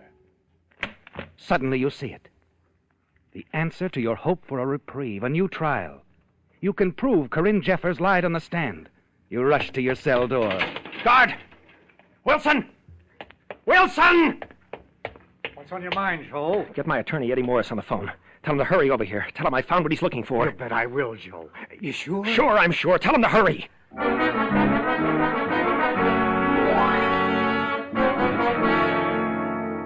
It's all right here in the transcript, Eddie. The only reason I didn't get it at the trial was because I was so knocked out by what Corinne said. I wasn't paying any attention to dates. All right, never mind the history. Show me what you found. Right here. Right there, Eddie. You see? Yeah? She swore I was out with her the night of September the 6th. Drove her around, stopped at the beach. Yes, I know all that. How can you prove she lied? Our little theater group had our dress rehearsal on September the 5th. Yeah? Corinne had the lead. Her costumes didn't fit. She phoned her dressmaker. She'd be over the next night. That was September the 6th. That's the night she testified she was with me. She couldn't have been with me. Are you sure she went there? She must have. The next night, the night of the show, her costumes fitted perfectly. Do you know the name of that dressmaker? Well, I think so. Yeah, wait a minute. Yeah? Her name was, Bronson. I remember Corinne called her Mrs. Bronson. You know where she lives? Somewhere near Silver Lake, that's all I know. Okay, I'll check on her, Joe. But you know, our best bet with the governor is that we find out that Mexican restaurant owner is okay. Or better yet, that Franklin comes up with Barnes himself. Forget about Barnes, Eddie. Yeah. Nobody knows where he is. You can find Corinne Jeffers. She's right here in town. Well, naturally. I'll try to find her, but time's getting short. She might be out, so might that dressmaker. But look, if Franklin stands a chance of finding Barnes... That would have been fine before we had proof Corinne's testimony was perjured. Look, Eddie, it's my life. Concentrate on this, will you? It's a lot better than trying to find Barnes. Oh, sure, Joe, sure, if that's the way you feel about it. Just the same, Get going on it, will you, Eddie? And call in if you find the dressmaker and she backs me up, will you, please? Oh, you bet I will, Joe.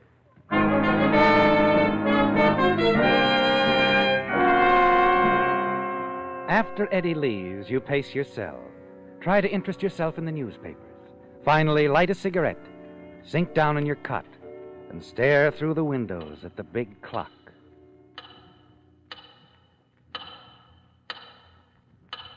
Finally, a few minutes after 2, the guard brings you the news you've been waiting for. Well, kid, so far the news is good. Your attorney said to tell you he found the dressmaker okay and that everything was going great. He's on his way out to talk to Miss Jeffers right now.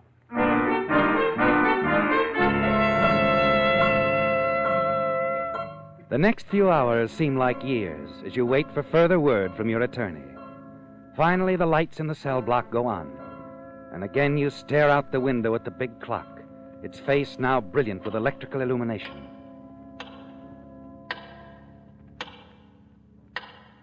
"20 minutes of 6. Time is getting more precious with each passing minute, isn't it, Joe? You should have heard from Eddie by now. You begin to wonder if anything could have gone wrong. Again you pace the floor, smoke one cigarette after another. Then at last you hear the guard. Joe, got news for you. And it's plenty good. You sure? Positive. Eddie Morris just phoned. Said to tell you that Corinne Jeffers had admitted her testimony was all one big lie. When? Where is Eddie? Why isn't he here? I guess he's trying to get hold of the governor. He sure has worked hard for you. I'll bet he's as happy as you are. I wonder what's keeping him. He'll be here soon enough. Don't worry about that. Yeah, sure he will. That's not all the good news I got for you. Huh? Eddie said to tell you he'd located Fred Barnes, too. I'm sure glad you hit the jackpot, kid. I always figured you got a bum rap.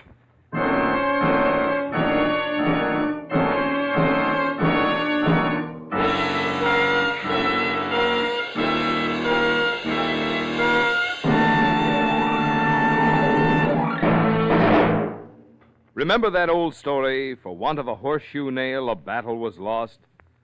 Well, for want of something as small as a windshield wiper blade, a car could be wrecked or a life lost.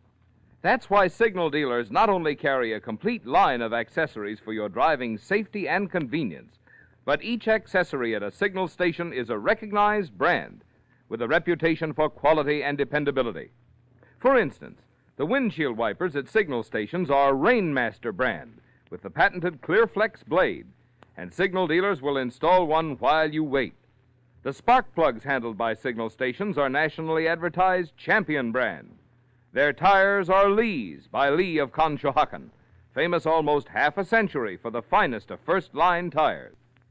And you'll find that this same standard of unsurpassed quality and value applies to every item which signal dealers sell and are proud to stand back of. So, if for Christmas you're planning on rewarding your faithful chariot with some practical little present to help it run better, look better, or last longer, remember, there's no better place to get it than from a signal service station.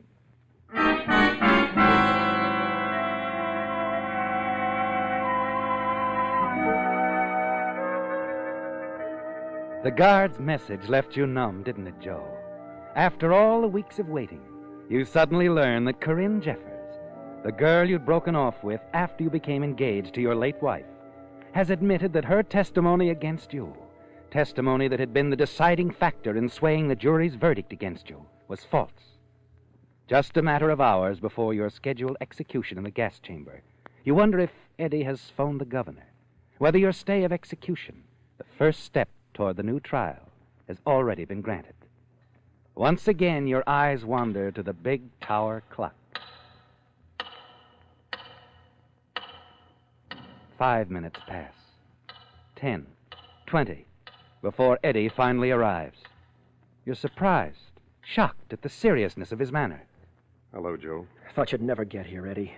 The guard said Corinne Jeffers admitted she lied. She did. Would you call the governor? Not yet. But it's after 6, Eddie. We've still plenty of time.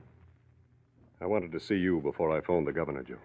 The guard said you'd located Barnes, too. I did. Where was he? I'm coming to that. You know, it's funny the way things work out sometimes, Joe. That little Jeffers girl was hard to break. When I got to her house, she wouldn't talk. Then, when I got a little tough, she said she wanted a drink of water and went out to the kitchen.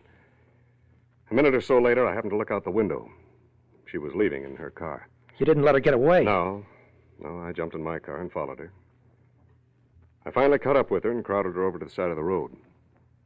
She got out of her car and ran into a grove of trees. I found her on the other side of those trees, hiding in an abandoned quarry. That quarry was right behind your house, Joe. That's where I found Fred Barnes. It was all covered up with an old raincoat and dirt. But not quite enough dirt. Nothing to say, Joe. Well, I guess it wouldn't do us any good to phone the governor now, would it? I guess not, Eddie. You knew where Barnes was all along, didn't you, Joe? Yeah. Joe, why did you do it? Did Barnes happen to come back and see you kill your wife?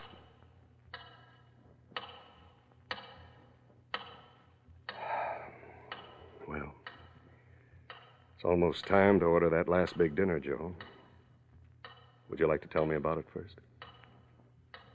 Might as well, Eddie. When I returned home from the office unexpectedly that last morning, Barnes was there, too. Then he did come back. Yes, he did. When I opened the front door, I saw him in the living room with Martha. She was in his arms. They were planning to go to Mexico. Together.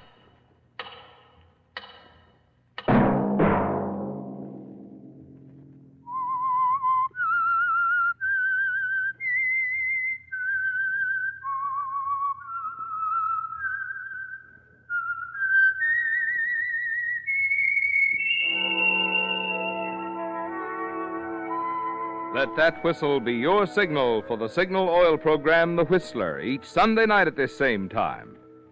Signal Oil Company has asked me to remind you that there's an easy way we can all help to make this holiday season happier for ourselves and others. Drive at sensible speeds, be courteous, and obey traffic regulations. It may save a life, possibly your own.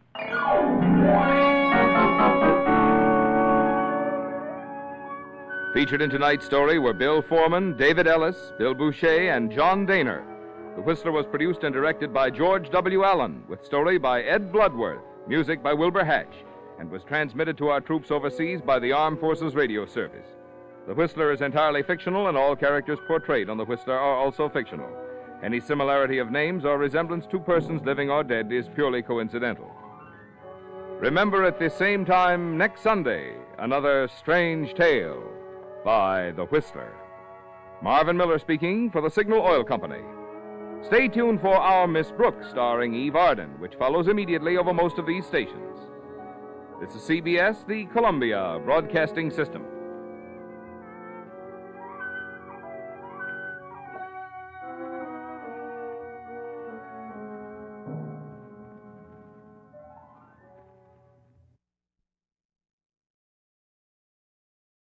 The Signal Oil Program, The Whistler.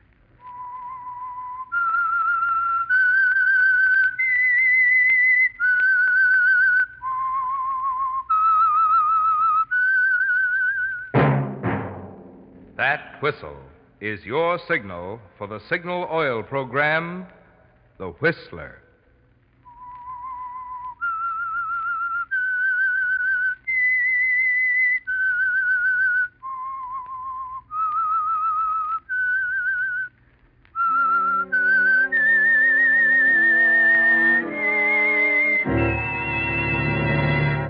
I am the Whistler, and I know many things, for I walk by night.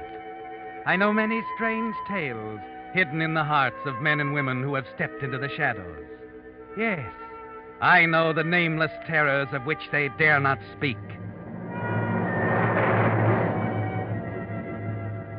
Yes, friends, it's time for the Signal Oil Program, The Whistler. Rated by independent research, the most popular West Coast program in radio history. And Signal gasoline is tops, too. Tops in quality. It takes extra quality, you know, to give you extra mileage. And Signal is the famous Go Farther gasoline. So look for the Signal circle sign in yellow and black that identifies friendly dealer-owned Signal stations from Canada to Mexico. And now the Whistler's strange story, The Big Prison.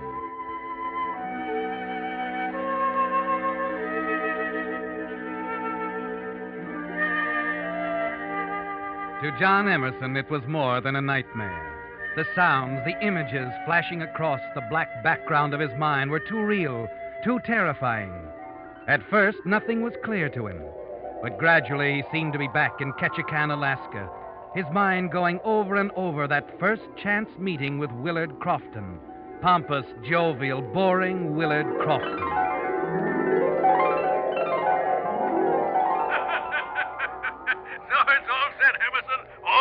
Oh, now, wait a minute, Mr. Crofton. I've known you, well, let's see, exactly an hour. And here you're asking me to spend a whole month hunting with you. Why not? You say you like to hunt? I'm headed for my little lodge outside Whitehorse and looking for a hunting partner, so why not you? But really, Crofton, Not another word. I insist you be my guest, Emerson. Yes, sir, I absolutely insist.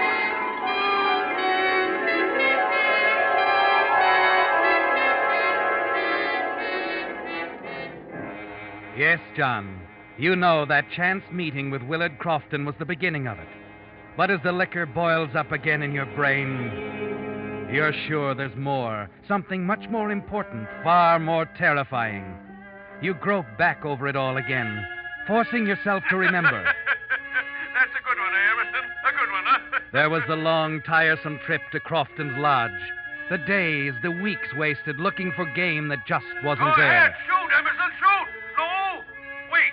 It's just an old stump. And always Crofton with his foolish jokes and his guns. How'd you like that one, Emerson? Great one, huh?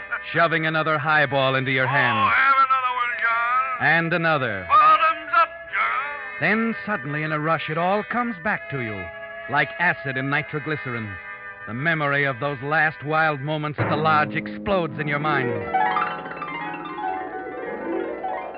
right, Crofton, all right. I've had enough. You hear me enough? Now, see here, Emerson. I picked you up at Ketchikan and brought you here because I thought you'd be good company. But if you think I'm going to pay your passage all the way back to the States... That's exactly what I think. I've listened to your silly chatter for a month. Now I'm going to get out of Alaska even if I have to kill you.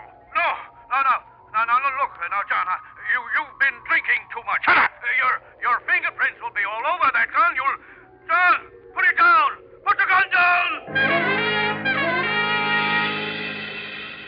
Then it's gone in a red flash. The nightmare, the visions, the spinning, dizzy, sick feeling.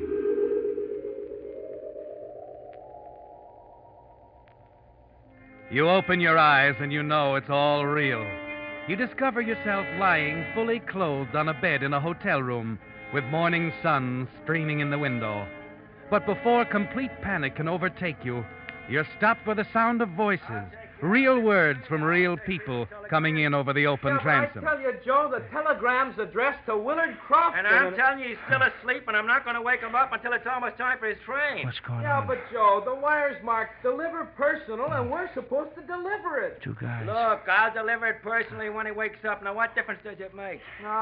Don't ask me, Joe. I don't make the rules. You're sure it's Mr. Crofton? Crofton? Sure it is. I've never seen the guy, but he come in drunk late last night. Wait a minute, Joe. Let's look at the register, huh? Won't do any good. He was too stiff to hold a pen in his hand. Something really had the guy going. Well, maybe to be sure, I ought to go out to that hunting lodge of his. Because if this is the wrong guy, why make the trip for nothing? He brought his car. Go out and check the registration. Then if it's Crofton, leave the wire with me, and I'll deliver it for you as soon as he wakes up.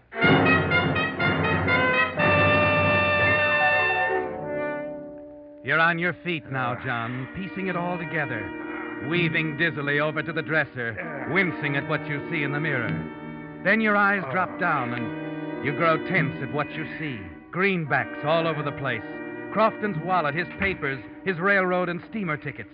Well, it's Crofton's car, all right, Joe. What didn't I tell you? Just leave the rest to me. Oh, son of a gun, I don't know. This telegram still says, deliver personal to Willard Crofton. Okay, be a sap if you want to. Go on, make the trip all the way out to the lodge.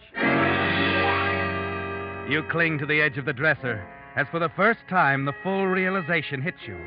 If that messenger goes out to the lodge, you know what he'll find, John. Crofton dead on the floor and a dozen wide-open clues pointing straight at you. You begin to think clearly, rapidly. What you need is time. Time to get out of Alaska before the body is discovered. And there's one way to do it. One way that Crofton's lodge might go undisturbed until spring. You tense yourself and take the plunge. I hate to wake the guy up. He come in late. Someone out there looking for Crofton? Yes. Well, I'm Crofton. What is it? Oh, telegram for you, Mr. Crofton. Mark, deliver personal. Oh, okay. Just a minute.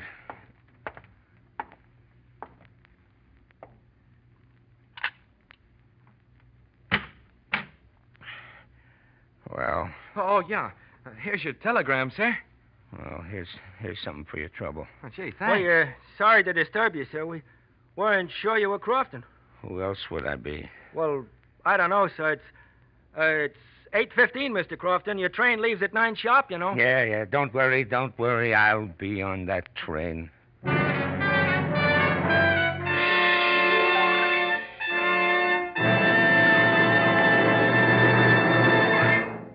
With the prologue of The Big Prison, the Signal Oil Company is bringing you another strange story by The Whistler. You know, out here in Hollywood, where The Whistler is produced, an actor or actress often becomes so famous for some one feature, such as the legs or the body or the voice, folks often overlook the fact that they're also very great at acting. Well, it occurred to me that it's much the same with Signal gasoline. Signal has become so famous as the Go Farther gasoline, many folks forget what makes that good mileage possible, the quality in Signal gasoline. In fact, the best yardstick of gasoline quality is mileage. You see, the only way any gasoline can give you better mileage is by helping your motor run more efficiently. And when your motor runs more efficiently, naturally you enjoy quicker starting, faster pickup, smoother, knock-free power. The kind of performance you expect from a quality gasoline. That's why we say to be sure of the tops in gasoline quality. Just remember two things. One, in gasoline, it takes extra quality to go farther. And two, Signal is the famous Go Farther gasoline. And now back to The Whistler.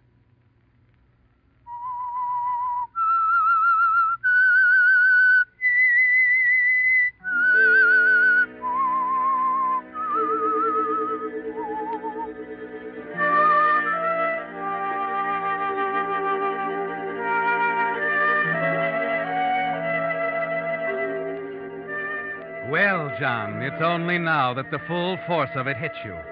The thing so many men have felt about the North in years gone by. For the guilty, Alaska is a gigantic prison with the only real avenue of escape to the south, the railroad to Skagway, the sea lanes beyond, all carefully policed by watchful eyes. You have only one hope now, to escape this Alaskan prison before Willard Crofton's body, with all the evidence pointing to you, is discovered. Going back to cover up would be too dangerous, and that means 5 terrible days traveling on Crofton's tickets. 1 day by train to Skagway, 4 days by boat to Vancouver. 5 days in a trap that may be sprung at any moment.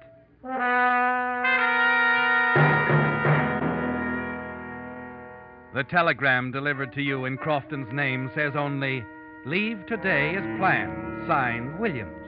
And Crofton's papers aren't much more helpful. You're still studying them a few minutes later when... Yes? Mr. Crofton, the garage man's outside about the car. Oh. Well? Is it ready? Ready? To be put up for the winter. Oh, yes. Tell him to go ahead. Good. Your baggage is in the lobby. Oh, yes. Have it taken to the station, will you, please? Here you are. Oh, thanks.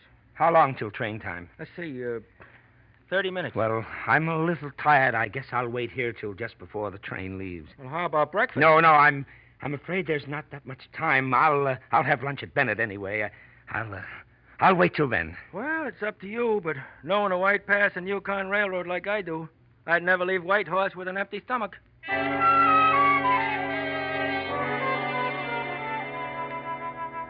And somehow, by a miracle, it works, John. The last-minute dash to the train, the creaky ride to Carcross, then lunch at Bennett, and the dizzy, winding descent to the little village of Skagway, nestled under a glacier at the water's edge. You tell yourself the worst is over, that there's no reason for anyone to go to Crofton's cabin.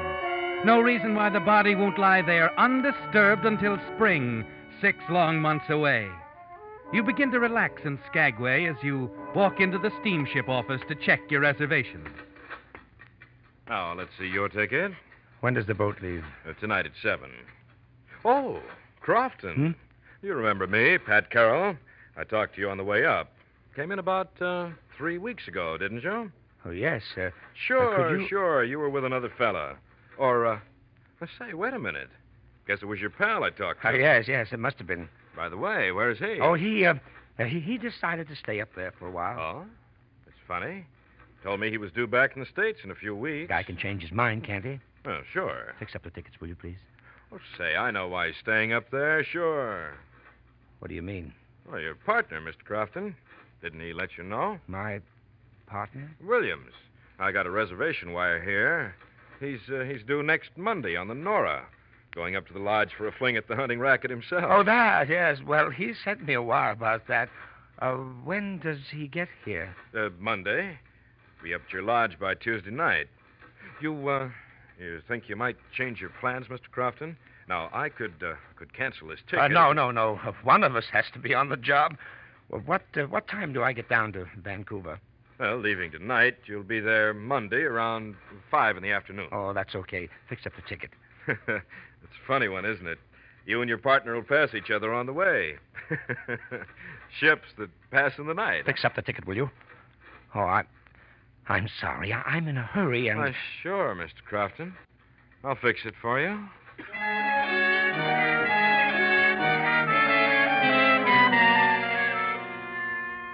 Well, John, it's going to be a race now, isn't it? A grim kind of a race.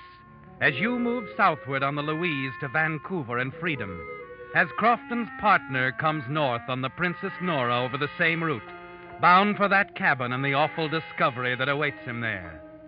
And if that happens before you reach Vancouver, John, if he arrives while you're still impersonating the dead man, one quick radiogram and it'll be all over. And you, John, the murderer of Willard Crofton, will be apprehended in a matter of minutes on a ship at sea with no escape.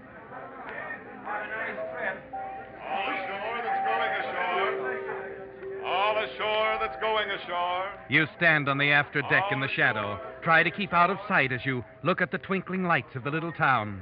The ugly docks, the rock cliff plastered with tourist signs. It seems an age before the deckhands get busy with the lines and passengers begin to drift forward to their cabins. Another part of it's over, John. The vessel moves out into Lynn Canal. The lights of Skagway recede into the night. Excuse me, sir. Oh, yes, steward. Your name, please? Crofton. Oh, yes. Willard Crofton. Would you follow me, please, Mr. Crofton? I'll show you to your cabin.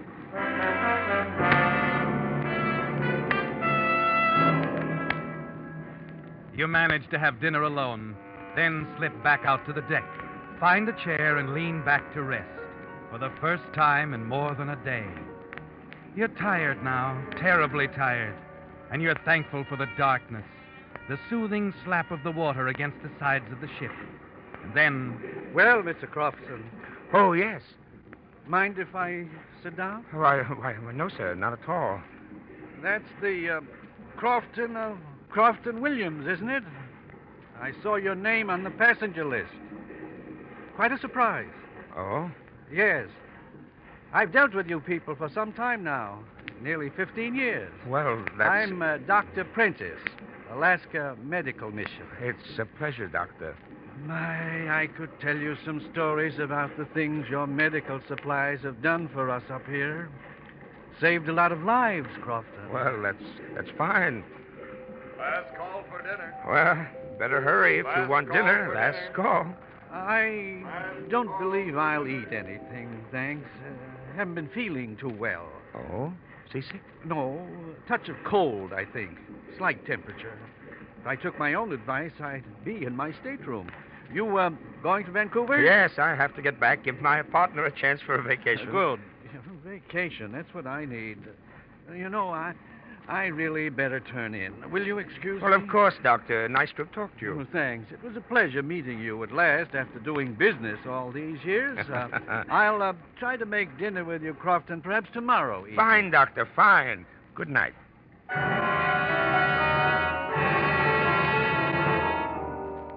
A sense of relief sweeps over you as the little doctor walks away, and you turn, thankful there were no slips. There can't be any slips, John, because you're on a very delicate schedule. Only 12 hours stand between you and disaster, the narrow margin that will separate your arrival in Vancouver from the arrival of Crofton's partner, Williams, at the cabin in Whitehorse. You know you must be off this boat and out of Vancouver when it happens. The doctor, mercifully, keeps to his cabin for the next few days, and you're alone now at the rail of the Princess Louise as she slides into the dock at Ketchikan. Oh, Stewart. Yes, sir? How long do we tie up here? About an hour, sir. Well, I think I'll go ashore, stroll around a bit. Yes, everybody does. Both boatloads. Huh? Both? Yes, sir. That's the Princess Nora there at the dock. The Nora? That's right, sir. She's headed right back where we came from. Oh, anybody on board you know? You'll have plenty of time to see her. No, there isn't. Anyway, I've changed my mind. I'm going to stay aboard.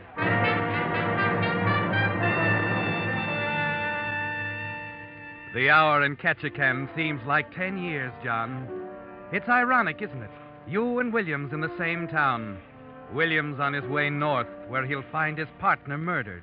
You on your way south to find freedom, with a slim slice of time, only a few hours still tipping the balance in your favor.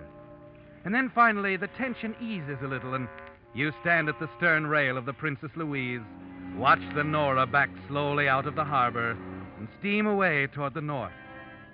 Her lights are all but out of sight when you're aware someone is standing beside you in the darkness. Strange, isn't it? Watching a boat move away like that. Gives you a lost, empty feeling. It's too dark to see her face, but something tells you to be careful, on guard. You turn away slightly, but the girl is in a mood to talk. It's like being separated from someone in a crowd. You wonder if you'll ever see them again. It is something like that. In that boat. Going where this one came from. What's it like there in Skagway, I mean? Oh, did you just come aboard? Yes. This is the farthest north I've been. Oh, it's much the same. Not as many people. Oh, you live there? No, Vancouver. Seattle's my hometown. Be nice to get back. Seattle? You know someone there? No, I don't. We have relatives in Vancouver, too. You know anybody named Lockwood? I came from a large family. You going inside? Yes, excuse me, please. It's the wind. my throat. It's dangerous for me to be out here.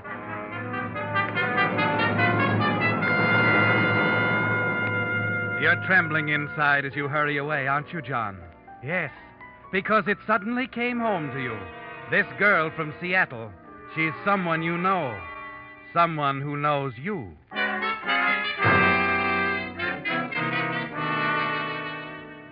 You can't reach your stateroom soon enough as the realization sweeps over you. Lockwood. Of course. Helen Lockwood. You met her not 3 weeks ago in Ketchikan. But you mustn't meet her again and give her a chance to remember your real name and expose you as a masquerader. It's 2 days, John, but on some pretense, you've got to remain in your stateroom until the boat reaches Vancouver. Steward. Yes, sir? If you don't mind, I'd like my breakfast served in here in my stateroom this morning. Oh, certainly, sir. Oh, you feeling all right, sir? Oh, it's nothing serious. If you'd like the ship's doctor... No, I tell you, it's not serious. I'm just playing safe. Yes, sir. I'll bring your breakfast right away, sir.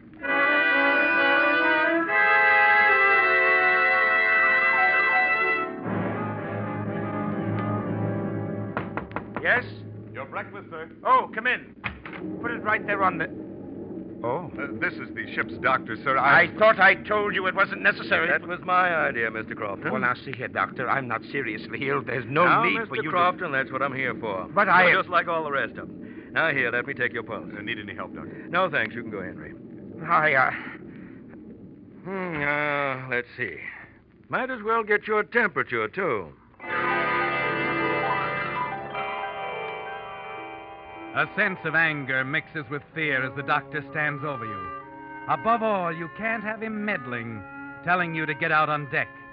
As he turns away for a moment, you remember the words of little Dr. Prentice, something about a touch of cold, a slight temperature. Your eye strikes the pot of hot coffee on the tray right next to your bed, and an idea comes to you that almost makes you laugh out loud. It's so simple, isn't it, John, to take the thermometer from your mouth, dip it for an instant in the coffee, put it back before the doctor turns, and you know in advance what he'll say. Now, Mr. Crofton, if you let me take a look. 102. Mr. Crofton, I'd say you should stay right in bed for a while. Nothing serious. Oh, I don't think so. However, I'm glad I checked. Well, I'm sorry I was short with you, Doctor. Oh, I'm used to you businessmen. You never want to stop for anything.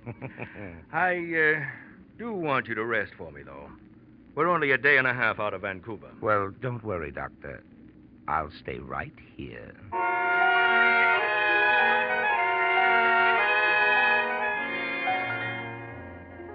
Yes, John, you accept the doctor's orders graciously. And when your stateroom door closes, you slump back completely relaxed for the first time since you awakened that morning in the White Horse Hotel. Only a day and a half now to Vancouver. And by the time Crofton's body is discovered, you'll be on your way to one of 1,000 places where you can disappear completely. And again, you almost have to laugh out loud. It was a pot of coffee and a fever thermometer, John, that assured your escape from the big prison.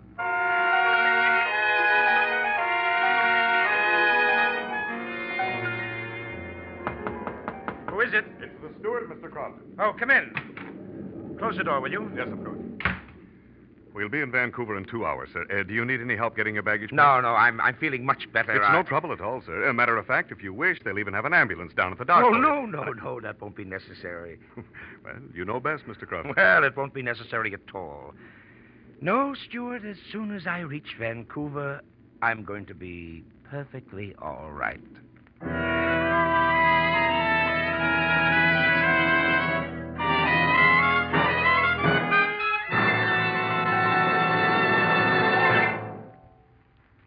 In just a moment, we will bring you the strange ending of tonight's story. But meantime, a word about a major purchase that many of you drivers will be making during the coming winter months. A new battery. Perhaps you've gotten the notion because of the many new or off brands of batteries now being offered that batteries are plentiful again. The fact of the matter is, good batteries are not plentiful now, and the indication is that they will be even scarcer as the demand grows. When I say good batteries, I mean the quality kind that you can rely on, such as those fine Signal batteries featured by Signal service stations throughout the West from Canada to Mexico. Every genuine Signal battery is ruggedly constructed of highest grade materials, made to exacting specifications that Signal Oil Company is proud to stand back of. Every genuine Signal battery is guaranteed for long, trouble-free service by Signal Oil Company. Of course, the best way to get the maximum life out of any battery is to have it checked and inspected regularly, a service your Signal dealer will gladly perform for you. Should he find that your present battery is not likely to stand the strain of cold weather starting, it'll be wise to get your order in now for a quality battery, a genuine, guaranteed Signal battery. And now, back to the Whistler.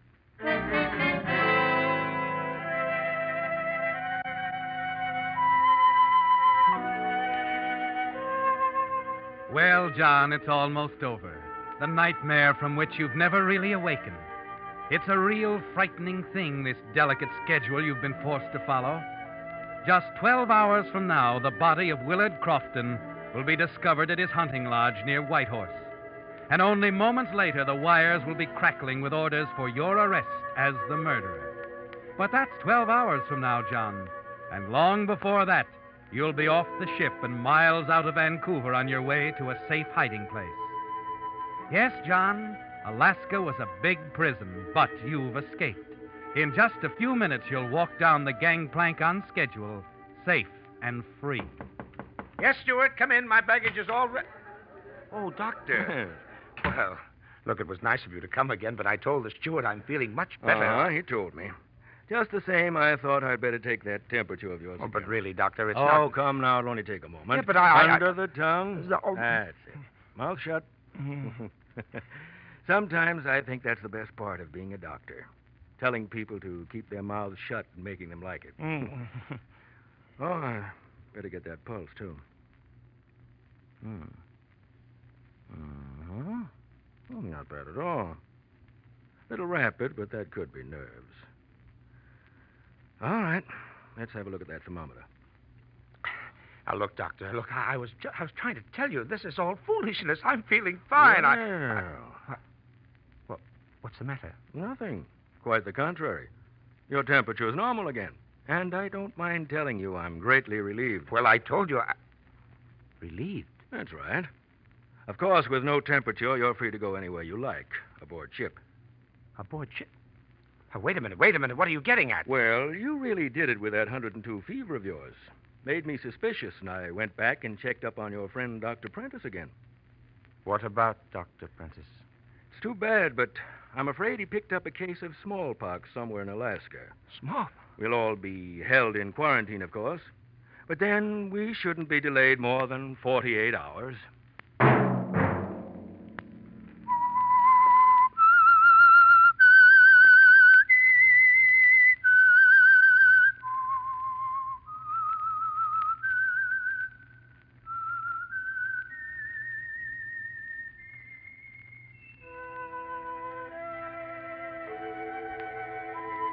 Let that whistle be your signal for the Signal Oil program, The Whistler, each Wednesday night at this same time.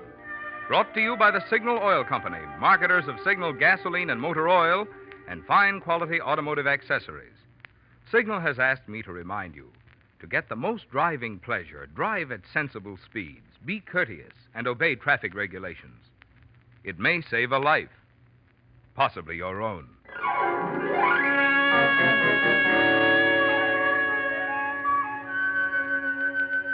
Featured in tonight's story was Wally Mayer. The Whistler was produced by George W. Allen with story by Joel Malone and Harold Swanton, music by Wilbur Hatch, and was transmitted to our troops overseas by the Armed Forces Radio Service. Next Wednesday, for a full hour of mystery, tune in a half hour earlier. Enjoy The Saint as well as The Whistler. This is Marvin Miller speaking. This is CBS, the Columbia Broadcasting System.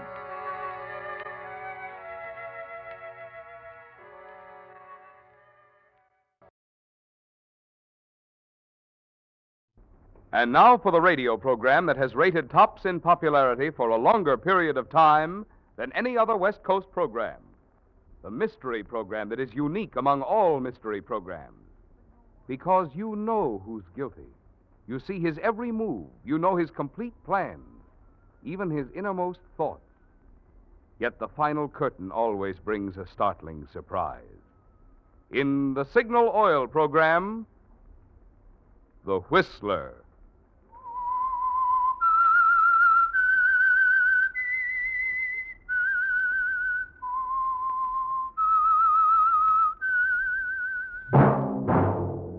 That whistle is your signal for the Signal Oil program, The Whistler.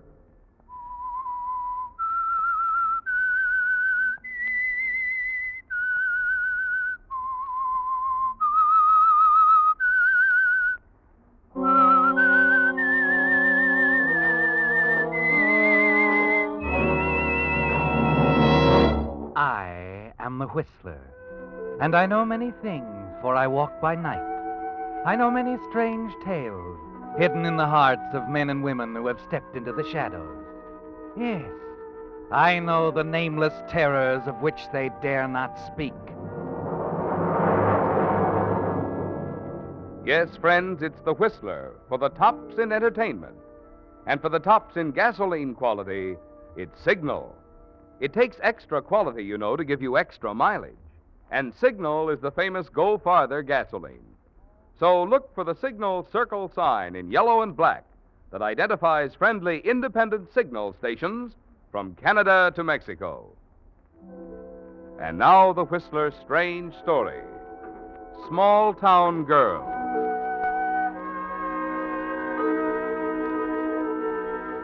The young man was tall, tanned, and impressive. There wasn't a guest at Mrs. Parkford Smith's cocktail party who would deny that his presence had livened the affair considerably. The hostess especially appreciated Mr. Derek Marlowe, his gentle flattery, and his absurdly amusing story. Derek, you know that isn't true. It couldn't have happened that way. Oh, but it did, Smitty. And the story was a rage on the continent. Bob Leland was there.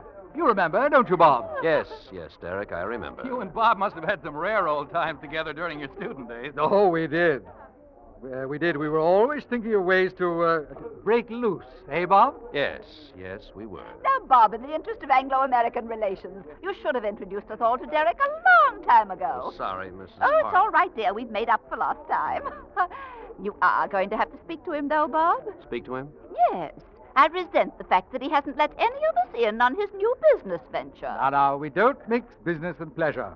Now, I believe you Americans invented that slogan. Oh, yes, but we don't live by it. It's really quite the opposite. That's right, Marlowe. Well, another time, perhaps. Besides, I think we have all the money we need now. Derek. Yes? I'm going to have to run along. Could I see you a minute first? Certainly. Now, don't you keep him long. Remember, you're going to tell us the story about the Duchess. Yes.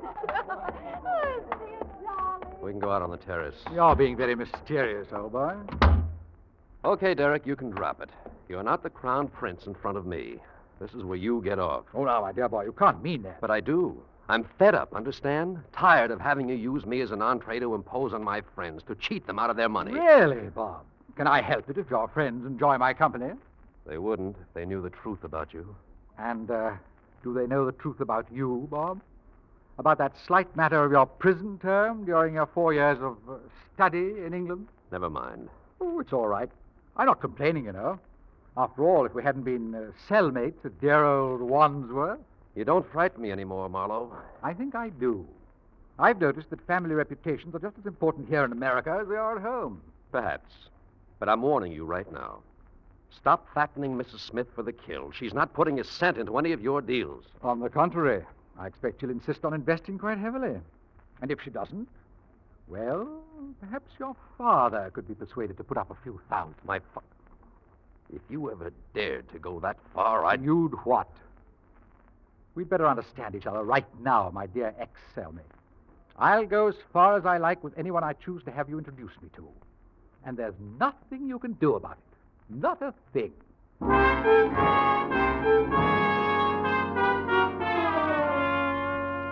No, Derek, you're not worried about Bob Leland's threats. Not for an instant.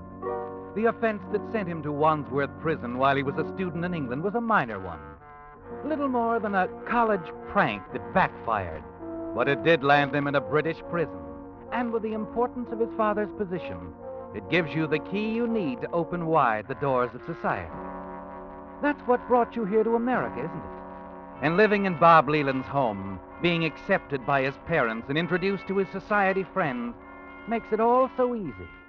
A few more weeks of gaining their confidence, and you'll be satisfied to leave Bob alone, to move on out of his life, a much wealthier man than when you arrived.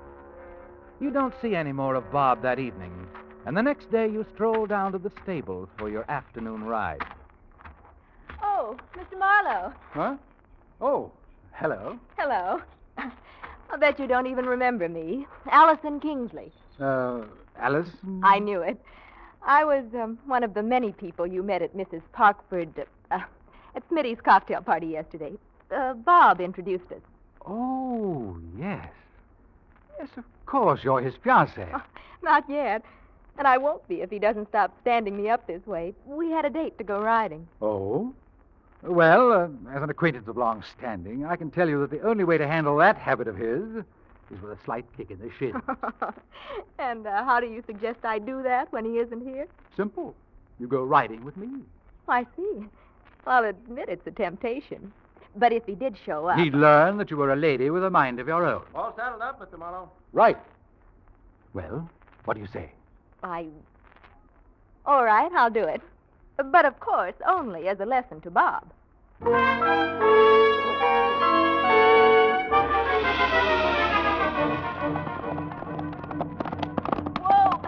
Oh, Mike, whoa. Oh, that was wonderful. You ride very well. Thanks.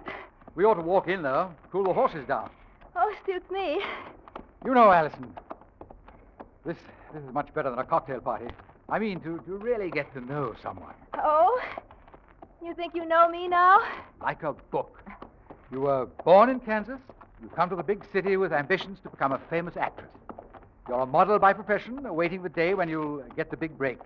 Unless Bob Leland talks you into marriage before that happens. Now you're making fun of me. Not at all. I admire you. In fact, I wish I could see you again, Allison. Oh, here now, just how hard do you want me to kick Bob's shins? He might not like it if... Oh, Bob wouldn't mind, not with me. I'm the best friend he has. I'm even staying in his home until I return to England. Yes, I know. How about dinner, Allison? Perhaps tomorrow evening? Well, I suppose I should convince Bob that I'm not just sitting around waiting for him. Supposing I call you, what? All right, Derek. Call me and we'll see.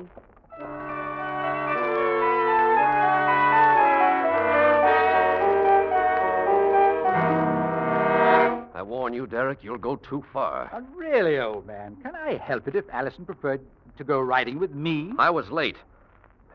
There was a rather important matter I wanted to look into. Then it's your own fault, putting business before Allison. No, it wasn't business.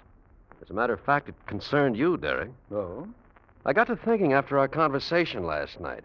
I decided to check on something, the little matter of your visa. What about my visa? I thought you'd been here a long time, too long. And I find out to my intense satisfaction that your stay in this country officially expires next week. Oh, yes? Yes. Well, don't weep any unnecessary tears for me. You see, I won't be leaving quite that soon. No? No. These official matters take time. The immigration authorities are frightfully busy these days. It'll probably be several weeks before they get around to their routine checkup. And by that time, I'll have things quite well in hand. Oh, I see. Except that it might not take weeks if someone called your overstay to their attention. You haven't done that, have you? No. I wouldn't if I were you. And why not? Because if you do, Bob, I'll kill you. What did you say? I said I'll kill you. You see, I've been planning this little visit to America for a long time. Ever since our college days together at dear old Wandsworth. And I won't stand by and see my plans destroyed. You really mean that, don't you? Try me, and you'll find out.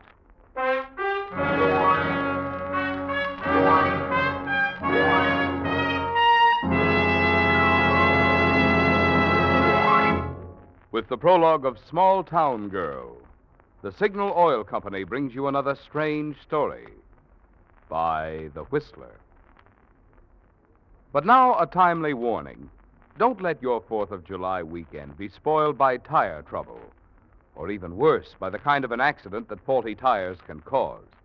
There's still time to replace those smooth, dangerous old tires with new Lee Super Deluxe tires at your Signal service station.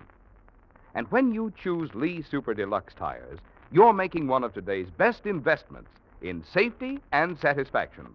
The broader, flatter riding surface of this completely new type tire has extra rubber in it for extra long mileage. And the 16 cleaning edges on the 8-rib tread guarantee quicker stopping plus greater non-skid protection. In addition, you'll enjoy easier turning and steering and the way this new type tire absorbs road shocks. Yet you pay no more for a Lee Super Deluxe tire than for ordinary first-line brands. And right now, Signal dealers are offering special trade-in allowances plus liberal credit terms. So stop by your Signal dealers tonight or tomorrow, sure. You'll be surprised how little it'll cost to start off on your 4th of July trip with new 8-rib Lee Super Deluxe tires. And now back to the Whistler.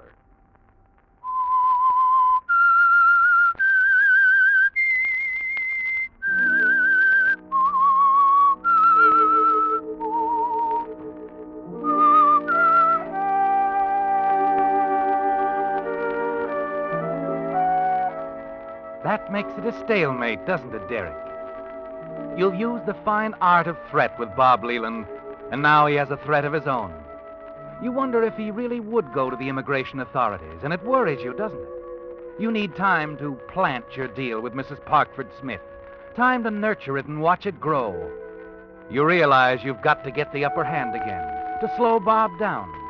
And then you think of it. Allison, the girl Bob's in love with, the one person he wouldn't want to hurt, wouldn't want to learn about the sentence he served in that British prison. You decide that you can use Allison Kingsley to advantage, and so you press hard to arrange that dinner date, and then another and another, until you can sense that she's becoming quite fond of you, helping even more than you'd counted on.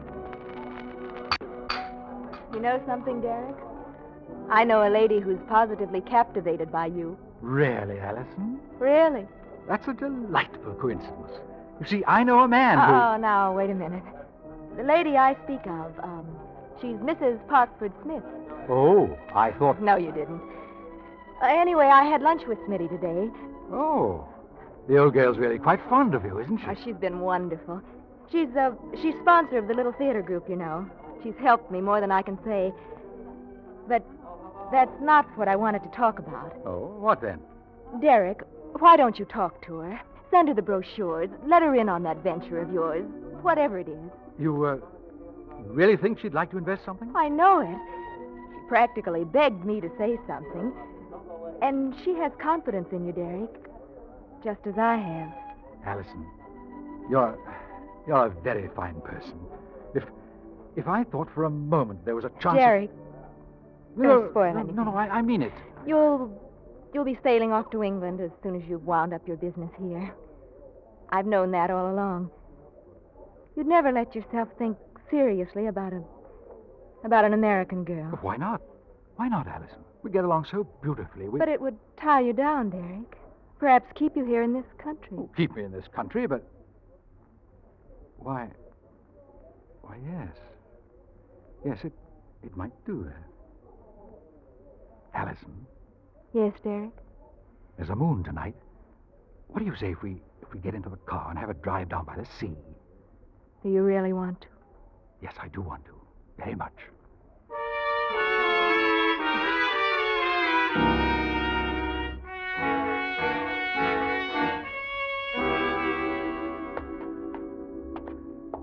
Well, here we are.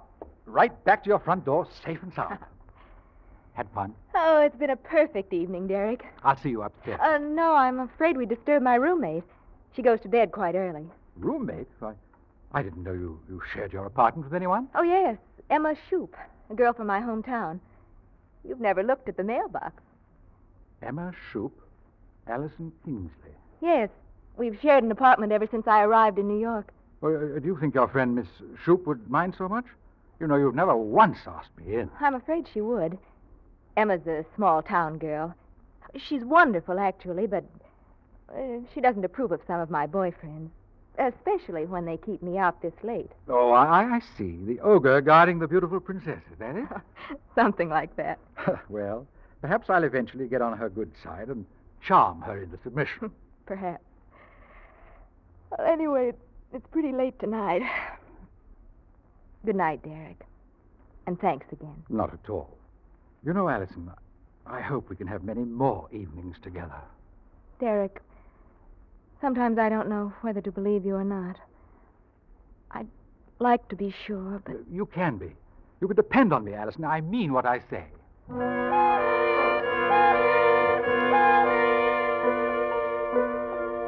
You are sincere now, aren't you, Derek? And when Allison mentioned that marriage might keep you in this country, she gave you an idea. Yes, it's the answer to your problem. A wedding might not ensure permanent residence in America, but at least there'd be a long delay. Enough time to feather your nest beautifully before returning to England. So the next morning you call Mrs. Parkford Smith, arrange to send her the brochures. And you're delighted when she offers to invest $75,000 with you. However, there'll be a short delay, a matter of a week or so before you can get the money. So there's nothing to do but wait. The days drag by slowly. And on the morning of the third day, as you're about to leave the house, you run into Bob downstairs. Morning, Derek. Going out again? Oh, Bob. How's the stranger?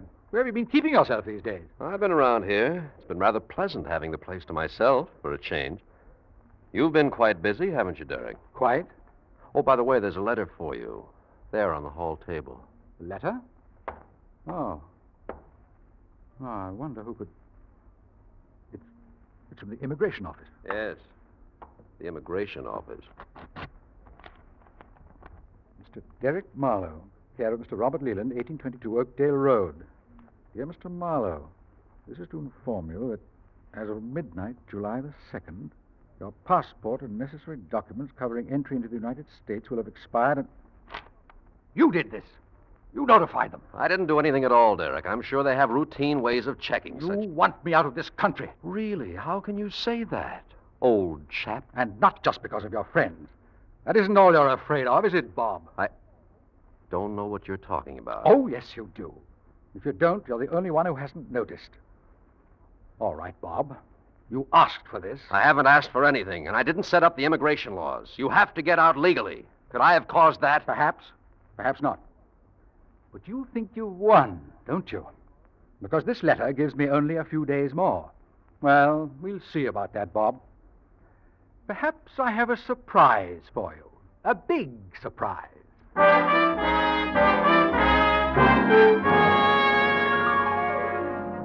There's still a chance, Derek, to stay with your scheme, to get your hands on Mrs. Parkford Smith's $75,000. Only you'll have to propose to Allison a little sooner.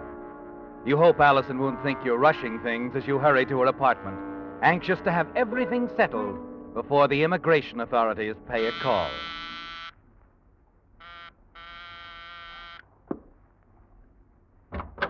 Yes? Oh, Derek. I had to see you, Allison. I couldn't stay away. May I come in? But, Derek... I know, Emma Shoup, but you just have to let me explain. I must talk to you, Emma or no Emma. I'm afraid you won't be bothered with Emma anymore, Derek. What? You don't mean that she's leaving? Yes. Emma's leaving. Just like that? Just like that. You, quarreled, did you? Yes. You can call it a quarrel. May I come in? If you wish. So, dear old Emma's moving out. Going back to the small town, is she? Yes. She's going back where she belongs. She's packed and ready to take the train for home. In another 15 minutes, she'll be pulling out of Pennsylvania Station. Well, can't say I'm sorry. No. I don't suppose you would be, Derek. Look here, darling. I didn't come here to discuss Emma Shoup. Allison, the reason I had to see you rushed over here like this, well, it's something I've got to ask you right away. Oh? Allison, the other night, what you said about my staying in this country. Well, I've decided I like it here. I like it very much. I see. Do you know why? I haven't the faintest idea. Allison, darling, you're not making this any easier for me, but I love you. I want you to be my wife. I want you to marry me. Marry you? Why are you laughing? You don't love me. You never have. You've been using me to get to Smitty, to strike at Bob in some way. I don't know what it is, but Bob's in some sort of trouble, isn't he? And you know about it. No, that isn't it, Allison. Don't tell me you're his best friend, or anyone's. Allison! You see, Derek, Mrs. Smith wasn't quite as gullible as you assumed. Those brochures you sent her, the entire proposition, she had her attorneys check it thoroughly. They also checked on you. She called me about it. So, what are you going to do? I've already done it. You'll have a visitor any day now, Mr. Derek Marlowe. From the immigration office. I've told them all about you. You? You told them? The moment I found out, yes. You made a fool of me. An absolute fool. What's the matter, Derek? Can't you take a bit of your own... Derek, what are you going to do? You made a fool out of me.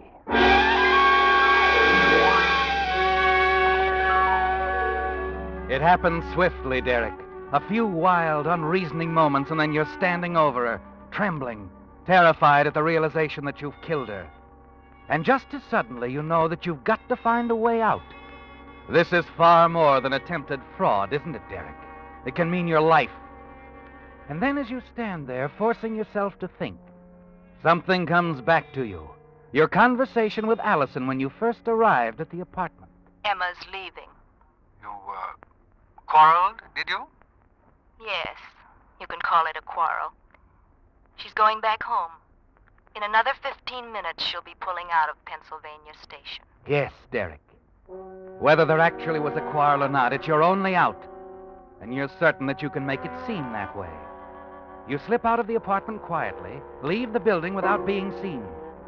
20 minutes later, you're back, and on your way to Allison's apartment with the house manager. Terribly sorry to bother you like this, Mrs. Fremont, but when Miss Kingsley didn't answer my ring... You say you heard someone in there with her a while ago? Yes, they seem to be quarreling. Oh, any idea who it was? Well, I'd rather not say. Well, we'd better talk to her.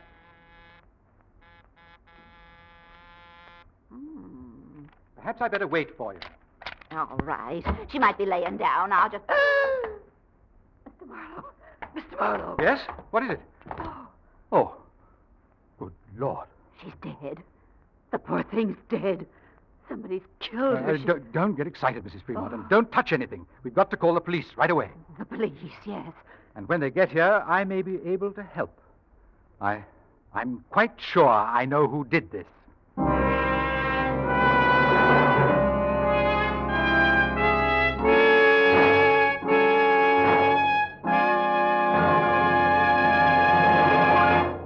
The Whistler will return in just a moment with a strange ending to tonight's story. Meantime, since next Monday, July 4th, you'll be celebrating the 172nd birthday of independence for America. It's interesting to note that since the war, there has been a tremendous rebirth of that independent spirit as more and more veterans go into business for themselves. That's particularly gratifying to us at Signal, because since the very beginning, Signal products have been sold only through independent dealers. At first, there were just a handful of them in Southern California. But drivers liked Signal products and services so well that the Signal family grew and grew, until today there are almost 2,000 Signal stations serving 6 western states from Canada to Mexico. Now, obviously, there must be good reasons why so many drivers have switched to Signal. To discover them for yourself, stop by your nearby Signal station before the 4th of July weekend and fill up with Signal, the famous Go Farther gasoline. You'll like it. And at independent Signal stations, you'll see a fine example of the American way of doing business that has made and kept our land such a great place in which to live and make a living. And now back to the Whistler.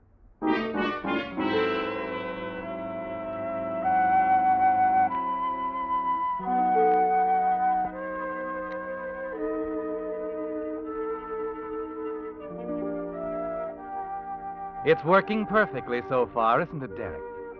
The police had very little to ask in the preliminary investigation. And at headquarters, waiting outside Lieutenant Anderson's office, you have plenty of time to go over and over the story in your mind. Exactly what you must tell them. Yes, Derek, you have all the answers. And you had no trouble giving them convincingly when the routine questioning began. And, well, that's all there is to it, Lieutenant. You can understand how shocked I was when Mrs. Fremont called me in and I saw poor Alice. Yeah, sure, we know about that. Now, let's see if I've got this straight. You went to the apartment the first time and heard her arguing with her roommate. Could you tell what the argument was about? Well, yes, that's why I didn't ring. I didn't want to embarrass Allison. They were quarreling over me. Yeah, I see. Allison and I were going to be married. Her roommate, Emma Shoup, felt that she wasn't being fair to Bob Leland. Leland, eh? Sergeant, you might as well bring him in here now. Yes, sir. Leland, in here. Lieutenant, Oh, so they finally caught up with you, did they, Derek? I'm afraid that's a bit of wishful thinking, Leland, and out of place, as usual. Never mind, you two. Save it. Sit down. If you don't mind, Lieutenant, I hate to sit here chatting with him.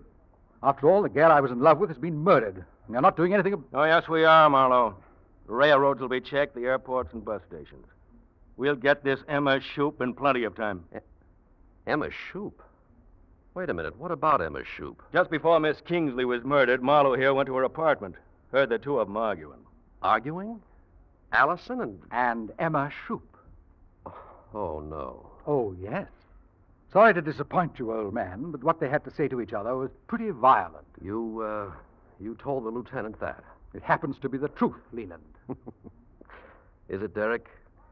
And this is one time when you've stretched the truth too far. There wasn't any argument, Lieutenant. There couldn't have been. No? And why not? Well, I guess it was the sort of thing only a small-town girl would do. But when Emma Shoup first came out here from Kansas, she stumbled on a simple trick to protect herself from phonies like you, Derek. She put two names on her mailbox. Her real name, Emma Shoup, and the name she hoped to make famous. Allison Kingsley. That's right, Lieutenant. Emma Shoup and Allison Kingsley were two names for the same girl.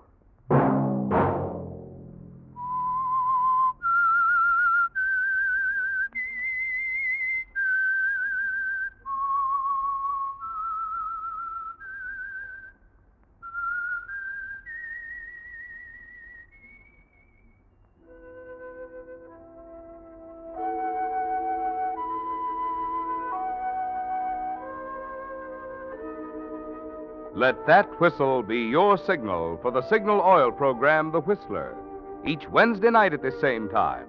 Brought to you by the Signal Oil Company, marketers of Signal gasoline and motor oil and fine quality automotive accessories. Signal has asked me to remind you, to get the most driving pleasure, drive at sensible speed, be courteous, and obey traffic regulations. It may save a life, possibly your own.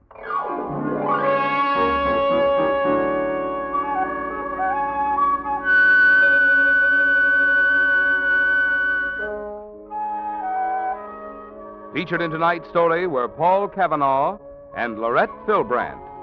The Whistler was produced and directed by George W. Allen, with story by Leslie Edgley and music by Wilbur Hatch, and was transmitted to our troops overseas by the Armed Forces Radio Service.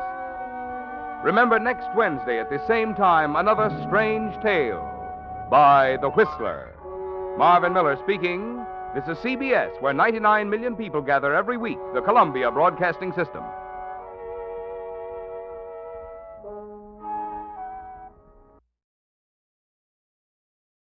The Signal Oil program, The Whistler.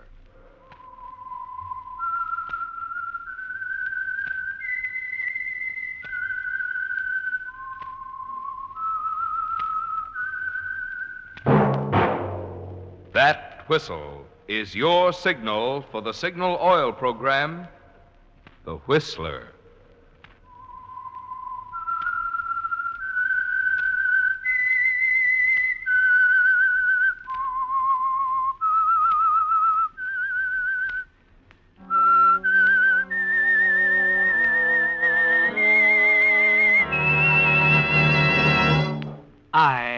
the Whistler. And I know many things, for I walk by night. I know many strange tales hidden in the hearts of men and women who have stepped into the shadows. Yes, I know the nameless terrors of which they dare not speak. Yes, friends, it's time for the Signal Oil program, The Whistler. Rated tops in popularity for a longer period of time than any other West Coast program in radio history. And Signal gasoline is tops, too, tops in quality. It takes extra quality, you know, to give you extra mileage. And Signal is the famous Go Farther gasoline.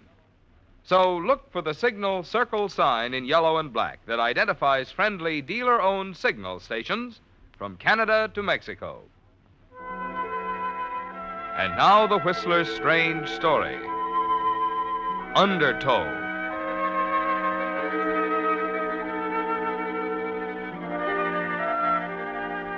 He had all summer in which to do nothing, and that's what he was doing. Driving north along the coast from New York, stopping when he felt like it, swimming when the beach looked inviting. For above everything else, John Digby loved to swim, to trot down across the white beach to the blue Atlantic water, plunge through the long, lazy rollers, out 100 yards, a mile, with tireless strokes, content with the feeling that he belonged there, that the ocean was his home.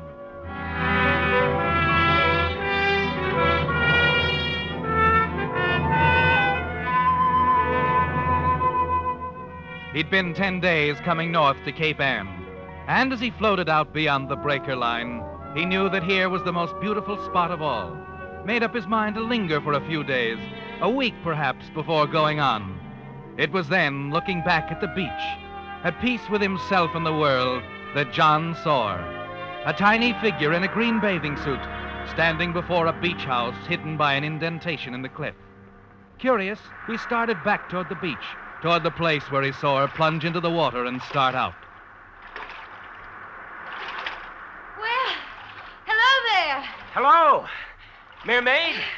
You're a wonderful swimmer. I've been watching you through the glasses.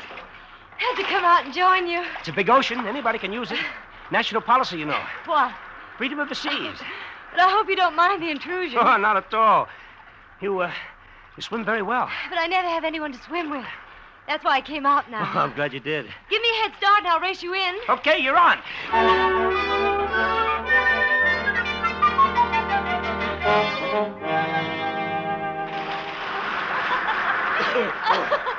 Oh, I win. Yeah, nice going. Oh, I'm going to collapse right here in the sand and catch my breath.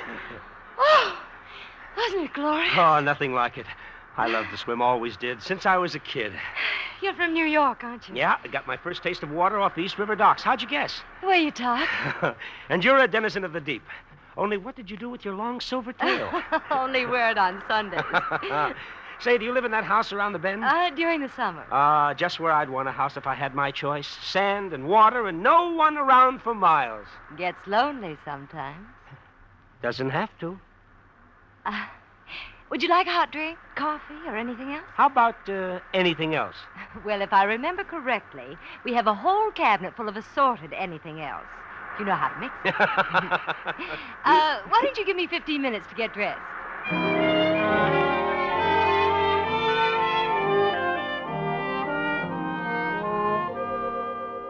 She smiles, walks away from you toward the house, around the shoulder of the cliff. Her long, slim legs swinging gracefully over the sand. Her hair bobbing easily from side to side, like a honey-colored cascade in the still air. And back at the car, when you finish dressing, you find yourself taking a little extra care to comb your own sparse hair over the bald spot, feeling your 40 years a little guiltily for the first time. It's a very long 15 minutes before you walk up to the door. Come on in. I'm making sandwiches. Wonderful. And will you have bourbon, scotch? You can stop right there. Bourbon straight. I see you're a man of very definite opinion. Oh, I've been known to waver. I like that. Wavering? The definite opinion. I bet it goes right down the line with you. Business, politics, the books you read. Oh, please. I'm not pig-headed, really. I didn't mean that at all. Here you are. Thanks. Well, here's looking at you. Yes, so I've noticed. Will you drink to it? Of course. Why not?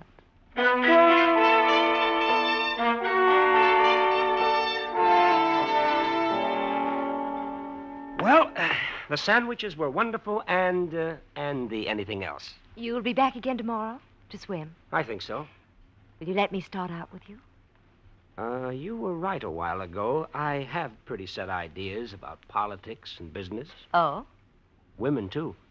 My name is John Digby. I'm stopping at the Gloucester Inn. I'm, not married. I'm Sandra Merivale. Mrs. Sandra Merivale. I see. You will make it tomorrow. Goodbye, Mrs. Merivale. Thanks for your hospitality. You're welcome. Except for weekends, my husband never comes home till late. He has his business in Boston. Like to meet him sometime. I'll expect you about 10. Goodbye, Mrs. Merivale.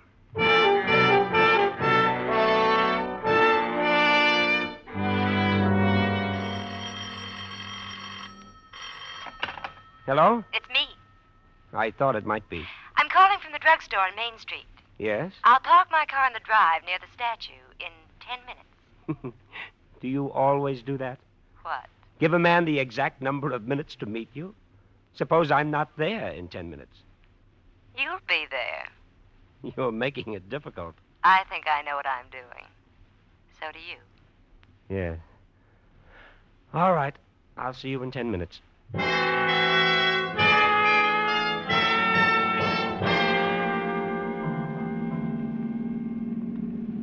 Here's the place.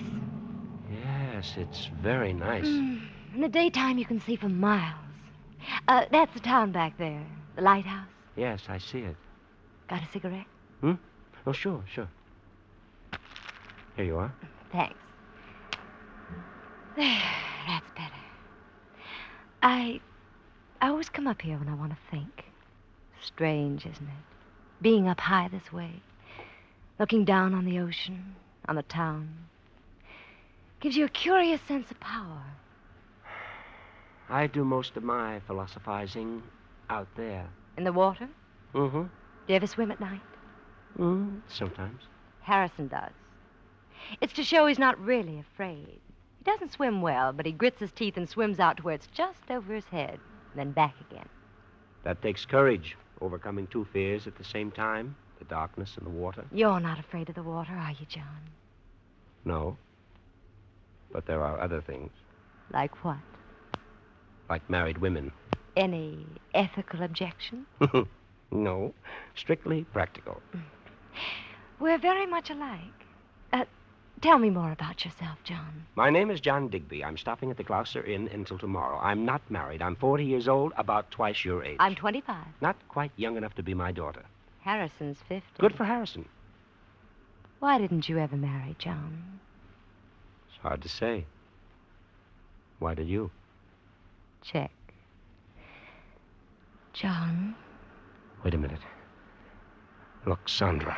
Please, John. Oh. Why are you afraid of me? Skip it, will you?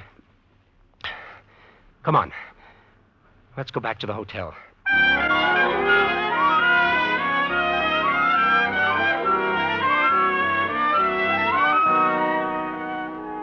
Her kiss tasted salt, like the ocean, like tears.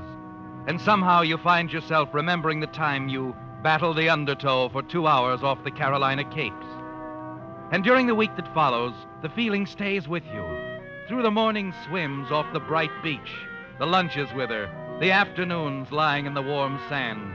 Even with the final realization that you were so in love with her that you shut the future out of your mind. Something would have to be done, of course, but you hoped it would take care of itself when the time came.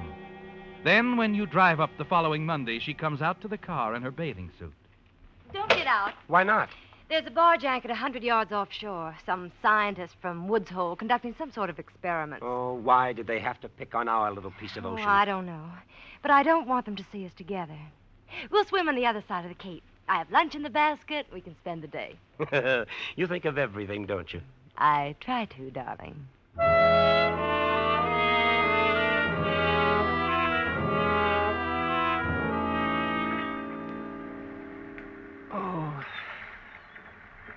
Oh, it's nice here.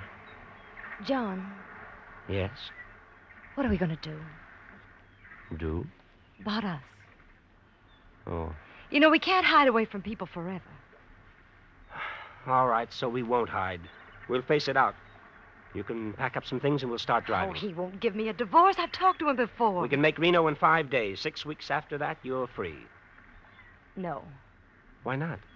Harrison's made everything possible for me, John. Given me things I always dreamed of having someday. Everything except... Yes. Look, Angel, you've got to be sensible. You can't have your cake and eat it, too, you know. I can't give all those things up, John. I love you, believe me, but I can't give them up. You must think of a way, some way. You're smart. You know how to do things. All right, Sandra. Just give me a little time to think. He says he wants to close up the beach house and go back to the city. Why? I can't understand. He's become more interested in swimming lately. Goes all the way out to the barge, 100 yards. Boasts about it to his business friends.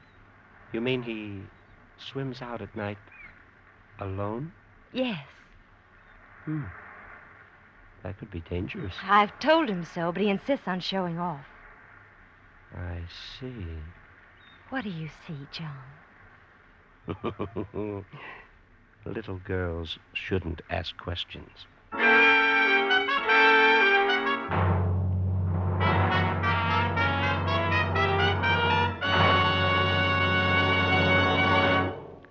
With the prologue of Undertow, the Signal Oil Company is bringing you another strange story by The Whistler. This, you know, is the 5th consecutive year that Signal Oil Company has sponsored The Whistler. A long time for a radio program, yet short compared with the 17 years that Signal has served the West. And just as The Whistler has grown to be the West Coast's most popular mystery show, Signal has grown, too. Grown from a mere handful of stations in Southern California to almost 2,000 dealer-owned stations serving 6 western states from Canada to Mexico. Now, obviously, there must be good reasons why so many drivers have switched to Signal gasoline. And there are. One important factor, of course, is good mileage that has made Signal famous as the Go Farther gasoline. But equally important is the thing which makes such mileage possible. I mean the superior efficiency today's Signal gasoline gets from your motor, which naturally means superior performance for your car. That's why Signal says, to be sure of the tops in gasoline quality, there are just 2 things to remember. 1, it takes extra quality to go farther. And 2, Signal is the famous Go Farther gasoline. And now back to The Whistler.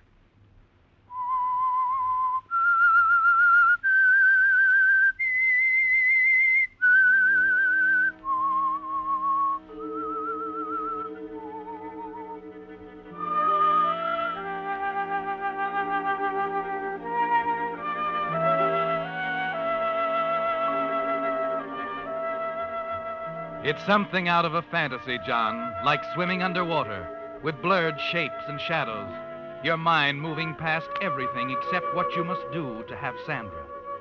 2 weeks ago, you'd have laughed at the kind of thoughts that have taken hold of you, because that was before you met her, before she'd come swimming out to you from the white beach shoreline of the cove at Cape Ann. But now the things she said come to you over and over. It's to show he's not really afraid. He swims all the way out to the barge, 100 yards, all alone. He boasts about it to his friends in the city. You shiver slightly, John, but then you tell yourself it's the only way, and you have to have her.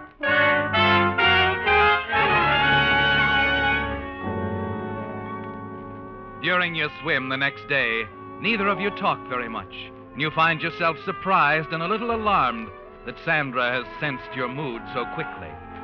And it isn't until almost time to start back to the village that you can bring yourself to mention his name. Sandra, Yes, darling. he'll be home tonight, as usual. Harrison? Of course. No special plans, no appointments in the village? No. Good. Sandra, make sure he goes for his swim tonight. But... Never mind the questions, just be sure he goes swimming tonight. It's cold out there. He'll go. Good. There's only one thing. Yes? Well, someone might think that I went with him. Oh, I didn't think of that. Could you have someone over for dinner? Somebody who doesn't care for night swimming? I think so. Betty had come. But what if she wants to watch? All the better. There won't be anything to see. There's no moon. But if he cries out? He won't. All right. I'll arrange everything.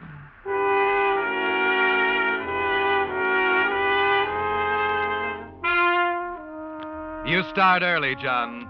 But even in the darkness, you have a little trouble finding the barge. It's necessary to swim out to sea a ways and get the house lights behind it. Then, clinging to the anchor chain and cables, you wait, stiff with the cold.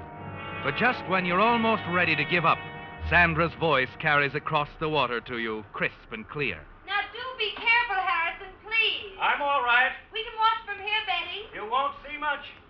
You strain to get a look at him in the darkness, but it's no use. You'll have to go by the sound. And then you hear him swimming towards you. You listen to him moving closer and closer. When he's almost to the barge, you take a deep breath. Pull yourself down on the anchor chain. The water is pitch black, John, and it won't be easy to find him. But you move under the surface to the point where you plan to meet him. His thrashing feet give off a faint luminescence, and you glide toward it, using a flutter kick, hands outstretched. A few seconds later, you reach him and pull him down.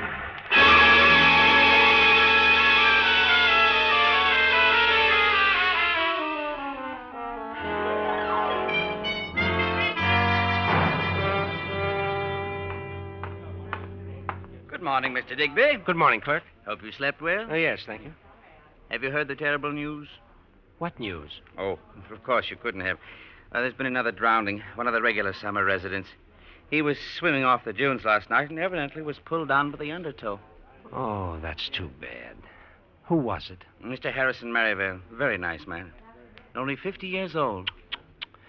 Well, accidents will happen. Mrs. Merivale and the guests were there. They saw him go in. Poor man. Never came back. Couldn't have been anything else. No. No, it couldn't have been anything else.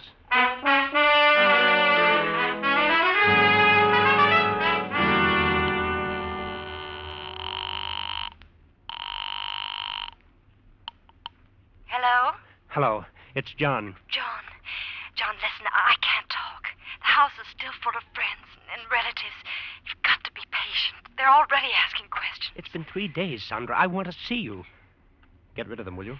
Well, I'll try. Goodbye, John.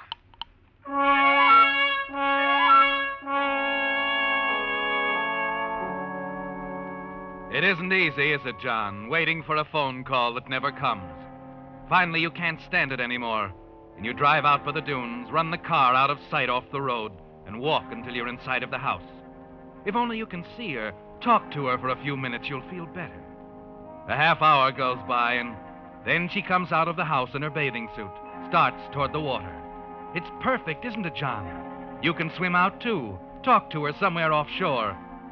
And then you stop, staring unbelievingly as a young man comes out, joining Sandra. As they move off to splash about in the surf, you edge toward the house. Still, empty. Not a sign of a mourning relative. There's a large clump of hydrangeas growing near an open window. You ease yourself in behind them, crouch down to wait and to listen. It isn't long. Oh, Clark, you simply must learn to swim. It's so much fun. And so dangerous. No thanks, darling. I'll keep my feet on the ground. But nothing would ever happen to you. You can bet on that, sweet. And now that we're out of sight of those nosy scientists on the barge, how about a little kiss? Oh, Clark. Clark, dear, let's be serious for a moment. What are we going to do? Well, we'll get married. But when? Oh, I can't get away before next week. How about Monday? I'd like to go sooner. There's a reason. What reason? I'd rather not say. Monday, my pet. Now, how about some lunch? Ooh, the tramp. The little tramp.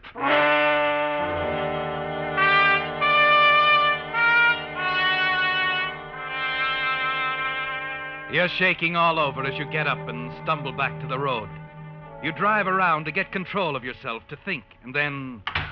John, you shouldn't have come here. Why not? No one's going to see me. Well, it's so soon after... That's what I want to talk to you about, Sandra.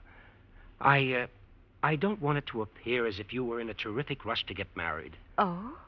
I thought maybe I'd go back to New York tomorrow and get some work in until you can join me, say in about a month or so. Oh, that's a splendid idea, John. Then we can have a quiet wedding, go on a trip or something, and come back and settle down with nobody the wiser. John, you are thoughtful, dear. I thought you'd like it, Sandra. Only since I won't see you for so long, I'd like to take something back with me, a memory, sort of. Oh, sentimental. I guess I am, sort of. Anyway, I thought we could say goodbye in the same way we met. You know, swimming. Swimming? Mm-hmm. Let's go for a long swim, Sandra, way out. Then in the morning, heading back for New York, I'll remember you as you were that first time. My lovely mermaid. Give me time to change. My trunks are out in the car. I'll meet you in the water on the other side of the barge. I'll be there in 20 minutes.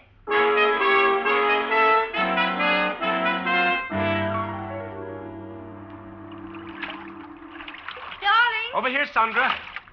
Hang on to this cable. Oh, isn't the water wonderful? It's wonderful, all right. Just like the night you sent your husband out here for me to drown. John, I don't want to hear about it. This isn't about it, Sandra. This is about me, John Digby, the man you said you wanted to marry, remember? John, I don't know what... It's no use, Sandra. I know all about your friend Clark. You know about... Get away from me, John. Let go, I'm going in. Not in, Sandra. No, down, the way Harrison went down. Another accident in the Undertow. No, please, John, let me go. No. Clark needs nothing to me.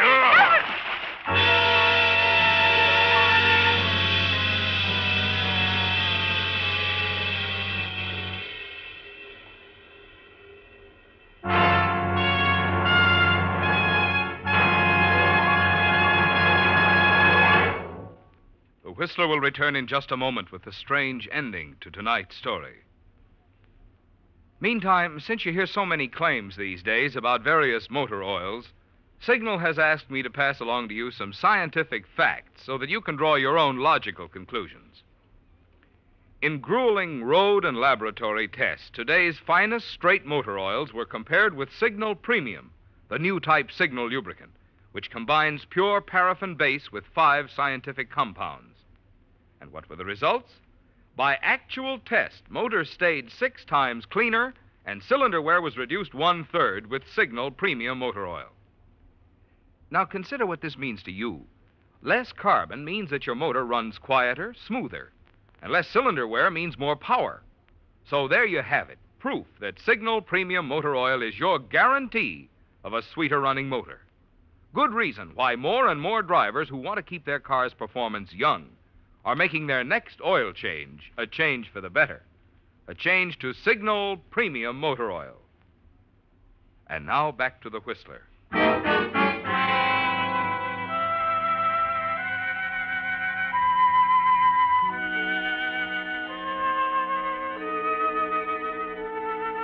Two days later, it doesn't seem real, does it, John?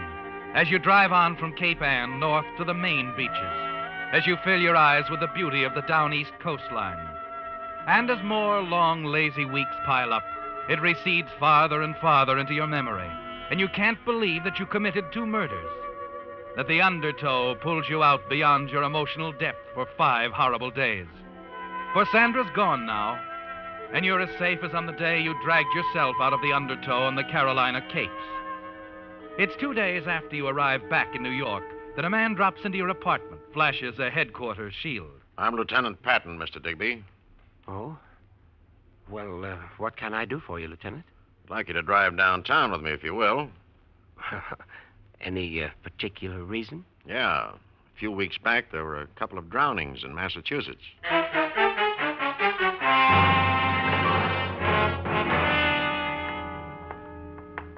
This way, please. Now, look here, Lieutenant. I insist on you tell me the reason for all of this. I don't know anything about...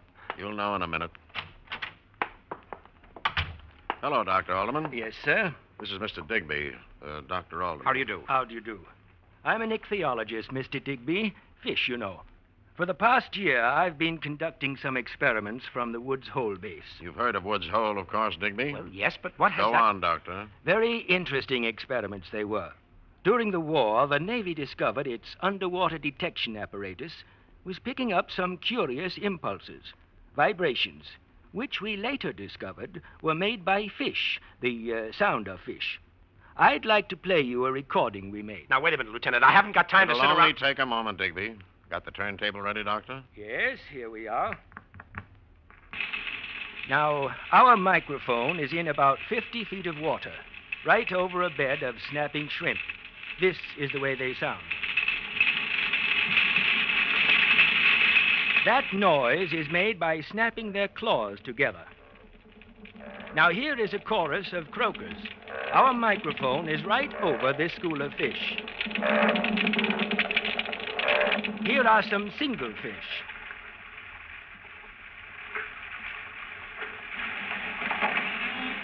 There is a rock cod. That's a flounder. The records you have just heard were official recordings made for the Navy several weeks ago. But a few nights later, we were testing the equipment. Well, listen to this record. Oh, isn't the water wonderful? It's wonderful, all right. Just like the night you sent your husband out here for me to drown. John, I don't want to hear about it. This isn't about it, Sandra. This is about me, John Digby. The man you said you wanted to marry, remember? John, I don't know. What about that, Digby? Stop it! Stop it! Stop it! All right. All right, I can't argue with that. You don't want to hear the rest? No. I know the rest. By heart. Of course you do. You're a wonderful swimmer, Digby. I guess you just got in a little too deep.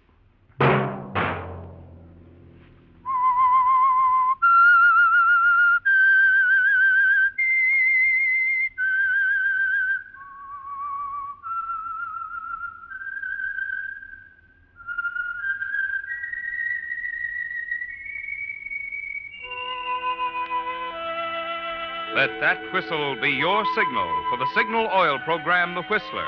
Each Wednesday night at this same time, brought to you by the Signal Oil Company, marketers of Signal gasoline and motor oil, and fine quality automotive accessories. Signal has asked me to remind you, to get the most driving pleasure, drive at sensible speeds, be courteous, and obey traffic regulations. It may save a life, possibly your own.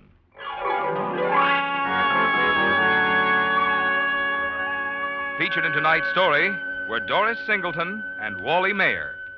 The sounds of fish used in tonight's script were actual undersea sounds recorded by University of California oceanographers at the Naval Research Laboratory, San Diego. The Whistler was produced by George W. Allen, with story by George and Gertrude Fass, and music by Wilbur Hatch, and was transmitted to our troops overseas by the Armed Forces Radio Service. Next Wednesday, for a full hour of mystery over most of these stations, tune in a half hour earlier. Enjoy The Saint, as well as The Whistler. This is Marvin Miller speaking. This is CBS, the Columbia Broadcasting System.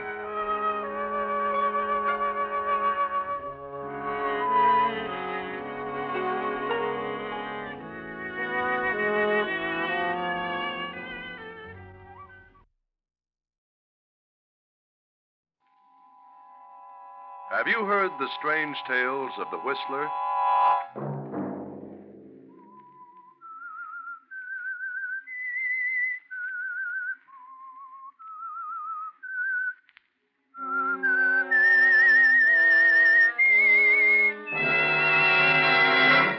I'm the Whistler. I have as much freedom as a squirrel in a cage. Martha is a cold, mercenary devil. But I'll have freedom beginning tonight. I'll kill her.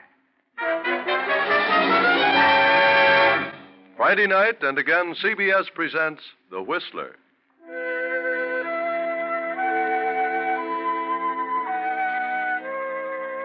I, the Whistler, know many things, for I walk by night. I know many strange tales, many secrets hidden in the hearts of men and women who have stepped into the shadows. And so I tell you tonight the amazing story of destiny.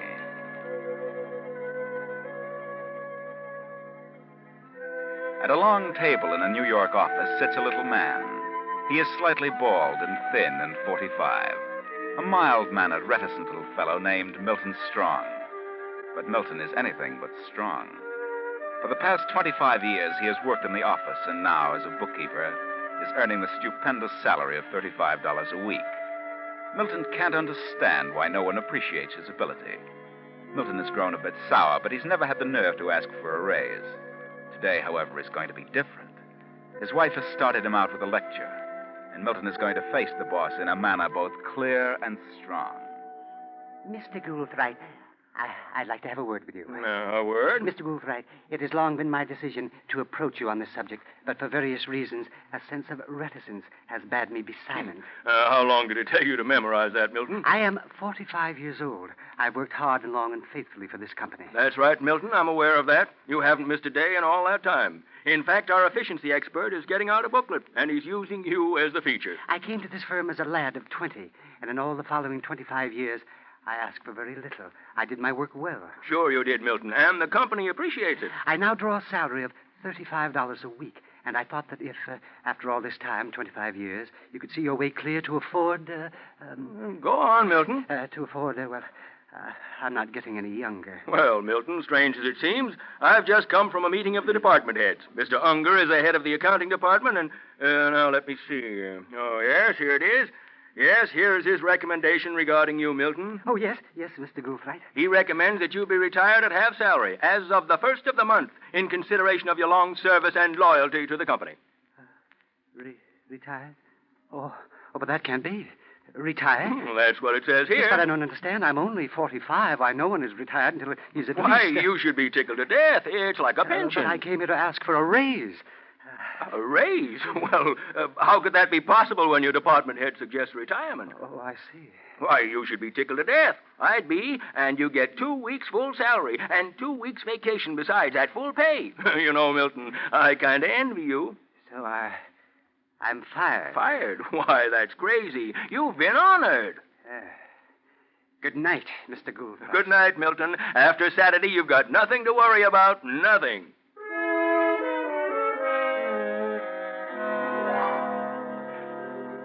And so poor Milton Strong walks out of the big office and starts home. All the way, his feeling of apprehension increases. His wife, Martha, what will she say?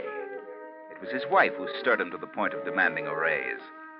Finally, Milton gets up nerve enough to go home. Home to certain death at the hands of Martha. That you, Milton? Yes, it's me, Martha. Well, where on earth have you been? Can't you ever get it into your head that when I say dinner will be ready by 6, I mean it? Well, things happen sometimes to delay me, Martha. Delay you? Huh.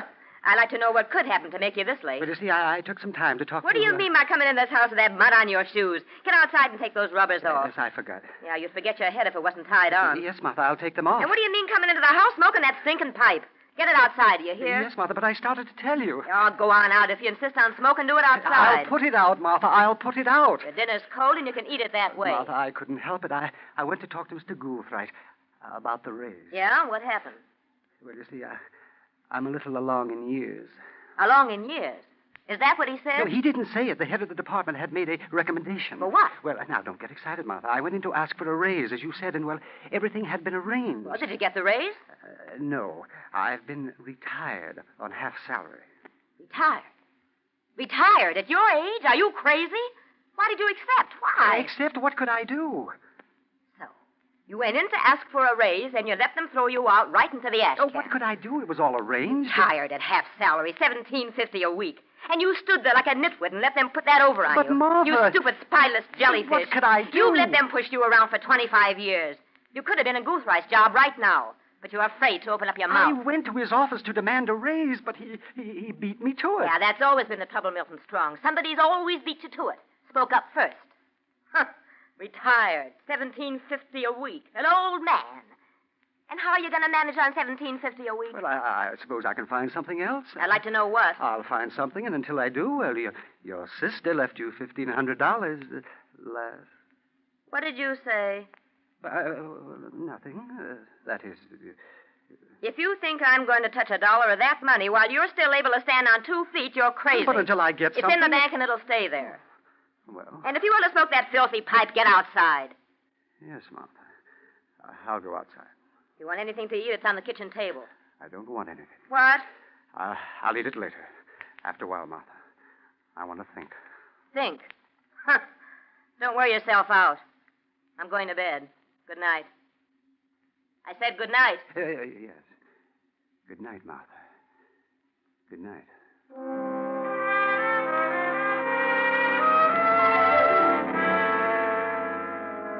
It is long past midnight, and Milton has been sitting by the window, staring into the night.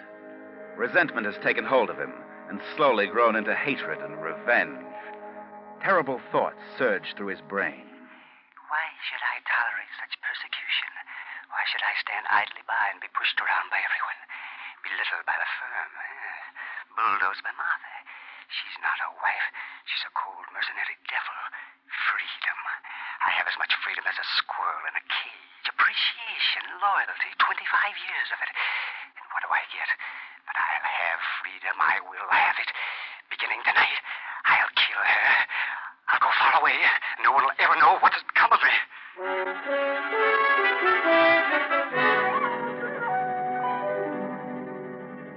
Trembling in anticipation, Milton goes into the small kitchen, opens a drawer, and steps softly to Martha's room. Opens her door and stands listening to her easy breathing. Then... Milton leaves the house and wanders about the streets till dawn. Then, at 10 in the morning, he steps into the bank. Good morning, Mr. Strong. Oh, I'd like to cash this check, please. I see. Purchasing some property, Mr. Strong? Yes. Well, just a second. Mm-hmm. Oh, very well. How do you want it? Oh, but it doesn't matter. Perhaps the small bills would be best. Oh, yes, of course. This is 3, 4, 13. Ah, there you are. Thank you. Good morning.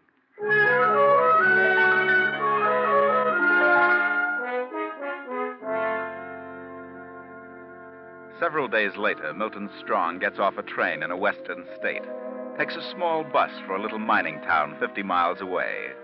Here, in this vast desert country, he will begin a new life, a life of freedom. He will change his name, change his destiny. Milton Strong has ceased to exist. A new man is born. The little bus bounces into Oroville, and 2 hours later, he is chatting with a prospector in the Gold Plate bar.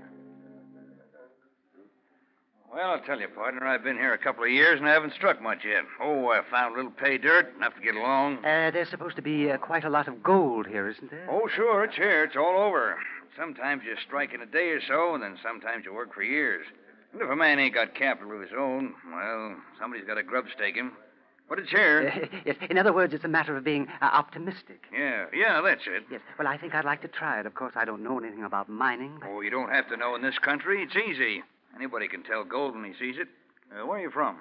Los Angeles. I had to come here. The doctor said I should get away from the ocean air. You don't look sick. Well, I was fortunate to have a checkup in time. I'd like to find a place and try my hand at it. You mean buy a place? Yes. Well, I got a nice place, 3-room cabin, good water. There's ore there, if you got the patience. You mean you want to quit? Well, no, I don't want to. But I'm out of funds. I owe everybody in town, so I ain't got a choice. And the fellow who gets it will probably be the one to hit dirt in a week. Is it far from town? About 25 miles. Kind of lonely for a fellow alone. Mm-hmm. But could I see the place? Sure. I ain't been up there for a week. Been staying here in town while my wife went to Sacramento to try to raise a little money from her uncle. She just got back this morning. She's doing a little shopping now. Did she raise any money? No, just enough to eat on for a few weeks. But we decided to pull out. Besides, I hurt my arm last week. Oh, but I'd like to look the place over. Well, here I am. Believe me, I'm ready to go. I'm dead tired. Oh, Kate, this is a gentleman who wants to look the claim over. Thought we might take him with us now. Oh? Well, sure. Why not? This is my wife, Kate Rogers. Oh, how do you do? Stranger here? That's right. Well, then let's be on our way. I'm sure you'll like the place. The car's just around the corner. Do you want to get your bags? They're up by the door. I haven't been to a hotel yet. That's good. We'll be to the place in about an hour.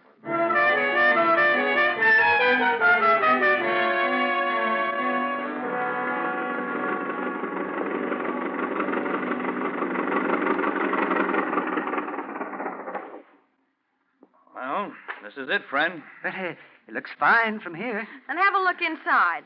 And tomorrow my husband can take you over the claim. There are 3 rooms. Living room, bedroom, kitchen. All fairly good size. Well, that should certainly be enough for one man. You're not married? No, I'm alone. Just a minute, I'll light the lamp. No electricity up here. Nothing else modern, for that matter. Oh, I understand. Yes, it's very nice. I like it. Plenty of good water for drinking and sluicing. The air's wonderful. That should interest you. Air? Something wrong with you, stranger? Yes, well, just a little touch of lung trouble. Oh, by the way, Mr. Rogers, how did you injure your arm? I notice it's in a sling. Oh, it was my own darn fault. Kate warned me about digging on that ledge. I fell off and, well, I didn't break it, but the cuts just don't seem to heal up. Oh, I see. Now, to get back to the property, I'm pretty sure there's ore on it. Rich ore. And there's plenty of game around here. Come on, take a look at the bedroom and the kitchen. This is the bedroom. Steve! Steve! Oh, what's the matter, Kate? Look, Steve! Look! Yeah? Oh, steady, Kate. Take it easy. But who is he? I don't know. But he's dead, whoever he is. Dead? He's been shot. Oh. No blood around here that I can see. Must have been shot someplace else and made his way to our place. But who is he? I don't know. Never seen him before. According to his clothes, I'd say he was from out of town. Man from some city, wouldn't you say? Yeah, he must be. About 45 or 50, I'd say. Steve, we better go back to town and get the sheriff. Yeah, I guess so. Somebody should stay here.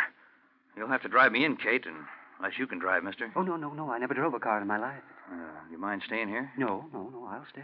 Then come on, Steve, let's go.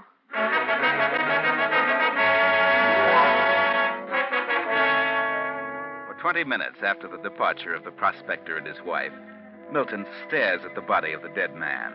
Then, slowly, the realization comes upon him. The man is about his own age, his own size, from the city. And most amazing thing of all, he looks like Milton.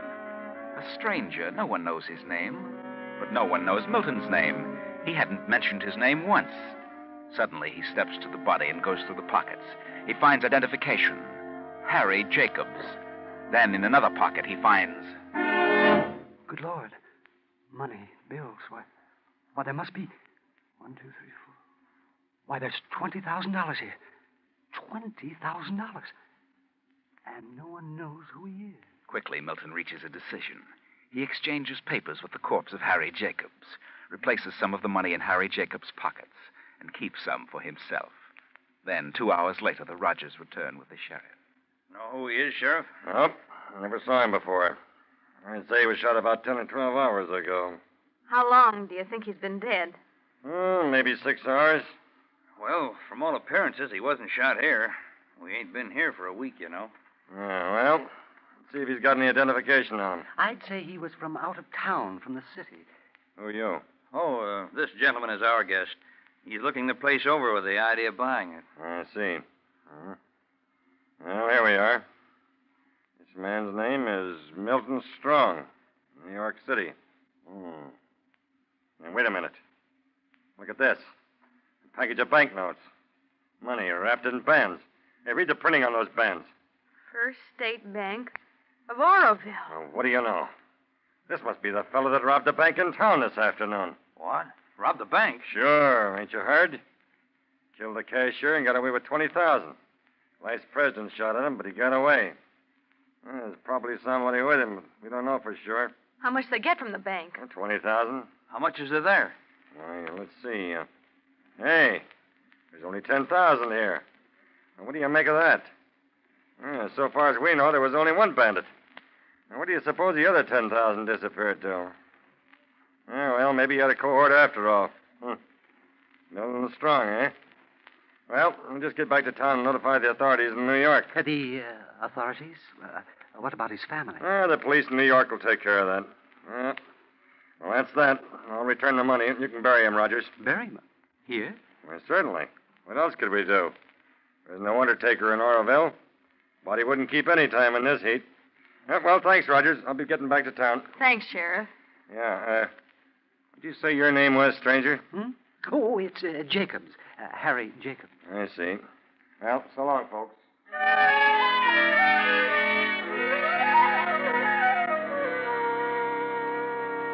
So, next morning, Milton Strong, the bank bandit, is buried in the sand at the edge of the claim. Yes, Milton Strong is no more. He is now known as Harry Jacobs. In the afternoon, Rogers shows him over the property and explains its potentialities. He still hasn't decided, and after dinner leaves the cabin again. Where's he gone now, Steve? Oh, he's wandering around by himself, trying to make up his mind if he wants a place. Sure is strange acting, galoot. I'm just a bit suspicious of him, Kate. He said he came from Los Angeles. But how do we know? Yeah, that's right. How do we know? I don't think he's here for his health. And I don't think he's a darn bit interested in prospecting. Steve, what do you think? Tell me. I went all over the property again. Yeah? Well, you wear yourself out hiking around like that. Mr. Rogers, I've made up my mind. I'll take the place. Yeah? Well, now I'll tell you. Kate and I have been talking things over, and, well, it'd take a good deal to buy the place and finance the workings properly. But I've got plenty of cash, and I want the place to myself. Yeah? You got the money with you or in a bank? Yes, I have some with me. Enough, I'm sure, to handle the deal. You say you came from Los Angeles? Yes. You're a funny acting fella, Jacobs. A little too quiet for my likes. Don't talk much. Just what happened in Los Angeles? Oh, what do you mean? You said you came here for your health. If it's lung trouble, as you said, then why don't you cough any? Oh, well, you see, it's... You got any identification on you, Jacobs? Oh, yes, of course. Like to see it if you don't mind. Yes. There you are. Harry Jacobs. New York City. New York, eh? But you said Los Angeles. Well, I came from New York to Los Angeles. I wasn't in California very long. And you got plenty of cash with you? Oh, yes, enough. How much do you want?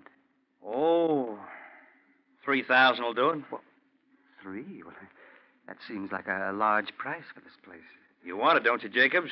Real bad? Oh, yes. I'd like to have it. All right. You and me'll drive into town in the morning and have the lawyer drop the papers. Yes, all right. Yes. Well, I think I'll go to bed now. It's a bit late. So, good night. What do you think, Steve? He's got the cash with him. This place ain't worth 3,000. I know. But if he's got that much, then he's got a lot more. Shall we... Well, I could slip into... No. Just leave everything to me.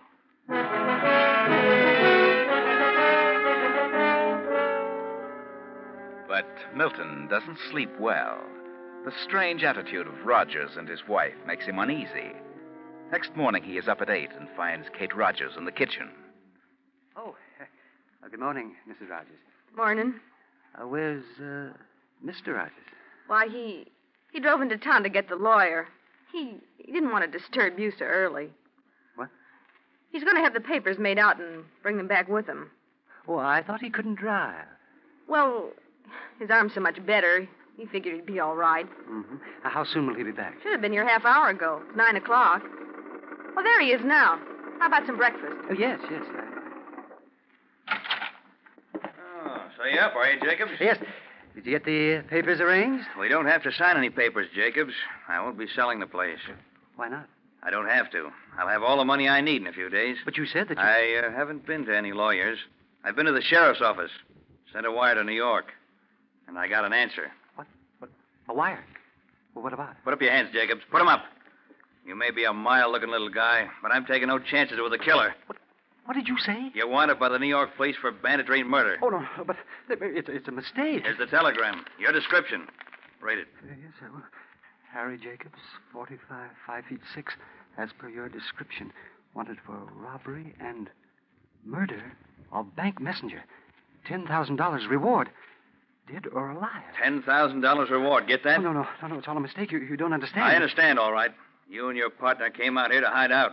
Probably robbed a half dozen banks on the way. Partner? What partner? The fellow we buried the other day. That Milton Strong. The sheriff said there must have been 2 bandits. And there was only 10,000 on him. What become of the other 10,000? I tell you, I had nothing to do with the holdup. You carry too much cash on you, Jacobs. If you got 3,000, you must have more. You were too anxious to get this place, and it ain't worth more than 1,000. Yes, but you're wrong, Rogers. You're going back to town with me, Jacobs. I'm collecting that 10,000 reward. No, please, no. Don't take me back. I can't go back to New York. I can't. I can imagine that. They'll fry you. You've got to listen to me. You've just got to... Search his stuff, Kate. He's got the money someplace. No, wait. I've got the money. And here it is. The money from the bank. There. Steve, that's it. The same bank wrappers. And yeah, it's 10,000. No, there's more. Another 1,000. The 10,000 with the wrappers belongs to the bank. The rest is mine. That's all we need to know, Jacobs. Come on. And I hope the sheriff don't spill this before you're locked up. The town would tear you to pieces. No, look, just listen to me. I swear I never saw that dead man in my life. I did come here to get away from embarrassing circumstances. I wanted to lose myself. After you went for the sheriff, I searched the man's pockets.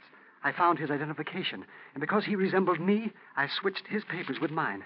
And then I found the money. I decided to keep some of it. I am Milton Strong, and the dead man was Harry Jacobs. What a story. Who'd believe that? Don't send me back to New York. There's no reward for me. The truth would come out, and you wouldn't get a dime. Now, here, you keep this money I took from the robber, and let me go. No one will ever know the difference. Oh, no. I'm not that dumb. I'll turn you and the money in and collect the reward. I'd rather get it legally. Come on, Jacobs, before the town gets wise.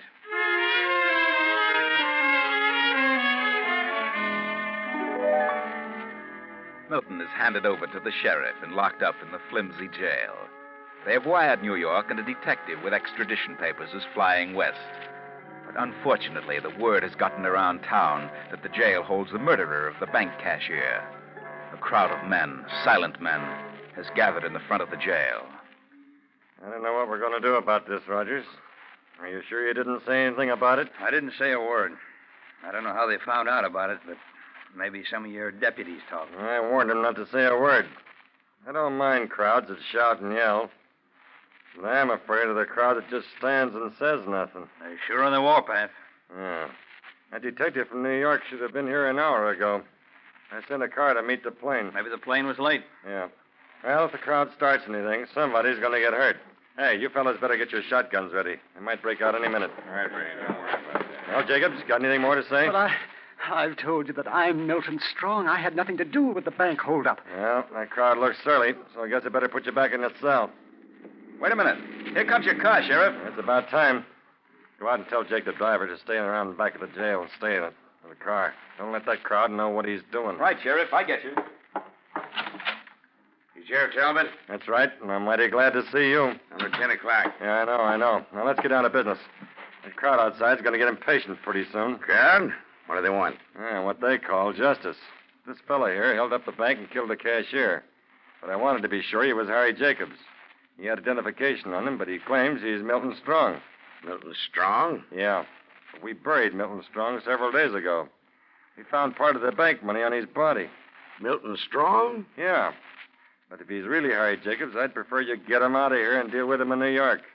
I had one lynch in here, and I don't want another. But he isn't Harry Jacobs. I knew Harry personally. He ain't Harry Jacobs. No. But he is Milton Strong. Harry Jacobs was a professional holdup, but not Milton Strong. Then we really buried Harry Jacobs. What do you mean? I took this fellow to my claim with the idea of selling it to him. Yeah. We found a dead man in my cabin. I came after the sheriff, and this fellow claimed that while we were gone, he exchanged papers with the dead man. Well, from all appearances, that's just what he did. Yeah, but why should he do that? Well, Milton Strong is wanted in New York, too. I'm wanted in New York? What for? As if you didn't know. Well, what's he done? What's he wanted for? Hey, that crowd is starting. Get him out of here. Hurry. Out the back way. The car's waiting. Let's go, Milton. You can catch 11:30 train. I'll stall them off as long as I can. All the way back to New York, Lieutenant Clark will not talk. They ride across the country in utter silence. And 3 days later, Milton sits in the office of Inspector Burns of the New York Police. Milton, on the morning of July 20th, did you cash a check at a bank at 21st and Lexington? Yes, I did. A check made out to you by your wife? Yes. Are you sure your wife wrote that check? Well, yes, she did. Why did you leave town the same day? Well, I went on a vacation. Why didn't your wife go with you? Why? Because I wanted to be alone. That is... You might as well tell the truth, Milton. You haven't a chance to get out of it. But No, I didn't. I didn't. Sorry, Milton, but we have proof. We have a witness. A witness? Yes. Bring in the witness, Lieutenant. Come in, please. Where have you been, Milton? Martha! Why didn't you let me know where you were? Oh, no, please, Mother. Let's don't talk about it here. What were you doing in Arizona? I was just taking a little vacation. I was going to write you. I tried to buy a cabin in the mountains. For you. And me, Martha. For us. What? Don't you dare light that pipe. No. No, Mother. I've quit smoking. I wasn't even conscious of what I was doing. And what are you doing without your rubbers? You know it's raining. Well, I took them off outside, Martha. Come on, Milton. Let's go home. I have a few things to talk over with you. Yes, darling. Well, come on. Get up out of that chair. Yes, darling. Just a minute. What about this charge, this check forgery? Forgery? Oh. I wrote that check. I remember the whole thing now. Then what about the charge of wife desertion? He's come back, hasn't he? But we brought him back. Well, I wrote the check so he could make a down payment on a house. But like the child he is, he wanted to take a trip and hunt gold. He's always been an adventuresome soul. Well, go on, Milton. Get along. And if you dare light that dirty pipe, I'll shake your head off. Go on. Yes, darling. Well, good day, gentlemen. Well, it just goes to show you that no man can escape his destiny. No man can change fate. And when he attempts to do so, he only conjures up far worse conditions for himself. Poor Milton Strong ran away from things and ended up at the starting point, back with Martha. But he's happy now. Martha's nagging is now sweet music to his ears, because Martha really loves him. Out west, they almost lynched him, nearly took his freedom away. But Martha saved him. She lied for him. Yes, Milton did forge that check. He was even going to kill Martha. But he got cold feet the moment he walked into her room. But Milton will be a good boy now. In his search for so-called freedom, he came close to the jaws of death. Lucky Milton.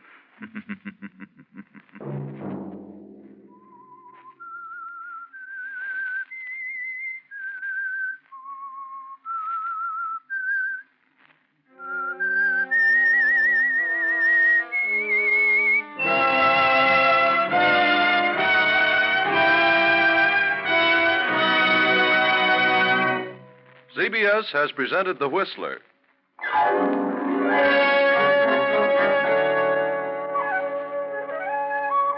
Original music for this production was composed by Wilbur Hatch and conducted by Ivan Ditmars. The Whistler is written and directed by J. Donald Wilson and originates from Columbia Square in Hollywood. Next week, same time, I, the Whistler, will return to tell you another unusual story. Good night. This is CBS, the Columbia Broadcasting System.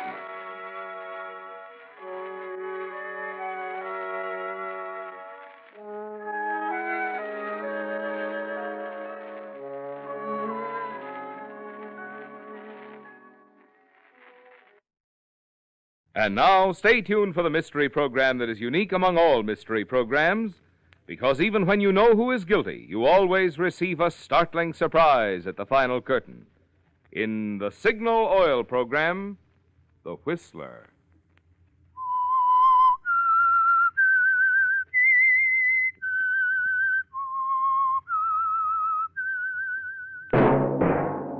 Signal, the famous Go Farther gasoline, invite you to sit back and enjoy another strange story by The Whistler.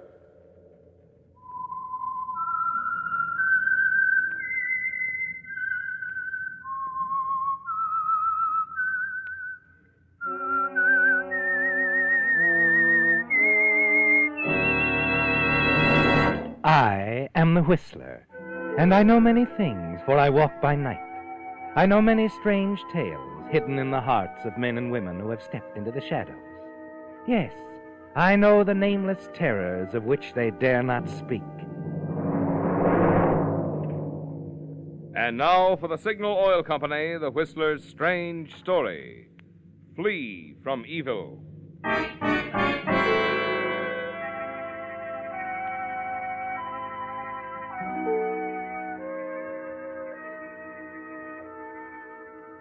There was almost complete darkness around the parked car on the lonely road on the outskirts of Seattle. And the man at the wheel, heavy-set and 50-ish, tried to peer through this darkness. He couldn't see, but he could imagine what was taking place some 50 yards further up the road. A raised gun, careful aim, and then the shots that Bert Macklin was waiting to hear. Shots followed by the sound of running feet. A few moments later, Bert's nephew had run to the car, leaped inside, and Bert had the motor running, the car in gear, moving forward. Swing around, Uncle Bert. We'll go back the way we came. Right. You got him? Yes. Yes, I got him. Hey, look out. You're getting off the road. We'll get stuck.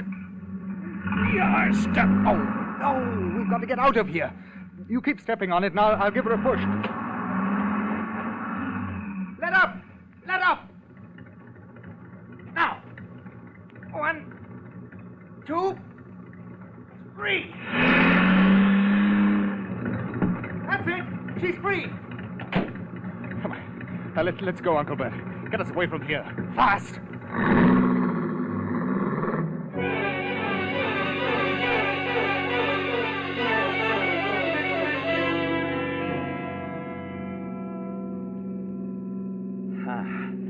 Nothing to worry about now, Freddie. You're sure you took care of him? That's what I came here for. All the way from London. Yes, I took care of him, I'm sure. You didn't get a look at him? No, it was too dark, but he was sitting at the wheel of his car, and I slipped up alongside. I see. Well, maybe it's over. Really over. At last. There's no maybe about it. All right, but, well, after a month of paying off, wondering when I'd be tapped again, it doesn't seem possible that I'm rid of him, Freddie. Inheriting money does have its drawbacks, Decidedly. Good thing the fellow was only getting started. Even my entire inheritance could go fast that way. Yeah. You better slow down, Uncle Bert. We're almost into town. We'll go directly back to the party, give some excuse. And Freddie, you've done me a great favor. Yes, and you're going to show your appreciation, of course. Our bargain, you know? I'll never forget this, your help. What you just did back there. It'll be healthier for me if you do forget it right now. Killing a man, even a blackmailer, well, there's some sort of law, isn't there, Uncle Bert? I prefer the other law. The one you mentioned early this evening. An eye for an eye. Yes, you did say that, didn't you, Freddie? An eye for an eye. You were quite willing to lend a hand, so eager to cooperate. You feel a surge of confidence back at the house facing the others as Uncle Bert extends his apologies for being away. Oh, sorry, Lloyd. Veronica, we didn't intend to be gone so long, you know. Quite all right, old man. We went for a spin in Uncle Bert's new car. He's already imagining all sorts of things wrong with it. Oh, not at all. I just wanted Freddie to try it out. He's very handy with machines, you know. My, he is talented, isn't he? Oh, I don't know, Veronica. I say, where's Uncle Frank? Oh, he left here shortly after you two did. Said he suddenly remembered a business appointment. Oh? A business appointment? Frank had a business appointment? Well, it must have been rather important for him to walk out when so many drinks are being passed around. Drinks? Oh, now, look here, Freddie. If any drinks were passed, they were passed right by me. Huh? Oh, I'm sorry. Well, we told Mrs. Fell to act as hostess till we got back. Oh, your uncle's housekeeper made it quite clear to us that if we wanted any drinks while you two were gone, we'd have to fix them ourselves. Dinner, she said, is the only thing she'd attend to this evening. Oh, did she? Well, I told her we'd only be gone a little while, the old gargoyle. Oh, come now, Freddie. Look, I'll attend to the drinks right away. Why don't we all go into the bar? Wonderful idea. Sure. You coming, Uncle Bert? Uncle Bert? Huh? Oh, yes. Freddie, just a minute. What's the matter? Frank. Freddie, you don't suppose Frank's the one? Uncle Frank? What? But you know, I never thought of that. It is funny, his having a business appointment just after we left the party to keep our appointment with your blackmailer. Could have been, you know. We'll find out soon enough. There's not much we can do now. No. Oh, I can't believe it, Uncle Frank. Frank's not really your uncle, Freddie. He's my half-brother. I wouldn't put it past him, sponging off me the way he's been doing the... Now, who could that be? Well, let's see. Good evening, gentlemen. Let's see now. You'd be Mr. Bert Macklin, and you'd be Mr. Friend. Oh, what is it? My card. Sidney Hocker, private investigator. I don't understand, Mr. Hocker. You will. I'd like to come in for a little talk, if you don't mind. Oh, that's quite impossible. We have dinner guests. Oh, of course. Naturally, you wouldn't want them to hear what I had to say. Now, see here. What is the nature of your business? It all ties in rather neatly with that little display you and Freddie here put on a little while ago in the outskirts of town. Fred, I think we'd best step outside. Close the door. Now, Mr. Harker, if you'll get to the point. Well, that shooting a little while ago. That was me that Freddie boy pumped those bullets into. Or rather, it was my overcoat. You'll notice the holes. What's that? Yeah, I rolled up a few blankets, put my overcoat around them, my hat on top, and left it slumped over the wheel of the car. Oh. I shot at a dummy. I see. Merely acting on behalf of my client. Client? That's right. These days, I'm forced to take anything that comes along. Now to the business at hand, gents. As you know, my client has definite proof, Mr. Macklin, that the death of a former associate of yours was anything but accidental. Your former associate's name was Edward Wilson. This information could be dropped into a mailbox to the police. Unless I pay. You see, Freddie, it isn't over. What do you want, Mr. Harker? How much? Well, my client feels, in view of what's happened this evening, the attempted murder, that this payment should be $5,000. $5,000? Freddie, do you... Take it easy, Uncle Bert. We haven't any choice. Where do we deliver the money, Mr. Harker? My office will do, Freddie boy. Say about 9 tomorrow evening. Good night, gents. We're licked, Freddie. Beaten. Through. It's funny. Funny? I fail to see the humor of it. No, I mean, I'm not a murderer after all, am I? No, that's right. You're not.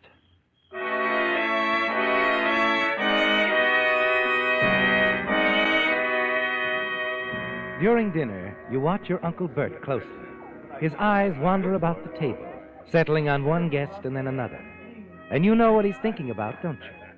Uncle Frank could still be the blackmailer, couldn't he? You know that thought is going through your Uncle Bert's mind.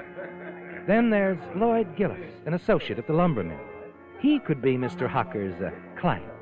Yes, either one of them could know about Bert's dead colleague, the one who was supposed to have committed suicide. And occasionally, Freddie, you feel Uncle Bert's eyes are on you, too. Dinner over, you take Veronica home. Then return to the house and find Uncle Bert has something on his mind. Freddie. Huh?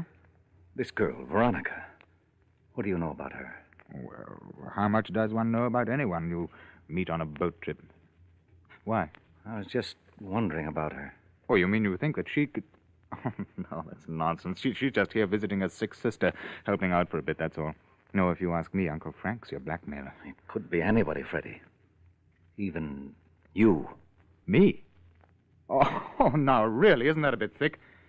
Are you forgetting you asked me to come here all the way from London a month ago to help you out? Yes, I did ask you. We made a bargain. You were to help me get this blackmailer off my neck. In return, I was to make you my sole heir. Yes. And if I might point out, you had already been approached by the blackmailer while I was still in London. That's right. I had been approached, but through an intermediary. That's something else I've been thinking about. Why should a blackmailer share his good fortune with a go-between, eh? Because he doesn't wish to reveal his identity to me, or because he doesn't happen to be on the scene at the moment. He could be anywhere. Even in London, Freddie. Oh, really, Uncle Bert? You're letting this thing get you. No, you'd better stick with Uncle Frank for your blackmailer. Well, I'm going to turn in, get some sleep. You'll have the money tomorrow night, hmm? Yes. I'll see what I can do. Good night, Freddie.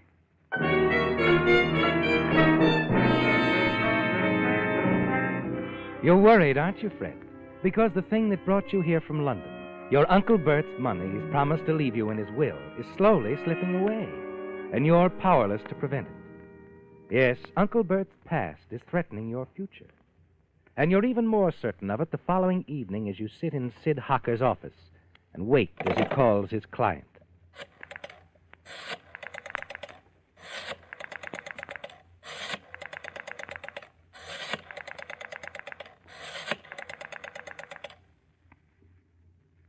Hello, this is Harker. Yes, he's here now. But with only half the money. I know, but he says the rest is tied up at the moment. It'll be a week at least before he can manage the rest. He says he'll have the rest in another week. Right. What? Got it. My client isn't very happy, Freddie boy. But he is giving us more time. 1 week, Freddie boy. No more.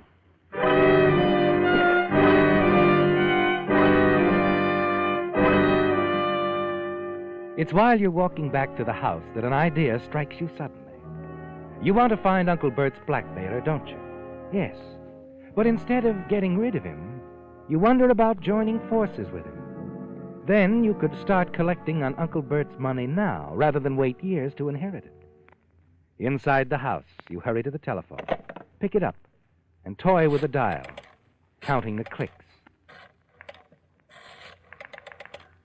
Interesting, isn't it, Fred? If you can learn to count the clicks perfectly and listen again when Sid Hocker calls his client, and then remember the sound pattern, you'd have it, wouldn't you, Fred? The phone number of your uncle's blackmailer. Once you know that, Fred, you can contact the blackmailer directly. Offer him your valuable assistance in blackmailing Uncle Bert, and split the money with him. 1, 2, 3, 4. By George, I think I can count the clicks. I think I can do it. With a little more practice, I know I can do it. After that, I'll have everyone just where I want them.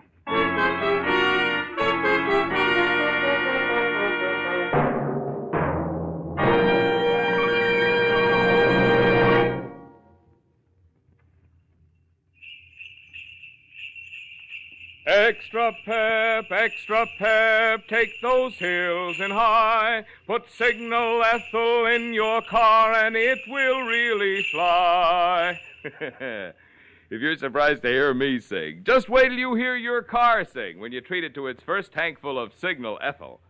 Yes, with the premium grade of Signal's famous Go Farther gasoline in your tank, it'll be music to your ears when you touch the starter on cold mornings. Presto, your motor starts humming a tune quicker than you can turn on your radio. When it comes to acceleration, Signal Ethel will show you pep that makes even Dixieland jazz seem tame. And the knock-free power of Signal Ethel will send you up hills as smoothly and effortlessly as a coloratura from the Met soars to high C. And why not? After all, Signal Ethel is engineered to bring out the best in any car. So if it's best performance you want, just remember the famous last verse of that great shower room baritone Marvin Miller. Go farther and have fun, enjoy your every spin. To get more out of any car, put Signal Ethel in.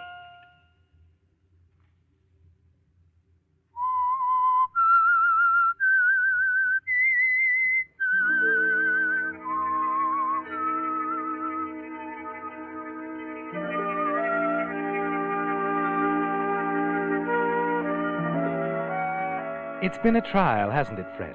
From the beginning, when you first discovered that your Uncle Bert was being blackmailed and your own future fortunes threatened. Yes, you were willing to commit murder to prevent it. But the attempted murder backfired, and the blackmailer doubled his price. But now you feel you're in command again, that your little plan will pay off. A few days of practice, and you can tell any phone number now when you hear it being dialed by counting the clicks, remembering the sound pattern. Yes. All you have to do is listen carefully the next time you're with Sid Hocker when he calls his client. Then a great idea hits you. True, it's a dangerous one. Something could go wrong. But it's worth considering carefully, isn't it? And it's constantly on your mind in the days that follow. Then, on the evening of your appointment with Hocker to pay the rest of the money you promised, you step into the study, find Uncle Bert standing at the window, staring out into the night. It's almost 8, Uncle Bert. Oh, Freddie. Well, hadn't I better be getting over to Hocker's? You don't have to be there till 9. Perhaps you won't get there at all. You mean you didn't manage to get the rest of the money? Oh, I got it all right. It's just that I'm not certain I want to turn it over to Hocker's client. I've been trying to make up my mind all day. Oh, now look here, Uncle Bert. I know. If I don't pay up, Mr. Hocker's client will expose me. Perhaps that's what I really want. Get it over with once and for all. Why should I go on paying and paying and paying You bleed me white. But I thought we'd agreed the other day that you'd go on paying for a while at least and bide your time. He's bound to make a mistake. If I could be sure. No, I say pay off this chap. Pay as long as you're able. It's better than the noose. I don't know. Yes, it will take time and money, but it'll be worth it. Perhaps you're right, Freddie. We'll catch up to Mr. Hocker's client. You'll see. All right. Bring the car around. I'll get the money out of the safe.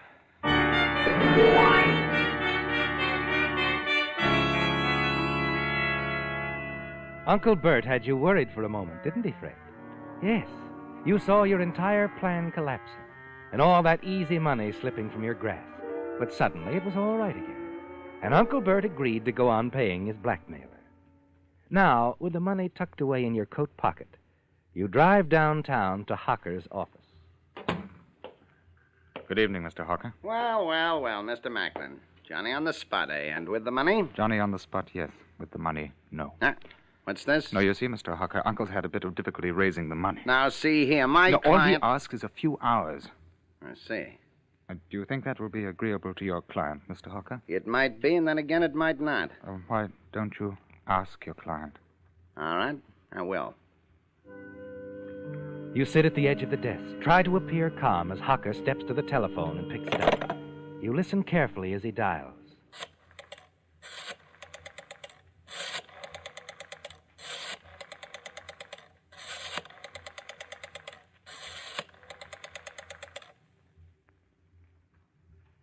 Hello, this is Sid Hocker. Right.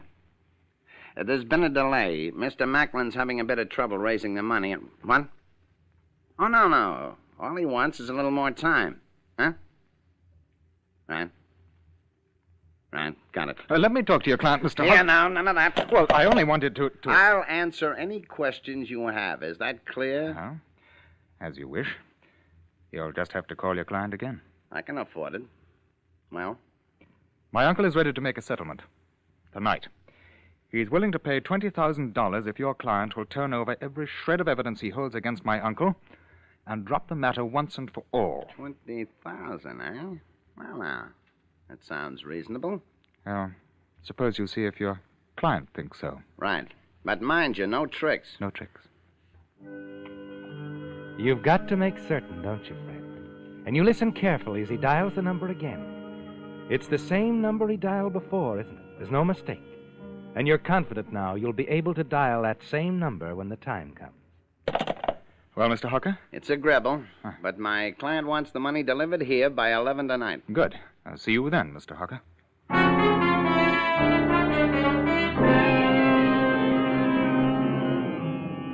You hurry out of the office, downstairs into your car.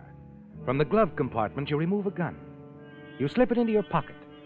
As you start back, you see Hocker walk out of the building, head for the parking lot in the rear. Quickly, you move after him. Then in the darkness behind the building, you catch up to him as he slides in behind the wheel of his car. Oh, Hocker. Hey, oh, it's you. Hey, what's the idea of the gun? Move over, What are you doing? I said move over. Wait a minute. That's a good shot. Now, start up, Hocker. We're going for a bit of a spin.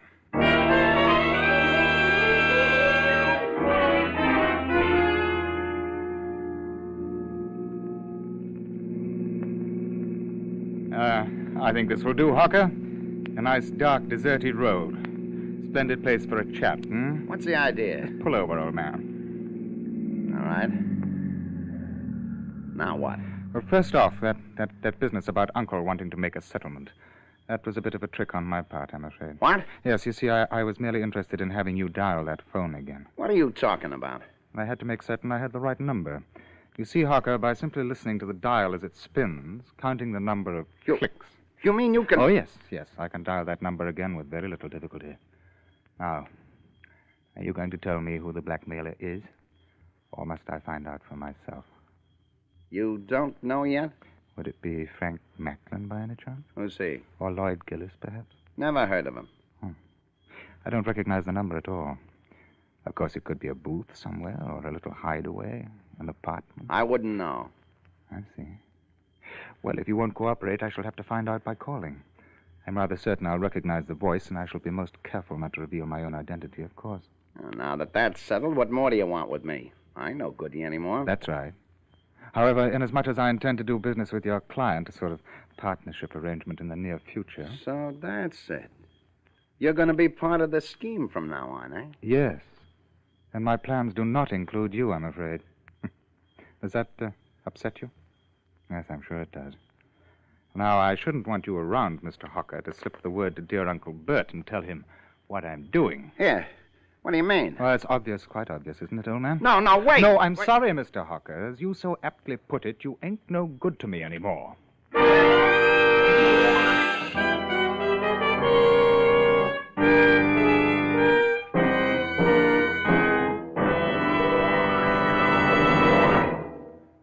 While watching some Christmas shoppers, I couldn't help thinking, if folks shopped as carefully for automobile batteries as they do for Christmas gifts, practically all drivers would decide on Signal Deluxe batteries. Just compare the power of various batteries. You'll find Signal Deluxe batteries give up to 35% more power for quicker starting and to take care of your radio and other electrical gadgets. That's because of Signal's microporous all-rubber separators, which have been called the greatest battery improvement in 20 years. Compare the life of various batteries. You'll see that Signal Deluxe batteries are guaranteed up to 2.5 times as long as ordinary batteries, a full 30 months on a service basis, which also means that the cost per month is amazingly low, even lower when you deduct the trade-in allowance Signal dealers are giving for old batteries. And liberal credit terms are available. No wonder more and more shoppers, drivers who really compare batteries, are choosing Signal Deluxe batteries at Signal service stations.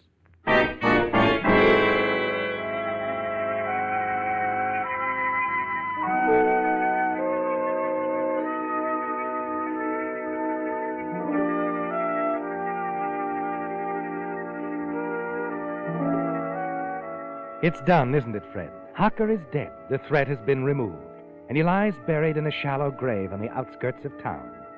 Now all you have to do is call the blackmailer. And once you've learned his identity without revealing your own, you expect to approach him again later, cautiously, inform him of your plan for a partnership, to continue to blackmail your uncle together.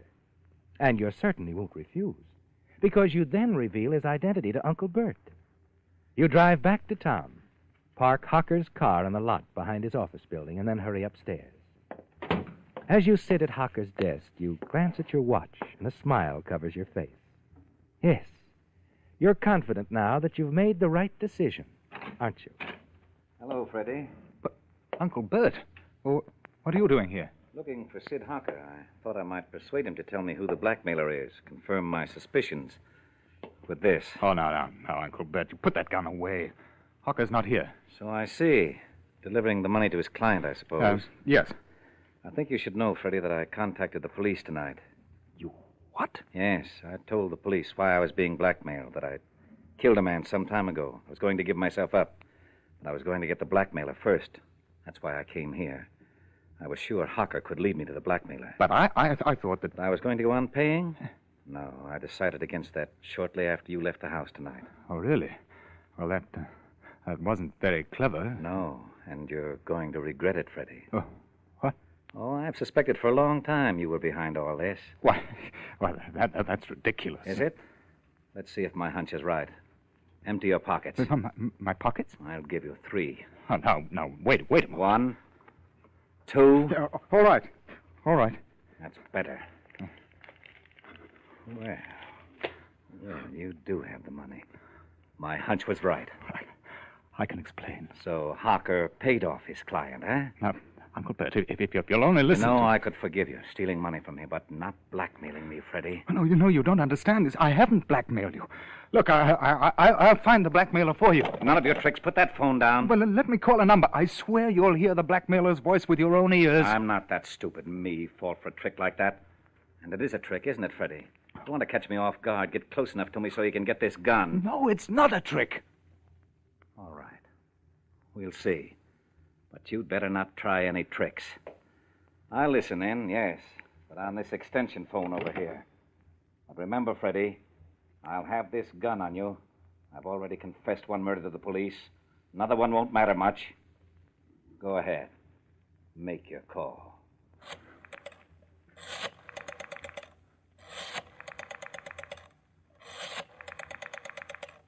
Everything depends on this phone call, doesn't it, Fred? Your hand is steady, sure, as you dial. You know there can't be any mistake, that this is the number Hocker called. You're certain it's the phone number of his client, the blackmailer. At the tone, the time will be 10, 9, and 40 seconds. Hocker. Hocker was the blackmailer all the time. No. It was you, Freddie. That phone call you just made was a trick. And a very stupid one. No.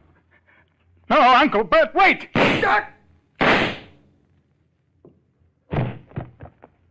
the tone, the time will be 10, 10 exactly.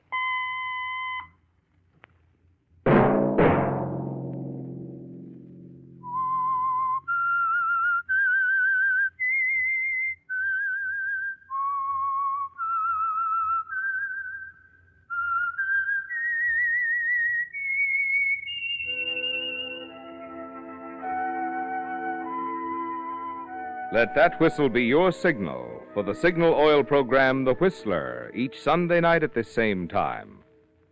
Signal Oil Company has asked me to remind you that there's an easy way we can all help to make this holiday season happier for ourselves and others.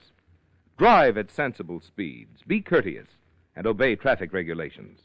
It may save a life, possibly your own.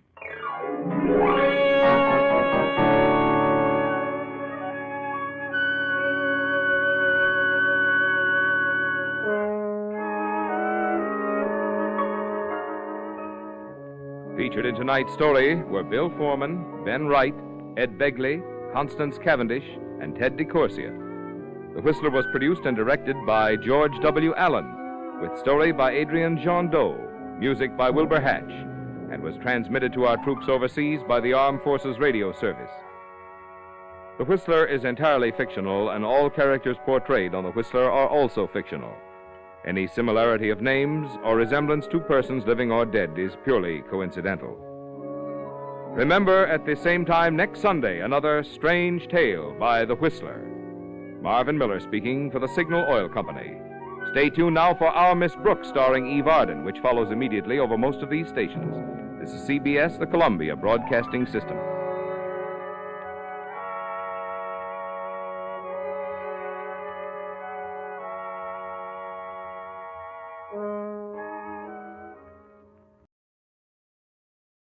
Let every go signal remind you that you do go farther with Signal gasoline.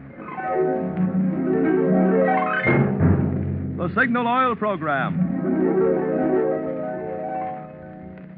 Signal Oil brings you another strange tale by The Whistler. Tonight, the story of a man who gambled with life and of the tale the dead man told.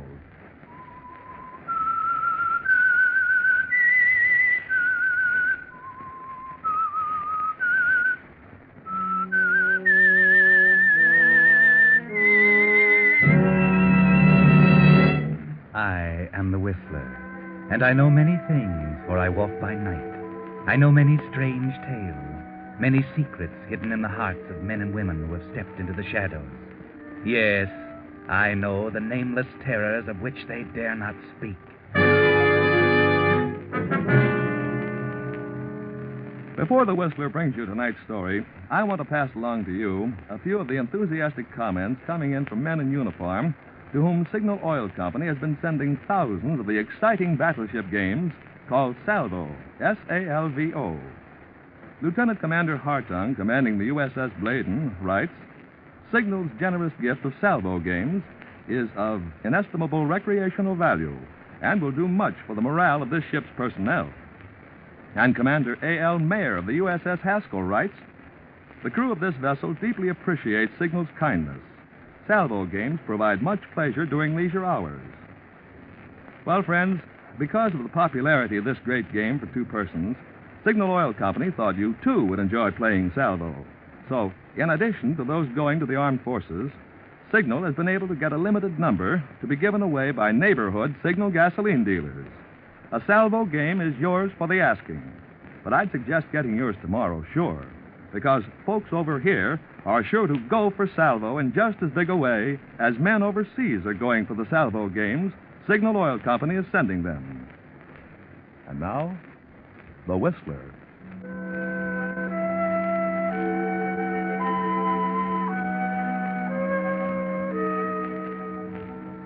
A driving rain slants down outside the Golden Pheasant nightclub. It drenches the streets, but it doesn't seem to dampen the gaiety of the crowd inside. Yes, it's a gay crowd, happy and carefree, which just goes to prove once again that all that glitters is not gold. A couple detach themselves, make the short dash from door to curb, and climb into a car. They seem far from carefree. I can't understand it. It's only 11 o'clock. How come you're tired already? Oh, I'm not tired. Just want to go home. Okay, so we're going home. Darling, What? don't be angry with me. Oh, I'm not. How can I be angry with you? Sandra... You're so sweet. So understanding. Well, I don't understand this. We were going to have fun tonight, going on to Sammy's place after the Golden Pheasant, make a night of it. You were going to. Those were your plans. Well? Those weren't my plans. And you know, sweetheart, that we always do what I want to do. Is that so? Mm-hmm. You know, sweetheart, that I can make you do anything I want you to do. Can't I? Is that so? Well... Yeah, I guess you can. You little minx. That's better. So I take you home. When we could be having a good time. But what I want to know is why. All right, I'll tell you. Because I'm afraid of Arthur. I'm afraid he might get home ahead of us. Look, baby, I told you your husband is at the office. I left him there myself at 6 o'clock. He said he'd probably be there all night, or most of it, going over the books. This is inventory time. Very convenient, huh? Yes, very convenient for us. By the way, Bert, didn't you say you wanted to stop at the office on the way home? Yeah, I'm going to Richmond tomorrow morning. I might as well pick up my papers and things tonight. Thanks for reminding me. What would I do without you? Oh, you've gotten along pretty well. But I'm not going to get along forever without you. Sandra, when are you going to quit Arthur? When are you going to make the break? Oh, let's not worry about that just yet. Maybe something will happen to make things easier. But this has been going on now for months. I'm not going to wait forever. You'll wait, darling. Just be patient. How can you be so calm? Oh, here's the office, dear. Turn in. Oh, okay. Sandra, you're a wonderful woman. A remarkable woman.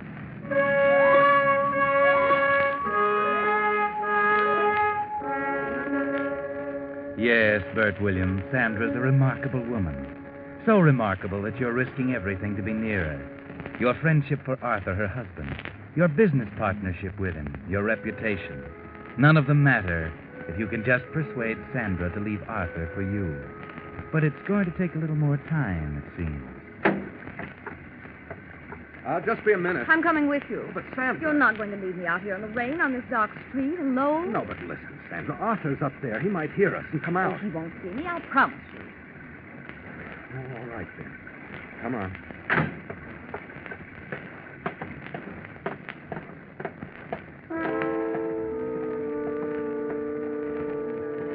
He might as well find out now as later anyway, mightn't he, Bert? That might be the best way, just get it over with. So you walk up, not being especially careful about the footsteps, down the hall, into your office, get the papers, back past his office, across that patch of light on the floor, coming through his closed door.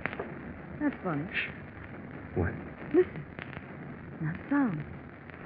Well, he wouldn't be talking to himself. No, but maybe he's already gone and forgotten to turn out the light. Arthur and waste electricity? Not Arthur. Still, he might have. Maybe you better stick your head in and see. I'll stand back out of sight. He'll never know. But Sam... You might as well. Besides, he'd think it was funny you didn't stop and say goodnight. Yeah, I suppose so. Okay, just a minute. Hi there, you old workhorse. What are you up to? Well, he must have fallen asleep. Arthur, this is a fine way to act. Come on, wake... Arthur. Arthur. Fred? Sandra, stay out of here. What's the matter? Something wrong? Sandra, go backstairs. Something the matter with Arthur? Why is he lying there with his head on the desk? What? Oh! Arthur! Sandra, be calm. I don't know what happened, but dead, isn't he? Yes, he's dead, all right. Bullet right through his temple. Oh, no. Why should he do a thing like that? I don't know. It does look like suicide. What? There, now, Sandra. Sit down. Try to keep calm. Oh, Bert. I was through with him. I was going to leave him, but I never wished him dead. Of course not, darling. I know that. Now, just take it easy. I can't believe he'd commit suicide. Why? Well, maybe he left a note. They usually do. Let's see. There is something on the desk. Here. Here, look. It's addressed to me. You? Yeah. Dear Bert, this will probably be a shock to you, but believe me, it's best. Business is bad, but that's only part of it. You'll be able to carry on with me out of the way. Just one thing, look after Sandra for me, will you? Goodbye, Arthur. Arthur. How could he do such a thing? I can't tell from this whether he knew or not. What does this mean? You'll be able to carry on with me out of the way. I don't know unless... Of course, he meant the insurance. Insurance? Yes. Didn't you two have some kind of partnership insurance? Yes, that's right, of course. We took it out when we first started in business. If one of us died, the other got $100,000. Yes, that's what he meant. Business was bad, but if he died, you'd get $100,000 to help with the business. Only Sandra... Oh, what a fool. He made a terrible mistake. Why? I won't get any $100,000. I won't get a cent. Well, why not? Because there's a suicide clause in the insurance. It's paid for any natural or accidental death, but not for suicide. Suicide voids the insurance. All for nothing. He did it all for nothing. Oh, Arthur. Yes, he was a fool even in death. Bert, how can you talk like that? Why not, Sandra? He stood between me and what I wanted most in the world, you. Now there's nothing standing between us. We can be married, live the life we've wanted together. But I haven't a cent outside the business. Don't worry, we'll think of a way. It's ironic, you know. Only we had that $100,000. Yeah, we might have, too, if only he hadn't made it so obviously suicide. You don't suppose Suppose what? it is suicide, isn't it? It couldn't have been... Murder? Good Lord, Sandra, who could have murdered him? I don't know, but a robber, somebody. No. Of course it's suicide. There's the note, obviously a suicide note. Of course, naturally. If there hadn't been a note, it might have looked like murder. Sandra, listen, if there was no note, if the police didn't find a note, it might look like murder to them. What do you mean? And if they called it murder, the insurance company would pay the $100,000. You're not thinking... Why not? What difference would it make to him? He must have intended that I get the insurance money. Well, why should I be robbed of it just because he forgot something? Bert, it's not right. Why not? It's what he wanted. We're just carrying out the wishes of the dead. It's nobody else's business. But you're forgetting if it looks like murder, then it is somebody else's business. The police. They'd have to find the murderer. Which they couldn't do. Because there is no murderer. But they might accuse even you. Me? Yes, I hadn't thought of that. A gun. Whose gun is that? I didn't know Arthur had a gun. He didn't. Oh, good Lord, that's my gun. He must have taken it out of my desk. Your gun? Well, then they would think that... Yes, unless... Wait a minute. Would they? It would have your fingerprints on it. Naturally, it's my gun. And it has his on it, too, because he used it. That would prove it was suicide. Yes, unless we wipe them off.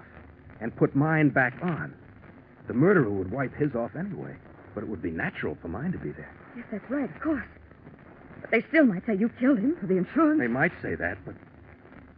Look, Sandra, I have a perfect alibi. I was with you. We've been at the Golden Pheasant all evening since 7:30. Plenty of people saw us there. Now, wait a minute, please. Think a minute more.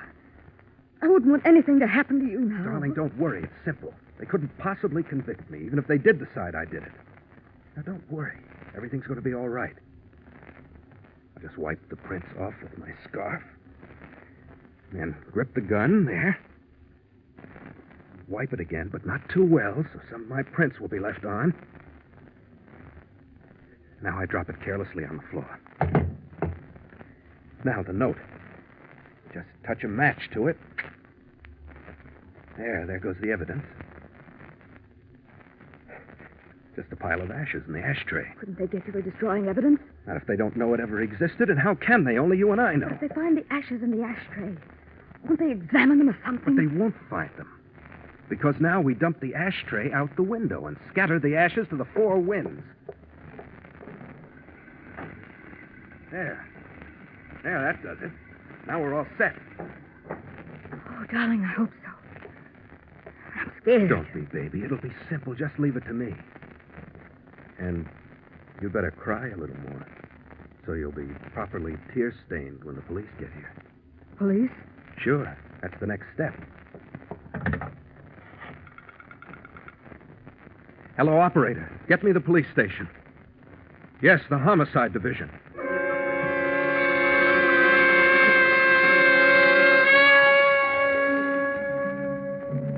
Well, Bert, you're skating on thin ice, don't you think? Making the police believe that Arthur's suicide is murder and possibly making them think you did it. That's a dangerous game you're playing. But now that it's done, the police seem to fall for your trick.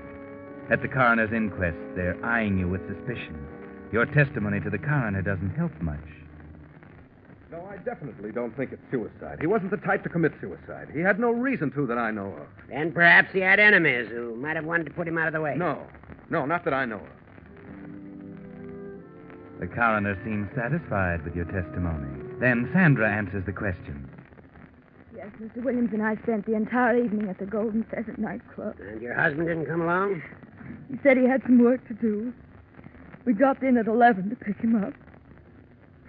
That's when we found him. Did your husband ever speak of taking his life? Was he despondent? Oh, no. Never. Mrs. Albers, do you think your husband committed suicide? I feel sure that if he were to do such a thing, he would at least have left me a note. Some explanation. But he didn't. Therefore, I can't believe he took his own life. That went over big, didn't it, Bert? That practically clinched it. They can't call it suicide now. Sandra convinced them. But just to add another link, there's the police officer to add his testimony. The bullet entered the right temple on a 250-degree angle. That is, slightly from the rear and moving forward. Powder burns on the skin indicated that the gun was not held directly to the head, but several inches from it, perhaps 3 or 4. In your estimation, Captain, could it have been possible for the dead man to have fired the fatal shot himself? Well, yes, possible, but it would have been an awkward position. If he had shot himself, it would seem more logical for him to have placed the muzzle directly against his temple. Oh. And in your opinion, the gun was probably fired by someone else. Someone who came up from behind him, perhaps. Well, that'd only be an opinion. It might not have been. It could have been either. Well, Bert, there's a break for you. A break you hadn't counted on. Arthur was very obliging. You can see him right now, deciding to hold the gun away from his head. No doubt he wanted to avoid unnecessary unpleasantness. He was so fastidious. Well, offer up a few thanks, Bert, because that did it. The coroner's jury has reached its verdict. The jury finds the deceased, Arthur Albers, met death at the hands of a person or persons unknown.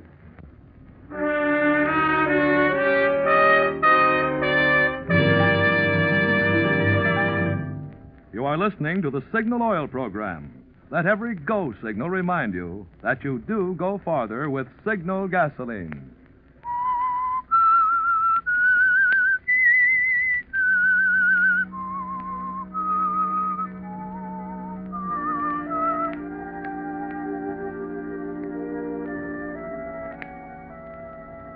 Well, Bert Williams, you pulled it off, didn't you?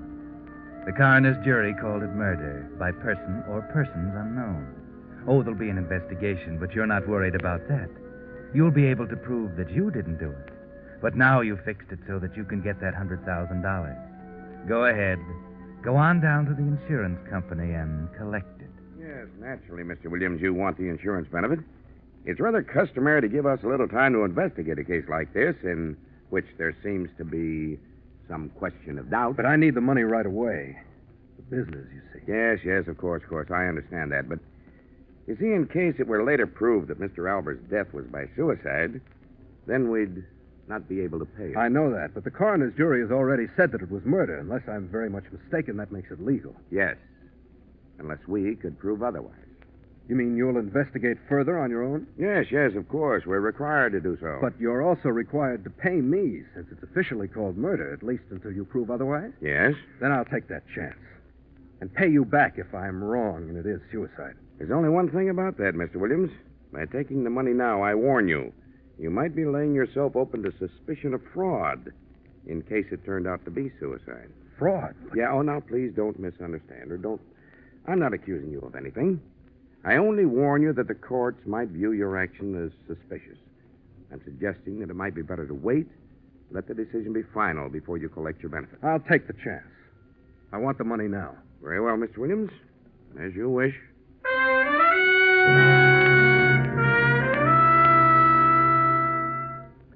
Yes, you're sure of yourself now, aren't you, Bert? Very sure. And why not? You've deposited that certified check for $100,000 in your bank. And they can't touch you. So you go to Sandra to tell her the good news. Now, baby, we can get out. Maybe in a week or two when it's all blown over. Head for Mexico or Florida, anywhere you say. Sounds wonderful, darling. I'd like to start out right now. So would I. We better let things cool off a little first. The insurance company might smell a rat if we pulled out too quickly. The insurance company has nothing to do with me. I could leave right now. Rest after the strain of the funeral, you know. Without me? Hey, now, none of that. From now on, it's us together. It's a fallacy, you know, that two can live as cheaply as one. That 100,000 would go a lot farther for just one of us. Sandra, I don't understand you. Naturally, you're going to share it with me. I don't care anything about the money except for what I can do for you. Oh, really, darling? Well, that's very nice. Because, you see, I've decided that I'll just take it all. So if you don't mind, you might write me a check or make out a bank draft or something. Sandra, what is this, a joke? No joke, I assure you, dear. I'm very attached to money. And the thought of that 100,000 thrills me, so I'd rather not have it piecemeal like a housewife's allowance. I want it now. Good Lord, Sandra, do you realize what you're saying? You're telling me it's the money you want, not me. Well, you might put it that way. Are you trying to tell me that all this time I've meant no more to you than that? Oh, it's been fun, darling. Fun? Sandra, you can't mean I'm that. afraid I do, Bert, so there's not much need for any further talk. Just transfer the 100,000 to my account tomorrow morning, and we'll call everything even. Even? What fantastic notion makes you think I'd give you the money now? It's far from fantastic. I have a notion you wouldn't like for me to tell the insurance company and the police that you perpetrated a fraud. That Arthur really did commit suicide. And you destroyed the evidence. You wouldn't dare tell them. They wouldn't believe you in the first place. How could you prove it? With a little slip of paper I have. Just a note. A note from Arthur. It came registered mail the day after he died. You might call it a suicide note. No. Yes. Isn't it logical that he'd write one to his wife as well as to his business partner? I never thought of that. No, darling, you didn't, did you? But it turned out very nicely for me. Now, when you transfer the money to my account and bring me the bank book, I'll do you a favor. I'll burn this little note like you burned the other one. Okay. You win, Sandra. That's a good boy. I'll expect you then about 10 in the morning.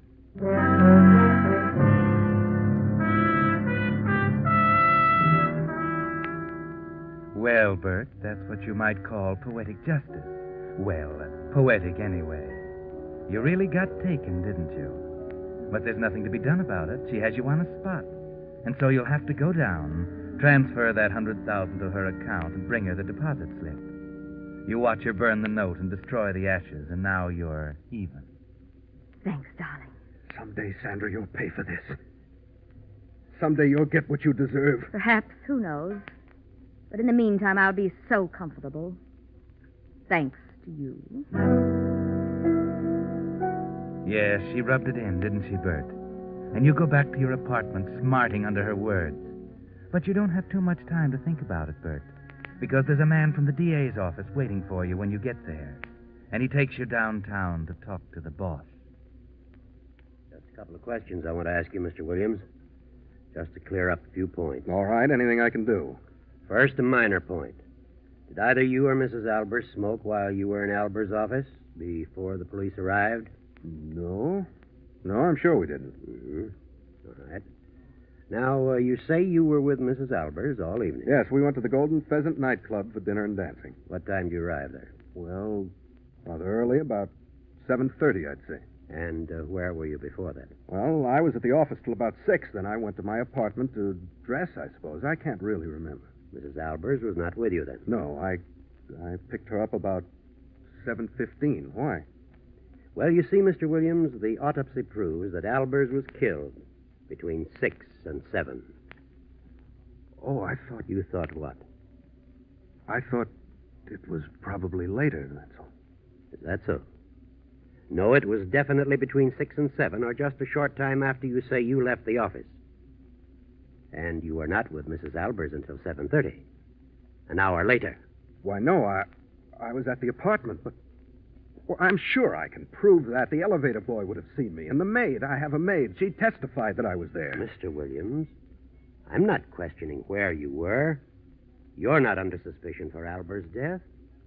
I'm not? No, of course not. You never were. You see, from the very beginning, we had a pretty clear line on the real murderer. What do you mean? The ashtray was the first clue. You see, it was a little strange that a man working late at night hadn't piled up an ashtray full of cigarette butts. The ashtray had been used, but there were no butts left in it. It hadn't been dumped into the wastebasket, so we got a little suspicious. We found that it had been dumped out the window. Out the window? Yes. And among the cigarette butts that we found was one especially that interested us. It was smudged with lipstick. This naturally led us to think of a woman. A woman? Not one? No, not one of the office employees, because we found that the janitress had cleaned that ashtray about 6. After all but Mr. Albers had left for the day. And you told us that Mrs. Albers didn't smoke when you two came in later that night. Yes, that's right. Mm-hmm. That meant that there was a woman there about the time Albers died. So we began looking around, and we got the main clue from the dead man's lips. From the... Yes. You might almost say he told us. You see, on his lip was a smudge of lipstick. That told us that indeed there had been a woman there, and she had been someone known intimately enough to kiss him, and incidentally to stand behind him without arousing his suspicion, from where she placed the gun to his head and fired. But that might have been his wife's lipstick. Yes, it might, mightn't it? But, I mean, it could have been there all day, ever since she kissed him goodbye that morning. It's possible, but not probable. He'd have seen it and wiped it off, or it would have worn off. But anyway, the next clue pointed in the same direction. Your prints on the gun had been smudged with some kind of fabric, not a handkerchief. We decided it could have been gloves worn by the murderer. Not leather gloves, but cloth gloves like a woman wears. Now, what woman might know where you kept your gun, be in the habit of kissing Albers, and so on? Only one, since Albers was the kind of a man he was. His wife. You mean you're charging Sandra with the murder? Yes. You clinched it with what you just told me. What do you mean? You told me the truth. That you didn't pick Sandra Albers up until 7:15. She slipped. She told me you picked her up shortly after 6, at exactly the time she was killing her husband. No, she didn't do it. You're making a terrible mistake. I know she didn't do it. How do you know, Mr. Williams? Because Arthur Albers committed suicide. Oh, come now, Williams. He did. There was a note, a suicide note. What happened to it? I burned it. I burned it so it would look like murder and I'd get the insurance money. Mr. Williams, I know how you feel about Mrs. Albers, and I know you're trying to protect her. But I warn you, she's not worth lying for. She's going to be prosecuted for the murder of her husband, and she's going to be convicted. Nothing you say can help her.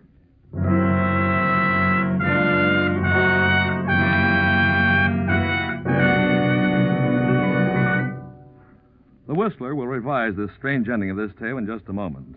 Meanwhile, I'd like to tell you about Roy Jacobson, for 13 years a Signal gasoline dealer in Berkeley, California.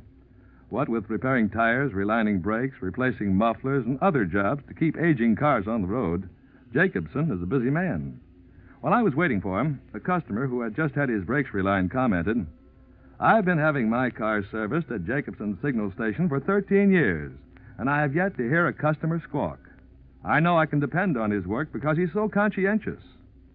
Conscientious. That word, friends, characterizes the kind of service you'll find in Signal gasoline stations from Canada to Mexico. And the reason for their conscientious, thorough service is that every Signal dealer is in business for himself. Most of them for many years, like Roy Jacobson. Naturally, they want to serve you so well, you'll be their permanent customer. Well, with Uncle Sam predicting that 1 car in every 12 will go off the road this year, such service can be mighty important. That's why so many drivers these days are switching to those friendly Signal gasoline dealers who make a permanent business of helping cars go farther. And now, back to the Whistler.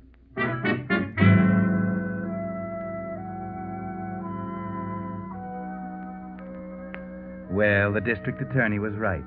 He did convict Sandra Albers for the murder of her husband. All through the trial, Bert Williams kept trying to explain the clues they brought in, kept protesting Sandra's innocence, but it was no use. Nobody believed him. And when she died, something happened to him. He said he'd murdered her, that ghosts haunted him, that he heard her calling to him. His friends decided his mind had snapped and they had him put away. Too bad. No need for it at all. No. Because what Bert didn't know was that Sandra really had killed her husband. Yes, the district attorney was right. And Bert, who had started out to make it look like he had committed a murder he hadn't, ended up in a madhouse because he thought he had committed one that he hadn't. Funny, isn't it?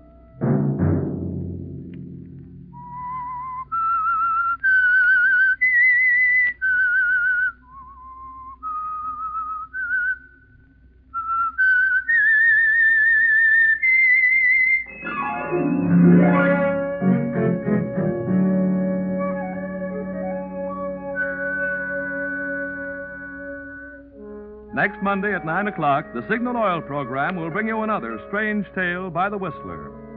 The Signal Oil program is broadcast for your entertainment by the Signal Oil Company, marketers of Signal's famous Go Farther gasoline and motor oil, and by your neighborhood Signal Oil dealer, who is at your service daily to keep your car running for the duration. The Signal Oil program, produced and directed by George W. Allen, with story by John Dunkel and music by Wilbur Hatch, is transmitted to our troops overseas by the Armed Forces Radio Service. Bill Pennell speaking for your friend, the Signal Oil Company, and suggesting once again that you let every go signal remind you that you do go farther with Signal gasoline.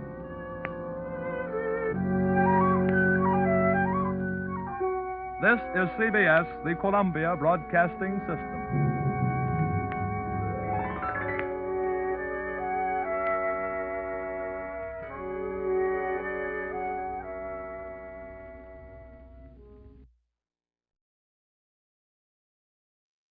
And now, stay tuned for the mystery program that is unique among all mystery programs. Because even when you know who's guilty, you always receive a startling surprise at the final curtain. In the Signal Oil program, The Whistler.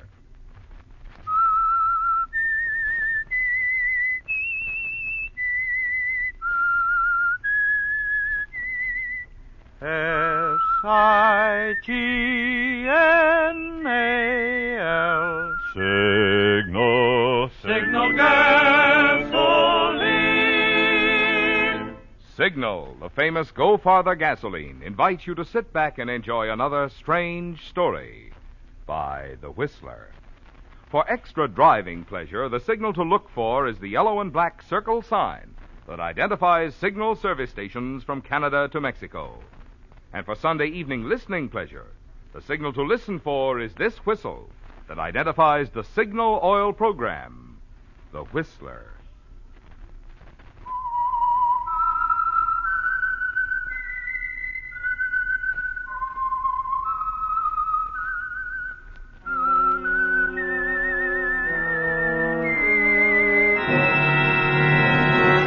I am the Whistler, and I know many things, for I walk by night. I know many strange tales hidden in the hearts of men and women who have stepped into the shadows. Yes, I know the nameless terrors of which they dare not speak. And now, the Whistler's strange story, The New Mrs. Devlin.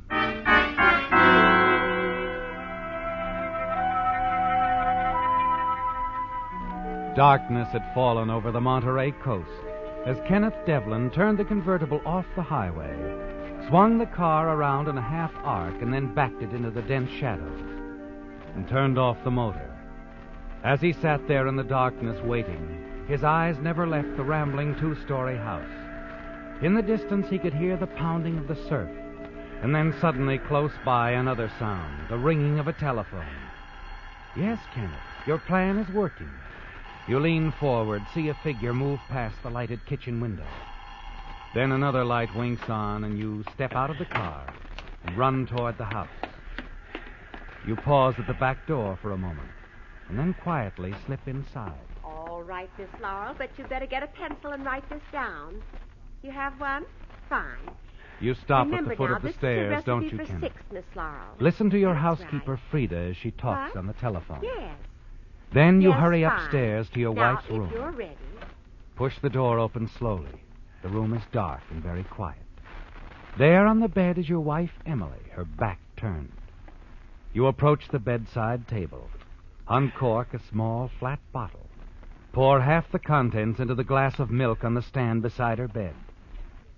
And then as you move away, your hand accidentally brushes against the music box. Quickly, you snap down the lid. Hold your breath for fear of waking her. Stand there for a full minute, not daring to move. Then you turn quietly and hurry out of the room and down the stairs.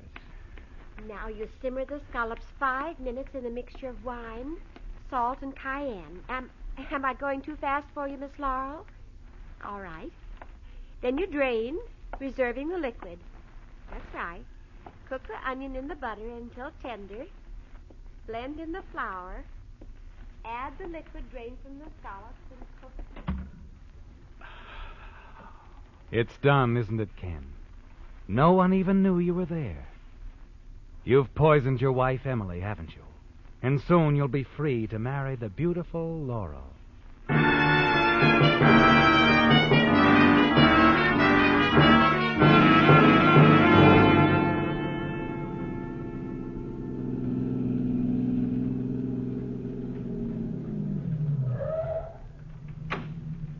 All right, Laura, get in. Ken, did everything go all right? Yeah, sure. Come on, let's go.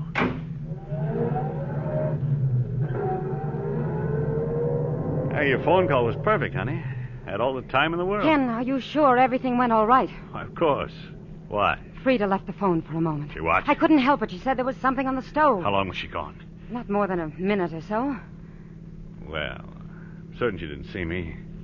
If she had, I think she would have spoken. Now, we better separate. All right, darling. I'll drive you up to the highway and you can take a bus home. I'll get in touch with you later. And don't worry, Laurel.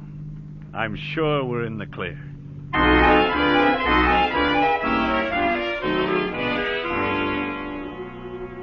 You drive around alone for a couple of hours. It's almost 10 o'clock when you return to the house. As you step inside the front door and close it, you remove your overcoat. Mr. Devlin? You turn at the sound of your housekeeper's voice. She's standing at the head of the stairs looking down at you. And you notice a strange look in her eyes. Then slowly she walks down the stairs toward you.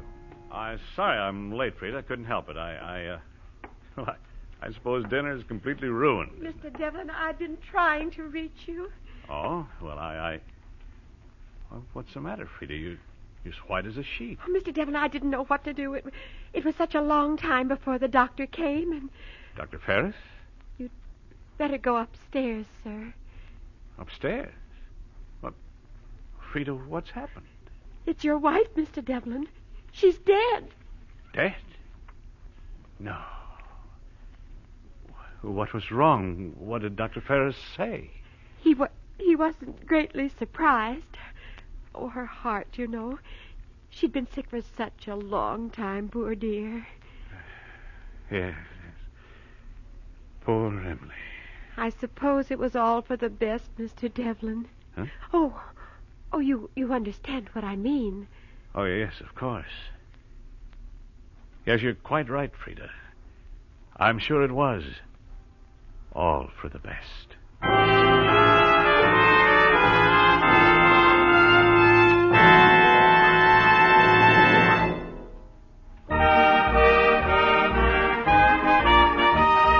Tonight's $20 Signal gasoline book goes to Carl A. Truitt of San Francisco for this limerick. Said the man in the moon with a sigh, if only some signal they'd try, they'd go farther by miles through these misty defiles and catch that ghost herd in the sky. Signal, signal, signal gasoline. Your car will go far with go farther gasoline. Well, even though catching that ghost herd in the sky isn't one of your ambitions, I'm sure you'll find plenty of use for the good mileage that has made Signal famous as the Go Farther gasoline. And at the same time, you'll enjoy the other benefits that naturally go hand in hand with mileage. I'm talking about Signal's fast cold weather starting, Signal's proud pickup, Signal's smooth, effortless power. So whether you're looking for economy or just real driving pleasure, remember you'll find both in Signal, the famous Go Farther gasoline.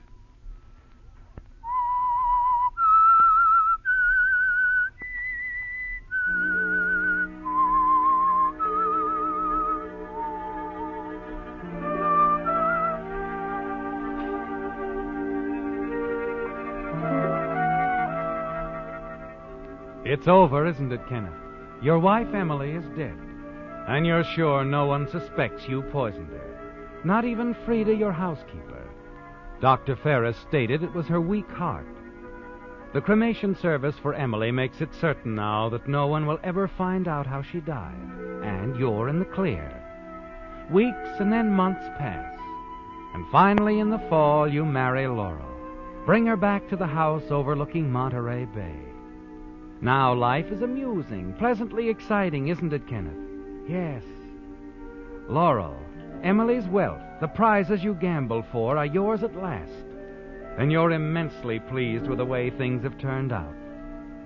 That is, for a while you are. And then gradually you begin to notice a change in Laurel, and it bothers you. There's something on her mind, isn't there, Kenneth? One night as you return from the office. Good evening, Mr. Devlin. Hello, Frida. Here, take these things, will you? You've been shopping again, sir. Indeed I have. Indeed I have. I put these things in the living room, sir. Dinner'll be ready in half an hour. Oh, dinner? Well, didn't Mrs. Devlin tell you we were going out tonight? She changed her mind, sir. Changed her mind, but... where is she? In the library. All right. Laurel? Oh, hello, Ken. Have a drink? Oh, thanks, no. What about the party tonight, honey? I thought you'd be all ready to go. I'm not going, Ken. You're not? But we can't. Why, Pete and George are my best friends. It's their wives. Whisper, whisper, whisper, always whispering in corners. Oh, now, look, honey, what would they be whispering about? Can't you guess? Can't you guess, Ken?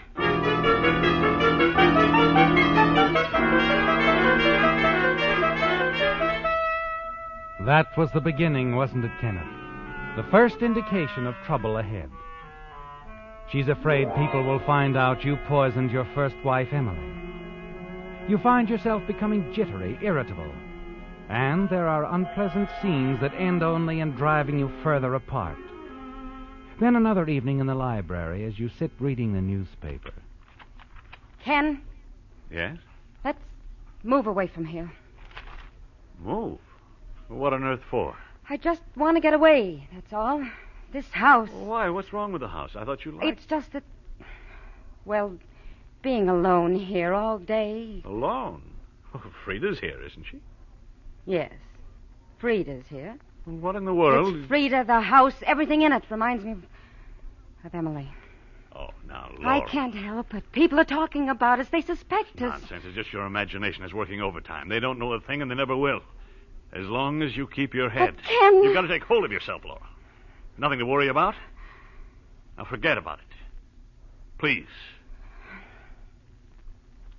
All right. But about Frida. What about her? She's got to go. I just don't want her in this house. She watches everything I do, listens to my phone conversations. That's ridiculous. It's not ridiculous. She suspects us, Ken. Please, you've got to dismiss her. No, Laurel. Frida's staying. And that's final. I see. You feel sorry for her, don't you? Sorry? She's in love with you, of course. You know that. In love with me? Oh, don't be silly. I noticed it a long time ago. The way she looks at you. Even before Emily died, she was in love with you. Laurel, I tell you, the way it's she utterly... follows you around, always doing things for you. Oh, it's all very clear, Ken. Tell me, are you in love with her? You're a fool, Laurel. A suspicious, frightened little fool. I'm going to bed. Good night.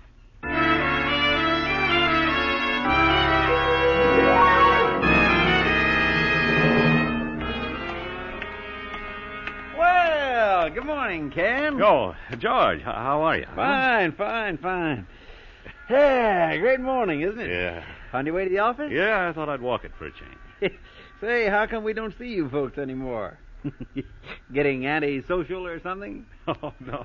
Well, Laurel's not been feeling too well lately, and I've been pretty busy. Sure. Just kidding.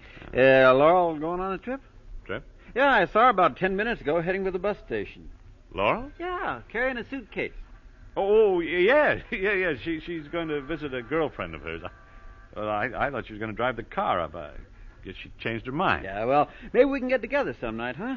Play a little poker with the boys? I'll phone Pete. Yeah, sure. We'll do that. Excuse me, George. Excuse me. I'll have to go back to the house. I forgot something. Yeah, okay. See ya.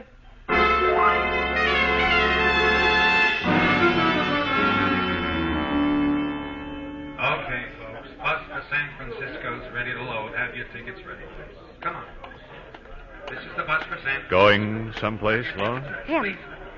Better give me that suitcase. Ken, I left a note for you.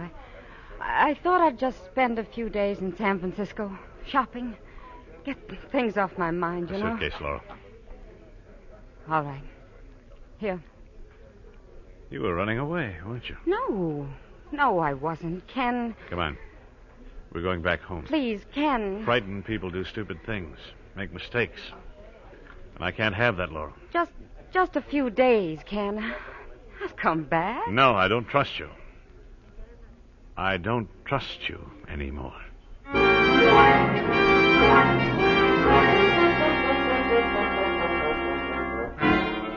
Marriage to Laurel was a mistake, wasn't it, Kenneth? You realize that now.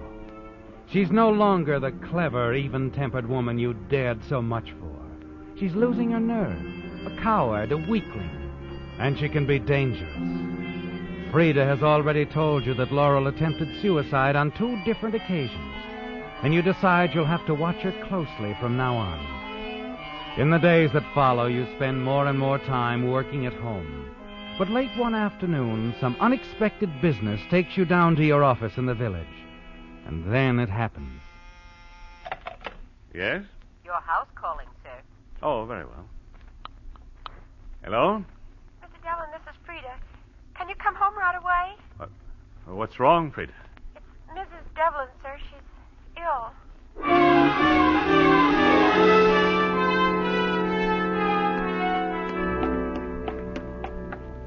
Now, if you'll just rest quietly, Mrs. Devlin, and take that medicine every half hour. See that she does, huh, Frida? I will, Doctor. Yes, well, I shall look in again this evening. Goodbye. Ken. How is she, Doctor? Oh, nothing to worry about. She'll be all right. Just nervous, upset stomach, but I'd watch her for a while. Frida told me she's attempted suicide once or twice. Yes, I know. She told me, too. I'll watch her, Doctor. Very closely.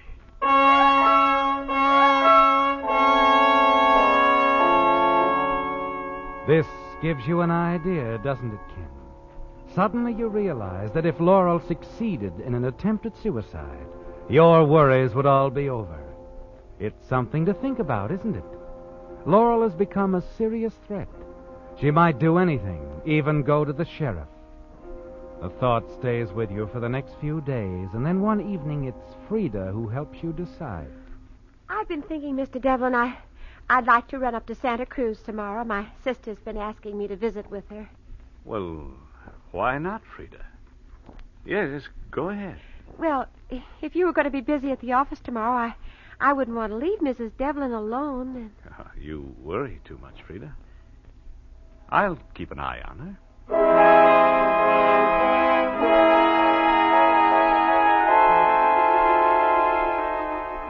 It's an opportunity, isn't it? And you don't hesitate to take advantage of it. Laurel will be alone in the house. It's got to be done, you tell yourself. And it might just as well happen tomorrow. Later that night, in the attic room, you open an old trunk.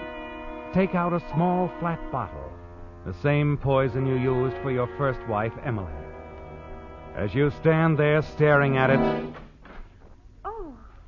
Oh, Mr. Devlin, I didn't know you were here. What is it, Frida? Well, I just came up to get some things I'd stored away, some presents for my nephew, but I won't disturb you if you're... Oh, it's quite all right. I was just leaving. Oh, Mr. Devlin, Yes?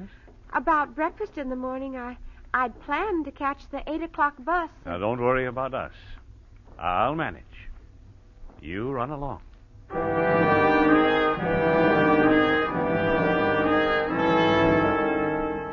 The following morning, as you see Frida leave the house, you hurry down to the kitchen, find the small cream pitcher in the refrigerator. You pour the rest of the poison into the cream, replace the pitcher on the refrigerator shelf, and an hour later, you're walking into your office. Oh, good morning, Mr. Devlin. I wasn't sure you'd be coming in today. Oh, morning, Miss Grant. Mr. Simmons called a few minutes ago. Wanted to remind you about looking at that Faraday land. Oh, yes, I forgot to call him. I'll do it right away.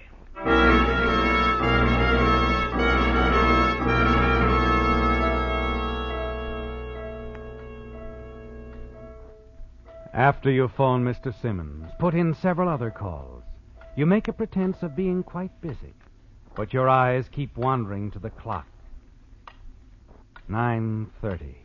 Laurel's waking up now.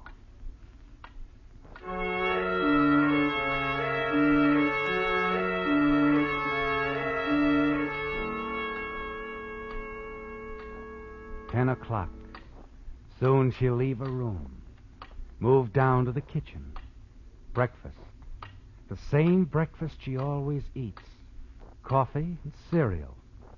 With cream.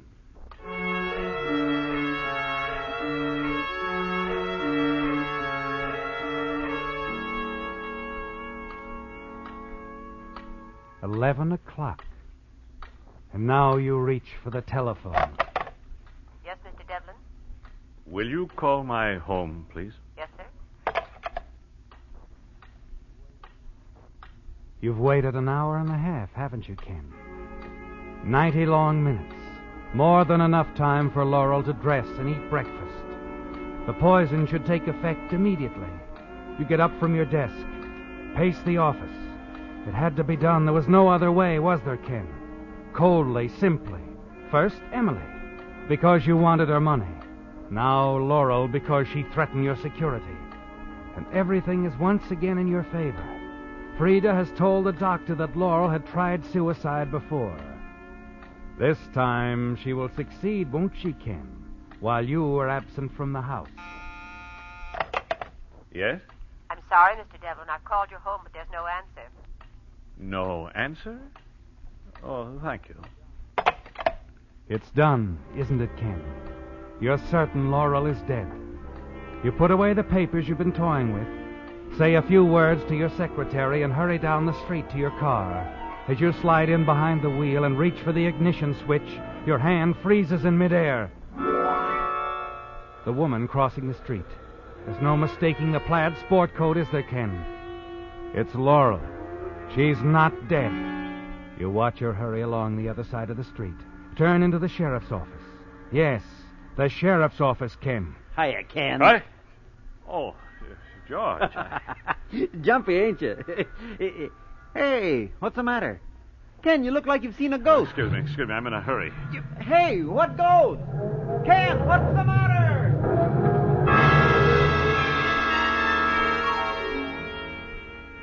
Laurel is going to tell the sheriff everything, isn't she, Ken? You're certain of that. And your only thought now is to get away. Back at the house, you hurry to the wall safe. Take out all the cash and put it in your pocket. You were smart to keep a few thousand at home, weren't you, Ken? Now, there's still a chance for you, isn't there? But you'll have to move fast. And then as you open the front door... Mr. Devlin, Frida. I didn't go to my sister's after all. Oh. Why not? I had no intention of going, really. What? Is she dead? Laurel, I mean. What are you talking about? You mean you didn't take advantage of my absence, Mr. Devlin? Dear me. I was certain you'd see to it that Laurel wouldn't fail in her next suicide attempt. Frida. Don't look so surprised. I've been expecting it. The way things were between you. Worrying about Emily and how she died. You know about that, too? Of course. Why didn't you go to the sheriff? Tell him. Tell him what? Emily died from her illness. Her heart just stopped, that's all. Nothing else. What? I saw you that night, Mr. Devlin, when I was talking on the telephone. I followed you upstairs, saw you drop the poison in the milk. Too bad you didn't know she was already dead. Already dead? Yes, she never got to touch the glass of milk. Why, Frida? Why didn't you tell me this before? I would have in time, I suppose. You see, when Emily died, I thought perhaps you'd noticed me, that there'd be a new Mrs. Devlin. You mean you? Yes, but you married Laurel. That took me by surprise. And I only wanted to hurt you, you and Laurel, to make you suffer. And she has suffered. Yes, she has. She must have if she tried suicide. Oh, no. She never tried to kill herself. But the doctor said... Well, you told me, I too. planned it that way because I thought it would help you if it were established in advance that she had suicidal tendencies, in case you decided you'd be better off without her. Oh, you don't know what you've done, Frida. You've ruined things. Laurel's at the sheriff's office right now telling him I poisoned Emily. I'm sure of it. Well, that's all right. I can tell him differently. Will you? On one condition. What's that? I love this house. I want it to be mine. Ours, Kenneth. I see. I want to be the next Mrs. Devlin. But Laurel... She doesn't love you, and you don't love her. She'll make your life miserable. You could send her away, divorce her. And if I do? I'll tell the sheriff the truth, and you'll be free. Well, if the sheriff's coming, you better make up your mind, Kenneth. Soon.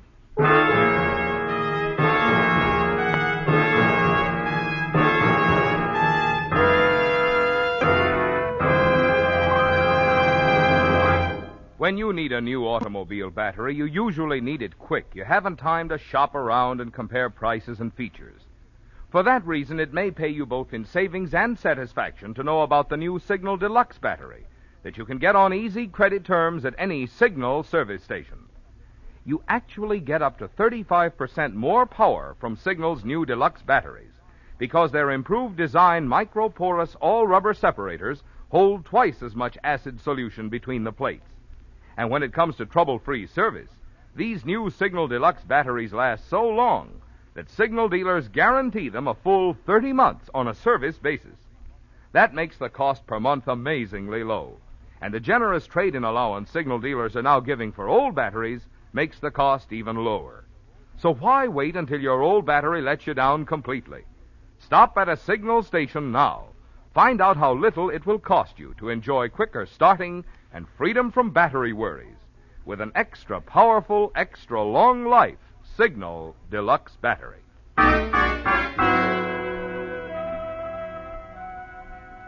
So you have a decision to make, Ken. You can reject Frida's demand and face a murder charge, or you can accept and be cleared of a crime you planned but really didn't commit. You move out to the patio alone to think, but your mind is already made up, isn't it? Yes, Frida's testimony will ensure your freedom, make certain you'll never again have to worry about Emily's death, and you'll return the favor by making Frida the next Mrs. Devlin. The minutes pass, and you wait for the sheriff to arrive. Finally, his car pulls into the driveway, and he steps out. Leaving Laurel in the car with the deputy, he starts up the path toward the house. As he does, you hurry back inside and meet him at the front door. Mr. Devlin? Yes? Your wife just told us a very interesting story. She's confessed that the two of you poisoned the first Mrs. Devlin. No, Sheriff, she's wrong. We didn't kill her. Emily died of a heart attack. She never drank the poison. That's so? Yes, and I can prove it. Frida, my housekeeper, she'll tell you. Come along, Sheriff. All right. Frida? Frida? Oh, this way, Sheriff. She's probably in here. Frida, are you... Frida is slumped over the kitchen table. Close at hand is a coffee cup and a pitcher of cream, empty. The poison cream you meant for Laurel. Frida? Frida! Just a minute, Devlin. Sheriff, She's dead. But she could have told you the truth. I didn't poison Emily. I didn't. I guess that's something we'll never know for sure. But it won't be hard to find out how your housekeeper died. Will it, Devlin?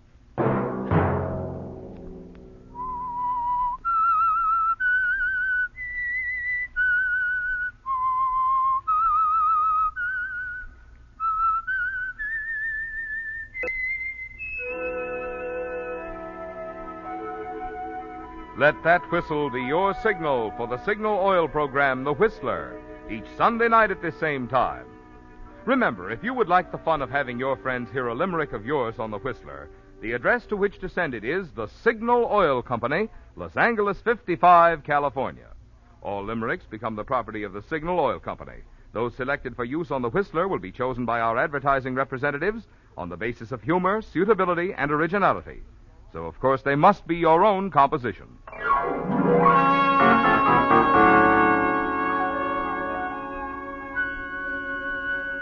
Featured in tonight's story were Willard Waterman, Sarah Selby, and Georgia Ellis. The Whistler was produced and directed by George W. Allen, with story by Louis Estey, music by Wilbur Hatch, and was transmitted to our troops overseas by the Armed Forces Radio Service. The Whistler is entirely fictional, and all characters portrayed on The Whistler are also fictional. Any similarity of names or resemblance to persons living or dead is purely coincidental. Remember, at the same time next Sunday, another strange tale by The Whistler.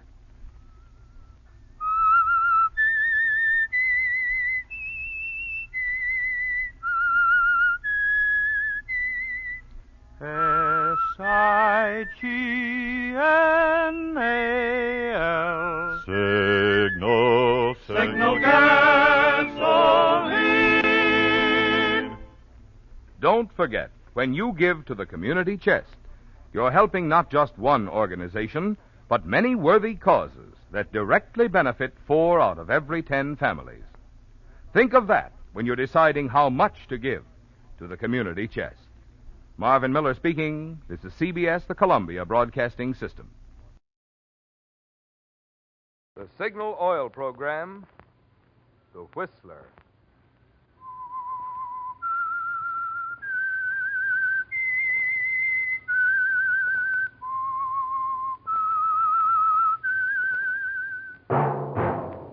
That whistle is your signal for the Signal Oil program, The Whistler.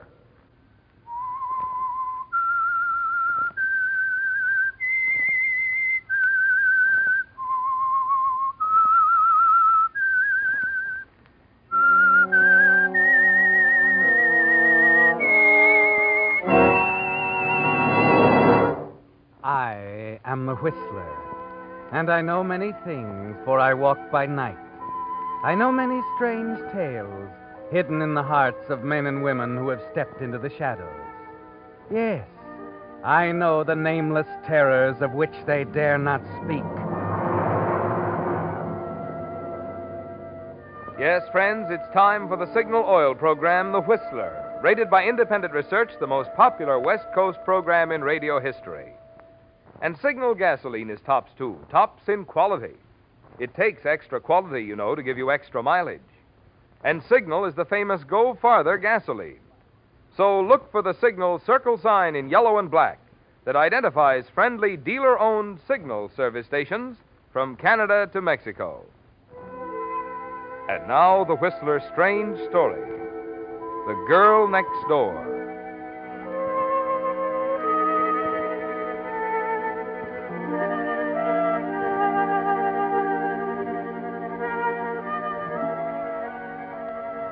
It was, in a small but very special way, a moment of triumph for Alma Germain.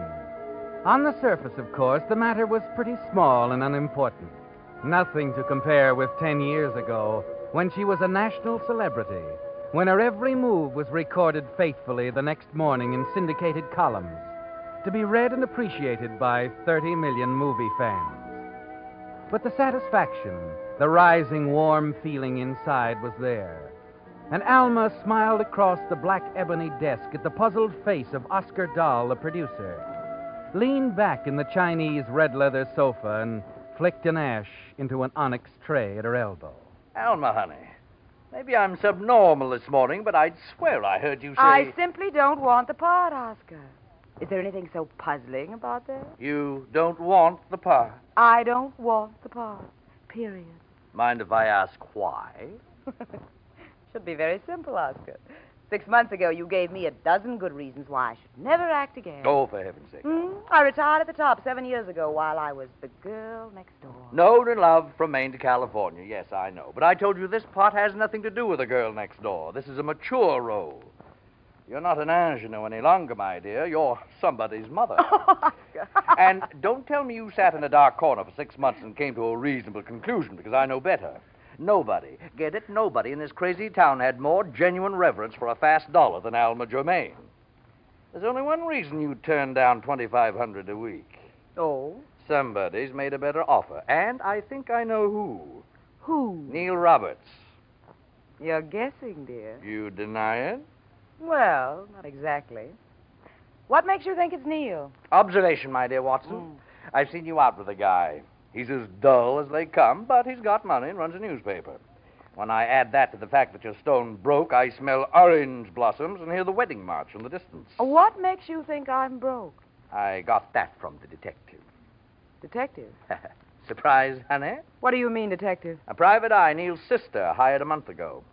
He was around asking questions about your background. She's got her nerve. Oh, she's got more than that, Angel. Whether you know it or not, she owns that newspaper her brother operates, watches him like a hawk, gives him the go-ahead before he ever makes a move. She has nothing to say about whom he marries. Oh, you just don't know Louise Roberts. If you ask me, honey, I don't think she'd like you for a sister-in-law. Now, if you act sensibly and take this job I'm offering you for a solid $2,500 a week for the run of the picture, well, after all, there are other actresses in town. Then by all means, find yourself one, Oscar. I told you I'm through with pictures. Are you through those cars with that 15-room house and the swimming pool?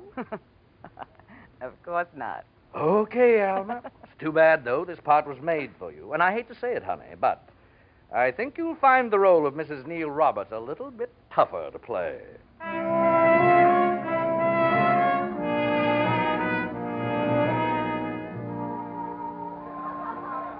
Alma, do you mean it? Of course I do, Neil.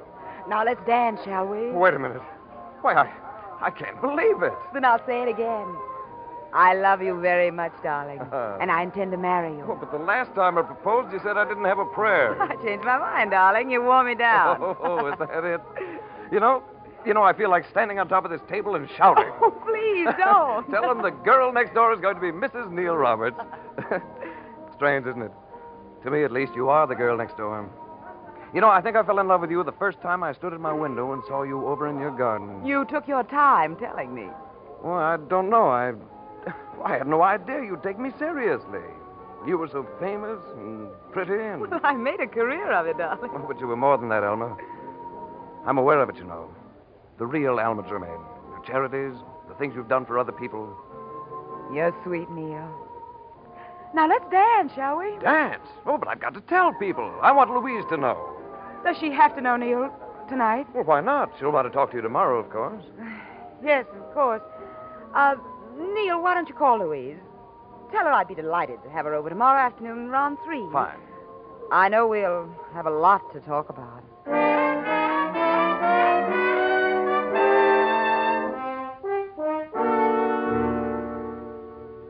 Nice to see you, Louise. Do sit down. I'll ring for tea. Or would you prefer something else? Nothing, thank you. And I'd rather stand, Alma. Neil tells me you're engaged. Yes, last night.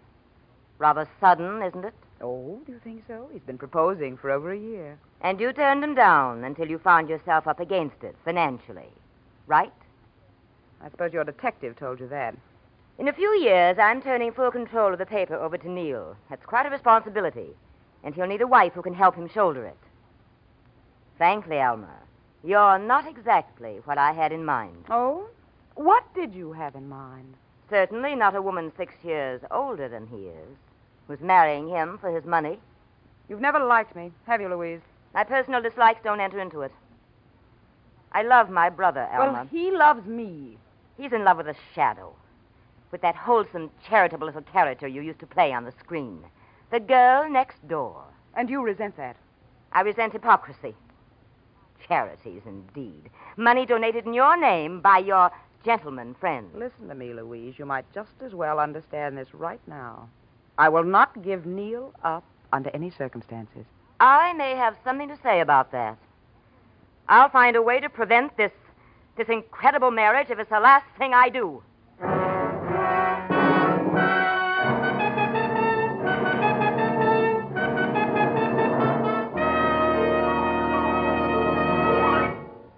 With the prologue of The Girl Next Door, the Signal Oil Company is bringing you another strange story by The Whistler.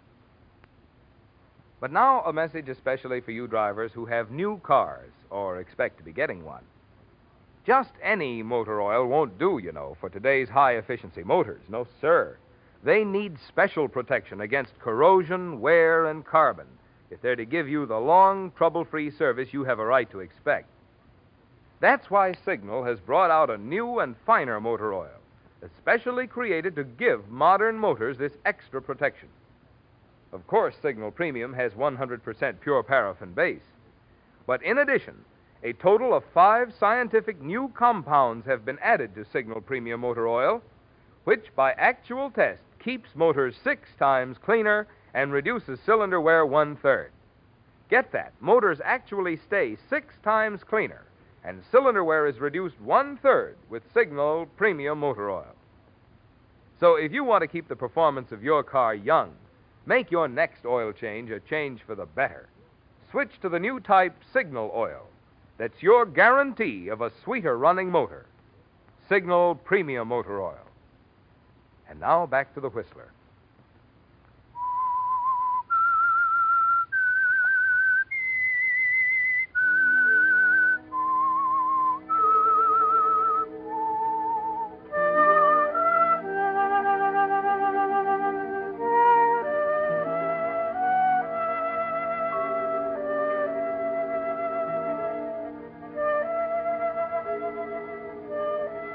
Well, the lines are drawn, aren't they, Alma? Louise Roberts knows you're marrying Neil for his money, and she's going to move heaven and earth to prevent it.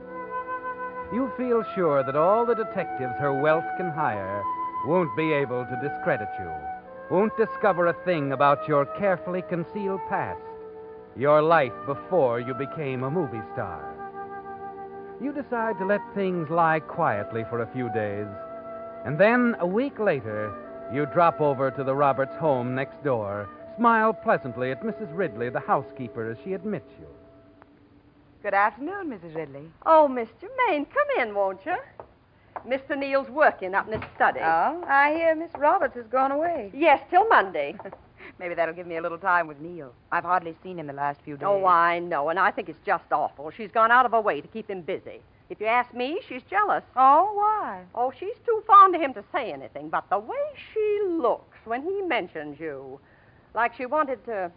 Well, if it was me, I'd marry him right now while she's gone. Oh, I think I can cope with it. Well, just the same, I wish for your sake she'd stay in Indiana. Indiana? Yes. Is that where she went? Well, I thought you knew. Mrs. Ridley, you're sure that... Well, I saw the plane ticket. But why? Why would she go there? What business, I suppose? Oh, are you all right, Miss Germaine? Oh, yes. Yes, I'm all right. Elma, is that you? Oh, yes, darling. Well, you know how it is, dear. That tyrant sister of mine keeps my nose to the grindstone. Doesn't she, though? But she's an angel. I'm lost without her. Yeah, how about some tea or something, Mrs. Ridley? Yes, sir. Miss Germaine should use a cup. Mm-hmm. Now then, darling. Neil, I want to be married right away. What? But we plan next month. Please, let's get married now. Now? Tomorrow. Oh, but Louise won't be back till the day after. It only takes 2 of us, dear. Oh, Alma, I couldn't do that to my sister. Why, dear? She's taking our marriage so hard. Why prolong it? It could be all over by the time she gets back. You think it's better? It's kind of. Kind of. Well, that's so like you, Alma. We can have dinner with Ruth and Jerry, perhaps. Then it won't seem furtive. Tomorrow night we can fly to Yuma. Well, all right, if you say so. Neil, darling. Elma. You're such an angel, Neil. You'll never know what you've done for me.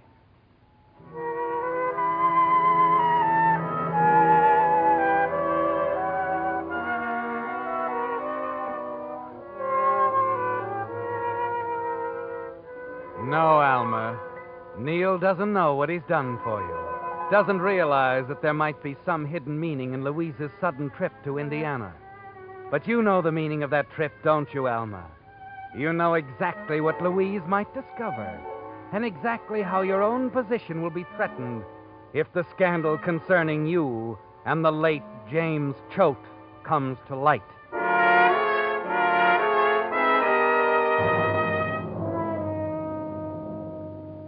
And that's why you've made up your mind, Alma, about your marriage to Neil. Louise loves her brother. She'd never spoil his happiness by exposing you. You're counting on that as you rush the plans for the wedding and phone your friend Ruth Forbes and begin plans for an informal barbecue out by your swimming pool. And then the following afternoon... Mr. May? Yes? Would you like to check on the table now? Oh, all right, Dora. I've finished my swim. Oh, is it 5 o'clock? Just about, miss. Oh, I had no idea. Toss me that towel, will you, Dora? Here you are, miss. Oh, thanks. Probably shouldn't have gone for a swim. Oh, so heavenly. Let's see. Oh, yes. The table looks lovely, Dora. Oh, thank you, miss. I brought down the firelighter. Shall I start the charcoal? No, never mind. I'll do that. Is there anything else at all, miss? You know, I'm going to the movies tonight with Mrs. Ridley. Oh, that's right. No, Dora, I think that's everything. If the Forbes come before you leave, send them down here. All right, miss. I'll tell you. Dora, where's that lighter you brought? Oh, never mind, Dora. I see it.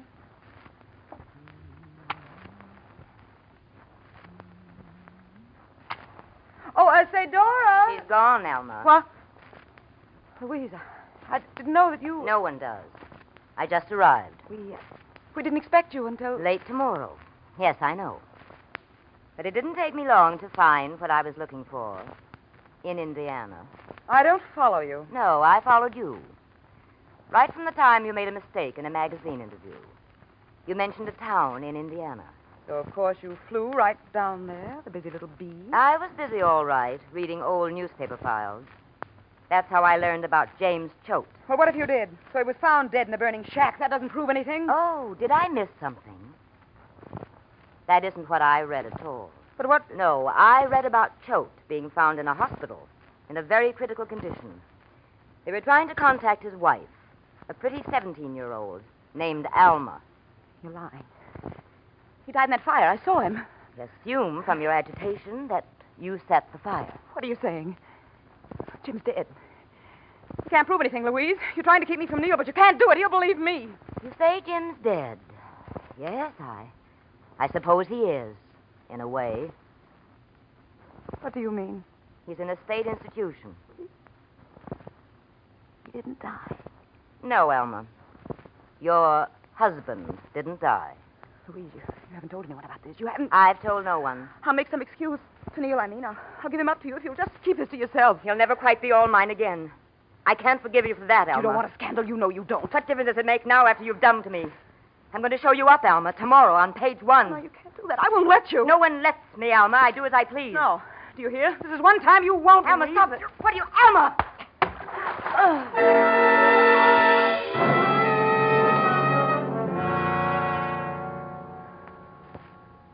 You stand there, Alma, watching at the edge of the pool. The club-ended firelighter clutched in your hand as Louise, stunned by the blow, struggles feebly in the deep water. Alma, help me. You're letting me drown. I hope you do. I want you to drown, Louise. I want you to. And you don't lift a hand, do you, Alma? As Louise continues her frantic, bewildered efforts for a moment, and then sinks below the surface and floats there, a quiet, dark shadow in the pretty blue oval of your pool.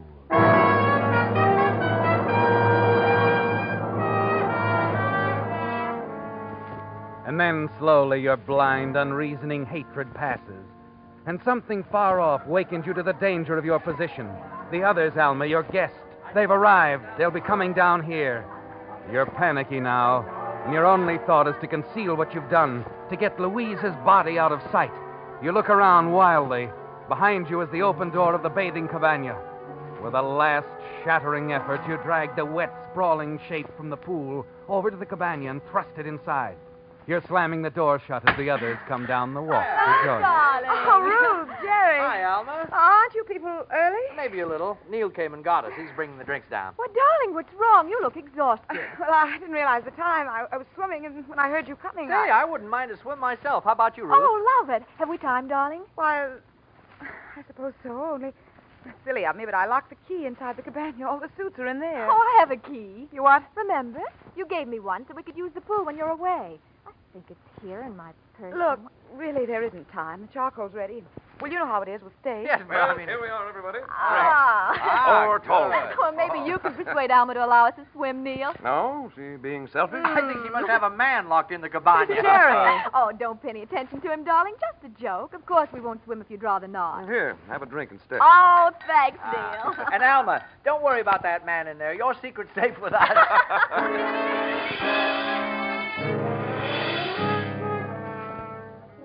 Well, Alma, for the first time in your life, you have to do some real acting. To be the easy, gracious hostess, and to avoid that questioning look in Neil's eyes. You can't announce the wedding plans now, can you? Secretly, you curse that first wave of panic that blinded you to the easy way out, to the simple fact that it could have looked like an unfortunate accident. But now you can't use that explanation, can you? They'll know the time of death, Alma. The police can determine that. So your removal of the body will point to one thing only, the guilty knowledge of murder. Your desperate purpose now is to get your guests away from here, make some excuse to send them home, so you can think. Finally, you manage it. And as they're leaving, it's Ruth who unknowingly suggests a way out for Take you. her out of this world. Well, so long, Alma. Good night, Jerry. Oh, it's been delightful, darling. Even if we are kicked out at 8:30. But I thought you were going to tell them our big news. I'm sorry, Neil. I've an awful headache. Oh, you've certainly been edgy. And what about the big news? News? Yes, what's Neil talking about? What is some other time, Ruth? Oh, you've been completely frustrating this evening, darling. Next time I want to swim, I'll use Neil's pool. Neil's pool. Yes, Neil's pool. That's a good idea. Oh, she's just being cruel, honey. Hey, Neil, you driving us? I'll be right with you. Au revoir, right. darling. Bye. Dearest, what is it?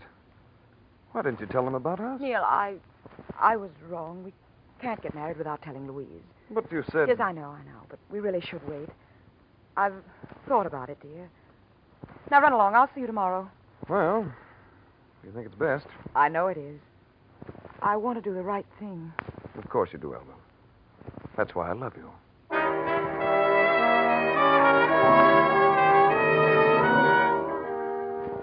Yes, Alma. Ruth gave you an idea when she mentioned Neil's swimming pool. Neil and Louise's pool right next door. The diving accident story you overlooked before will work now if Louise's body is found there. Just another swimmer dead in the water with a bruise on her head. It's a terrible ordeal, isn't it, Alma? But somehow in the darkness you manage it. Get Louise over to her yard, change her into one of her own swimming suits, and ease her into the water.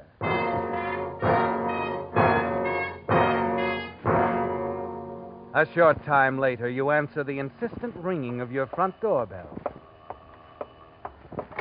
Why, Mrs. Ridley. Oh, Miss Germain, please come quickly.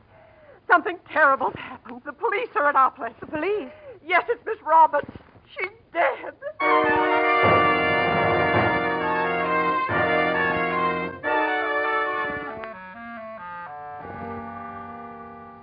Lieutenant, I don't understand you. If you say it wasn't an accident... I didn't say for certain that it wasn't an accident, Miss Germain.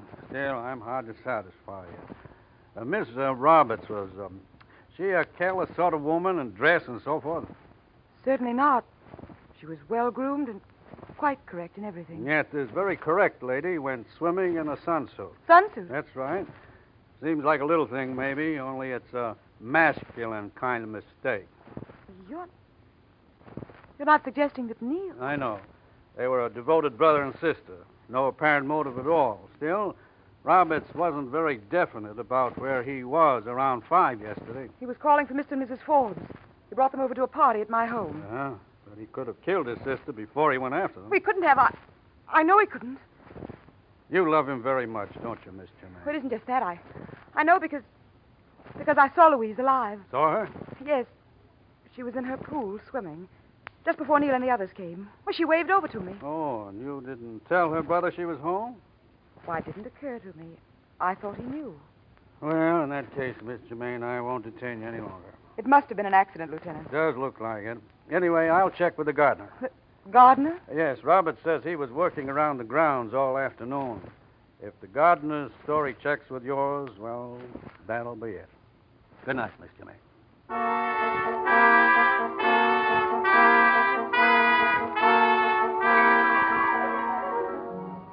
It was a bad mistake, wasn't it, Alma? In your murderous haste, you dressed Louise in a sunsuit instead of the bathing suit she'd naturally wear. But it will all be all right, Alma. Everything. If only he doesn't know for certain that Louise wasn't swimming in her pool. It seems forever, doesn't it, before the lieutenant is back again? Well, Miss Germain, I couldn't reach the gardener, but I talked to the housekeeper over there, Mrs. Ridley. She says the gardener can't be of much help to us. Oh? Seems that he was driving Mrs. Ridley and your maid Dora to the movies at 5 o'clock. He couldn't have seen Miss Roberts in the pool when you did. I see. Then does that mean... That I'll have to take your word for it? Yes, it does. As far as I can make out, it was an accident, like you said. Sorry to bother you at this late hour, Miss Germain, but thought you'd want to know. Of course, it's no bother. I'm so relieved. For Neil's sake.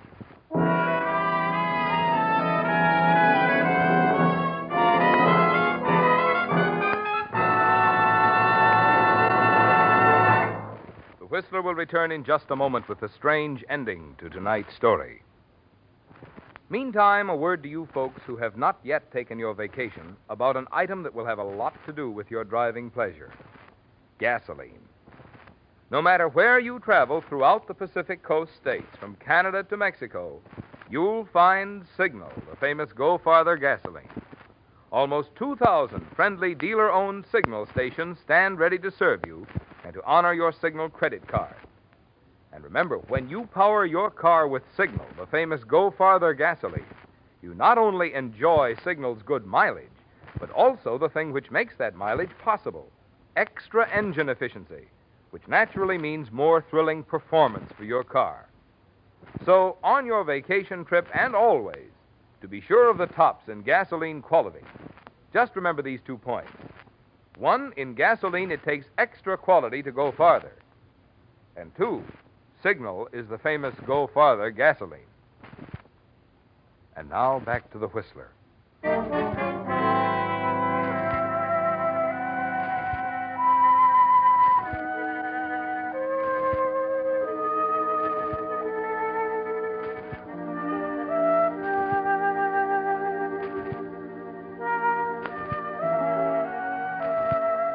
And now, Alma, your expensive little world is safe again.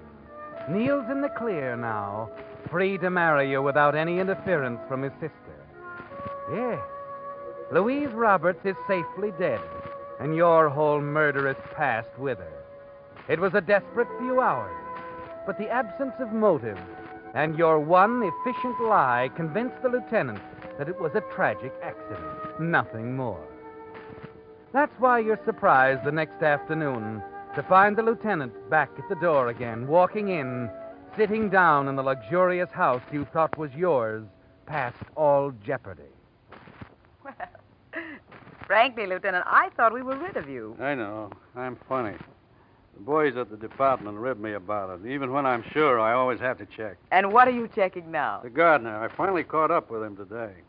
But I thought Mrs. Ridley said That part's okay. He wasn't near the pool around 5 yesterday, and he didn't notice the body at 10 when he came back. Well, then what's so important? Very important, because after talking to him, I changed my mind about Miss Roberts' death. It wasn't an accident at all. It was murder. What are you saying? Why'd you lie to me yesterday, Miss Germain? What? Why'd you tell me you saw Louise Robertson swimming? I did see her. Stop it. You're all finished, Miss Germain. You killed her and put her in that pool yourself. What? Thought it'd pass as an accident. Then you saw her brother and his money slipping away when we put the finger on him, so you tried to cover by saying you'd seen her in swimming. This is outrageous. I don't know what you're talking Why'd you about. lie to me? No one but an idiot would have dived into that pool yesterday afternoon. But why? Because the gardener changed the water in the Roberts pool yesterday, Miss Germain. And at the time you claim you saw Louise Robertson swimming, There wasn't a drop of water in the pool.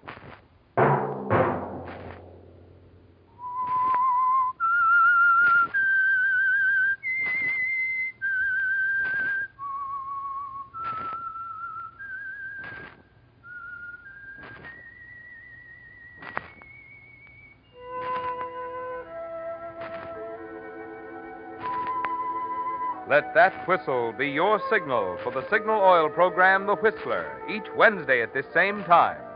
Brought to you by the Signal Oil Company, marketers of Signal gasoline and motor oil and fine quality automotive accessories. Signal has asked me to remind you, to get the most driving pleasure, drive at sensible speeds, be courteous, and obey traffic regulations. It may save a life, possibly your own.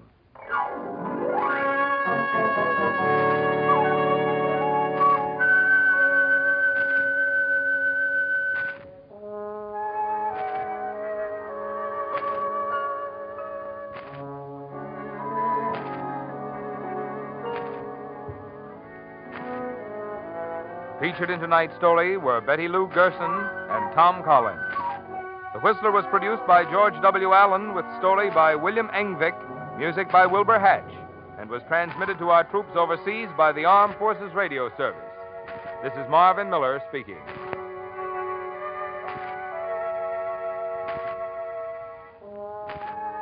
This is CBS, the Columbia Broadcasting System.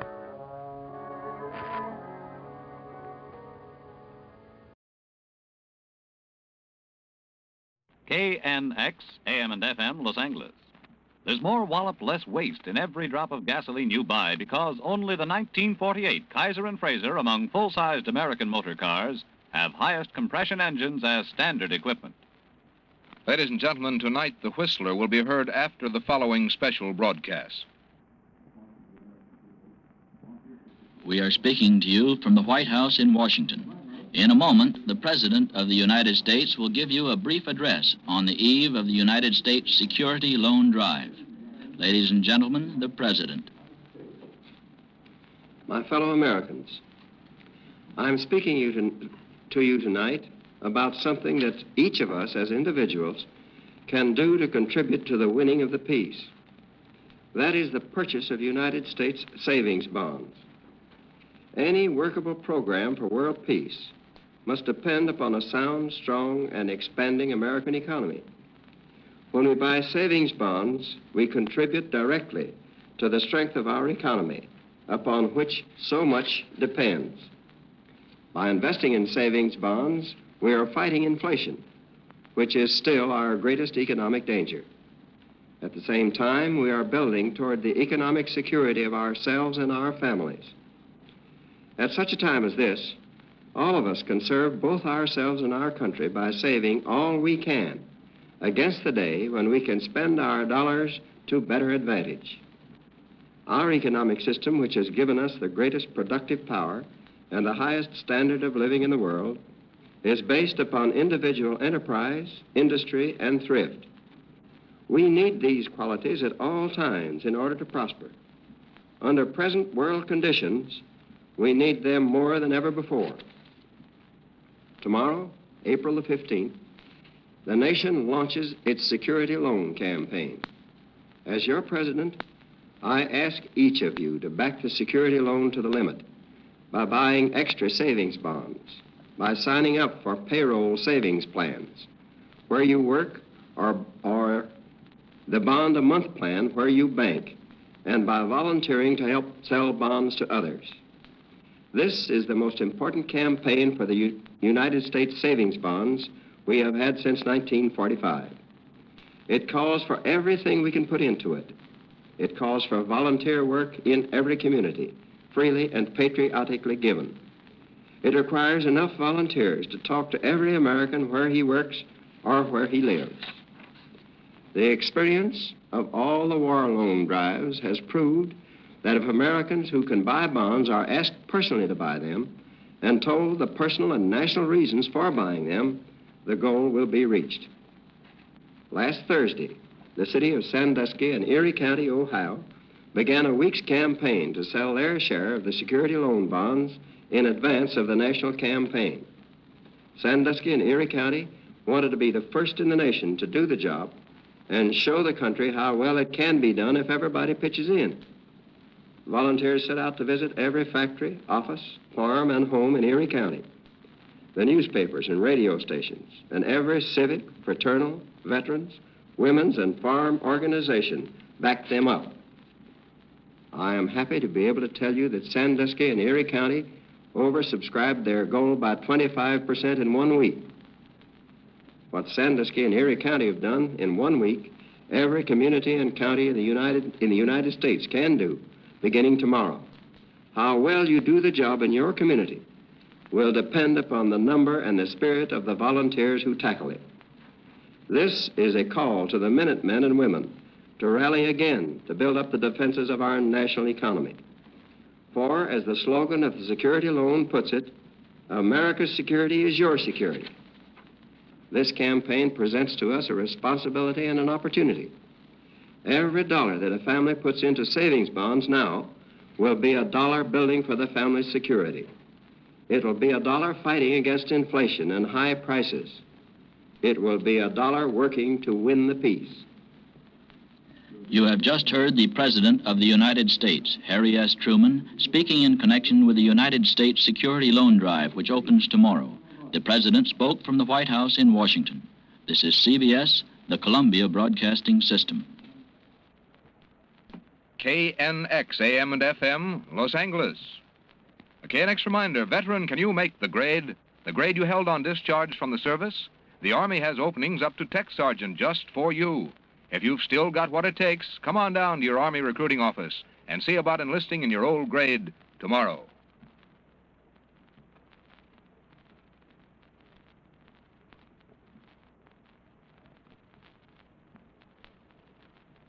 The Signal Oil Program, The Whistler.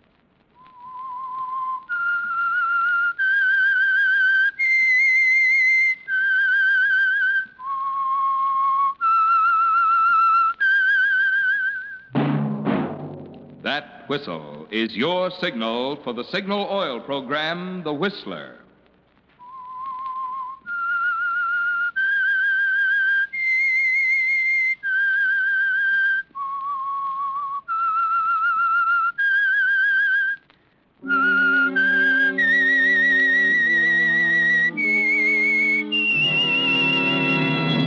I am the Whistler, and I know many things, for I walk by night. I know many strange tales hidden in the hearts of men and women who have stepped into the shadows. Yes, I know the nameless terrors of which they dare not speak. Yes, friends, it's time for the Signal Oil Program, The Whistler, rated tops in popularity for a longer period of time than any other West Coast program in radio history. And Signal Gasoline is tops, too. And now the Whistler's strange story, Till Death Do Us Part.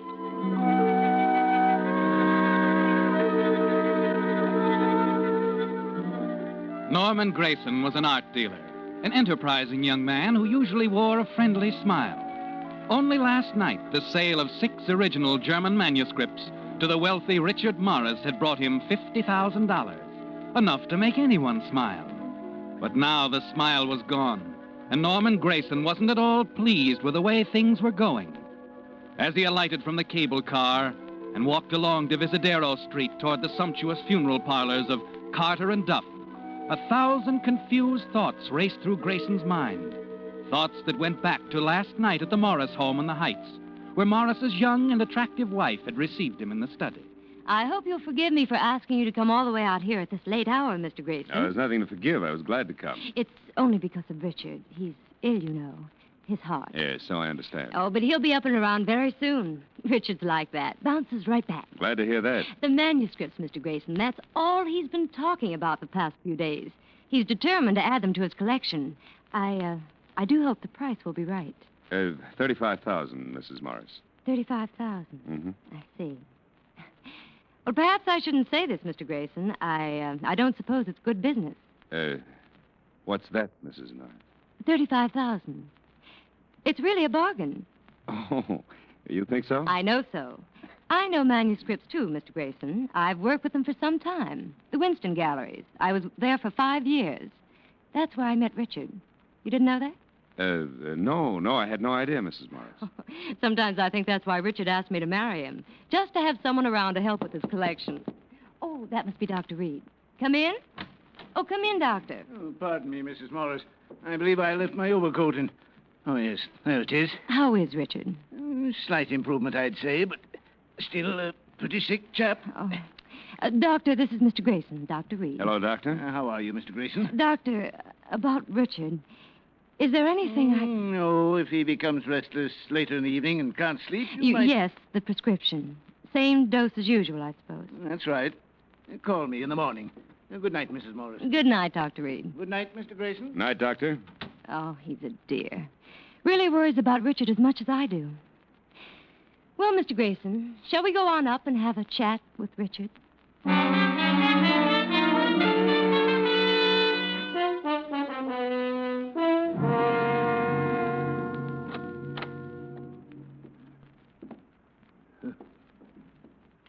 Richard. Richard. Janet? Yes, darling. Mr. Grayson is here. Grayson? The gentleman with the manuscripts. The German manuscripts for your collection. Oh, yes. Manuscript. Yes, Mr. Grayson and I talked it all over. He's going to sell them to you. Darling, aren't you listening to me? Mrs. Morris, perhaps we'd better not try. No, it's quite all right, Mr. Grayson. Here, Richard, let me help you sit up. Well, what for, Janet? The check, you have to sign it. It's all made out, everything except the signature, Richard. That's it. That's a good boy. Now, here's the pen. All right. Oh, that's right. There we are. Ah, that's fine, Richard. Now I'll give the check to Mr. Grayson. Thank you. And the manuscripts are all yours. Isn't that wonderful, Richard? Yes. Janet, a glass of water, please. Oh, of course, darling. Here's the water. Here. And here's something to make you sleep. Doctor's orders. Oh, now I'll be back in a little to look in on you. Good night, Richard.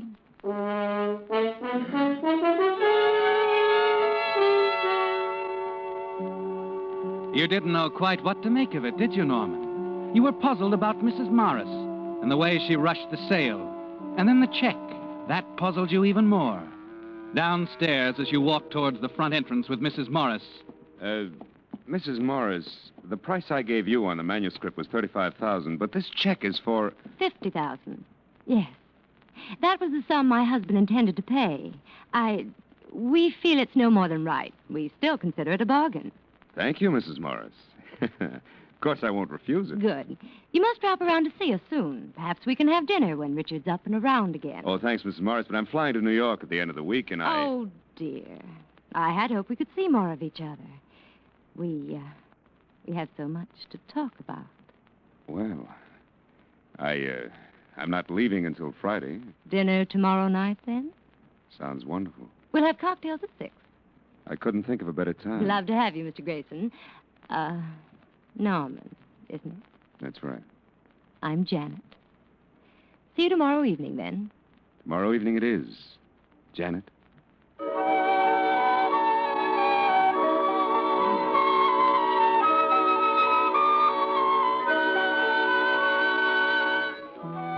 When you left the Morris home, you weren't at all quite certain that business in New York was important enough to drag you away by Friday.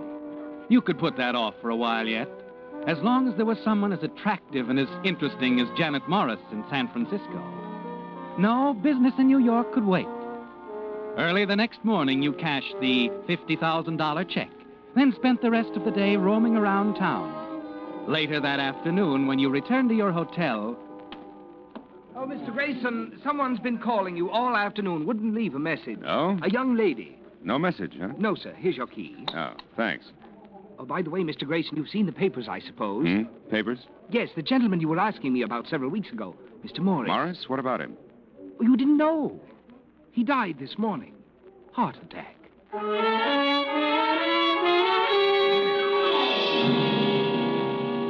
Yes, it was all there in the evening paper. Richard J. Morris, prominent Bay Area businessman, art collector, dead. You hurried up to your room and began to pack, and then the phone rang. Hello? Norman, this is Janet. Janet Morris. Oh, yes. Yeah, I just read the papers. I'm terribly sorry, Janet. Is there anything I can do? As a matter of fact, there is. Yes, I'd like to see you, Norman. There are a few things we should discuss about the manuscripts. Oh? What is there to talk about, Janet? Don't you know? All right. I'll come right up. No, not here at the house. That wouldn't be right. Suppose you meet me in, say, 2 hours from now. I'll be at the funeral parlor making arrangements for Richard. It's on Devereaux. I know. You'll be there, won't you? Yes. I'll be there. I wouldn't want you to do anything foolish, like leaving town in a hurry.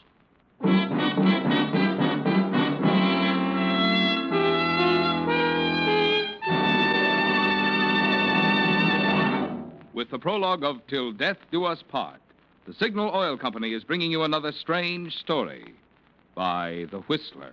But now, friends, a special announcement. The first announcement on what we honestly believe is today's greatest tire value, barring none.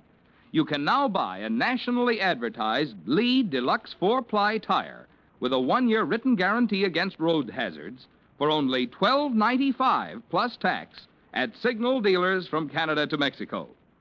That's in the popular 616 size. Other sizes proportionately low priced.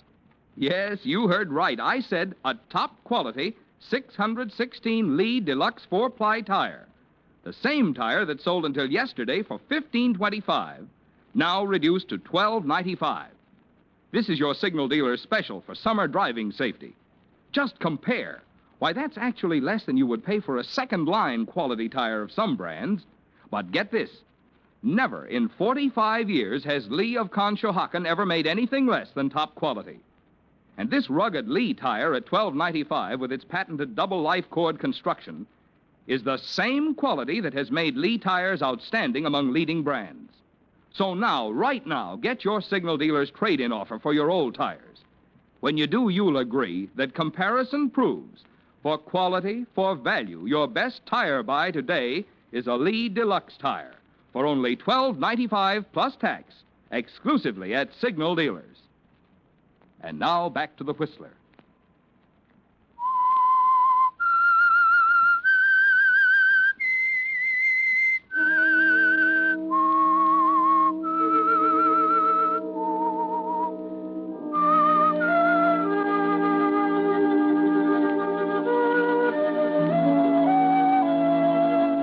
Yes, it had been a profitable business deal, hadn't it, Norman? Selling the 6 original German manuscripts to Richard Morris. But less than 18 hours after he signed a check to you for $50,000, Richard Morris is dead of a heart attack. And now his widow, the young, attractive Janet Morris, summons you to see her, and of all places, at a funeral home. When you reach the funeral home, a slender, solemn-faced young man leads you down a long, thickly carpeted corridor toward the rear of the building into a private waiting room. The door closes softly behind you, and you're alone with Janet. Norman. I'm sorry, Janet. Oh, it's so awful. I just can't believe it. Poor Richard. And to think I let you swindle him out of $50,000. Look, Janet, Please don't bother to deny it. The manuscripts are forgeries. I know. You knew it all the time. Yes. Did he? Of course not. At first, he wanted me to take him to Mansfield for appraisal. Mansfield? Fred Mansfield? Yes, but I talked Richard out of it. He had a lot of respect for my judgment. I see. So no one knows about this but us and the man responsible for the manuscripts. They're quite good. Ziegler's work, isn't it? I understand he's back in this country. I told you yesterday I knew manuscripts. Had to be Ziegler or Klein. By the way, where is Klein these days? In a Berlin cemetery. He made a mistake. A bad one. Oh, he was such an artist. Oh, I wish they'd stop that music. I don't like it. Janet. Yes? What What are we going to do about the manuscripts? Well, I could turn the whole matter over to the police, but it would be such a bother. And, well, after what's happened, I just want to get away somewhere. So? So I think I'll give you the manuscripts. That is, I'll sell them back to you, Norman. For $50,000? Yes. You wouldn't consider the original price, $35,000. Oh, no, Richard wouldn't like that. I'm afraid I'll have to insist on $50,000. Are you in the market, Norman? I'll have to think it over. Well, all right. Janet. Yes? You know, I can't figure you out. Oh? I mean about the money. Morris must have left you a fortune. Why should you worry about $50,000? $50,000 is very important. You see, there's a catch to the fortune. It's tied up in trust. I'm to get only $800 a month. Oh, that's awfully tough, isn't it? It is, when one is used to the things I am. Richard planned it that way. My own good, you know. Wasn't that thoughtful of him? Yeah. So when I came along, you saw your chance to grab off a little pin money, huh? Money that he'd never know you had. That's why you upped the ante from $35,000 to $50,000 on that check. Yes. Wasn't that thoughtful of me? You knew it was coming back to Baby. Smart. Very smart. Norman, people will be arriving soon. I'm afraid I can't talk to you anymore. I'll give you till tomorrow night to think it over. It's nice of you. 8 o'clock. The house. And Norman... Yeah? Don't forget to bring the money. I'll tie a string around my finger.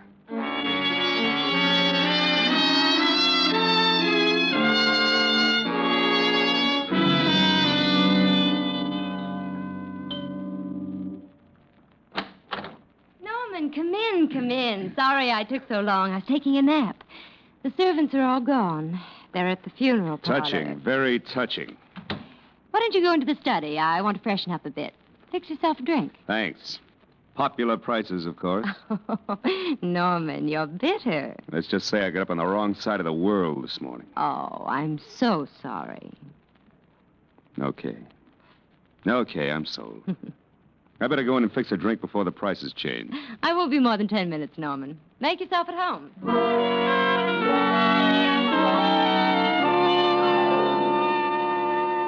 You stand in the hallway, listening to Janet's footsteps overhead.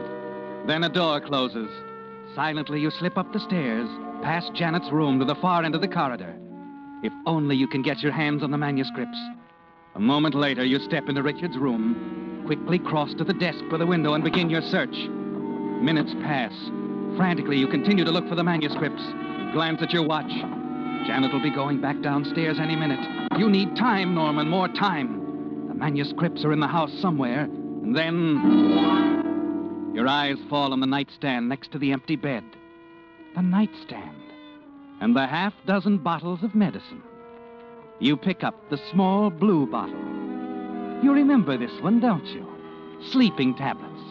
You stick them in your pocket. In less than a minute, you're back in the study downstairs.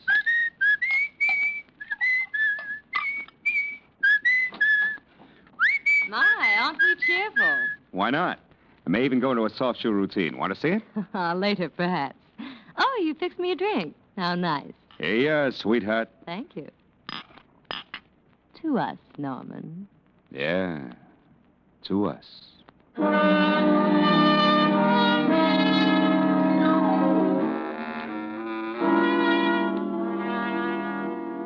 You know, Janet, it's a funny thing about Ziegler.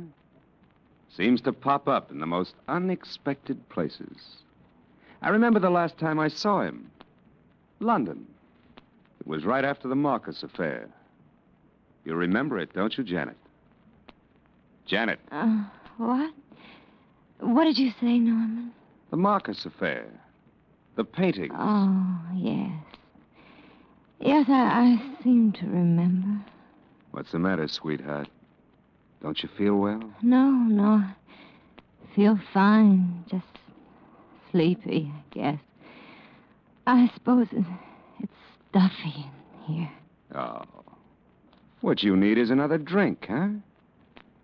Janet. Oh, no. I don't think so. What were you saying about... Ziegler? Oh, yes. Right after the war. It won't I be ran long into now, him in will a it, pub. Norman? Your voice drones on and on. Janet can hardly keep her eyes open. And then finally she drops off to sleep. You keep talking. Then you get to your feet and walk over to her. Janet? Janet? Janet. Oh. Fallen asleep, have you, darling? Don't worry. You haven't got enough to keep you asleep. Too long. Just long enough for me to finish here. Oh, by the way, I hadn't finished telling you how I got the manuscripts. How Klein stole them from Ziegler. And how I had to kill Klein to get them back. Yes. It was a bad mistake on Klein's part.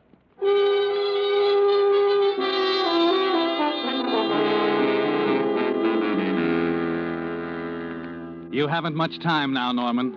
The servants may be coming home at any moment. Quickly, you begin a systematic search of the study, and you're in luck. In less than 5 minutes, the manuscripts are tucked away in your inside coat pocket. You leave Janet sleeping peacefully in the chair and slip out the front door. As you stroll down the walk, you toss the bottle of sleeping tablets into the bushes. And then when you reach the gate, you turn and look back at the house. Ha-ha! So long, sweetheart. Sleep tight.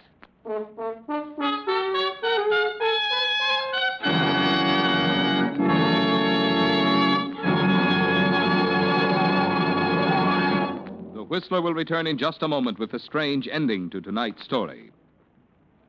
Meantime, since this is spring, the season when a young man's thoughts turn to love, and also to oil changes if he has a car, I'd like to say a word tonight on both subjects. Love, that is, and oil changes. If you really love your car and want to keep it young, happy, and purring with contentment, make this spring's oil change a change for the better. In short, make it a change to that new type Signal lubricant that's your guarantee of a sweeter running motor. Signal Premium Compounded Motor Oil. You see, because it combines 100% pure paraffin base with protective compounds, Signal Premium does much more than just lubricate. In fact, tests prove Signal Premium Compounded Motor Oil reduces cylinder wear 1/3 and keeps motors 6 times cleaner than today's finest regular oils. So remember, if you want a sweeter running motor, if you want to keep wear down and performance up, the oil to change to this spring is Signal Premium Compounded Motor Oil. And now, back to the Whistler.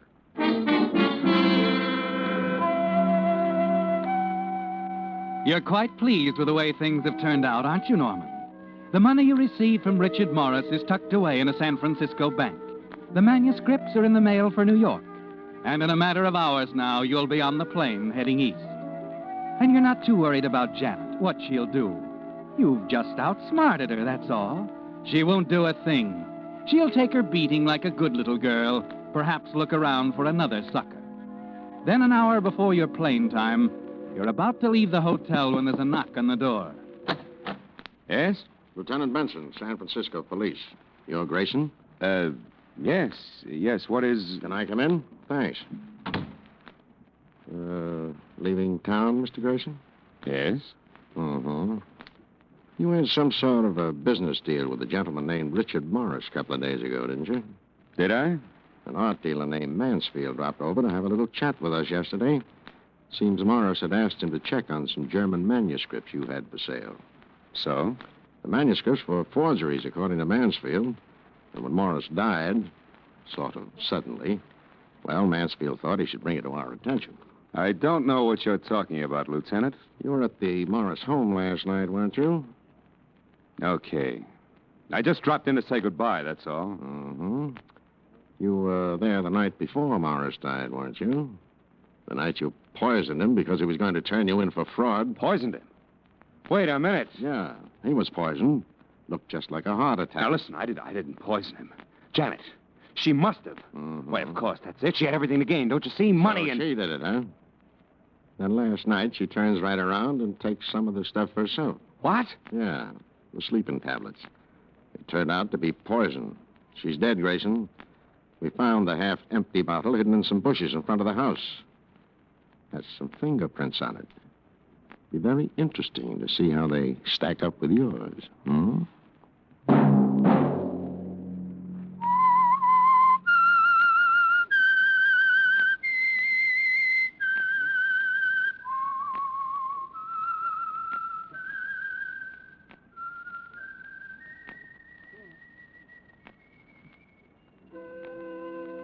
Let that whistle be your signal for the Signal Oil program, The Whistler, each Wednesday night at this same time. Brought to you by the Signal Oil Company, marketers of Signal gasoline and motor oil, and fine quality automotive accessories.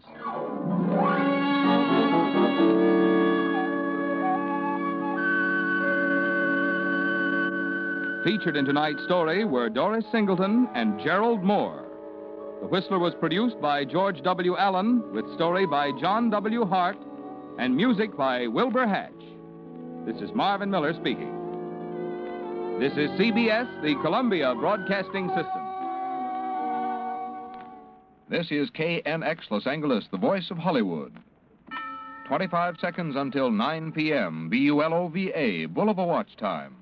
Wear a 21 Jewel Bulova, one of life's choicest possessions. Superlatively dependable, always. Signal gasoline. Let every traffic signal remind you, you do go farther with Signal gasoline. Yes, you do go farther with Signal.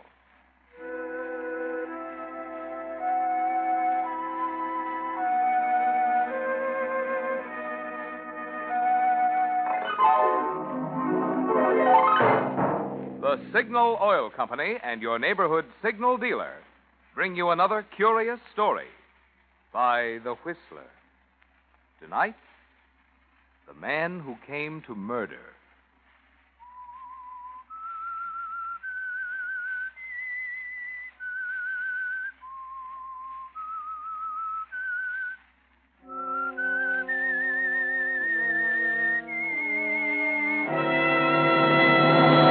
I am the Whistler, and I know many things, for I walk by night. I know many strange tales hidden in the hearts of men and women who have stepped into the shadows. Yes, I know the nameless terrors of which they dare not speak.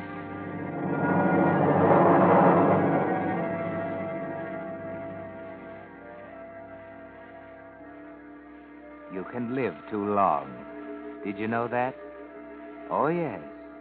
Especially if you have money, a lot of it, and heirs. Like Ellen Hargrove. Miss Ellen has a lot of money left to her at her husband's death years ago. She lives in a great Victorian house just outside of town. She has been a helpless invalid ever since she had that terrible heart attack just a year ago. Nobody thought she could live. Yet there she still is in the great carved bed in the second-floor bedroom. This morning, there are 3 people in the bedroom beside Miss Ellen. There's Mrs. Merton, her devoted housekeeper, Dr. Stone, who has come to make another examination, and Wendell Robinson. Wendell has shown the most touching anxiety about Miss Ellen all through her illness. He's her nephew and heir. Now, deep breath, Miss Ellen. Make it a good one. Yes, Doctor. Another. Well, that's enough of that. Now, let's check that pulse again. But you've already taken my pulse. Any good reason I shouldn't take it again? I like to hold a lovely lady's hand. You... Oh, Dr. Stone, what a thing to say to an old woman like me.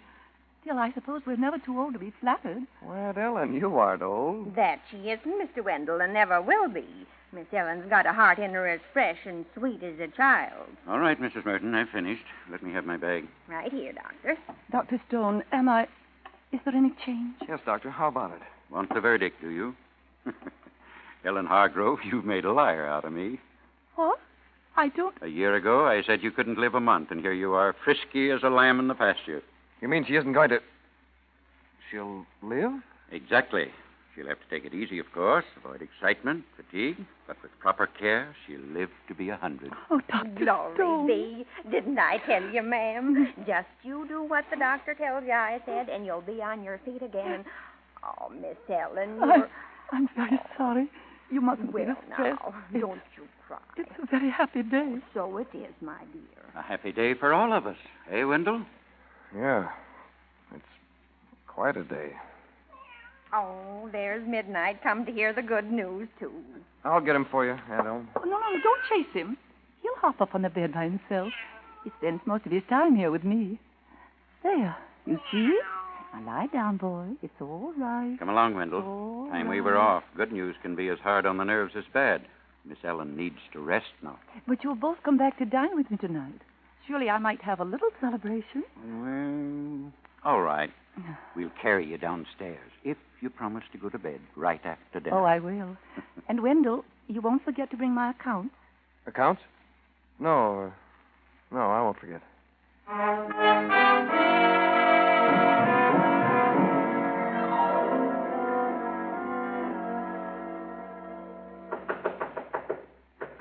Hold your horses, can't you? I'm coming. Well, who is it? Open up, Hale. It's me. Wendell. Oh, wait a minute. Oh, you crazy fool coming in here in the daytime. Suppose somebody spotted you. The old woman catches on we're married, she'll cut you off without a thin dime. Shut up, will you? She isn't going to die. What? Oh, you're crazy. The doctor. Yeah, he said. Now he says she'll live to be 100 if she takes care of herself and avoids excitement. And that's not the worst. Nothing could be worse. She wants to check up on her accounts. After a whole year of leaving them in my hands, she's got to see her bank statements tonight. You know what'll happen. She'll find out about those checks I raised. Well, we got to get out of here. Snap out of it, Wendy. How'll she know it was you raised the checks? Other people have cashed them for her. That housekeeper, even her chauffeur. Well, she'll find out somehow and send me to jail. You don't know her like I do. Listen to me, Wendy. You take her those statements tonight. You're out of your mind. No, she won't be able to prove it was you raised the checks. You or one of those servants she's so crazy about. Not tonight, she won't. But no matter who raised them, it ought to be quite a shock to the old girl. Remember what the doc said. Avoid excitement. Just like that. Well, you're a wonder. I don't think she'll be around tomorrow to do any finding out.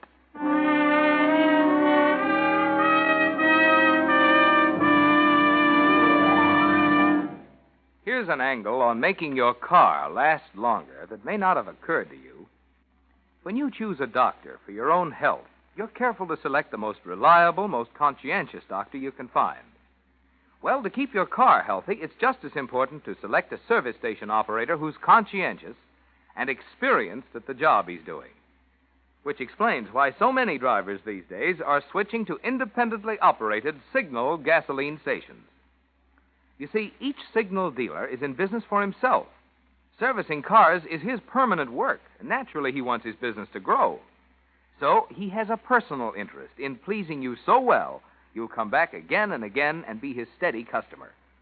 As a result, you get not just the minimum service you ask for at your Signal gasoline dealers, but also those little unasked-for extras that can make such a big difference in the life of your car. With the average car on the road today over 7 years old, this conscientious, thorough Signal service is more important to you than ever before. More reason than ever why you should make it a point soon to get acquainted with your neighborhood Signal gasoline dealer. And now, back to the Whistler.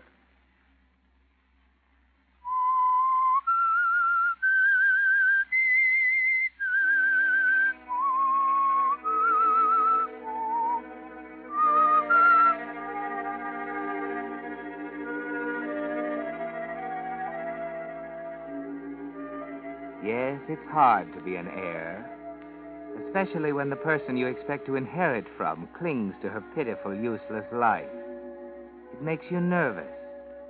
After a while, you might even step up beside death and guide his groping hand. Pity the doctor's going to be there. You won't want him around, will you, Wendell? Still, you can take care of the doctor all right, can't you, Wendell? Or can you? Hello, Aunt Ellen. All right to come in? Certainly, dear boy.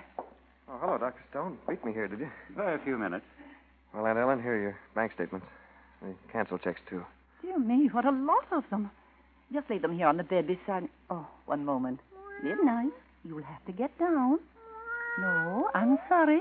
I shall need room for my papers. Down. Now, the papers. Thank you, Wendell.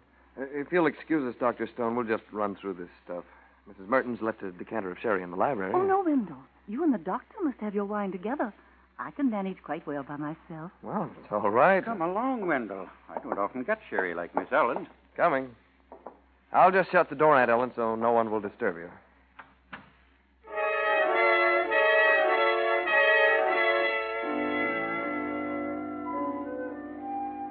So it was easy to get the doctor out of the room after all. Here he is, shut up with you in the library. And upstairs, your aunt is shut in her room alone, where nobody can hear her if she cries out. You're congratulating yourself, aren't you, Wendell? It's working out as smooth as butter. More sherry, Doctor? By all means. Second glass can't hurt me. Ah, not of this stuff. Grand wine. Uncle laid it down right before I was born. Are you sure it's all right? What, the wine? No. Aunt Ellen. Letting her work over those statements. Why wouldn't it be all right? You don't think it might excite her too much? Bring on another attack. Your concern is admirable, my boy, but there's very little excitement in bank statements. I didn't mean excitement. Tired, that's the word. She might overdo. Nonsense. Miss Ellen will be all the better for knowing exactly where she stands. And by the way, she was just telling me how proud she is of you, of the way you've changed, taken things over, and dropped that young woman. I'm sure it helped her condition a lot. Excuse me, Mr. Wendell. Miss Ellen would like to speak to you in her room. Aunt Ellen? How did you know? She told me herself just a moment ago. Excuse me, Doctor. Surely. You needn't come up, Mrs. Merton. Oh, it's no bother to me. I was going up anyway to tidy Miss Ellen for the evening. You'll stay here, do you understand? My aunt sent for me. Well, Yeah, I mean, there'll be plenty of time to get her ready after I come down. very well, sir. I'll wait in the hall.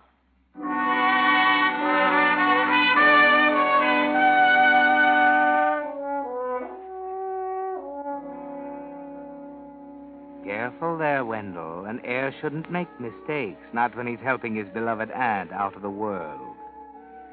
The doctor and Mrs. Merton looked at you very strangely just then. Better not trust those nerves of yours too far.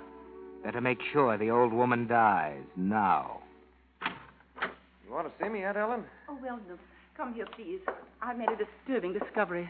Most disturbing. Why, what's the matter? Well, it doesn't seem possible, but I believe the bank must have made a mistake. A mistake? The bank? Oh, come now, Miss Ellen. I know it seems strange, but there can't be any other explanation. Well, there's got to be. Banks don't make mistakes. The statements are wrong. You mean they don't agree with the checks you drew? Oh, but they do, Aunt Ellen. Remember, I've gone over these myself. No, it's the checks themselves. Look at this one. It's drawn to cash for $1,000. Oh, what's so funny about that? Costs money to run this house. Oh, but everything is paid for by check. The household expenses, salaries, any large bills. I never write checks to cash, except for a little ready money in case of emergency. And never for more than $100. 100? You sure about that? Certainly I am. But this is one for 1,000, and there are others. I see. Wendell, dear, what is it? Look here, Aunt Ellen, you haven't been able to go to the bank yourself lately. Who's cashed your checks for you? Why, you most of the time. But Mrs. Merton and Roberts have also gone to the bank for me. Nobody else? No, dear, I'm certain. Look at this check. Is that your signature? Oh, yes, Wendell, of course it is. And there's no question about it. About... Somebody's been raising your checks, Aunt Ellen. Somebody's changed the amounts from 100 to 1,000. Oh, that's impossible. No one has cashed checks for me except you and Mrs. Merton and Rob... Wendell. Yeah. Roberts and Merton and me. Take your choice. Oh, no. Mrs. Merton, she's been with me for nearly 30 years. Roberts was our stable boy, and you... Don't try to wiggle out of it. When you got sick, one of us saw a swell chance. One of us did a sweet job of robbing you. At $900 a throw. Oh, please. You're old. So few people left. Everyone else gone. Husband, family, friends. Only you three. And all one I of us have. is a thief. It's true. You know it. I can't believe... Oh, What is it, Aunt Ellen? pain. Wendell, help me. Yeah. Yeah, I'll help you. Please, the doctor. Yeah. The doctor. Hurry. Aunt Ellen. Aunt Ellen. It worked.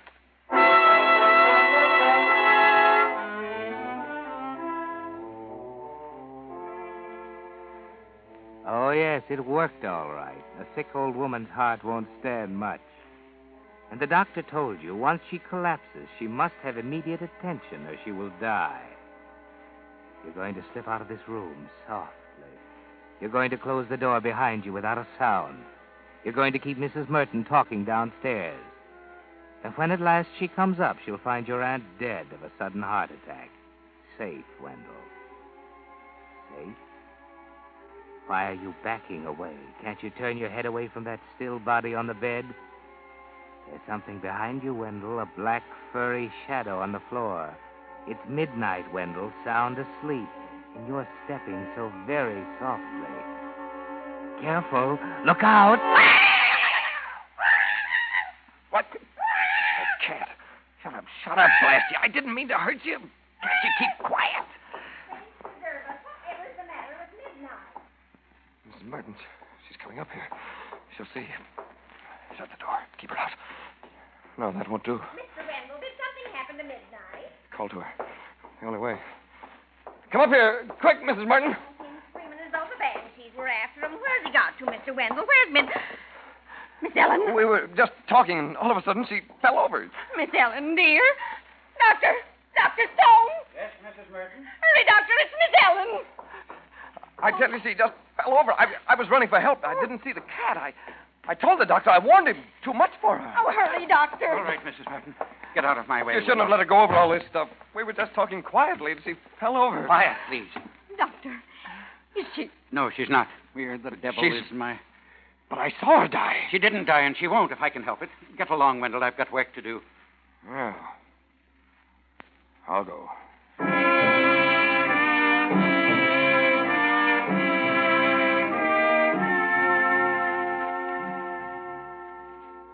Too bad, Wendell. Everything ruined because you stepped on a cat's tail. Such a little accident to spoil a perfect murder. The doctor told you to get out, didn't he? Well, you're going. Out of the room, out of the house, like a scared child making for home. And Lil. Poor Lil. She expected a lot from you, Wendell. Money and security for the rest of her life. But she knows the moment she sees your face. If I could just kept the doctor out a few minutes longer. It was going swell, Lil. She was dying. I know it. If only Oh, the cut it doctor- out. What's the use of crying? The doctor got there too soon, and that's all there is to it. No, it isn't all. She knows now that somebody's been after her money. She'll track us down. What'll we do, Lil? You name it. Listen, we can't get away. We've got hours. All night. Maybe longer. The doctor won't let Aunt Ellen talk, sick as she is. The police will never catch up with us. Don't kid yourself. They always catch up. Well, we just can't sit here. When she wakes up tomorrow, we're through. If she wakes up tomorrow. If she... Lil. What's the matter with that? She's had a shock, hasn't she? She might die in spite of everything the doctor can do. She might die in her sleep, perfectly naturally. And if she doesn't? Yes. If she doesn't. It'd be her own fault. She ought to have died a year ago. That's my Wendy. There can't be any tomorrow. All right, Lil. Good guy. Can you get in the house? Easy. She keeps her window open for the cat. There's a big oak tree outside. I can let myself down from a limb to the balcony. Wait a second. Won't there be a nurse with her? Not a chance. Aunt Ellen can't stand having a nurse in the house. Says they make her nervous. Mrs. Merton takes care of her. The housekeeper? Will she be in the room? Why should she be? Her own room's right across the hall. The doors are kept open. Door's open, huh? You'll have to be awful quiet. I'm not taking a brass band. I thought, a knife? A knife? Use your head. It's dark as pitch already. No moon and an overcast sky. You weren't thinking of putting on the light. No, A gun? And wake up the whole house. What you need is a sock. A sock? Yeah, a good strong one. Like those wool things your aunt knits for you. Hmm? Sure, one of them will do it. Fill it with pebbles and tie it tight. Even dark as it is, you ought to be able to make out her head on the pillow. Just one soft thump. Yeah, one ought to do it. She'll die easy. Listen, though. Suppose somebody sees me. Late at night in a hick town. Folks around here go to bed with the chickens. Besides, you'll have an alibi. Alibi? Yeah. We're going to leave my place now and go to your rooms. We're going to make good and sure somebody sees us. Later on, you'll slip out, but I stay, see? And when they come to tell you about your aunt, I can swear you haven't left the place. And nobody will be able to prove a thing.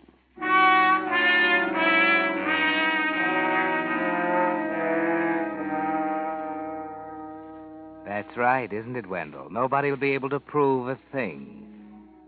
So you walk brazenly down the street with Lil. And just outside your apartment, you run into an incredible piece of luck. Things are breaking just right.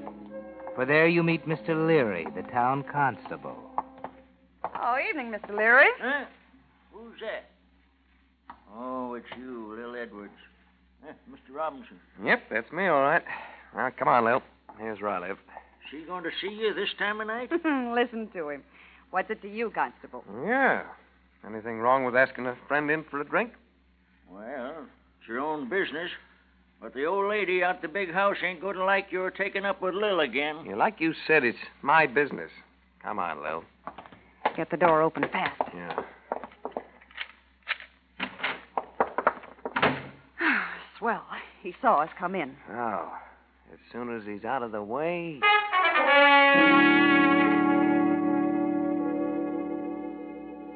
Perfect, Wendell. Everything's perfect. When he's gone, you slip out and go. The big house is quiet. The windows are dark. You slip off your shoes, swing yourself up into the oak tree, edge along the big limb over the balcony. Let yourself down now, easy, without a sound, beside your aunt's open window. Step over the sill. It's darker than ever in here, isn't it, Wendell? Pause for a moment, staring toward the bed, until your eyes make out a blur on the pillow. 3 light steps in your stocking feet as you tug something out of your pocket. Now. It's all over. And no one has heard you. There isn't a sound. What? No sound? What's that? An automobile turning into your late aunt's drive at this time of night? Run, Wendell, run for your life. Grab the balcony rail and swing yourself down. But you keep your head, don't you? You remember your shoes at the foot of the oak tree. Grab one in each hand and make off across the lawn. You're away.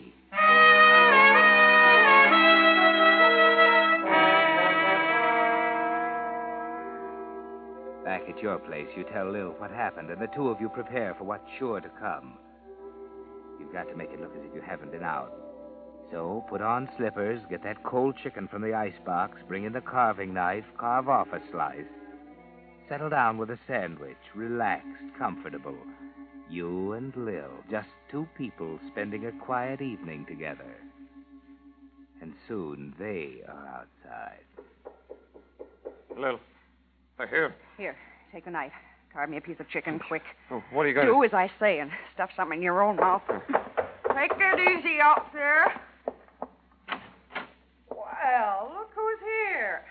Come right in, gentlemen. You got company, Wendy. Dr. Stone and the chief of police. Well, Dr. Stone, what are you doing here? Aren't you surprised to see me here, too? What? Oh, why, sure I am, Chief. I didn't. Wendell's worried about his aunt. Maybe he thought she was worse, Dr. Stone coming here. That's it. She's all right, isn't she? I'm afraid not. What does that mean? Might as well tell him straight out, Doc. Awful thing happened out the big house tonight. Somebody broke into your aunt's room. Broke in?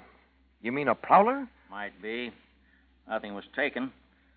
But maybe Doc's car scared him away before he could look. Or maybe he came on purpose to murder her. Murder? Is that Ellen dead? I'm sorry, Wendell. Oh, that's terrible. Oh, poor Wendell. But I don't understand. Who would want to kill Aunt Ellen? That's what I wondered. Figure on finding out, too. We'll get him all right. And when we do... Not you, Mr. Robinson. Me. Don't reckon I'll have much trouble. The fella left the murder weapon behind him. What? Wendell. Yep. Must be a shock when a car drives right up while you're doing murder. Fella needed both hands to swing down off that balcony. Maybe he never knew he dropped it. Ever seen anything like this before? It's just a sock, an ordinary sock. Not ordinary. This one's hand knit. Know anybody that knits socks around here, Doc? Yes, Miss Ellen. That's so. Well, who'd she knit them for? For Wendell. What are you up to? You can't frame me for this. I never saw that sock before. Sure about that? Mighty fine woolen, this sock. Expensive. Don't know as anybody in town, but Miss Ellen could afford it. Mrs. Merton says she ordered it special from New York. Merton's a lying old troublemaker. I tell you, I never saw it before. Of course not. As far as we know, it's just an ordinary sock filled with pebbles. Well, now, ain't that interesting? You never saw it before. Then how did you know it was filled with pebbles? What? I didn't. I said so before witnesses. They're always filled with pebbles. Or dirt or sand. You'd have to feel to know which, unless you mixed it up yourself. I don't know anything about this. You haven't got a thing on me. Only your own confession that you knew what was in this sock. I don't know a thing about this, I tell you. I'm getting out of here. Yeah, we'll all get out, down to the station. I came to arrest Wendell. Now, you'll go along as an accomplice. Accomplice? You know what an accomplice gets? Same thing as the murderer. Death in the gas chamber. No, I didn't have anything to do with it. It was Wendell. Lil. He'd been stealing from her. She was going to find out. Keep your mouth shut. You aren't going to drag me down with you, Wendell Robinson. It was your idea, all of it. I begged you Why, not. you... He threatened me. He said he'd kill me if I told. He said he'd kill me. Kill you? Look out, he's got a knife. Robinson, put down that carving knife. No, Wendell. No!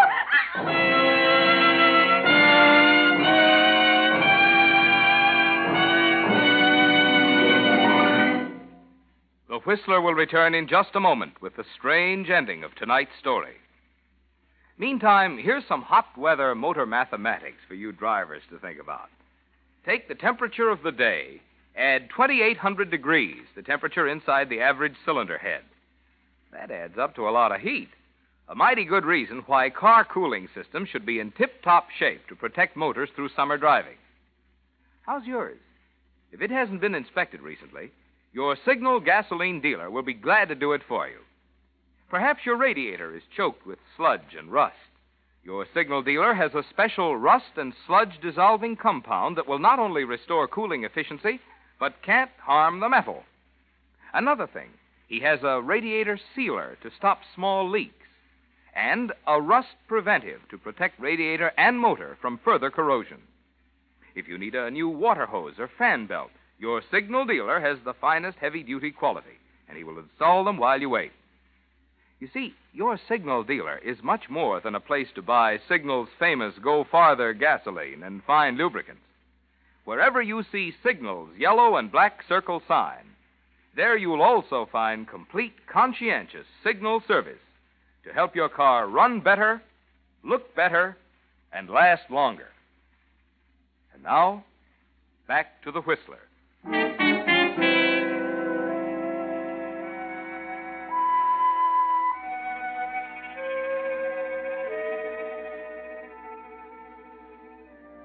So it was Lil who broke down after all, and Wendell killed her for it, stabbed her with a carving knife.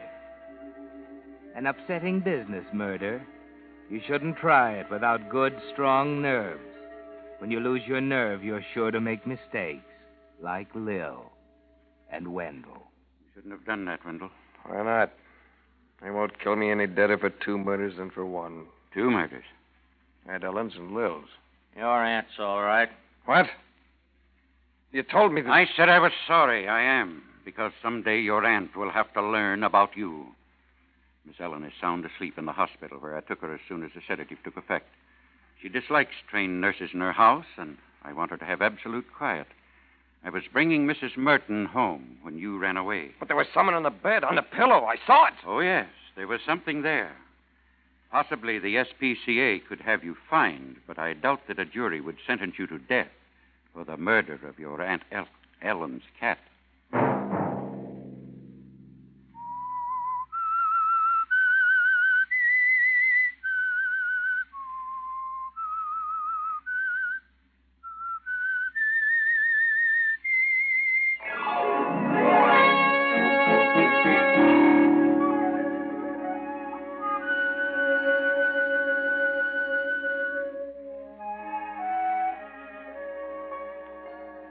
Next Monday at 9 o'clock, the Whistler will bring you another strange tale.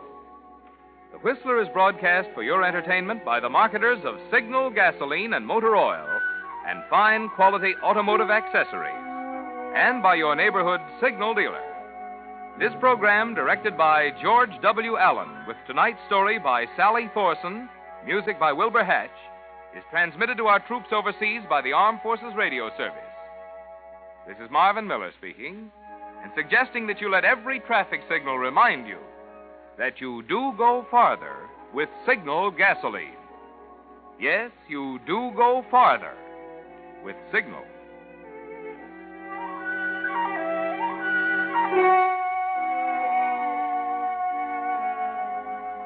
This is CBS, the Columbia Broadcasting System.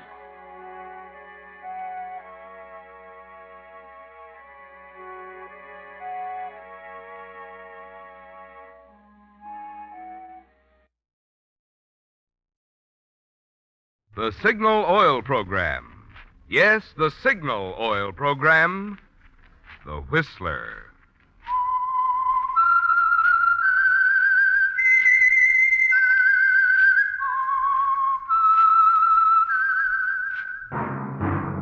That whistle is your signal for the Signal Oil Program, The Whistler.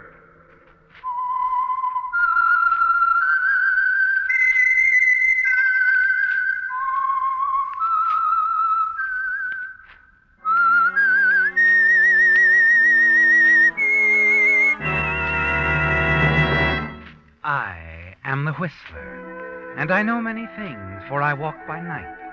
I know many strange tales hidden in the hearts of men and women who have stepped into the shadows. Yes, I know the nameless terrors of which they dare not speak.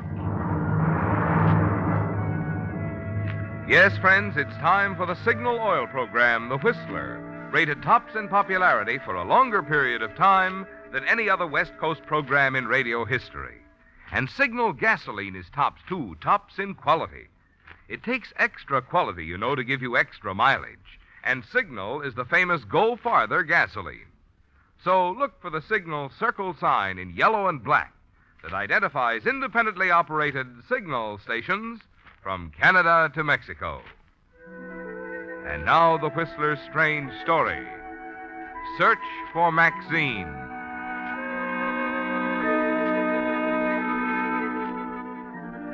For a long time, he'd been standing in the darkened doorway across the street from the Swank Bachelors Club.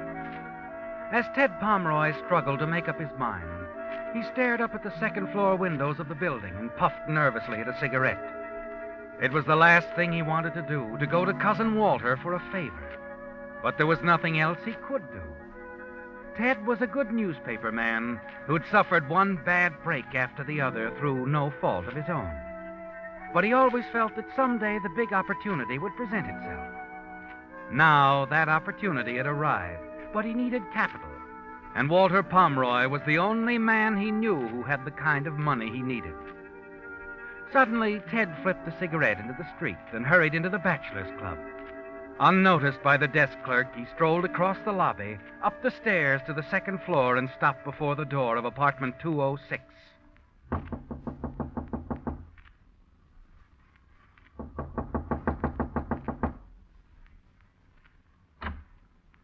Come in. Hello, Walter. Well, Theodore. Cousin Theodore. Well, come in. You're just in time for dinner. The boy will be up in a minute. No, thanks. I haven't much time. I only stopped in for a minute. You mean you won't forget bygones to the extent of having dinner with me? Well, look, let's forget that stuff, shall we? We're grown up now, Walter. Sure. Sit down. No, I won't be too long. Okay, suit yourself. How are things on the West's leading newspaper, huh? Fine. You getting paid regularly? Sure. Well, then what's this visit for? Well, it's this way. A friend of mine, Dan Albee, he's down in Portstown now. Look. Here's a letter I got from him. He's buying a paper, their little country sheet, 8 pages, twice a week. So? So he wants me to go in with him. It's just what I've been looking for, Walter. The place is growing. We can double the circulation in 6 months, and with some of the ideas I have... What's the matter? What's so funny? You? How much, Ted? The price is $10,000. I'll need half of it. $5,000. Walter, I'm asking you for a loan. You can have the whole plant for security. I'm not interested in newspapers. You mean you're not interested in me? Oh, I didn't say that. You're not interested in letting bygones be bygones. And I didn't say that either. I thought we agreed to forget. Oh, I didn't agree to anything. Okay, Walter. Okay. That answers my question. It's good for a laugh, though. I thought you once said you'd never come to me even if you were starving to death. That's enough, Walter. If you hadn't had a couple of drinks too many. $5,000, and you thought I just handed it. That's not enough, Walter. I'd like to... Hey, take your hands off me, or I'll... Okay, Walter, you asked for it. No. I've owed you that for a long time, Walter. Sure, you're right. I was stupid. Get up, Walter. Walter! As you bend over him, you see the ugly gash on his right temple, where his head struck the edge of the fireplace. A cold wave of fear sweeps over you. You stare at him, unable to move, to think. And suddenly you remember the beachhead at Salerno where you saw dead men often. You grasp Walter's pulse and feel nothing. I've killed him. The realization of what you've done overwhelms you, doesn't it? Slowly you turn, half stumble across the room to the door. Your only thought now is escape. Yes, escape. There's still a chance you can slip away unnoticed, isn't there, Ted? The desk clerk downstairs didn't see you come in. Now, if you can get out of the building without being seen, you'll be in the clear. You place your handkerchief over the knob door and turn it. Before you step out of the hall, you look back to give the room one last look, and then you see it. The telephone receiver is off the hook.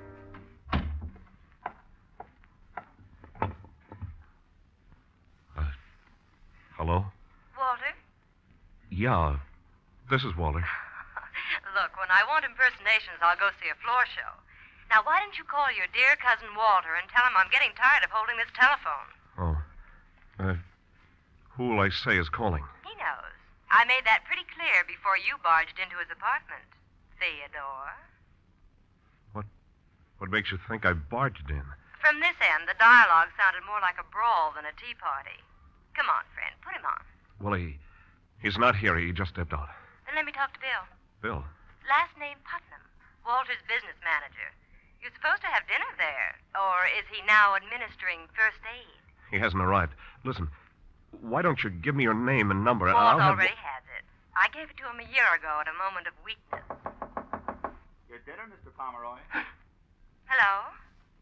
Hello? You still there? Listen, Walter won't be back. Call him later in the morning. Say, what's going on? Mr. Pomeroy. You in there? Mr. Pomeroy.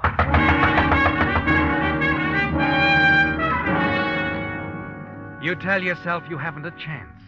The bellboy out there pounding on the door. The girl on the phone who has heard everything, who can send you to the chair with a word. What's happened to Walter has changed your entire outlook, hasn't it, Ted? And suddenly the idea occurs to you. Walter must have her telephone number written down somewhere. You know you must get that girl to protect yourself. You search frantically for his telephone list. You find a gun in the top drawer of the desk and put it in your pocket. Then as you hear the bellboy rattling his keys outside, you find what you're looking for. A small brown leather book with some names and numbers in it. Just in time, you jump for the door and slide behind it as it opens. Mr. Pomeroy? Mr. Pomeroy, what's the Holy cow! Larry! Hey, Larry! The moment he turns the corner, you race for the back stairs 2 steps at a time and rush out into the alley.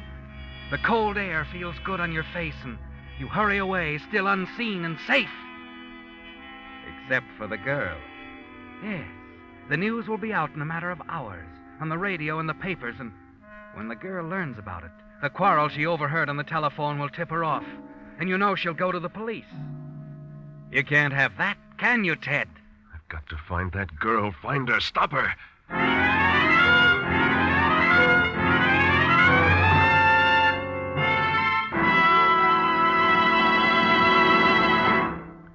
prologue of Search for Maxine, the Signal Oil Company brings you another strange story by The Whistler.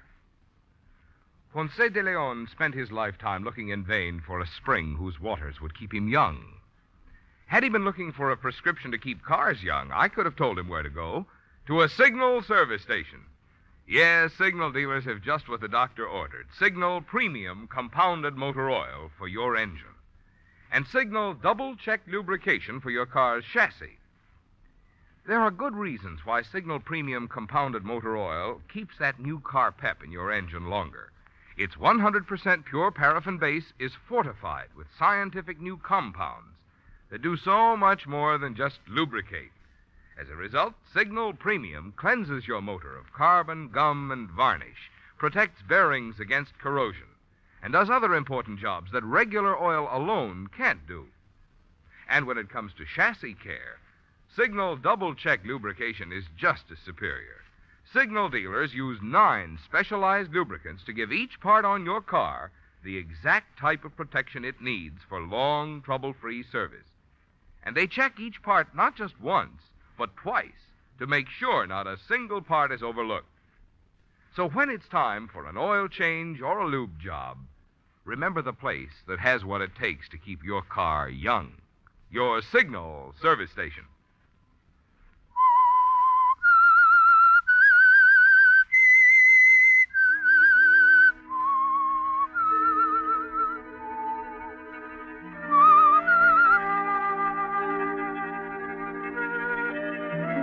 She's the only thing standing between you and freedom, isn't she, Ted? The girl who overheard your quarrel with Walter Pomeroy. And when she finds out what's happened at Walter's apartment, you know that she'll notify the police. And you know, too, that you must prevent her from going to the police. You have only little time to find her and silence her. It's going to be difficult locating this girl, isn't it, Ted? You don't know who she is. All you have is a small brown leather book with some names and phone numbers in it. Walter's memo book. A dozen names in it belong to women, and you wonder which one is hers. As you step into a phone booth, you try to hold the sound of the girl's voice in your mind, hoping you'll know it when you hear it again.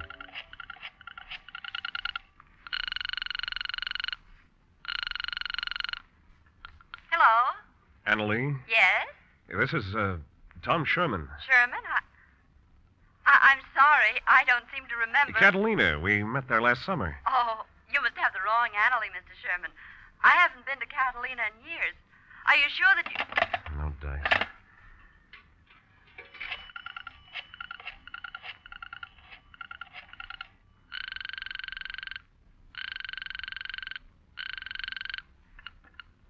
Hello? I'd like to speak with Louise. She ain't in. If you're the guy who's been bothering her, let me tell you... Let me see. Hilldale 17375.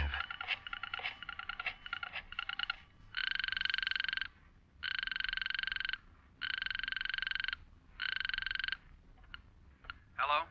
May I speak with Janice? Sorry, she's not here. She's visiting in the East. Can I help No, you? thanks.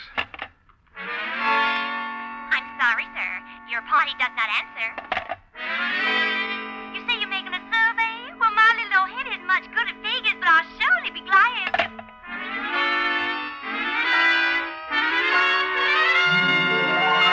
Hello?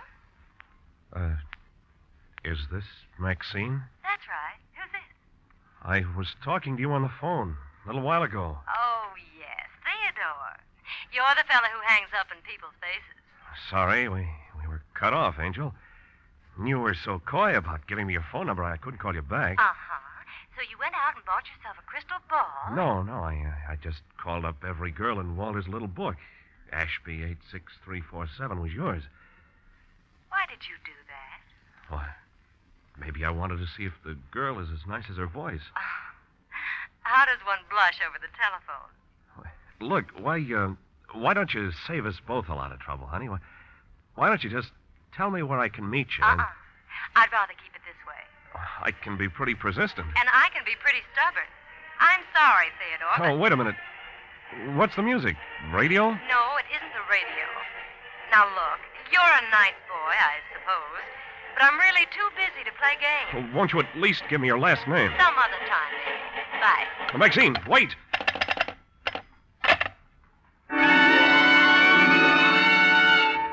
feeling of panic sweeps over you as you stand there in the telephone booth. And something inside tells you to run, to take the next plane for anywhere. But you struggle against the urge and fight it down. You've been a reporter a long time, haven't you, Ted? Certainly long enough to know what happens to a man who runs. What you must do is coldly clear.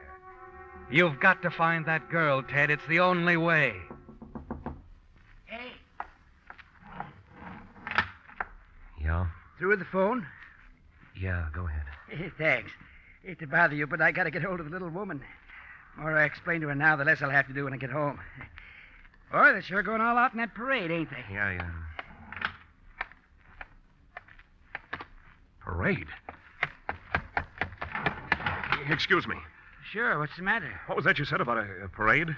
Well, like I said, a big parade coming up the street. Crosstown traffic's tied up for 2 hours. Coming by here? Yeah, band's down the street now.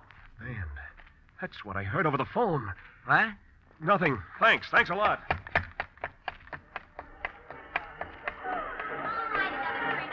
Yes, Ted, you notice them now. The crowds lining the curbs outside, and down the street coming towards you is the brass band at the head of a parade. The same brass band that you heard over her telephone, passing so close by that it almost covered her voice. So you do know something about her, don't you, Ted? That she's someplace not far from the street, and the band had passed her at exactly 1 minute to 9. You remember looking at your watch. It's a chance, isn't it, Ted? A wild one, perhaps, but one that you must take. Excuse me, will you? Mind letting me through? Oh, goodness. If you're going to walk along with the parade, young man, why don't you get out there? You weren't listening, were you, Ted? You were threading your way along that sidewalk through the crowds for a very definite purpose. And you kept it up for a full block and then looked at your watch again. It took the parade 1 minute and 20 seconds to cover 1 block. Figuring it back, that meant they'd covered 13 blocks since passing the girl's telephone. Alvarado Street, Ted, that's where she was. Probably in that big apartment house opposite the Signal oil station on the corner.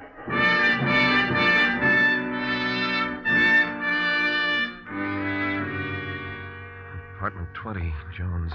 21, Leaves. Apartment 20. What are you looking for, young man? Why, I was looking for Maxine. Maxine who? Why? There's no Maxine living here. I'd know. I'm the manager. Hey, it's all right, thanks. Oh, there's a Maxine in the next apartment house. Oh? What number? Kind of funny the way you're snooping around here, trying to find names and apartment numbers. What's this all about? Well, you know how it is. We just met. An awfully nice kid, but I didn't get around to last names. Girlfriend, huh? I'd like her to be. In that case, I wouldn't waste my time next door. The Maxine I'm talking about is 72. Your heart sinks, Ted, and you walk away. And the nameplates in the apartments on the rest of the block reveal no more Maxines. You're left with only one more possibility. A residence hotel in the middle of the block. You enter the place and decide to try to call her again. Walk past the cigarette counter in the lobby toward a row of phone booths in the rear. Here, just a minute, mister. What's the matter? Where are you going? Just want to use the phone. Oh, well, go ahead, but make it fast. This here's woman's hotel. House rule against men in the building after 11 on weeknights. Oh, I'll hurry it up. Thanks.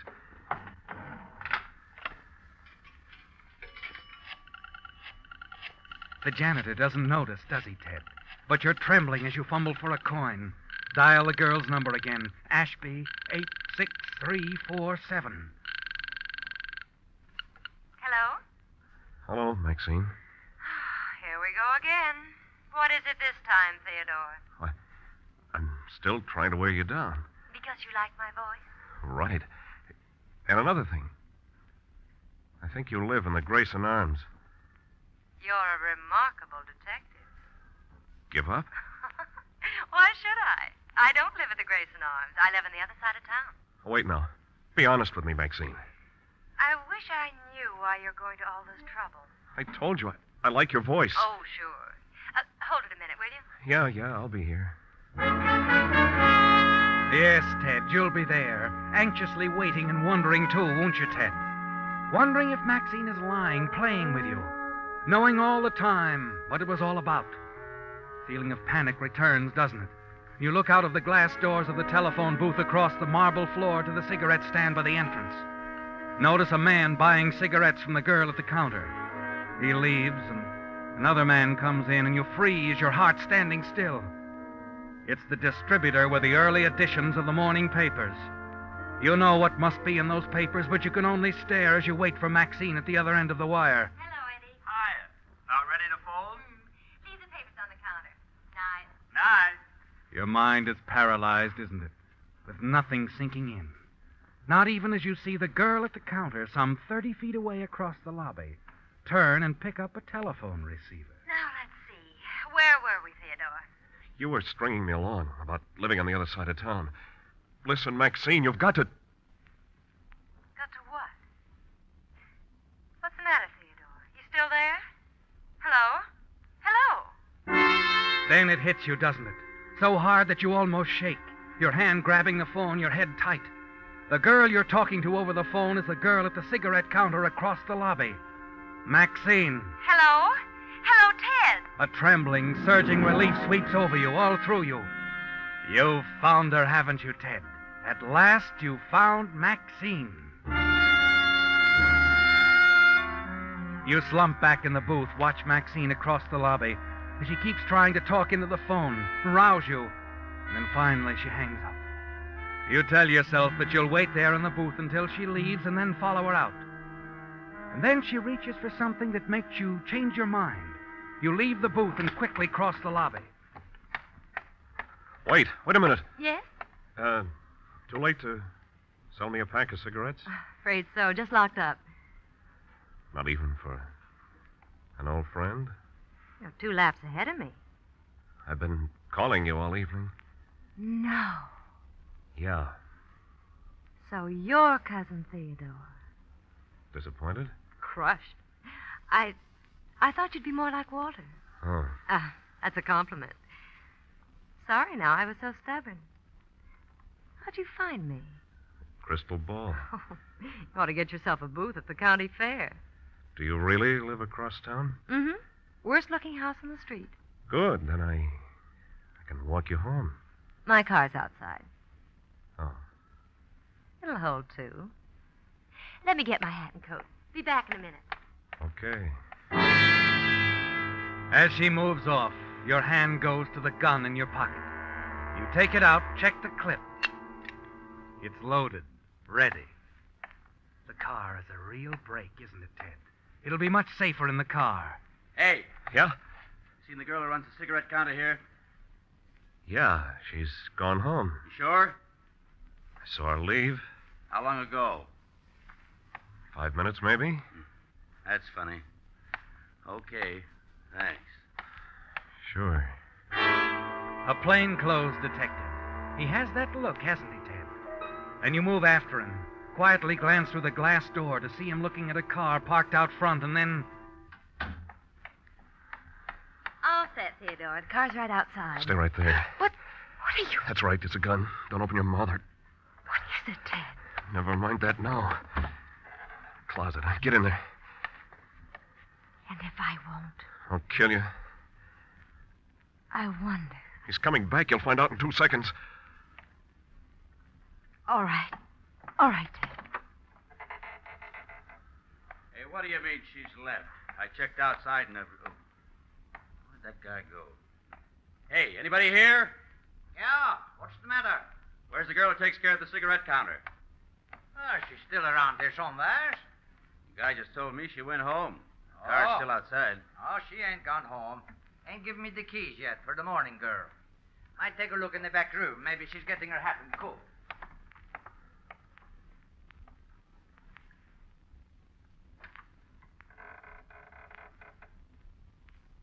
They're gone. Come on. That's Bill Putnam, Walter's business manager. Shut up, or I'll kill you right here. Now get going. Where? Across the street. We're going to take a walk. A nice, quiet walk in the park. We can be alone. And no one will see what's going to happen.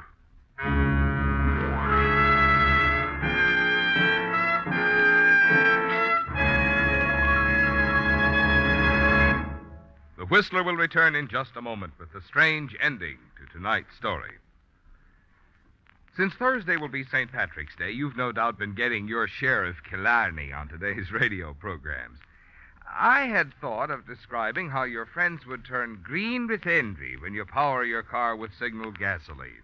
Because today's Signal drives the pings and sluggishness out of a motor like St. Patrick drove the snakes out of Ireland.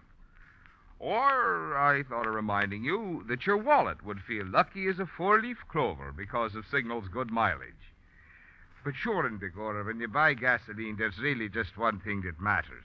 You want to be sure that you're getting the tops in quality, the gasoline that helps your motor operate at top efficiency. And that's something you can determine with your own speedometer. After all, when your motor runs more efficiently, you not only enjoy quicker starting, faster pickup, and smoother, knock-free power, but also more mileage. Good reason why we're so proud of Signal's famous mileage, and why we say, to be sure of the tops in gasoline quality, there are just two things to remember. One, it takes extra quality to go farther. And two, Signal is the famous Go Farther gasoline. Figura? You tell yourself that this is the way it's got to be, don't you, Ted? Yes, from the moment you realized that Maxine could send you to the chair because of the quarrel she heard over the telephone, your quarrel with Walter, you knew you had to find her and silence her. Now, as you follow her into the park, your hand grips the gun in your pocket. It'll be over quickly, won't it? Simply, coldly, and you'll be away and free. As you reach the protective, shadowy darkness of the park, Maxine stops, turns calmly to face you. There's a look on her face, a look that could haunt you for the rest of your life. And then suddenly you know. You know that love her or hate her, you simply cannot kill her. Get away, Maxine. I'm not going to do what I can't. Go on, get away. Do what I said, get away now before I change my mind. No, Ted. Come on. Let's sit down here. I think you'd better tell me everything.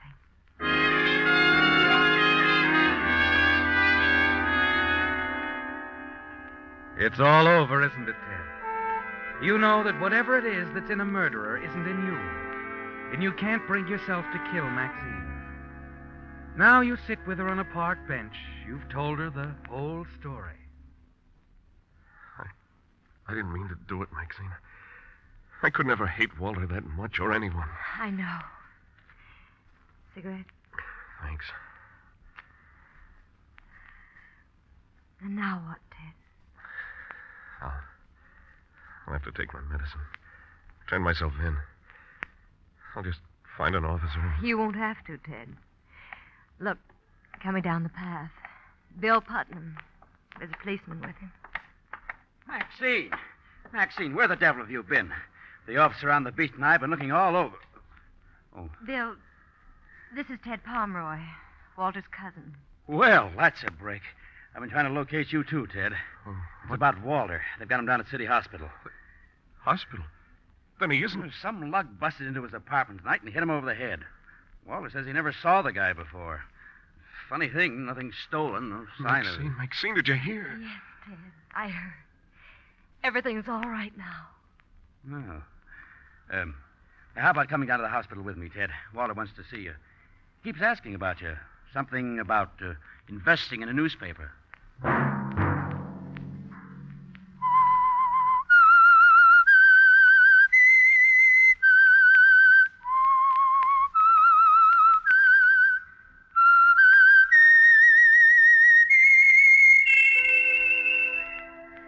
Let that whistle be your signal for the Signal Oil program, The Whistler, each Sunday night at the same time. Brought to you by the Signal Oil Company, marketers of Signal gasoline and motor oil and fine quality automotive accessories. During the current Red Cross drive, Signal Oil Company has asked me to remind you it's the little contributions each one of us make which enable the Red Cross to be of such big help in time of need. Featured in tonight's story were Rye Billsbury, Doris Singleton, and Joseph Kearns. The Whistler was produced by George W. Allen and directed by Gordon T. Hughes, with story by Harold Swanton and music by Wilbur Hatch, and was transmitted to our troops overseas by the Armed Forces Radio Service. All characters portrayed on the Whistler program are fictional. Any similarity of names or resemblance to persons living or dead is purely coincidental. Remember at the same time next Sunday, another strange tale by The Whistler. Marvin Miller speaking. This is CBS, the Columbia Broadcasting System.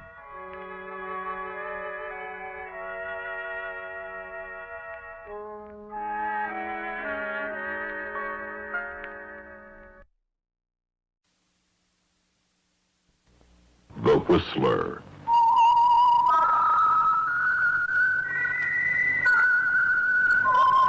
Presented by the United States Air Forces in Europe.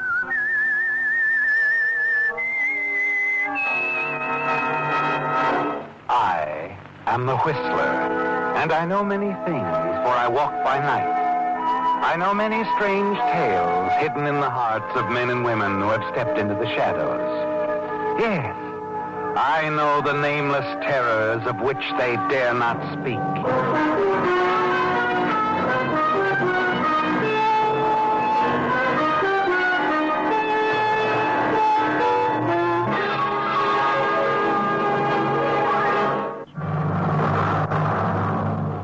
And now, The Whistler's strange story, Hudson Bay Incident.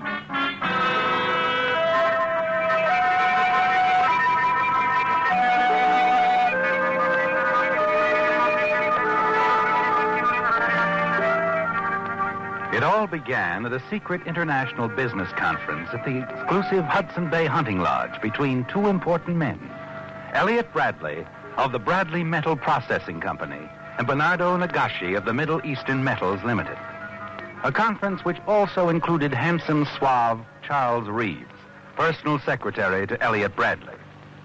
Yes, you've been present at many important conferences with your employer, haven't you, Charles?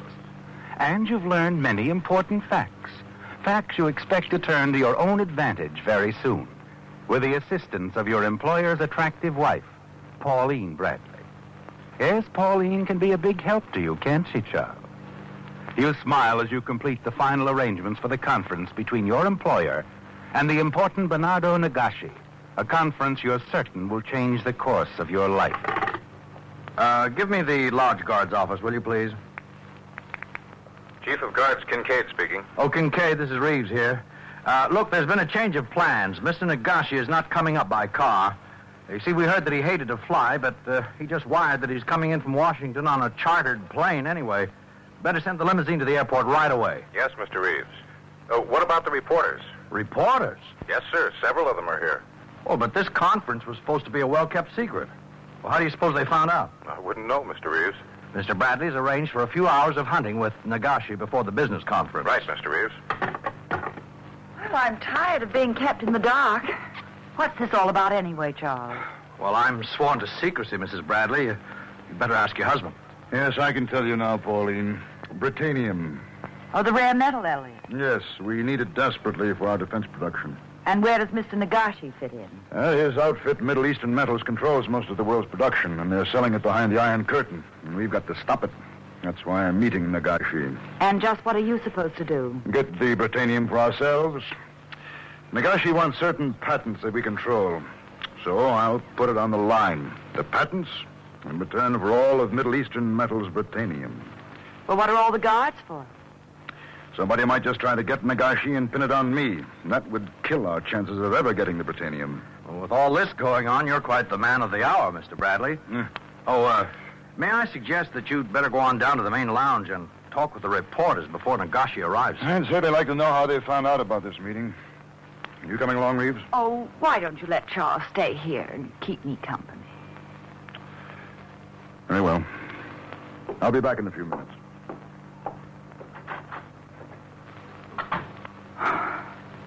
I thought he'd never leave, Charles. I know, darling. Well, tell me, is it good news? Are you going to get away? Yes, I've arranged it with Elliot. I'm leaving tomorrow for a vacation. I'm staying at my sister's in Upper New York. That won't be too far away, will it? No, of course not. We'll have a wonderful time together. Oh, there are 100 out-of-the-way places I want to show you. I wish we were there now. Me too. Elliot means well, but, I'm so tired of his everlasting committees, business meetings, receptions. I just can't take it anymore. I'm going to buy a whole new wardrobe. I'm beginning to feel 16 again.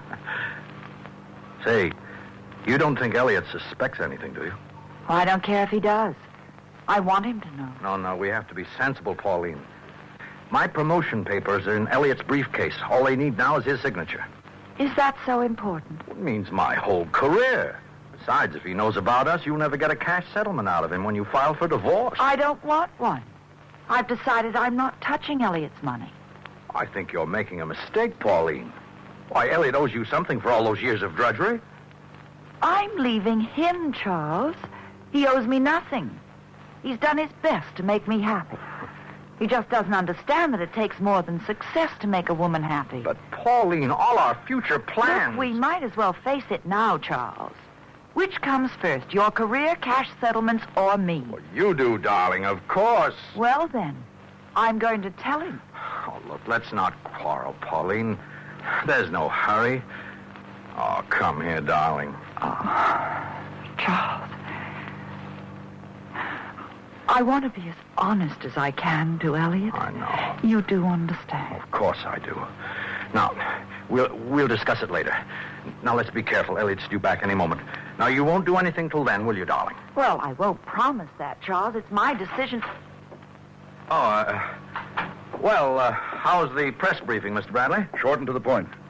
We better get ready. The limousine is coming up the drive with Mr. Nagashi now.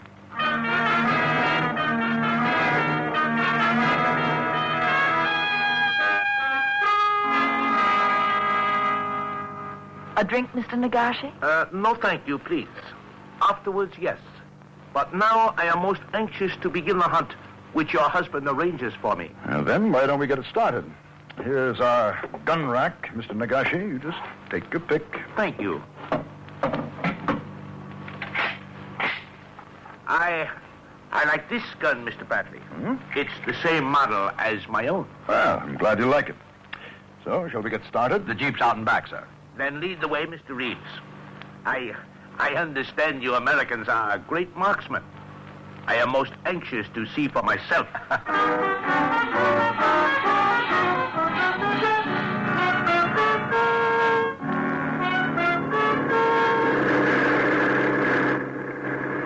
You certainly got Nagashi in a good humor. He's nailed half a dozen rabbits. Now he wants a deer. Yeah. He seems to enjoy hunting immensely. Lucky he does. You're still going to find him a tough man to deal with, I'm afraid. Where to now, Mr. Bradley? Reeves. Drive over to that clump of trees and brush. I'd swear I spotted a deer. Yes, sir.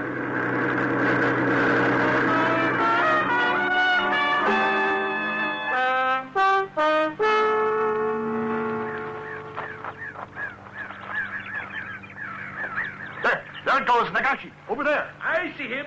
There are two of them. Bradley, stop! Nagashi's right in your line of fire.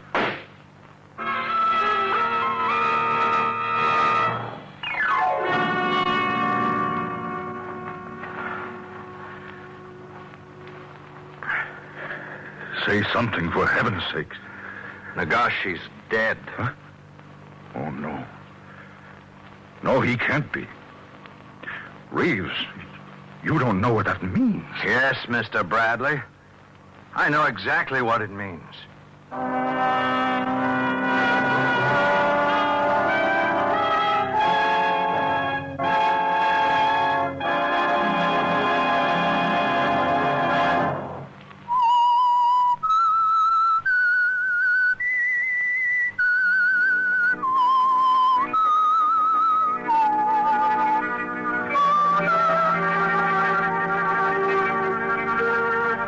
This is a stroke of luck you hadn't expected, isn't it, Charles?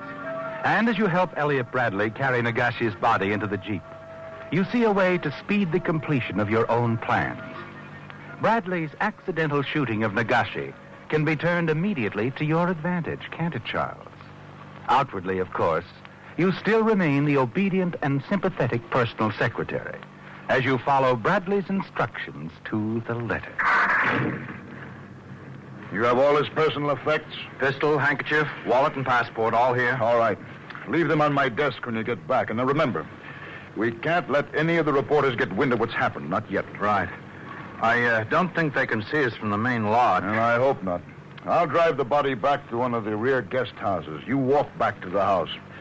Phone Kincaid and have him meet me there as soon as possible. Yes, Mr. Bradley.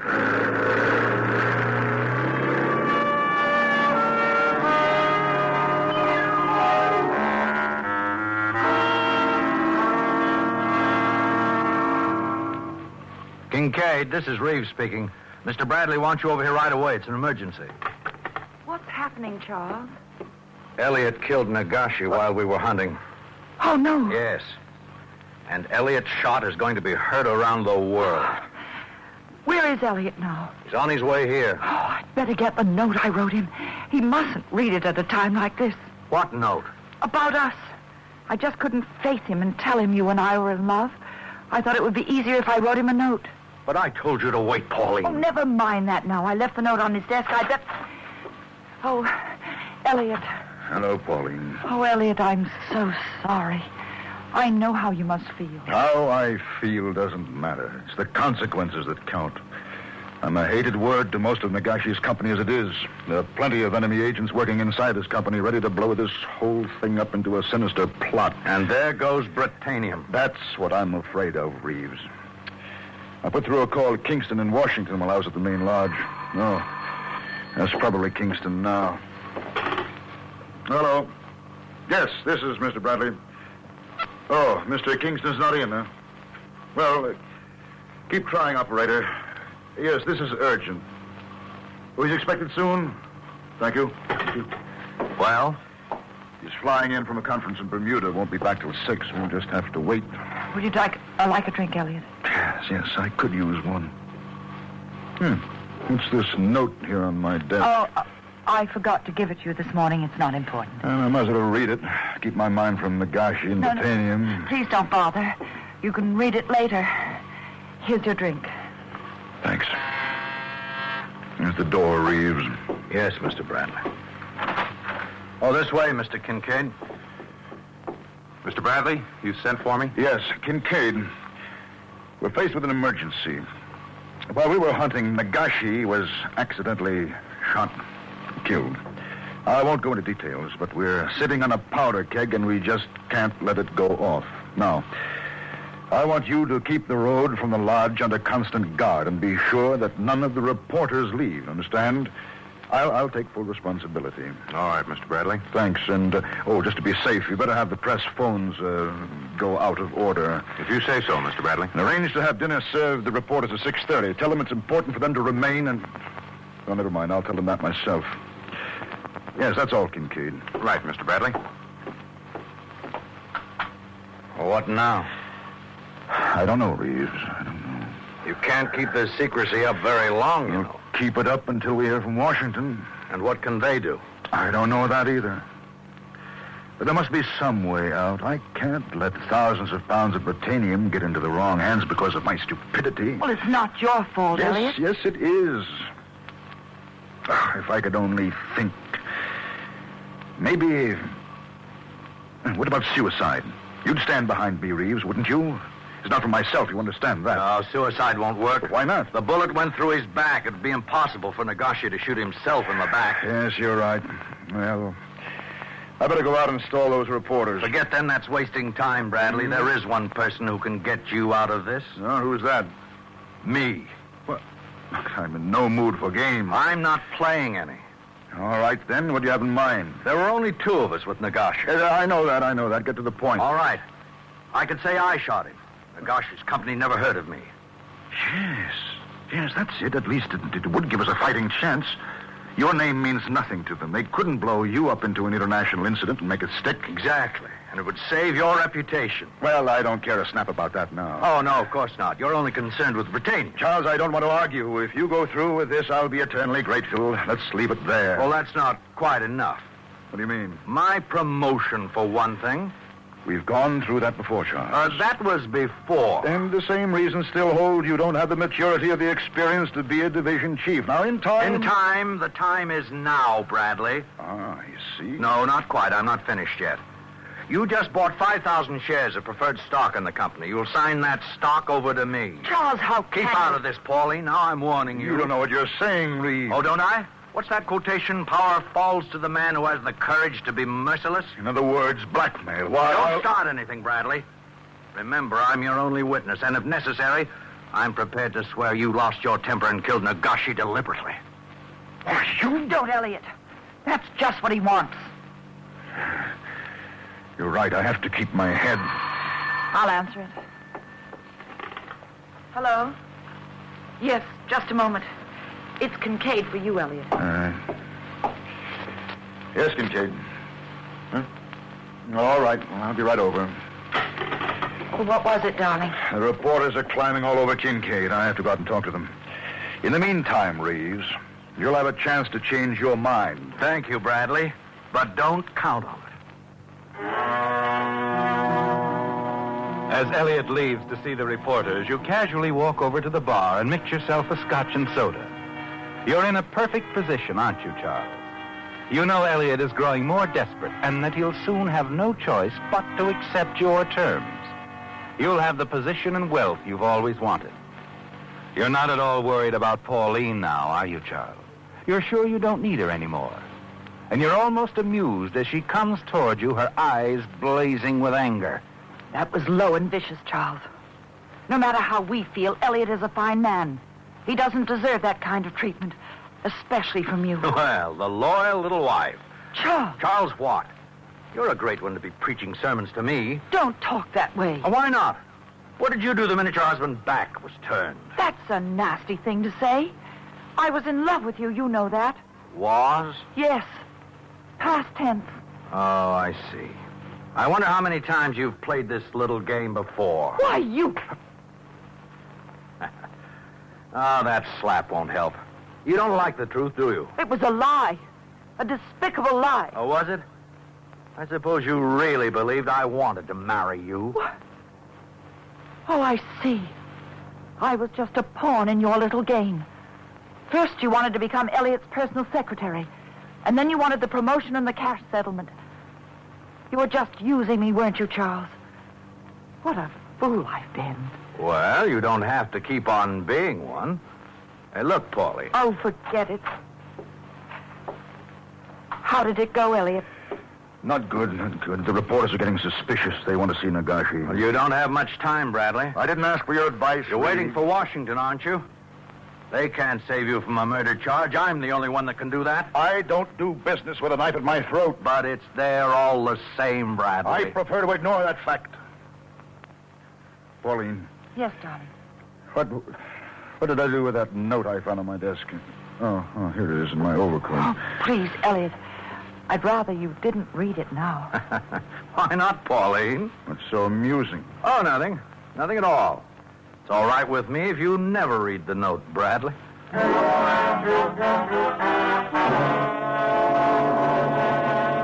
No, you're not worried, are you, Charles? You're certain that once Elliot Bradley talks with Washington, he'll have no choice.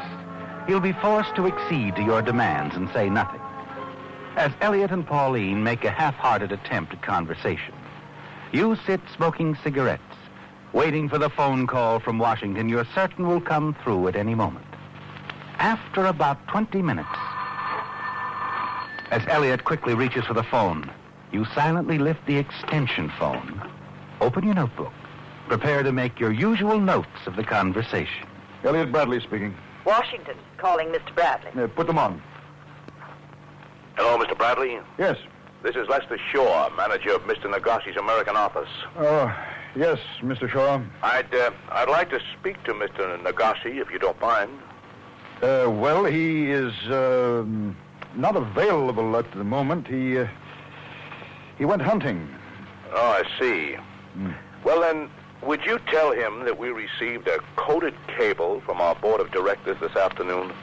A special messenger is on his way to the lodge to deliver it to him personally. He should be there any time now. Yes, I'll tell him.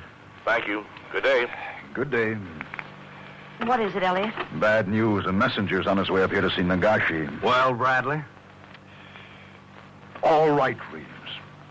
All right, you win. No, don't do it, Elliot. Don't do it. I have no choice, Pauline. I can't risk our whole defense production to stop one cheap little crook. Here's your briefcase, Bradley. Sign the necessary papers and be quick about it before I change my mind. You get the door, Pauline? No. Sit still, both of you. Let me answer it. It'll be my last official act as your private secretary, Bradley.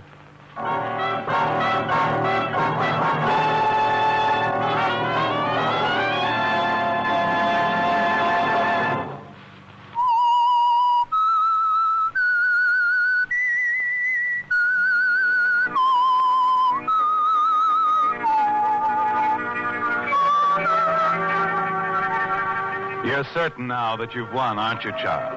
That in a few minutes you'll have 5,000 shares of the valuable metals company's stock and also get your promotion to division chief. As soon as the messenger from Nagashi's Middle East Metals Company arrives and learns that Nagashi has been killed, Elliot Bradley will quickly sign the papers necessary to complete the deal that you forced him into. And the beauty of it is that Bradley can never reveal the fact that he was blackmailed without also revealing that he killed Nagashi. You smile smugly to yourself as you answer the doorbell. Oh, hello, Kincaid. What can I do for you? I have to see Mr. Bradley right away. Mr. Bradley's busy at the moment. I'll speak for myself, Reeves. What is it, Kincaid? Well, frankly, sir, I don't know what to make of it. Here, see for yourself. Bring him in, men. Get your hands away from me. Who is Mr. Bradley? I am. Are you the special messenger? Messenger. I have never been subjected to such outrageous treatment in my entire career. First, you canceled our engagement this morning and asked me to arrive at 6 this evening. And now this. But you must be mistaken. I am not mistaken. What kind of bungling is this? I have your telegram in my correspondence file. I am holding you and your company responsible. Just who are you? Oh, the final insult. I am Bernardo Nagashi, here at your invitation, Mr. Bradley. It's impossible. He's out of his mind, Bradley. Keep quiet, Reeves.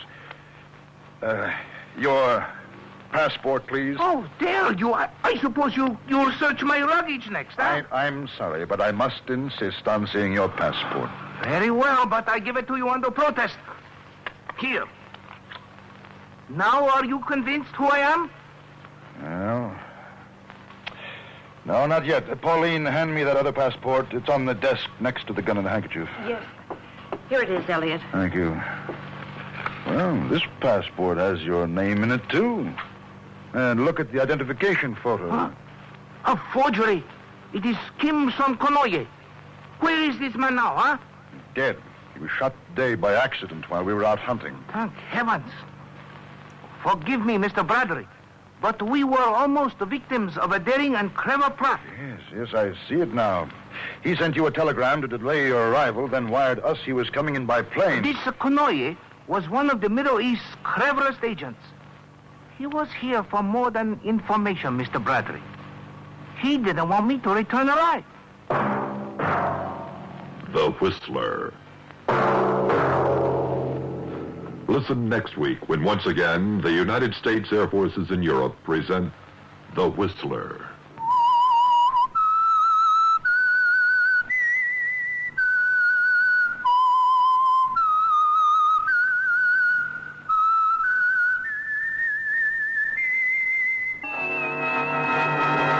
The Whistler has come to you through the world. The Signal Oil Program, The Whistler.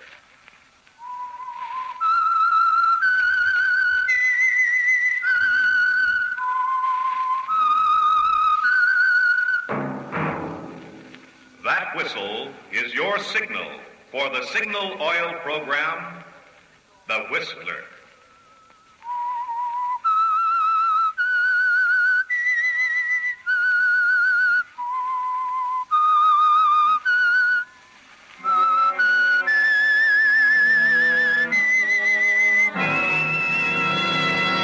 I am the Whistler, and I know many things, for I walk by night. I know many strange tales hidden in the hearts of men and women who have stepped into the shadows. Yes, I know the nameless terrors of which they dare not speak.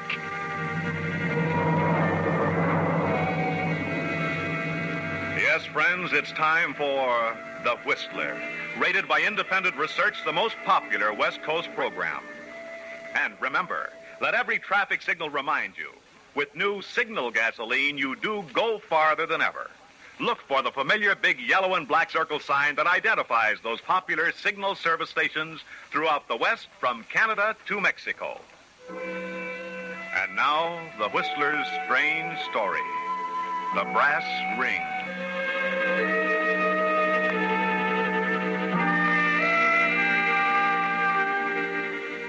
Babe stood out on the platform in front of the sideshow tent while Duke made his pitch. smiling her best professional smile at the sea of faces below her, reserving a personal, intimate wink for the tall, gray-haired man with a carnation in his buttonhole. Babe was an intelligent girl, and the man with the carnation had money. She could smell it a mile off. And it didn't hurt to be nice to the customers, especially the ones with money, like dapper middle-aged Mr. Bundy, staring up at her from the crowd with stars in his eyes. Right over here, step right up close. It's the most sensational, most stupendous, most gigantic show in the carnival. Wait till you hear. Oh, wait till you see. You can't miss it. You just won't miss it. Why, it's so hot you'll just melt away. I said melt away. Hey, babe. Yeah, Duke? He's here again. Yeah, I see him. Mr. Finn, $5 for a ticket and keep the change. Great guy, Duke. Great guy. You know something? What? Mr. Finn's name is Bundy, and I'm gonna marry him. What are you Take it easy. Come on with the pitch. You're crazy, babe. Get on with the pitch. Hey, you don't know what you're talking Did you hear about. what I said? You'll lose the crowd. They're drifting off. Okay. This way, folks. What a dance she does. What a dance. You have never seen anything so colossal, so stupendous, right from the top of that gorgeous blonde head to the tips of her toes. Oh, she's hot. She's on fire. She's burning down. That's enough, boys. That's more than enough for some of them. Now, step right over here and have your money ready. 2 bits, only 2 bits, the fourth part of $1. Come on, folks, give them room. Here you are. Oh, $5 again. Yes, you can... Keep the change. Thanks, Mr. Bundy. Oh, Miss Logan has told you. Yeah, she told me, sucker.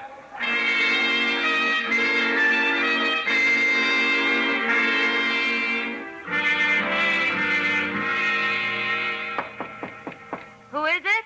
Mr. Bundy. Oh, just a minute. There we are. Nice and respectable. Oh, hello, Mr. Bundy. Good evening, Georgette. Am I... Oh, no, not at all, Mr. Bundy. Come on in. I don't want to intrude. Forget it. I got lots of time. Hey. What's the matter with you? We're ready to go. You better get on the move on. Stall them off. I'm busy. They're going in right now. Did you hear me, Duke? I said stall them off. Okay, babe. Anything you say. You know how the customers are, Mr. Bundy. Get a little over-anxious once in a while. I shouldn't wonder. Your dance is very good. Oh, you like it, huh? I haven't missed a night in 3 weeks. Well, maybe I ain't good enough for the Ritz Plaza, but I give them their money's worth. You certainly do. Oh, well, I don't quite know how to take that, Mr. Bundy. See here, Georgette. Must you always call me Mr. Bundy? Well, after all... Charles. Make it Charles, will you? All right. Charles. Why do you think I've come here night after night for 3 weeks? Oh, I guess maybe you like me a little. They all like you, Georgette. All of those people out there. Well, Charles, I can't help it if I know. Trouble is, I don't want it that way. What do you mean, Charles? Quite simple. I don't want to share you with anyone else. Oh? In plain words, Georgette, I want you to marry me. Why, gee, Mr. Bundy. I mean, Charles, I don't blame you for being surprised. You see, I was rather surprised myself. Gee, I've got to think it over. You know, a girl can't go into this, tie up her whole life like that without looking at all sides to it. Of course, Georgette. You know, I got a career here, my whole future. You don't need to worry about your future. I'll take care of that. But how? I have more money than I could possibly spend, Georgette. Well, gee, you can't blame me if I'm a little cagey, Charles. There are so many fellas, and... Oh, I'll make it legal if you want.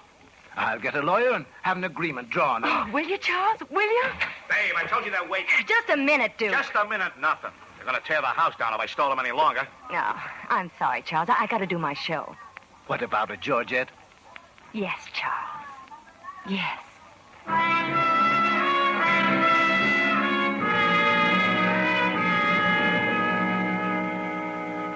Marriage? With that old goat? Never heard anything so crazy in my life. Like I told you, Duke, it's none of your business. It's a sellout, that's what it is. Money's important, sure. I stand out there in the Midway 7 nights a week, blustering my lungs out. I hustled props, sold peanuts when I didn't have it, but I wouldn't... What wouldn't you do, Duke? I wouldn't sell out, babe. You got money on your mind right now, haven't you? What do you mean? You're through without me. That's all washed up. That's what's on your mind, ain't it? Not the sellout. It's what am I going to sell when the babe's gone? Shut up. I'll say what I want. The brass ring, ain't it? You've been on the merry-go-round for 6 or 8 years, and you finally grab hold of the brass ring. A sucker. At last, you got yourself a sucker. Why, you're mad, ain't you, dear? I've never seen you look like that. Why, sure. That's it, ain't it? You're in love with me, and you're jealous. Past tense, baby. Not now. Not anymore. Too bad, Duke. My heart belongs to Bundy. If you're ever in a shipwreck, give me a buzz, will you, babe? I'll toss you an anchor.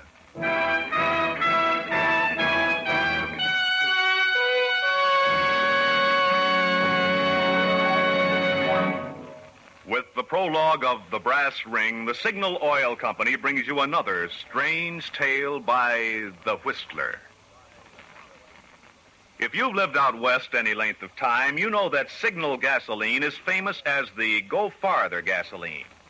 And if you've noticed Signal's recent magazine, newspaper, and billboard advertising, you know that you now go farther than ever with today's Signal gasoline. Well, what does this all mean to you? Economy, yes. But even more than that, it means extra performance from your car. For in gasoline, it takes extra quality to go farther. Let me make that point clear. When science employed the modern magic of catalytic cracking to put amazing new power into today's Signal gasoline, they naturally gave you quicker starting, faster pickup, and quieter, higher anti-knock. And it's because of this, because Signal's increased power helps your motor perform more efficiently, that you now go farther than ever with Signal gasoline. That's why Signal says, look to your speedometer for the best proof of gasoline quality. It takes extra quality to go farther. Good reason why so many wise drivers are switching to Signal, the famous Go Farther gasoline. Now, back to the Whistler.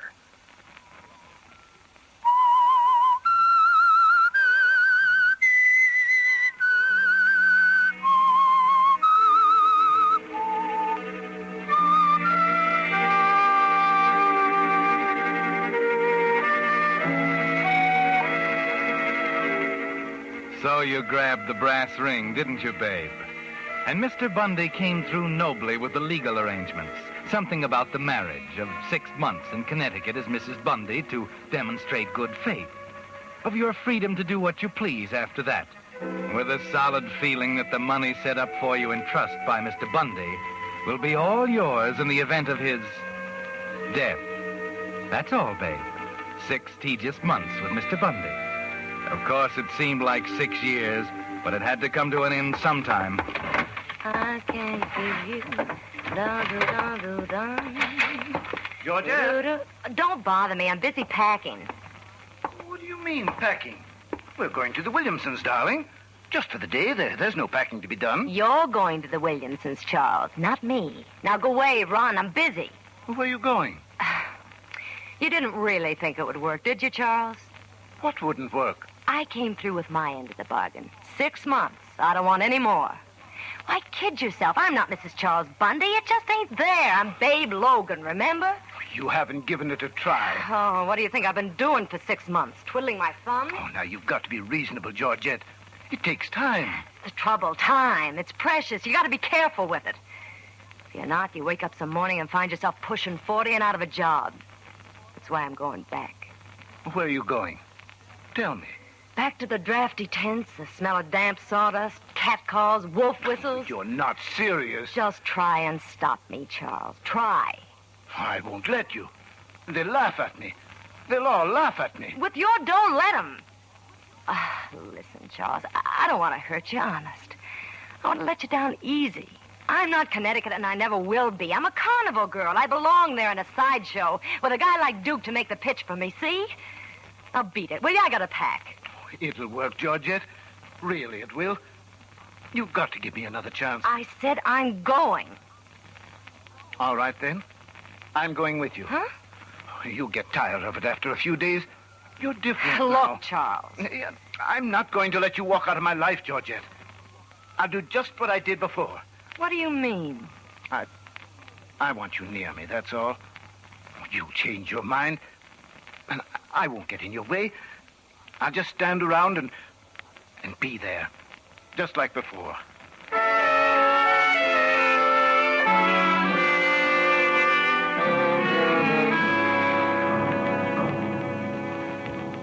Do you tie that, Duke? The guy just won't listen to me. I tell him over and over again. And he's still out there, night after night, looking up at you with that earnest face of his. Ah, the poor sucker. I don't know that I like that crack. Don't hand me that baby.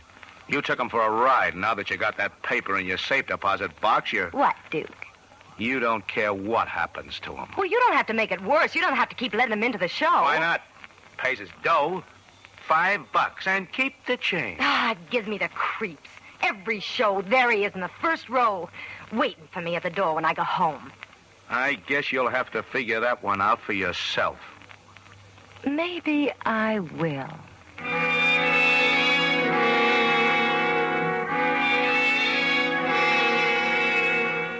Yes, there were strings on that brass ring, weren't there, babe?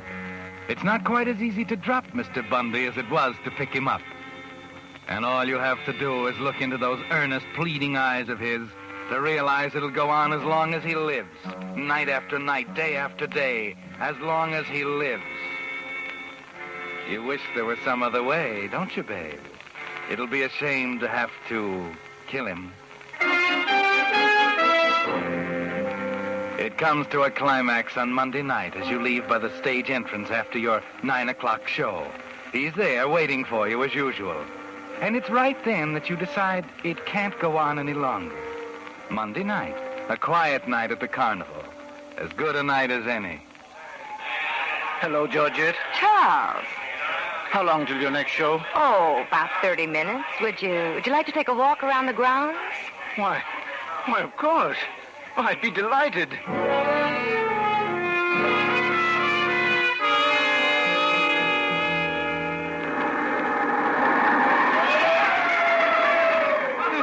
Roller coaster. I used to love them. Haven't been on one for years. You know, this might be hard for you to believe, but I haven't either. That is odd. Sky ride, a tunnel of love, used to scare me to death. Let's try it, Dave. What do you say? You gotta watch your blood pressure. Oh, so that's what you're thinking. I'm too old for you. Oh, don't be silly. Come on, let's win a Cupid doll or something. No, I insist. The sky ride. Too high for me. I'd just as soon stay on the ground. Now who's afraid? Too old, am I? Well, we'll see about that. Are you game? All right, Charles. I'm game.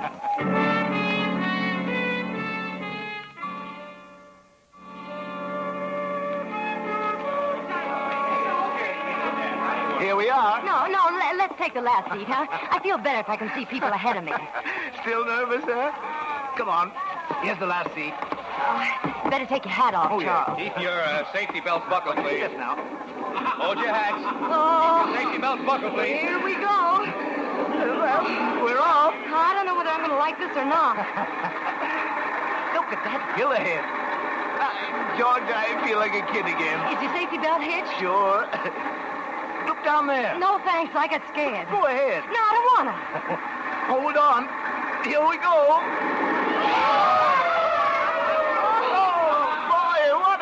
Yeah, only your stomach stays back at the ticket office. I used to go around with a guy who was awfully foolhardy. You know what he used to do? Can't imagine. What? Well, he used to unhitch the belt and stand up right at the top of the hill, just before you go down. Oh, what's so unusual about that? Well, awful dangerous, don't you think?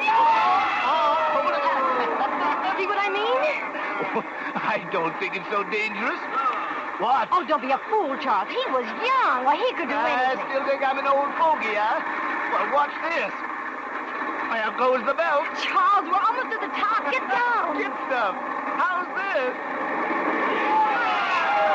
Charles, my hat. Where? Over the side. Grab it. Look out. Don't push me. Don't push me. Oh, he fell on. He fell on.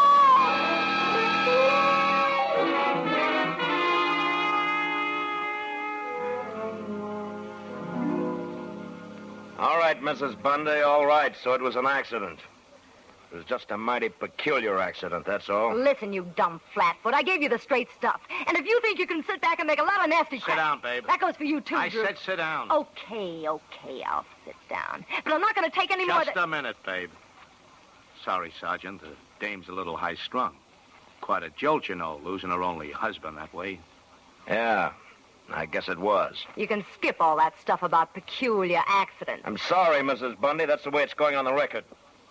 Peculiar that the money goes to you on your husband's death. Peculiar that he decided to take you on the roller coaster the first time he'd been on one in 20 years. Peculiar you picked the last seat.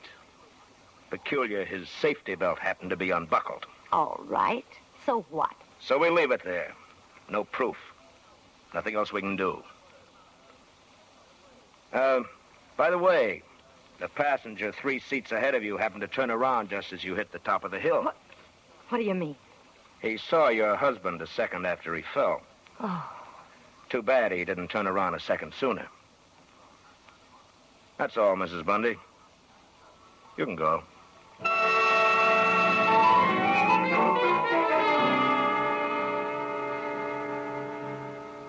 So it's over now, all over. Mr. Bundy has gone for good, and the brass ring is yours to keep. You ought to be able to relax now, get back in the swing, work 10 shows a day to pass the time until the probate is complete and the money arrives. Yes, it's smarter to keep right on working as if nothing had happened. No use exciting any more suspicion, is there, babe? You can't decide whether or not it's imagination, but it seems as if they all suspect you. Your friends along the Midway are noticeably cooler, more distant since the accident. But it doesn't matter now. The brass ring is yours. You can tell them all where to get off. Then you suddenly realize it isn't over after all. 2 weeks later, just before the 9 o'clock show, Duke comes into your dressing room. Yeah? Duke. Oh, I ought to be flattered, I guess. What's the matter? We pals again? Take it off, babe. Take what off? The chip on your shoulder. I ain't looking for a fight. You're smart. Ain't easy for a broken-down vaudeville ham to find a job these days.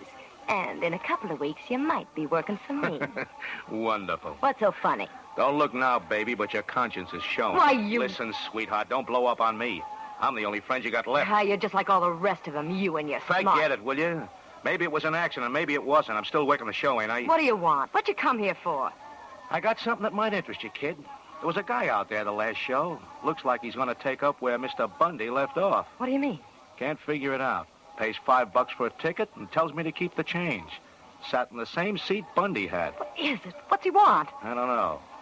Thought maybe you might. Oh, by the way, the guy's out there now waiting for the next show. That's all, babe. Just thought I'd drop by and give you something to think about.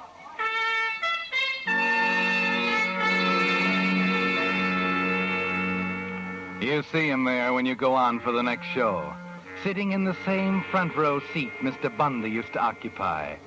And you wish Duke hadn't said anything about it. You might not have noticed him for a while, anyway. He's much younger and almost good-looking, but he never smiles. Just sits there as you go through your dance, never applauding or whistling like the others. Just sitting there, watching.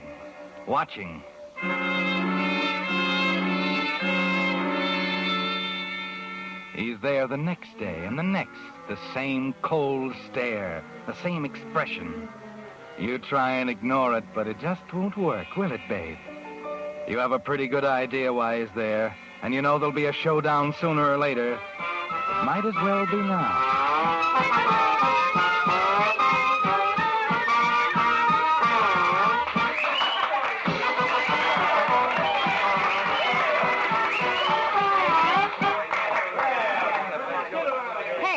Hey, you down there. Me? Yeah, you.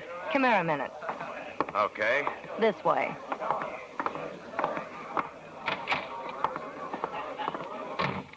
Now, who are you, mister? My name's Woody. You're a cop, ain't you? What makes you think I'm a cop? You've been in that same seat 6 days in a row now. 5 shows a day. That makes 30 times you've seen the show, right? I like the act. Nobody likes it that much, mister. I'm satisfied. I'm not. Get it? No. It's easy. I don't want to look down at that seat and see the great stone face anymore. I know a good way to get rid of me. Yeah? Go for a ride on the roller coaster? What? That's a pretty stupid approach, even for a flatfoot. Didn't you see the report, officer? Did you look it up in the files? Accident, it says. Big black letters, accident. Now get out of here, you... Wait a minute, babe. Hey, keep it down, will you? Everybody outside. Oh, it's you. Get him out of here, Duke. What's the matter, pal? Lady wants to get rid of me. Told her I'd be happy to leave forever if she'd do me a little favor. Yeah? What's that? Take a ride with me on the roller coaster?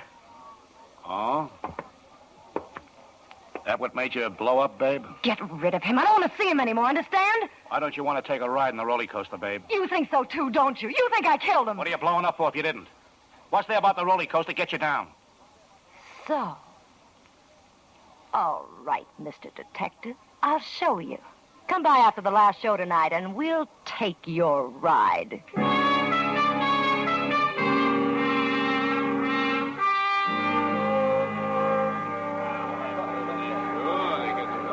Next car loading, how many, please? I'll take them all. My girl and I want to be alone this trip. I get it. That'll be $4.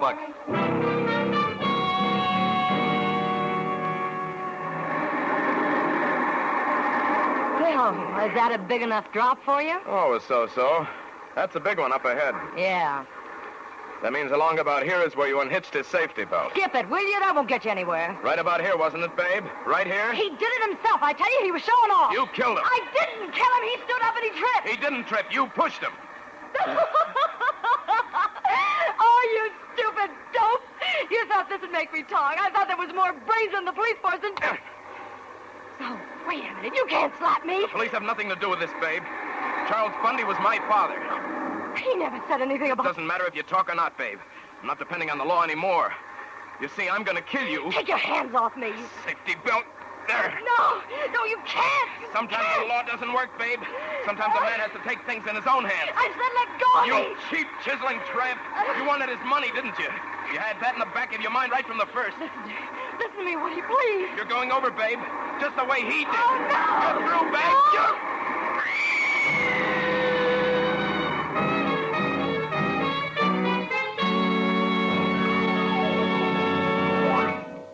The Whistler will return in just a moment with the strange ending of tonight's story.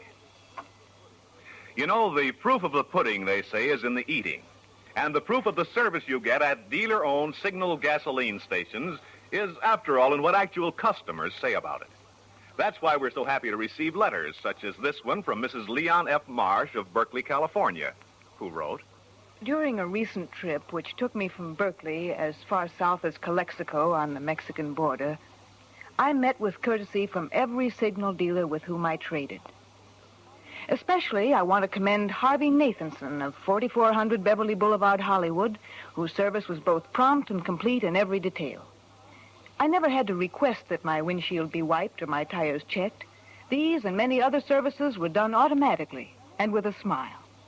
It's men like Harvey Nathanson who make trading with independent signal dealers a pleasure. Mrs. Marsh, on behalf of my sponsor, Signal Oil Company, I want to take this opportunity to thank you and the many other kind drivers who have dropped me a line, telling of their experiences with Signal products or of little extra services you have enjoyed at dealer-owned Signal stations. It's letters like yours that make independent Signal dealers want to do an even better job of helping today's cars run better and last longer. Now, back to The Whistler.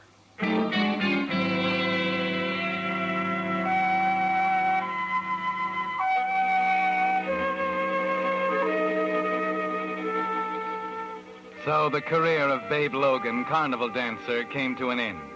It was a sensational ending, of course. Barkers, pitchmen, performers, all of her colleagues gathered around the broken body lying among the timber supports, all talking at once, not in guarded whispers anymore, but openly,